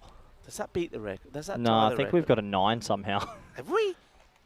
Oh, he's got it. Oh, it's in the air. Oh. Where's this going? It's 1 bounce, 2 bounce. It is the boundary. And, well, what a knock. 48 now. Doesn't quite go all the way. Look at the bowler. The bowler, even before the umpire does it, just takes his hat and says, hey, give it to me quick. I'm out of here. That's another very expensive over. And, well, Kalp Lakoon, he's going to go for plenty. He goes for 37 of his 2 overs. 140 on the board. We've still got 12 balls to go. Yeah, okay. Well, it's just blown out the water, hasn't it? What a special innings this is. 48 off 11, 2 overs to go. Maybe 170's on the card if we're being realistic. At the end of the day, though, it just hasn't been good enough from Blinders. They've just been a bit behind the 8 ball, it feels like, the whole time. And I dare say they'll be hoping to be off this field rather soon. Yeah, well, what more can happen here? I think that in 3 overs, by the way, that's, I reckon the last 3 overs, that's 61 runs. 61 runs in 3 overs. The score has gone from 79 at the end of 5, now here to 140. That is quite amazing. What a partnership this has been from these two. And I was surprised when Stan came out before Zishan. Now I'm not. Well, he just chips this up. He's offered a catch. They don't want it. They don't want it. And, I mean, this one has to be Irfan Khan's catch. He has ran all along the boundary before even thinking about going to this delivery. He needs to be running in, screaming and saying it's mine and wanting it. They don't want it. And it just means that the strike gets handed back to Stan, and he's looking to cream this to the boundary and get a well-deserved half-century. And he will get it, and he'll do it in style. Shaba, Shaba, Ginna Sona Rabane Tenno Banaya, because that is a 50 of just 12 deliveries. Outstanding quality batting. Stan Ahuja, stand up and take a bow. You don't see that every day. Credit to the man on your screen because he's crunched them. He's really crunched them this innings. I don't think I've ever seen him hit the ball so flush. And, well, he's got himself to a personal milestone. He's got more time to cause more damage. And that's exactly what he'll do. It was a full toss on the leg stump and he puts that away. I've got him on 60 off 13. Remarkable. This is, I mean, it's a Gundy ball, isn't it? The legs up, but still, I mean, he's from the very first ball that he faced and he smashed it for 6, his timing has been epic. His hitting has been good. And I tell you what, Stan Ahuja, he is turning on the style. Well, we know he's got style because he is a tailor and he makes some pretty stylish suits. And Mr. Maximo wears some of those. But I tell you what, though, this innings of his has been even more stylish than the suits that he makes. It's been breathtaking, and it's on the legs again, and this will go. Adios pelota, esa pelota no va, esa pelota va por un otro Maximo as the 150 goes up, and they are going upwards and upwards. They're looking to get to a 180 score here. I'm just trying to find, he's on 66 off 14, and that means he's hit 66 off 14 with 8 sixes and 4 fours. Remarkable. 14 deliveries, Rico. 12 of them have gone to the fence. I can't believe what I'm actually watching right now. It's fantastic cricket. There's more to come, you know. There's more to come. Oh, and, okay, this is an opportunity, and it gets put down. You got to get the ball. The fielder now.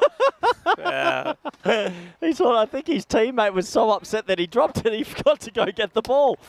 Look, oh, boy. I'm glad he's gone for it. Look, one thing I will say, I'm glad he's gone for it. I mean, some of the fielders haven't. He's thrown himself at it, tried to take the catcher boot, hasn't taken it. But you can see the fielder next to him just, well, he makes him pick it up, I'm afraid, himself. He gets no support. I think they're just checking about whether the ball does go to the boundary or not. He doesn't. Or whether they're waiting for the fielder to pick his cap up. They got 2 as well. That's going to be a wide. Yeah. What's he on here? 68 off 15. Can you get 32 off the last 7? I mean, the way he's striking them, you could maybe say, no, he's got to get the strike back somehow. He's got to hit a boundary here and then get the strike back. Or get the 1 and try hit 31 off the last over. What a remarkable innings, though. It's been sensational. Shukat has gone magical. And now, well, That's he tries fine. to get a little bit carried away. And he's disappointed he misses out on it. But it's the end of the over. 162 for 1. And he's not going to be on strike. It's going to be Mark Ahuja, who's, well, he's still there, everybody. 28 of 20. And I'm pretty sure he'll be looking just to push this one out for a single and say, there you go, bro. Have a few more.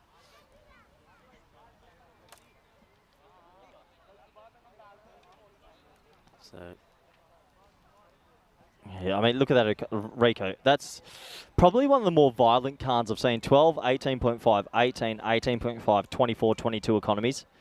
Yeah, it's just a tough evening at the office, it has to be said. 6 balls to go, and I think the Blizzards will be pretty excited to go into the sheds and go have a cold one. They probably deserve it. There we go, start of the 10th. And catching practice. You don't want it. Once again, you don't. You got to go for these. I just think got to go for these. Mental scarring in sport's a thing, and for whatever reason, that loss in the last game has just, it's just done them. They wanted that win so badly. Spare thought for the bowler here, Shabazz. He thinks, okay, it's been a bad day at the office, but I'll get a wicket here. And the fielder just doesn't want to know Irfan Khan. The one thing we always say is this one will be down the ground, and he's going to go all the way, 6 more.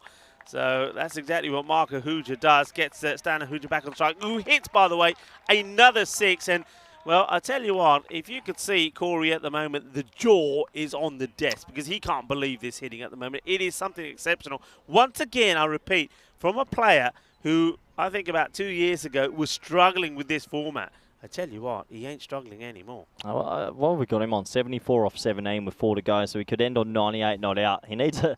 He needs a 7 up, doesn't he? Yeah, he needs a 7 up. You're right. He needs a no ball with a little bit of luck. Oh, well, this'll help. It's a full bunger, and it's going to go. Adios. Well, could this be the one that he wants?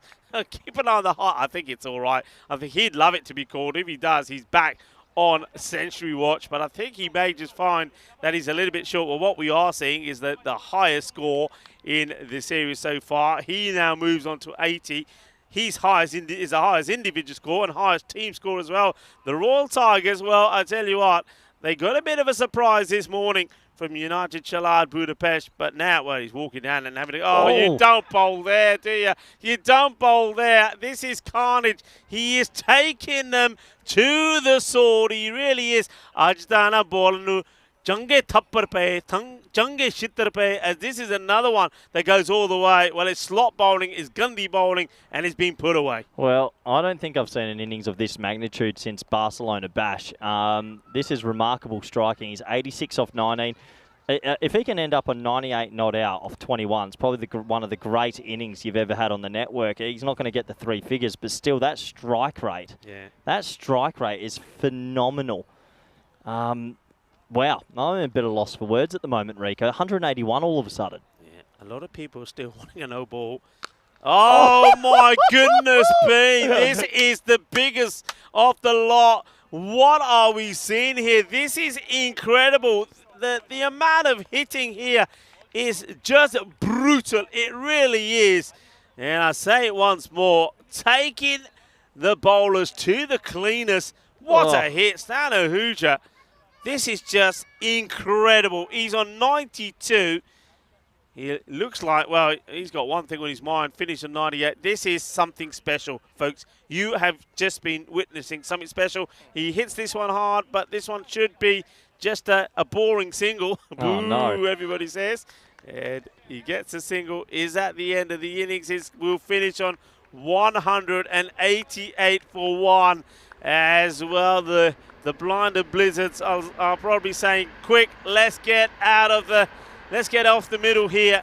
They're going to have 10 minutes to try and compose themselves and try and take something that's going to cheer them up, something that's going to give them some confidence out of this game. But at the moment, they are on a low. Somebody's got to pick them up. The captain's got some work to do. But the Royal Tigers, well, they needed picking up after they lost the first match all the way back on match numero uno, but they've come back. And I said they would come back with a bang. They did. I said I'm fancy. There have been a lot of runs scored by the Tigers. It's not the man that I thought, because the man I thought would do it didn't even get a chance to get out there. That's their captain, Zeeshan Cookiehill. But Stan Ahuja, take a bow. What a knock. Well, unbelievable, really. And what a special innings. 188 for 1 after 10. We have a quick look at the highlights. Look, we could talk you through all of these. We tried to protect the equipment as much as possible. Oh, no. Out the way, Rico said, and luckily the camera survived. But, yeah, it's just a brutal sort of innings. It snuck up on us almost. It was almost just a meandering sort of start, a couple of boundaries here and there. But I'd love to know what the splits are for the last 5 overs, because I sort of feel that the last 5 overs, Rico, were just bonkers. I'll have a quick look on my... Over 100. Over 100. I reckon around 107. Okay, listen to... I'll go through this. Listen to this. This is the last 5 overs while the highlights roll in the background. Yeah. 1-6-6, no ball to 1-4-4. So 4 boundaries in the 6. Then you've got a 6-4-6-6-4 in the next. Then in the next one, you've got a 6-6-6-2 wide 6. And the last one, you've got 4 sixes in a row again. So it's a freakish sort of splurging of sixes and boundaries. Yeah, 109 come off the last 5, 79 off the first 5. It's quite extraordinary. It's been a long time since we've seen anything like this. And one man that's got to take all the credit for that is that man there who just did the hitting and just puts the bat behind his arm and says, all right, I'll wait for the next one. It was just humongous. I mean, that brought up his 50 in rapid time. He came up, I believe, in just 12 deliveries. But he didn't stop there, and then 50 came up in 12, and just look how quickly the rest came up. It was just amazing stuff to see. What a knock, what an innings, what a partnership. And, yeah, don't forget the partnership as well between these guys. It came together at 87, so they make the 100 partnership as well. It's quite amazing. Yeah, it's quite amazing, but credit to the big man, Stan. Special innings. Let's have a quick look at the scorecard, shall we? And, well, 60 off 20 for Deshaun. Seems slow. What's he doing? A 29 off 21 for Mark Ahuja. And then Stan Ahuja, one of the best innings you'll ever see on the network. A 93 not out off 21 deliveries. Yeah, well, this is why we always say the European Cricket Network is a frenzy of action-packed entertainment. Well, that's certainly what we have seen so far today. And if you got small children, look away now. Yeah, because this is violent. Economies of 12, 18.5, 22, 18.5, 24 and 22. 188 for one. We have one innings left today. Rico, I need to go take 10 minutes off because that was too hot and too entertaining for me. Yeah, a little bit of masala out there and too hot and spicy for the likes of Corey and also the Blinded Blizzards. We'll be right back in, well, under 10 minutes time for the conclusion of the final match of the day. And it is going to be 189 that is going to be required by the Blinded Blizzards. If they're to do it, they will set all kinds of records, that's for sure. But the most important thing, I think, for the Blizzards here is when they go out there, they've got to try and make it respectable and maybe try and protect the net run rate a little bit as well. Join me, Rico Full, and Corey when he's had a cold shower when we're back in under 10 minutes' time for the final match of day one of this European Cricket Network series in Hungary.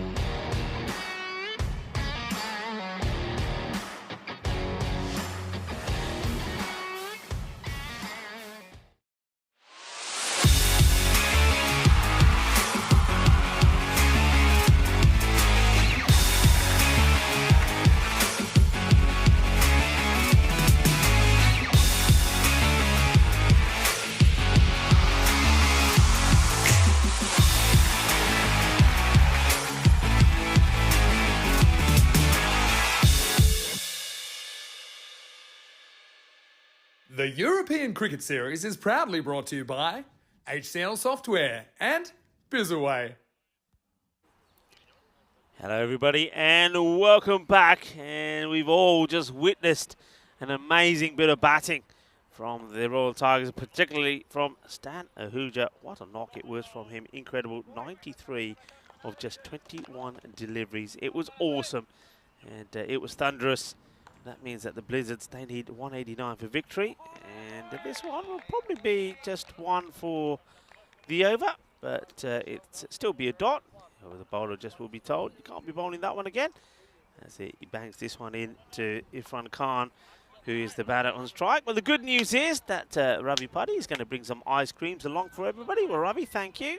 And we certainly will do well with your ice creams. As I welcome back Corey Ruckers into the cube once more. Well, Corey, you didn't have an ice cream before. You want one now? Well, I think it's ice cream o'clock. We got 40 minutes left in this day, as that's a Weibull outside off. And look, if someone is going to bring me ice cream, I'll take pistachio or I'll take choc mint. If anyone out there is listening, I'm going to need one of those two flavours. How came you were going for pistachio now? That was... What, Yeah, now I've got you on pistachio? Yeah, it just sounds right, doesn't it? It's been a hot day back to work. My first day back on the comms in 3 months. It's been good fun, but geez, it is a long day.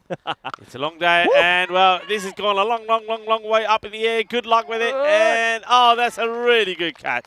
What a fantastic catch from a man who's already made a name for himself with the bat, Stan Ahuja. He calls it, and I like the way he just calls away. I was thinking, where's the man running to at back behind square? And the reason he's running that way is because Stan Ahuja said in his mind, get out of it, get out of it. Look, he's trying, catch me if you can, catch me if you can. Not talking about the player, talking about the Grizzly. Takes a catch, first wicket down, and it's not going to be a good start because we're going to see a Derek. Come on, Derek, come and show your face. Here we go. There he is. I have to admit, after not being on the air for a couple of months, that's probably my favourite new addition, little Derek the Duck. Unfortunately, no runs scored for him, and, well, it's been a tough old game, this one, for the Blinders, and out comes Mars Barji, a good friend of ours. Good luck to him. But, yeah, what a funny old game this has been, but it does feel like it is ice cream o'clock, so if anyone is out there and they want to deliver us one, please, don't be afraid. Yeah, I know, I mean, as a young kid growing up in the UK in the summer, when the UK used to have proper summers, there used to be nothing better than the sound of the ice cream van coming around the corner. Oh, Mr. Whippy? Yeah. Oh, yeah. Good delivery to Marzi, who, good areas to bowl to him, really, keep him outside the off stump and try and get him to sort of work the ball on the onside. That's what you want to try and do because that's where his strength is. You see, just trying to get the wrist into play there, really. I think a better play would be to push out at this and try and get it through the gap in the covers. But a good delivery first up from Manan. And, well, this is high up in the air, and it will go all the way down to the boundary. You don't want to be bowling on the legs. Doesn't quite get this right, but it gets enough of it. It's going to be 4 runs. Yeah, clever batting. Sort of gets in the inside line of it and just helps it around the corner. So, yeah, a top edge for 4, but he sort of wanted it to go in that direction, so I'll pay him that. And it's clever batting. And, well, look, they're probably not going to chase 189, but at least they give it a shot and, well, go down swinging, as they say. One of the Rocky films. You might as well back yourself, shouldn't you? Yeah, you should do. And, of course, it's another opportunity for the likes of Mars Barji to get a good knock in as well. And he plays this one with soft hands to the offside, but no run there. It will be a dot. It's a good over so far from Manan when you think the rate that the Blizzards need to go out. I mean, they did pretty well going at the rate around 13. Now they need to be going around about magical rate all the time. It's crazy. I got one for you, actually. Have you ever had a Calypso ice cream? Yeah, I have.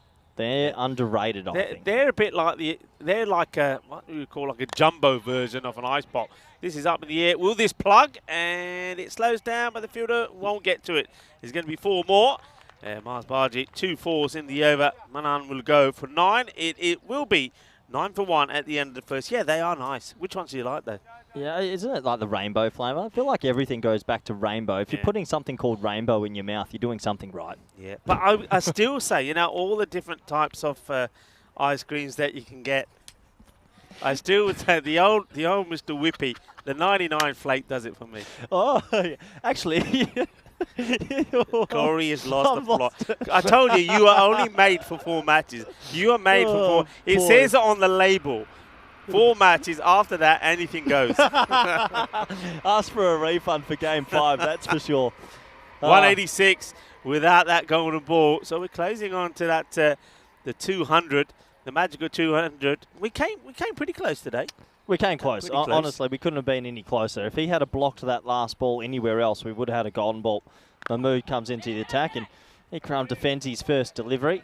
But no, it's been a pretty good, exciting day of cricket, and plenty of action as well. We've seen the scoring rate just get blown out the water. This morning we were saying it looks like it's a slow outfield, maybe not too many high scores, but all those earlier murmurs have been squashed. Yeah. Thing is, though, as we see Mahmood bowl another one, and it's a swing and a miss, is that we said that if you're going to get those high scores, you've got to go over the top. And that's what they've done. They've gone over the top. It just shows that there's a bit of hitting ability here, isn't there? That players have the tenacity to be able to clear the ropes with that will. Mahmood.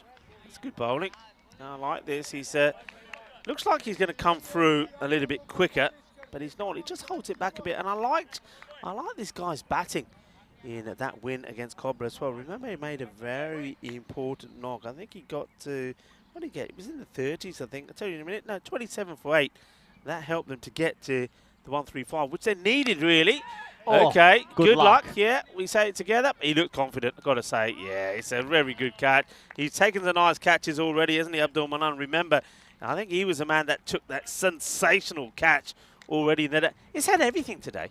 It actually has. Today has had a lot of action, whether it be wickets, crazy sixes, or some spectacular and silly fielding at times. But that's not an easy catch. He's hit that miles in the air, and cricket balls are pretty hard. They're not soft, and he holds on to it. So good catch in the end. Second wicket goes down, and, well... I think we're going to... There's another duck as well, by the way. Oh, here we go. Bring Derek back. No, not to him. Not to him. To the man who's going out. He's going in. He's going to bat. You can't give him a Derek. Well, you never know. It is game 5. Have you got your crystal ball out? Well, you never know who you can give a Derek to, but yeah, you're right. 9 for 2. Batsman with Baji. Obviously, they're not going to get these runs, but can they save face a little bit? That's all you can sort of achieve in a what's best described as a bit of a shellacking, really. Yeah, well, Manan takes the catch, which meant there was another duck. This time for Ikram. This gets played out, and he said, I don't want to be another victim for Derek. And fielding done by Zishan, who's, well, in reality, having a very quiet match this one. Hasn't had to do too much. He's had been sitting and watching the likes of Stan and Mark, and Darshan bat very well in the last one, and now he'll probably back himself to bowl a few overs and pick up a few wickets. Taking on the fielder, in comes the throw, gone. Well, I reckon he's gone here. It's a direct hit. It was a risky one. Marzi wants it, and I think he's got to take responsibility. I don't know what the backing up of Usman was like here, but let's wait and see how this goes. Here comes the throw. It needed to be a direct hit, and he's a goner. Yeah. That is brilliantly done. You can see the umpire there going, ooh, I think it's out, but I'd rather check. And I think he's wise to do so. Usman will have to go. And Marzi says, I'm sorry, buddy. I'm sorry. I'll buy you a drink later. Tell you what, I'm not too sure many other batsmen would give him a high five after having the old official barbecue. But good bit of fielding. A nice run out. The third wicket will go down. And it's always nice. There's something about a direct hit run out in cricket that appeases the eye. And, well, the third wicket down. And it's not looking too good here for the blinders there. They're well behind the 8 ball. Yeah, just watch this again. This is brilliant. And it's that man there. I mean, he's been a highlight, isn't he? A highlight package in the field has Abdul Manan. He's in this one already. He's taken a high one, which he made look easy. Direct hit. And don't forget, he's taken one of the best catches that we've seen in a while as well. And he was flying through the air and took an incredible catch. And when he took the wicket off the captain of Cobra, that was Kuma. That's a nice stop. They will take the single. So a new batter has come out, as it was also the end of the over. Yeah, so a couple of singles. They're just trying to build something, just not looking too good at the moment, though, is it? At the moment, it's not so good. Here we go again. And this has been played in the air. He thinks he's going to be in with the catch, but he can't. He's nowhere near it. That's a good strike. That one goes all the way as well. So nice hit. That's what they've got to do, believe. They've got to say, right, let's try and get something out of this, make some highlights out of this. And, well, that's my man who, as I said, put a good performance in. And that's nicely hit. So once again, we know all about the strength and the abilities. And they're just checking where this one goes. I think this goes all the way. I think they're just waiting for the scoreboard to update as well, because that, of course, was the first ball of the second over of Abdul Manan. Goes to the boundary. So just waiting for the scorers to update. And there we go. It sails over. Let's have a look. I think it's easily a 6. I don't think they're looking at that. I think we're just waiting for the scorecard to catch up. Well, give me another group, Rico, and I'll talk to you about it. Okay, I'm going to say, we talked a little bit about it already, but I want to talk more about the group, that the team that we're here in at the moment, Hungary, are in Group D. Also an interesting group. You'd think Ireland will go into that as favourites, but Austria have proven they're quite good at the game of cricket. Hungary, who were out there, and you've seen some of the hitting ability here today. Finland came last year, and it shocked a few people. They raced out to 3 from 3, and then sort of fell away. And I think Turkey was probably maybe one of the surprise packets last year. No one gave them a shot, and they played some fantastic cricket. So, yeah, it's going to be interesting. I'm talking about the Turkish club team, that is. So, yeah, it'll be interesting. I think Ireland are heavy favourites in that. I'm curious to see what squad they will bring. I think they'll be a lot stronger, and they'll bring a little bit more cricket experience. Yeah, I think I agree with you there. I mean, one thing, I've had a good look at the Turkey side. Of course, I saw them play in Bulgaria in a weather-affected series there. But they're playing some really good cricket at the moment. Got some good cricketers and starting to turn on the style. But what I can say, as we try and sort out the issues here, it's very nice for you all to have joined us. It's the Blazers good to have see gone off for us. It's humidity hot at the moment. It's very warm. But I'm still waiting for those ice creams from Ravi. Ravi was talking about ice creams. Ravi, where are those ice creams? But now look, first day here in Hungary. We know it was going to be a good one. It's great to have you back on the setup again. You've got a creepy crawly over you there. Look, please help me out, Rico. Go. No, it's been good to be back. It's been a pretty exciting first day. It's been a long day, but I think all the players have really enjoyed it. The viewers have enjoyed it. I know there's a lot of people in India that are tuning in, doing a lot of their Dream 11 teams, and hopefully they've been successful. But yeah, it's good to be back, Rico. It's good to be back, and it's good to be watching some exciting cricket as we return back to the action. Here comes Manan once more. Short, and Mars Barji wants to go after him, and he will. And, well, just go for it. Attack, attack, attack's the word. And Mars Barji goes for another one. It's another one that goes all the way. Lovely shot. It's too short, and he plays this on merit. I like that. So that's 2 balls, 2 boundaries. So it's not the ideal start to the third over. Manos Riba there from the Albitro.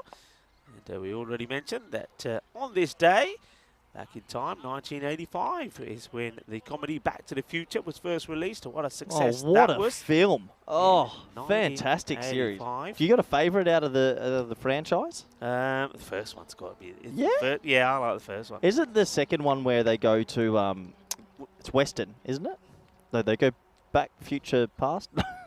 There's one where Big Biff falls in the manure and they find the sports book almanac. I think it's number 2 is my favourite Back to the Future. I think. I need to do some research. Let me get my laptop. You do the research as we go back to this. 2 balls, 2 sixes and a wide.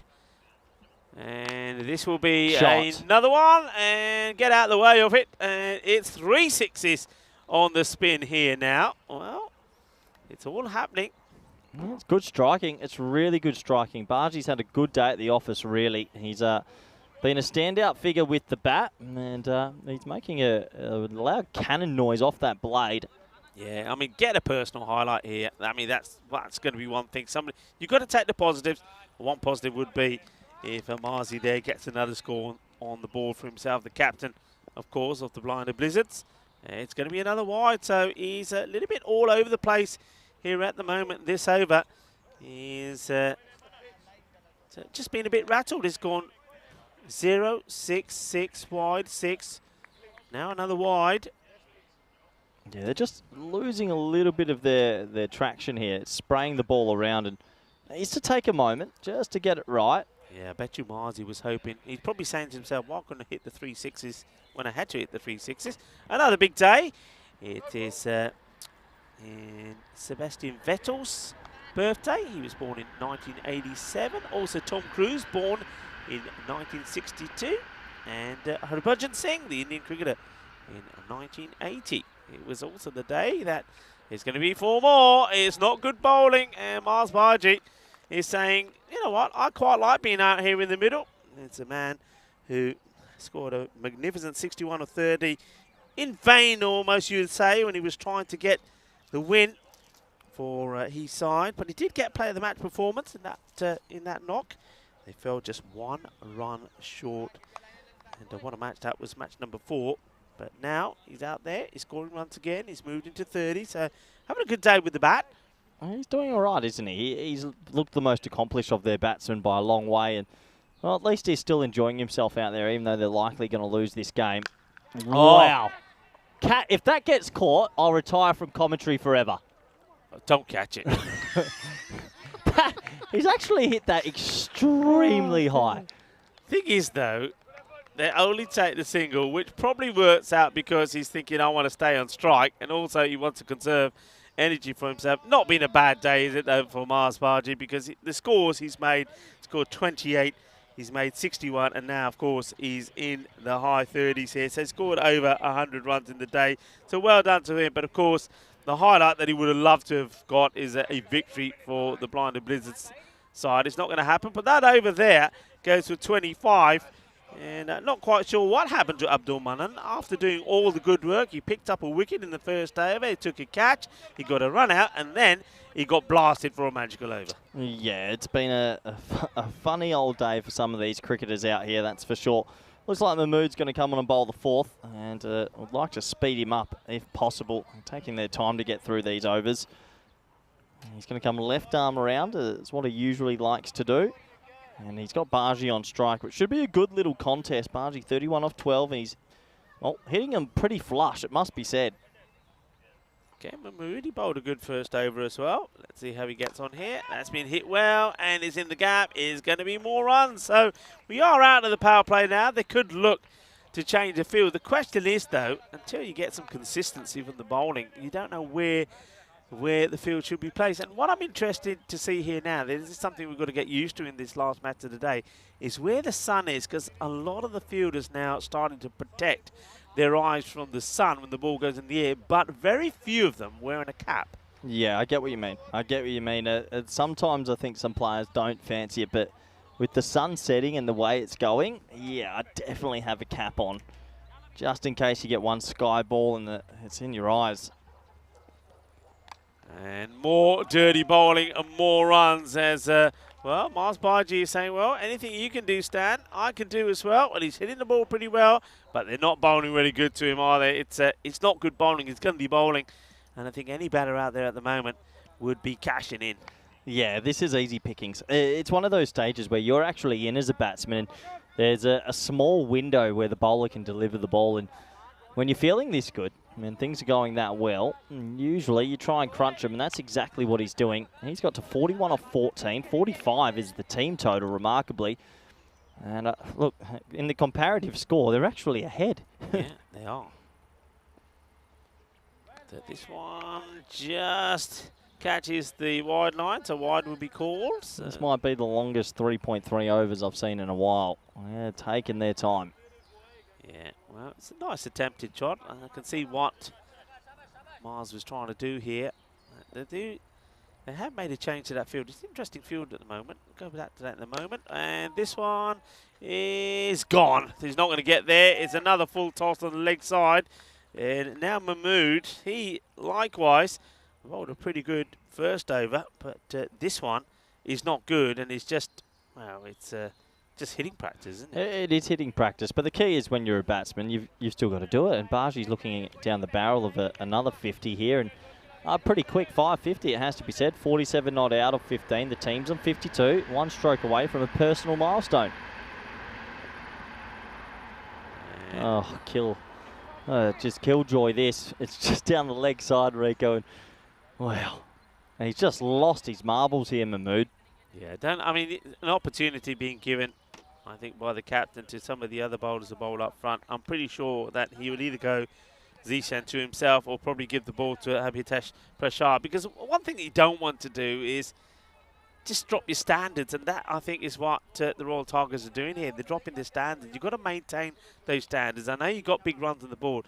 That doesn't mean to say that you then put a poor bowling display in with the ball, you know, because that doesn't do you any favours, and that certainly doesn't set you up for your next matches to come. That one gets through. Yeah, well, you're right. It's a bit of practice still, isn't it, as the keeper went for a cheeky run out, but he stayed in his crease. A little bit of circa Johnny Bairstow in the Ashes yesterday. Stay in your crease. There you go. That's how you do it, Johnny. Don't leave. Yeah, just stay there. Hits this down the ground. We'll want the single, and he'll probably say, I'll have a bit of a breather here. You play this next ball anywhere that you want to. It's Alan Kuhn. Will now face the last ball of this over from Mahmood. 55 on the board. So on another day, you'd say they're going great guns. Slow, hit firmly. Fielder has to do well here, and he does. He doesn't know too much about it. Well, the cap goes for 4, but the Grizzly stays in. That's nicely done. How much he knew about this, I don't know. But what I will say is Abdul Manan, he's an absolute gun in the field. Watch this stop. I mean, this is motor. I didn't think there's any way he's stopping this, but he puts his body in the line. What's the cap? Cuatro Carreras on the cap, but the ball stays in the field of play. I don't think Mars... He didn't even run. Yeah. He just watched it. So that's going to be a dot ball. What fielding? And that stops his 50 as well. So at the end of 4 overs, it's 55 for 3. And what a bonkers little innings this. They were 3 for 10 after 2. Yeah. So a peculiar sort of innings as we do wind down on this Monday. Yeah, we do. So, okay, here we go. They're going to go now with Sai Goodsome to bowl. He's playing to Lalan Kuhn, 55 for 3 after 4.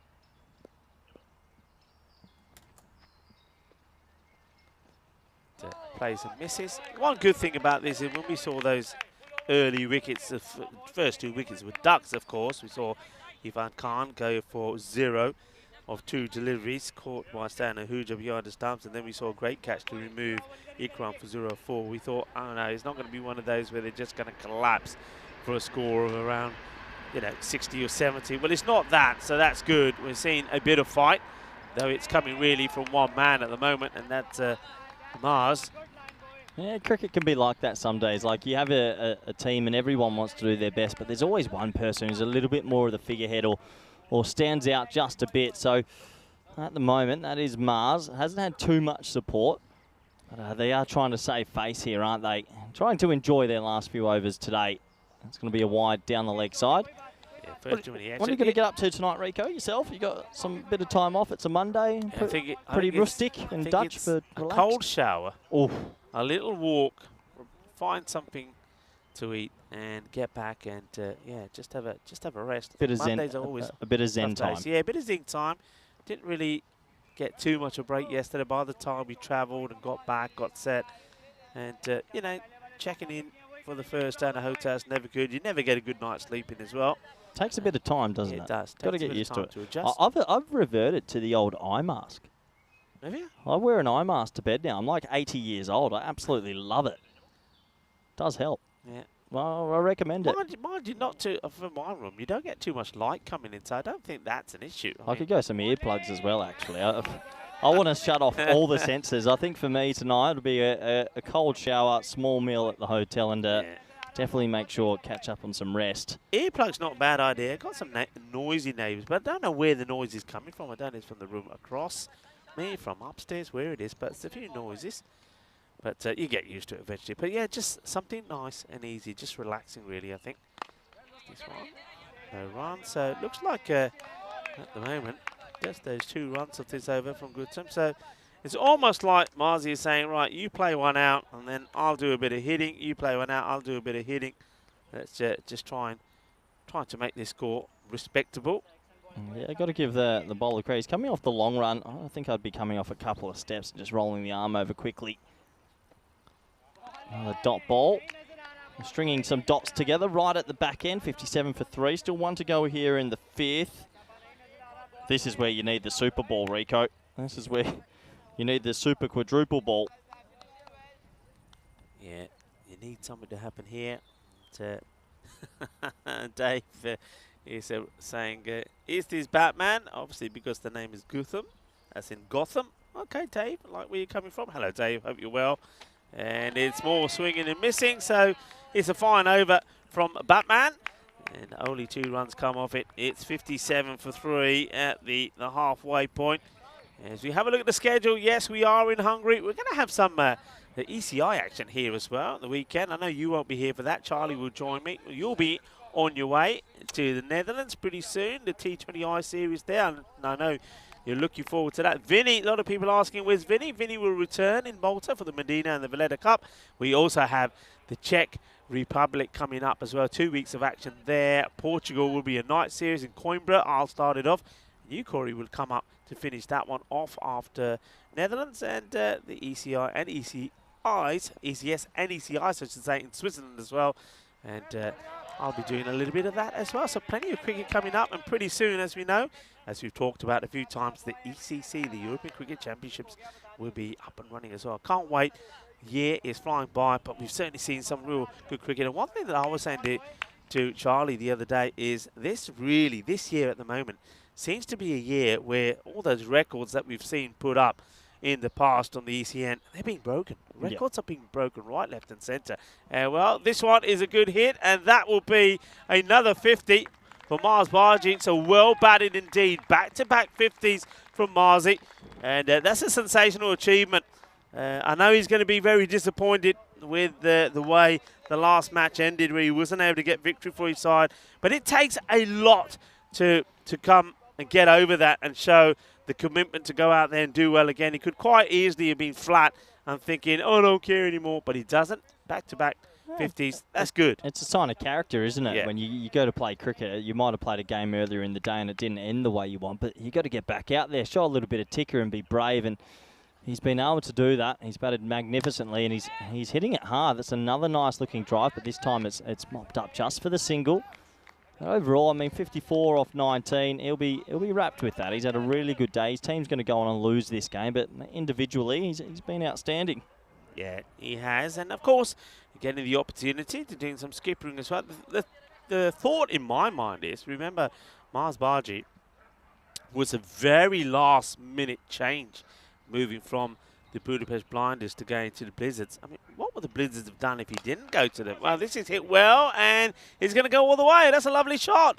So it's a nice Maximo there from Leland Kuhn as well. He says, you know what? I can do it as well. Good shot. Hits through the ball and gets 6 runs as the late afternoon sun starts to caress this lovely GB Oval cricket ground.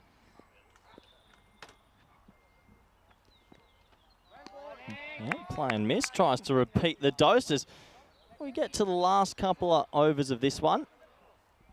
And still 1 ball remaining in this over. It's been called a no ball, I think, for another one over shoulder. Tight call. We'll have to have a closer look.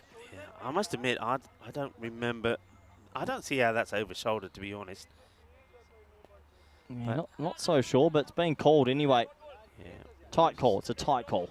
I don't remember the first one, to be fair. Oh, yeah, I can see why the umpire does feel, but when he's standing tall, I think that's actually quite a good bumper. It's a free hit, and he'll cloth it down the ground just for 1. And, well, there's going to be some overthrows here. No one's back. That's going to be 5. That's 5. Oh, you betcha. I love a 5, Rico. It's good to be back. 5 runs. Yeah, that's going to be 5. And it's because, if you have a look, I mean, Marzi, he's not the quickest runner. And you know why he's running reluctantly here, because he knows he's going to be back off strike. In comes the throw. The keeper, well, it hits the awkward part of the mat. It goes all the way. Okay, yeah, he's given 5 away. And also, here we go. Mars Barji, 54, not out. Oh, that's a great shot. That really is. And it just goes to show they're going to hit them there as well. That goes for 6 outside the point boundary. What a lovely hit this is. This is a powerful shot. I'm liking him play this shot. Sometimes he shies away from it. Not this time. Gets into position. He absolutely hammers it. 6 runs. An absolute cracker. He just looks like a man that's at the top of his form right now. He's crunching the ball, really crunching it. So some bonus runs. I mean, they're 82 off 6. The score's good. It's just due to a crazy first innings. They're not going to be able to get there. Have a look at that scorecard. The openers both got Derricks, and well, Mars Barzi said, hold on, I want to go and enjoy myself, and he's 60 off 20. Yeah, the only thing I will say here, you know, at the moment, like for like, they're only 7 runs behind. Crazy. Where the Royal Tigers were. That goes to show just how amazing and how just crazy that last 5 overs was from them when they got 109 from it. Thing is, though, Mars Barzi, he's on 60, okay? I mean, maybe he can go and get the magical figures here. He could if he faces enough. That's going to be handy. That's going to be 1. So, well, he'll have 5 balls if he can strike them well and get himself into the 70s or maybe 75-ish with 3 overs to go. The century is potentially on. And, well, you can't put it past him. He's batted beautifully today, Rico. Really has. Yeah, I mean, that's what he needs to be setting his mind to here now. Saying, okay, wind's not on, but I could do something magical here. I really could. And he's in form. He's had a bit of luck in the day as well. Not going to take that away from himself, but you've got to make the most of it, and he has. And this would be a spectacular achievement. And Guttum has bowled well, but most bowlers have bowled well to other batters, but when they're bowled to Marzi, well, Marzi still finds a way to put them away. So this is going to be a good test. Oh! What a stop. I can't believe he stopped that. That's been crunched. What a stop. And Marzi's thinking that's 4 more, and Saeed makes a stop. It's a really good shot. It gets right on top of this. And Marzi just walking away thinking, I can't believe that's not going to the boundary. Okay, recompose yourself.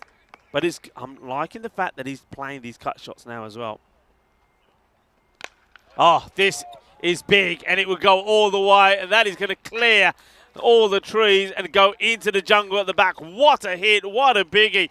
And there's one thing that I've seen about Marzi is you pitch up to him, but do it at your peril. This is a biggie. Oh, yeah. He's got a lovely snap at the wrist at the point of contact, actually, and he moves his hips quite well into the ball. So it's good batting, and you're right. He has crunched nearly everything that's been full. He's 66 off 22 in a losing cause. It's a phenomenal little innings by Mars Barji, our good friend. Yeah, good friend. And he wanted to perform, didn't he? It's you said it's always pressure. As he chases this one and gets done by a quicker one that gets past him. So a bit of success for the bowler. Yeah, it's never easy when you're part of the team and then all of a sudden you're on the other side. You're the other side of the fence. You've got to perform. You know there'll be those there waiting to pick on you when you make your mistakes. But I've got to say, I think a lot of people are going to look up to him and say, you know what, fair play, Marzi. And what you preach, you get right. This is high up in the air. And forget it. He's chasing this for nothing. He's going to be 6 more. Manos arriba from the arbitro. 6 carreras más. And Mars Barji, well, stay focused, stay tuned, and go out there and get 100, my son. Go out there and get 100 because he's on the cards. It certainly is. The score now moves into the 90s. They've got to be going almost supersonic rate if they're going to win the match.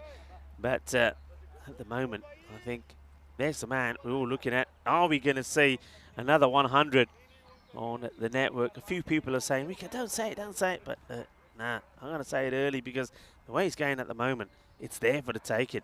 And he's got to be switched on for it. Gutham comes in again. High up in the air. Once again, 4. This is going to get over the fielders. He's going to go for 4 more. So that takes him to 70. 70 on the board. He's still got, no, that's the end of the over here. So he'd just be saying to his partner, to Leland Kuhn, okay, you know the score. Get the single. Get me back on strike. Yeah, I completely agree. There's not many times you get an opportunity to hit 100 on the network. So, yeah, let's get back on strike and let's see what I can do. I can see John Gray saying in any other contest, 89 off 6.4. Yeah. Well, they're not on that now. It is usually good. They're on 99 off 3. So in any other day, this is a good score where you're now thinking about 130, 140, but the fact is they're chasing 189, which is ridiculous. So can he get a 1? Can he get Mars back on strike, who's on 76, I believe? Yeah, he's going beautifully at the moment. Yeah, 76 he moves on to now. Just waiting for the scores to update on your screens. I can tell you that it is a 99 for 3, and now we're finally seeing a bit of a change here as Mars gets a bit of water to take on board. The only thing I don't agree with today. I'm sorry. Come on. We're 7 overs. This is not a 50-over game. This is not a 20-over game. I don't have an issue with it. The only thing I would say is that there was plenty of time for that to be. If you're going to do it, be ready. As soon as the over's done, get on to it, get off. I mean, if you just can't been done bat too 10 late. overs without water, you're not fit enough. Black and white. But it is super hot, Corey. No. Come on. No. Swing and a miss. Bad batting. Yeah, He's just got to get any bat on it and get to the other end. Yeah, they do go to one of their main strike bowlers here now, Hitesh. I still feel that, okay, I know, I can see the thinking maybe from Zishan, but I don't think this, even though it's going to be a good victory, and the Royal Tigers will probably lap it up as a good victory, but I just think it's not the way that you want to finish the day. I think they've kept the door open, though it's unlikely. They've kept it open for the Blizzards. Caught a bowl opportunity. He gets put down now.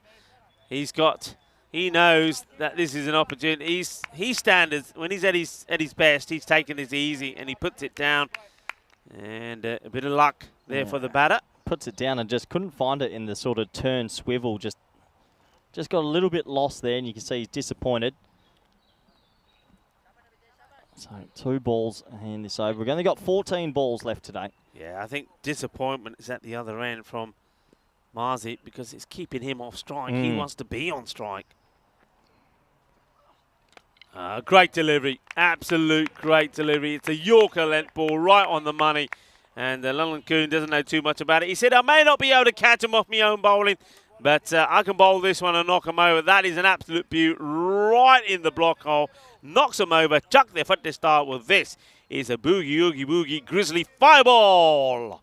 Yep, he gets the Yorker right, and he has to go. So another wicket will fall at the back end, and it does take us down a little bit longer in the evening here. Been a long old day, this one. It's only the Monday, but it's been a good day of cricket, some pretty good results, and plenty of entertainment. I guess the only thing that's left for today is to see if Mars can get himself to 100. Which I'm sure there's plenty of viewers around there, Rico, that would be pretty happy for him if he did. It's been a great day for him individually. And I think also, look, for the Blizzards, didn't see them last year. I think they've come out here. They've shown some guts, but of course, they've got their captain to thank a lot for. The one thing he will be disappointed about maybe is the shot selection when he could have got his team to a win. He went for the big shot, got caught, and after that, his team ended up losing. That'll be play on his mark, but it's all about learning as well, isn't it? And he's a young player. He doesn't often captain. I don't know if he has captained before. This might be the first time. So we'll learn from that himself. And I think one of the lessons he would have learned is, make the match safe. Even if he stays in there, let's just say, I know you can't go back. It's a lot of ifs and buts, but you go back to that match. If he had just taken the single, stayed in there, it would have tied the scores, and you would have backed him to still be out there to face the 1 ball and got the 2 needed in the golden ball if it went to that. So it's something for him to learn. Prashar, he bowled really well in the last match when he took 4 wickets. This one's not a good delivery. He fires it down the leg side, as it will be called a wide. This is where you can come off 3 steps and just bowl it straight. No one needs Prashar coming off the long run right now. Just off a couple of steps and roll that arm over, Rico. It's game 4.89 right now. We're almost there. Let's go, Prashar. Let's get through that action nice and quickly. Corey, the coach. In comes Prashar. Under pressure from Corey, and he goes for the Yorker, and he's going to be. Oh, just French the one. got away. It's going to slow down. It's just, oh no, we don't need this because it's the ball to go, and Marzi now gets put on strike. Marzi, what do you do here? Do you go for the big hit, or do you just try and get a single or so to get back on strike? I think you go for the big hit, and then if you don't get it out the middle, you might get one anyway.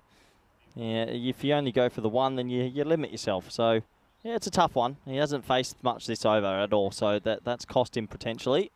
Yeah, this is where if you're on the leg side, square leg, mid-wicket, You got to watch for that sun. It's going to be in your eyes now. That sun starts to Yeah, come it's down. starting to come down, isn't it, Rico? And also, I think you may even see sometimes the umpires want to stand at the other end. Okay, big delivery this for Mars. And he hit it well, and I think it's catchable. It will be taken. And if there's one man on the field that's going to take this catch, it is he. Abdul Manan has been absolutely sensational in the field. Anything that's come his way, he's taken it. He's taken catches. He's been involved in direct hit runouts. And this one, well, again, just trying to work this on the onside. I think if he goes for the straight shot, Corey, he nails this, doesn't he? And he gets turned a little bit inside out. And a very good catch, a comfortable catch taken by Abdul Manan. It's the end of, once again, a very fine innings, though, from Mars Baji. 76 from the captain of the Blinded Blizzards of 25 deliveries. Yeah, phenomenal innings. 76 or 26. He's done himself proud. Yeah, he played across that one, and he'll be disappointed, but that's cricket. Sometimes it can't all go your way. As we're almost done. 2 overs left. A couple of dot balls will speed everything up. And it's been a really good game of cricket. It's been high scoring, that's for sure. As it looks like Kukakel is going to bowl this one. And good to see him looking like he wants to get through the over quickly. Well, he's the captain and he thinks he's going to pick up some wickets here now. That's why he comes on. And this is up in the air. This will be the first of probably a few. Yes, catch is taken. So he wants to get in the act. And Zisan gets a wicket of his very first delivery. And I think that's Vashi who gets it all wrong, loses his shape, high up in the air. But a good catch, taken low down. Good hands from the fielder. Does have one of those sort of slow ending to a day feels, doesn't it? This one's just slowly meandering out, but credit to the Tigers. They deserve that. As the scorecard goes wonky. It's running a bit behind here, isn't it? It's almost like somebody hasn't put the old Euro coins in. They'll put a few more in and speed it up. And I think also, I just had a quick sneaky look at the time there, Corey. They're running behind. Oh, well. They're running behind. Penalise them. Teach them a lesson. Have a look. When I had a quick look at it there before it disappeared, I thought it was coming up to about the minute. So he's got to get these deliveries in pretty quickly. And I think the new batter coming in, that chews up a little bit of time. Another wicket here, and they get a minute back. But at the moment, I think we could see 5 more runs coming on here. And this one's played away. The same man who took the catch earlier gets a little fumble, but they just keep it a 1. Yeah, I mean, even if they do give it, it's a mute point. It doesn't matter too much, but I guess you have to follow the rule book, as we've spoken about a few times today, and you have to do the right things. And yeah, it might be 5 penalty runs. We'll have to see. It does look like there might be a small delay because of another technical issue right at the end of the day. Yeah, another delay coming up here. Just sorting out a few things. I think it's all to do with this, just updating the scores quickly. But we can update you on what's coming up tomorrow. Matches 6 to 10 as Duna Bogdani are playing the Budapest Blinders. I'm sure I'm saying that wrong, people. We will find out the correct What's that one? What was that one? What are you calling it? Duna Bogdani. The Duna Bogdani CC. Yeah, that's how I say it, but I'm pretty sure that's not right. Anyway, the Royal Eagles, that's easy enough to say. They're taking on the Budapest Blinders as well. We're also going to see Debrecen Vikings, a team that couldn't get a victory last year. They'll be hoping to get one this year. They lost 8 out of 8, so plenty of good cricket to come tomorrow. And I think it'll be an opportunity for us to see how the Blinders get on. And the Royal Eagles, big day for them. They got 3 matches tomorrow, and as have Duna Bogdani CC as well. So it's going to be a rest day for the likes of the Blizzards and also the Royal Tigers. We're not going to see them tomorrow as well. And also United Chalad and Budapest. There we go, back to the action. It's a slower delivery with Zishan. Will field himself. And, well, he's getting what's a little bit of child play here between Zishan and the non-striker. Says, go on then, I dare you. And Zishan eventually does have a go. Got him. And it's as easy as that. It's just straight delivery, really, right on middle stump. And Abu will go. He's going to go. That's a second ball duck. Yeah, it is a second ball duck. And, well, this is the highlight for me today, Rico. No one had told me that we had developed a little ducks on the screen. And I have to admit, it's a cute little duck that we have. It is a cute little duckling. As he's going to quack off Abu. A lot of people will say, well, what have you been watching then? Have you not been watching the stream if you haven't seen, well, Derek or Golden Derek or Diamond Derek? Where you been? So just as I said, Zishan is going to come on and pick up wickets. Wickets for fun. He's doing just that, isn't he? And what's that now? Is that 3 now he's got? I think it is, isn't it? It's a 3 for. And make it another one. And you know what? I think that's the way to do it. I think that is also the end of the proceedings. As Zishan goes bang, bang in the last 2. So that one will be 0 wicket. 1-0 wicket, I believe, and that is that the. Well, we got another over. Yeah, the end of his spell. Yep, and I think he's done, and we might get it timed out here, and this would be great. First ever timed out. He's still not walked onto the field, and I'll tell you what. All right, I'm keeping an eye on my clock. I'm appealing here. This could be over 90 seconds. Okay. It's already been. If you could go on YouTube and count back, we're going to have a timed out. This could be the first timed out. Please appeal. Please appeal. Please appeal. Corey is saying this as loud as he can, but I don't. And nobody. All right, here he comes. He's running in now. I reckon from the moment you mentioned it, we're getting to around about 30 seconds. Almost. 35 seconds.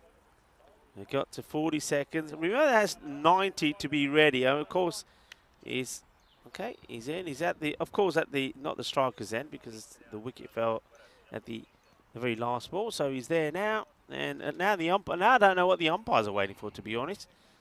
I think they're just waiting for the keeper. It is a very slow end to the day, isn't it?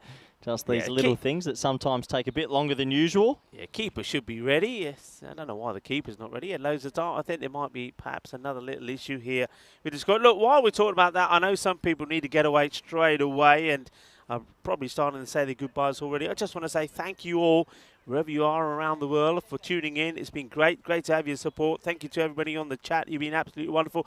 Those of you that don't have to go in a hurry, well, stick around. We'll say our goodbyes on the comms cam, and also we've got some great highlights, and what are those highlights will be absolutely brilliant, won't they? Because we have seen some sensational stuff today. We've seen good batting, we've seen some master blasters in action, we've seen some very good bowling, we've seen 2 lots of 4 wickets as well from the likes of Sanjay Kumar and also Abhitash Prashar, and we've also seen some great catching as well. So there's plenty of good things to see at the end of the day highlights. And one thing that Corey's been very interested in re-acquainting himself with is the groups for the European Cricket Championships. I just think it's an exciting time. You know, you've got 31 nations. Netherlands will be waiting in finals week, but I mean, every country has a chance there. I mean, Belgium, we know how crazy and dangerous they are. Cyprus, we know how dangerous they can be. So you can't underestimate many of those teams there. I think Greece last year, Greece knocked off England, didn't they? Something crazy like that, or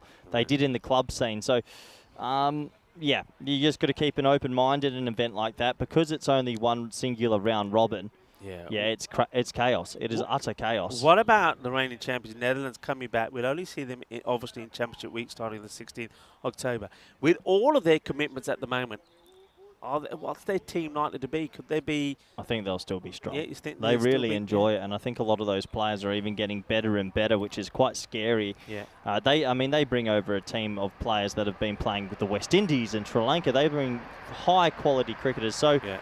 Yeah, it'll be interesting. We'll have to wait and see. But, yeah, it should be very interesting indeed.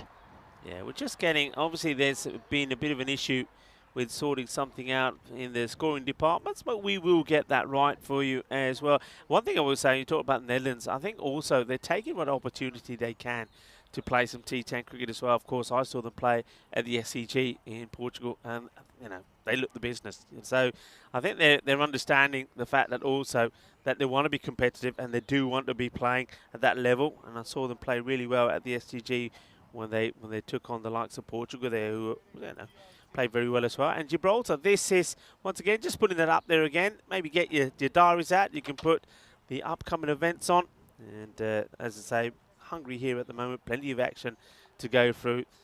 Corey here with me until you leave about Saturday, don't you, to go to the Netherlands? Yeah, I've got to go back and do that women's series, so I'll be leaving, I think, at about 2 p.m. on the Saturday. So who are the teams? Who are the countries? Do you know yet? Yeah, Has it been it's confirmed, Scotland 100%? and Thailand, I believe, and I'll just have to double-check my notes because I've been studying hard. But, yeah, no, that's going to be an exciting time. Yeah. Women's T20Is, and out in Utrecht in Kampong. It's a gorgeous ground out there, so looking forward to that. And isn't this the way? A technical issue with 1 over left, Rico. Isn't that we've had 99 overs You know what today. it is? This is all down to, you know what happens when there's somebody say, come on, get on, you were doing all of that. I reckon that Prashar will probably come over here now to you. In fact, he should. If Prashar's here, I'll invite him over to come over and say, see what you did. I got me over through quickly, and now, what are you waiting for? What are you waiting for? But look, I suppose it gives us a little bit more time to just chit chat and say, Well, imagine going to say work. hellos and goodbyes and everything. Think about all the people. They go to work and you work 7 hours and 59 minutes, and then there's a delay in your last minute. So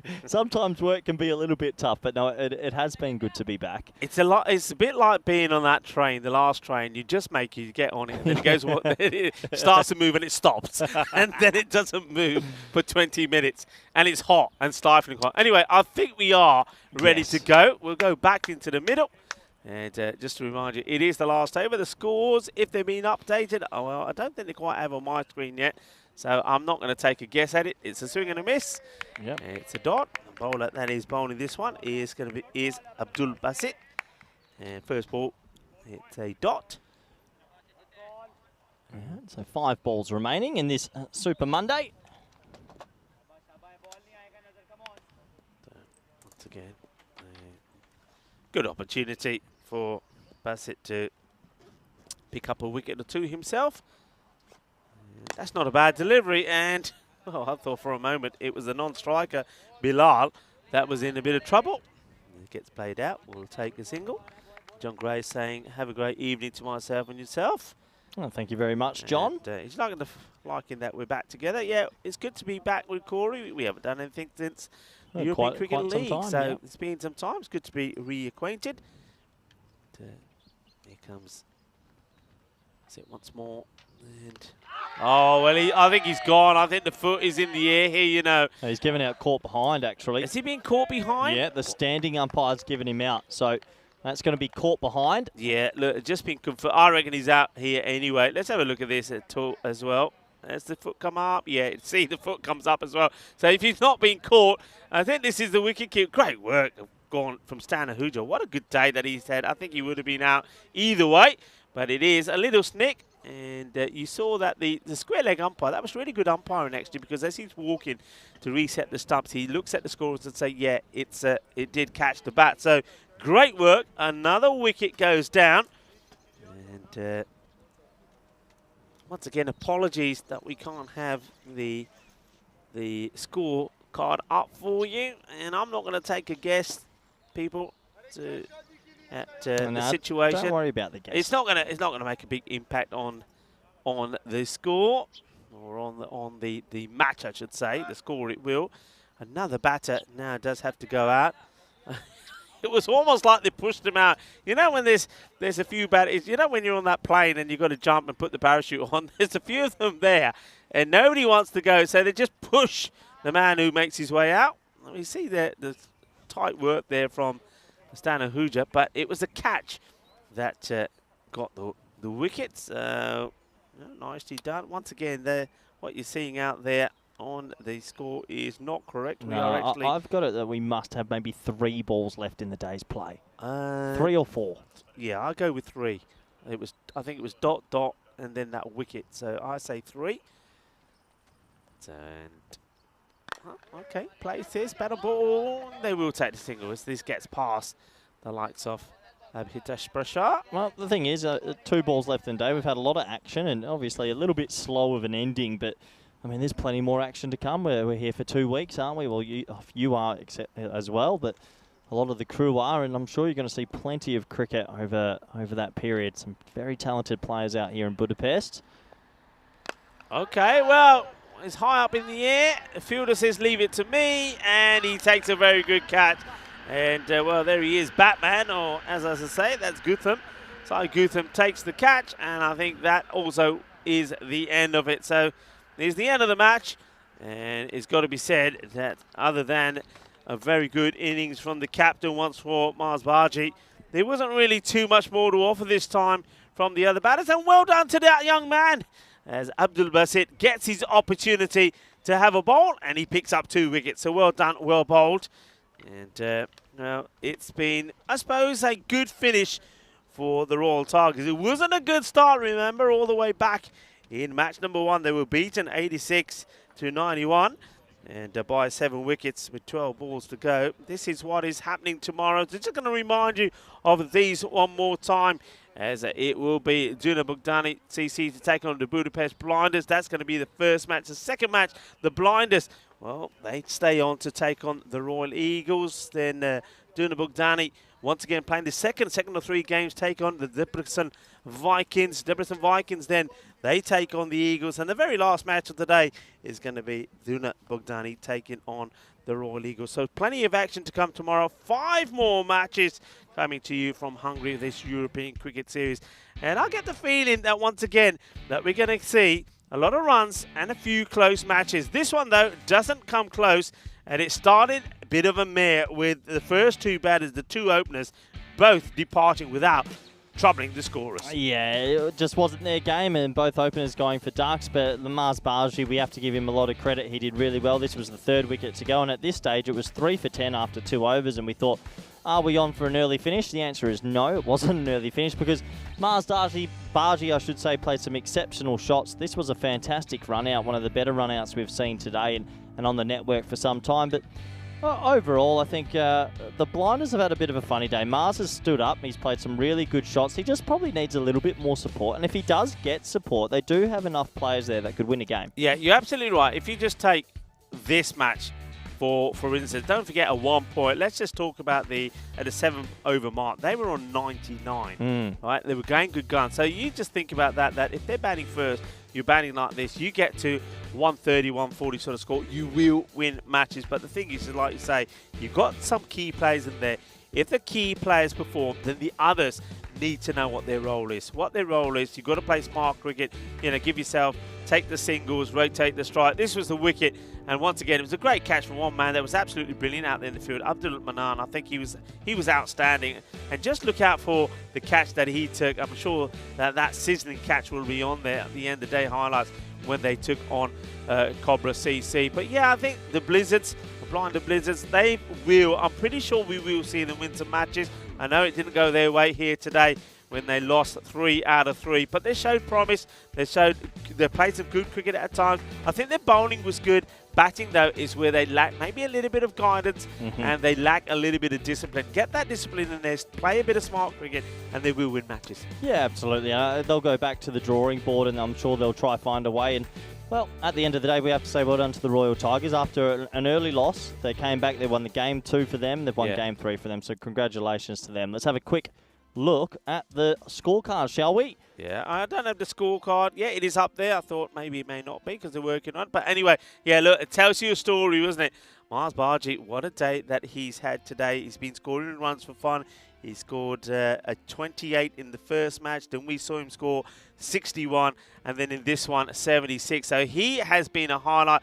And I think he's going out there and he's batted really well. And there probably were a few doubters, Corey, out there that probably thought, I don't know. Well, I tell you what, he silenced those doubters. And I know there's probably 1 or 2 people that were wondering whether we'll see him playing for the national team for Hungary. Well, he's shown the selectors that he's got what it takes to play this format. So he's done wonderfully well. I think he led the team well as well. He knows that the Blinded Blizzards, they're a team that are probably not going to be contesting for the silverware here. But at the same time, I think he knows that they're a team that they will improve, they will get better. The bowling figures there, it was good to see Zishan just giving some others an opportunity. He still gave himself 1 over, and that's all he needed to pick up 3 wickets. 2 wickets there from Abhitash Prashar as well. But I'm pleased to see someone like Abdul Basit coming on to bowl and pick up 2 wickets as well. They do actually bowl the Blinder Blizzards out for 104 with the ball to go. That is your match summary. So congratulations to the Royal Tigers. I just get the feeling the likes of the Royal Tigers, they're the reigning champion. They'd be expected to be right up there on finals day again. Remember, only the top 4 make finals day. I think for them personally, losing the first match probably a good thing. Yeah, maybe. Maybe it was a little kick up that they needed. But overall, we've seen some very talented cricket. And actually, it is probably going to be a high-scoring tournament. It seems like in Hungary, there's a definite ability to hit the long ball. Yeah, they hit the ball well. They hit it clean. They hit it sweet. And we saw that again. Probably not going to see too many boundaries in fours in certain parts of the ground. I think that's why good batters, are getting the early route and they're hitting the ball big. It's been a great day. It's been great to be reunited with you. Lovely to have you in the box. I'm looking forward to the rest of this week as well. But it's an opportunity to say thank you really on behalf of us to the Federation of Hungarian Cricket. They've been absolutely brilliant. Thank you for their hospitality. Also, thank you very much, of course, to the Blue Crew. They're always absolutely fantastic. They do a great job. And look, it's not easy. We always talk about the umpires, don't we? Never forget about the scorers as well. And speaking of umpires, I think the match officials, I like the way that they worked today. It was all about teamwork. It's not just teamwork from the players, teamwork from the match officials as well. They were outstanding. And, of course, you've got to give a shout-out to Spring Productions because I think their work is extraordinary. And that, of course, is Andis to Karina. And also to a new guy on the block. I've never seen him before. And that, of course, is Igas. So well done to Igas as well. And he was up in the tower. Up in the tower in that heat, it ain't easy. No, it's not easy. So well done to everyone on the ground. And Rico, you need to wind this up because I'm ready for bed. I know you're ready for bed. So before we go, before we say goodbye, look, our fans, we got to say a big thank you to our fans and everybody on the chat. You guys have been absolutely fantastic. We know we are blessed with the best audience in any form of sport and cricket. Thank you all very much for watching. And, well, until tomorrow, we're going to say bye-bye. Look out for the highlights. Enjoy them. Esta mañana. Be good. Be happy. See you tomorrow. Adios.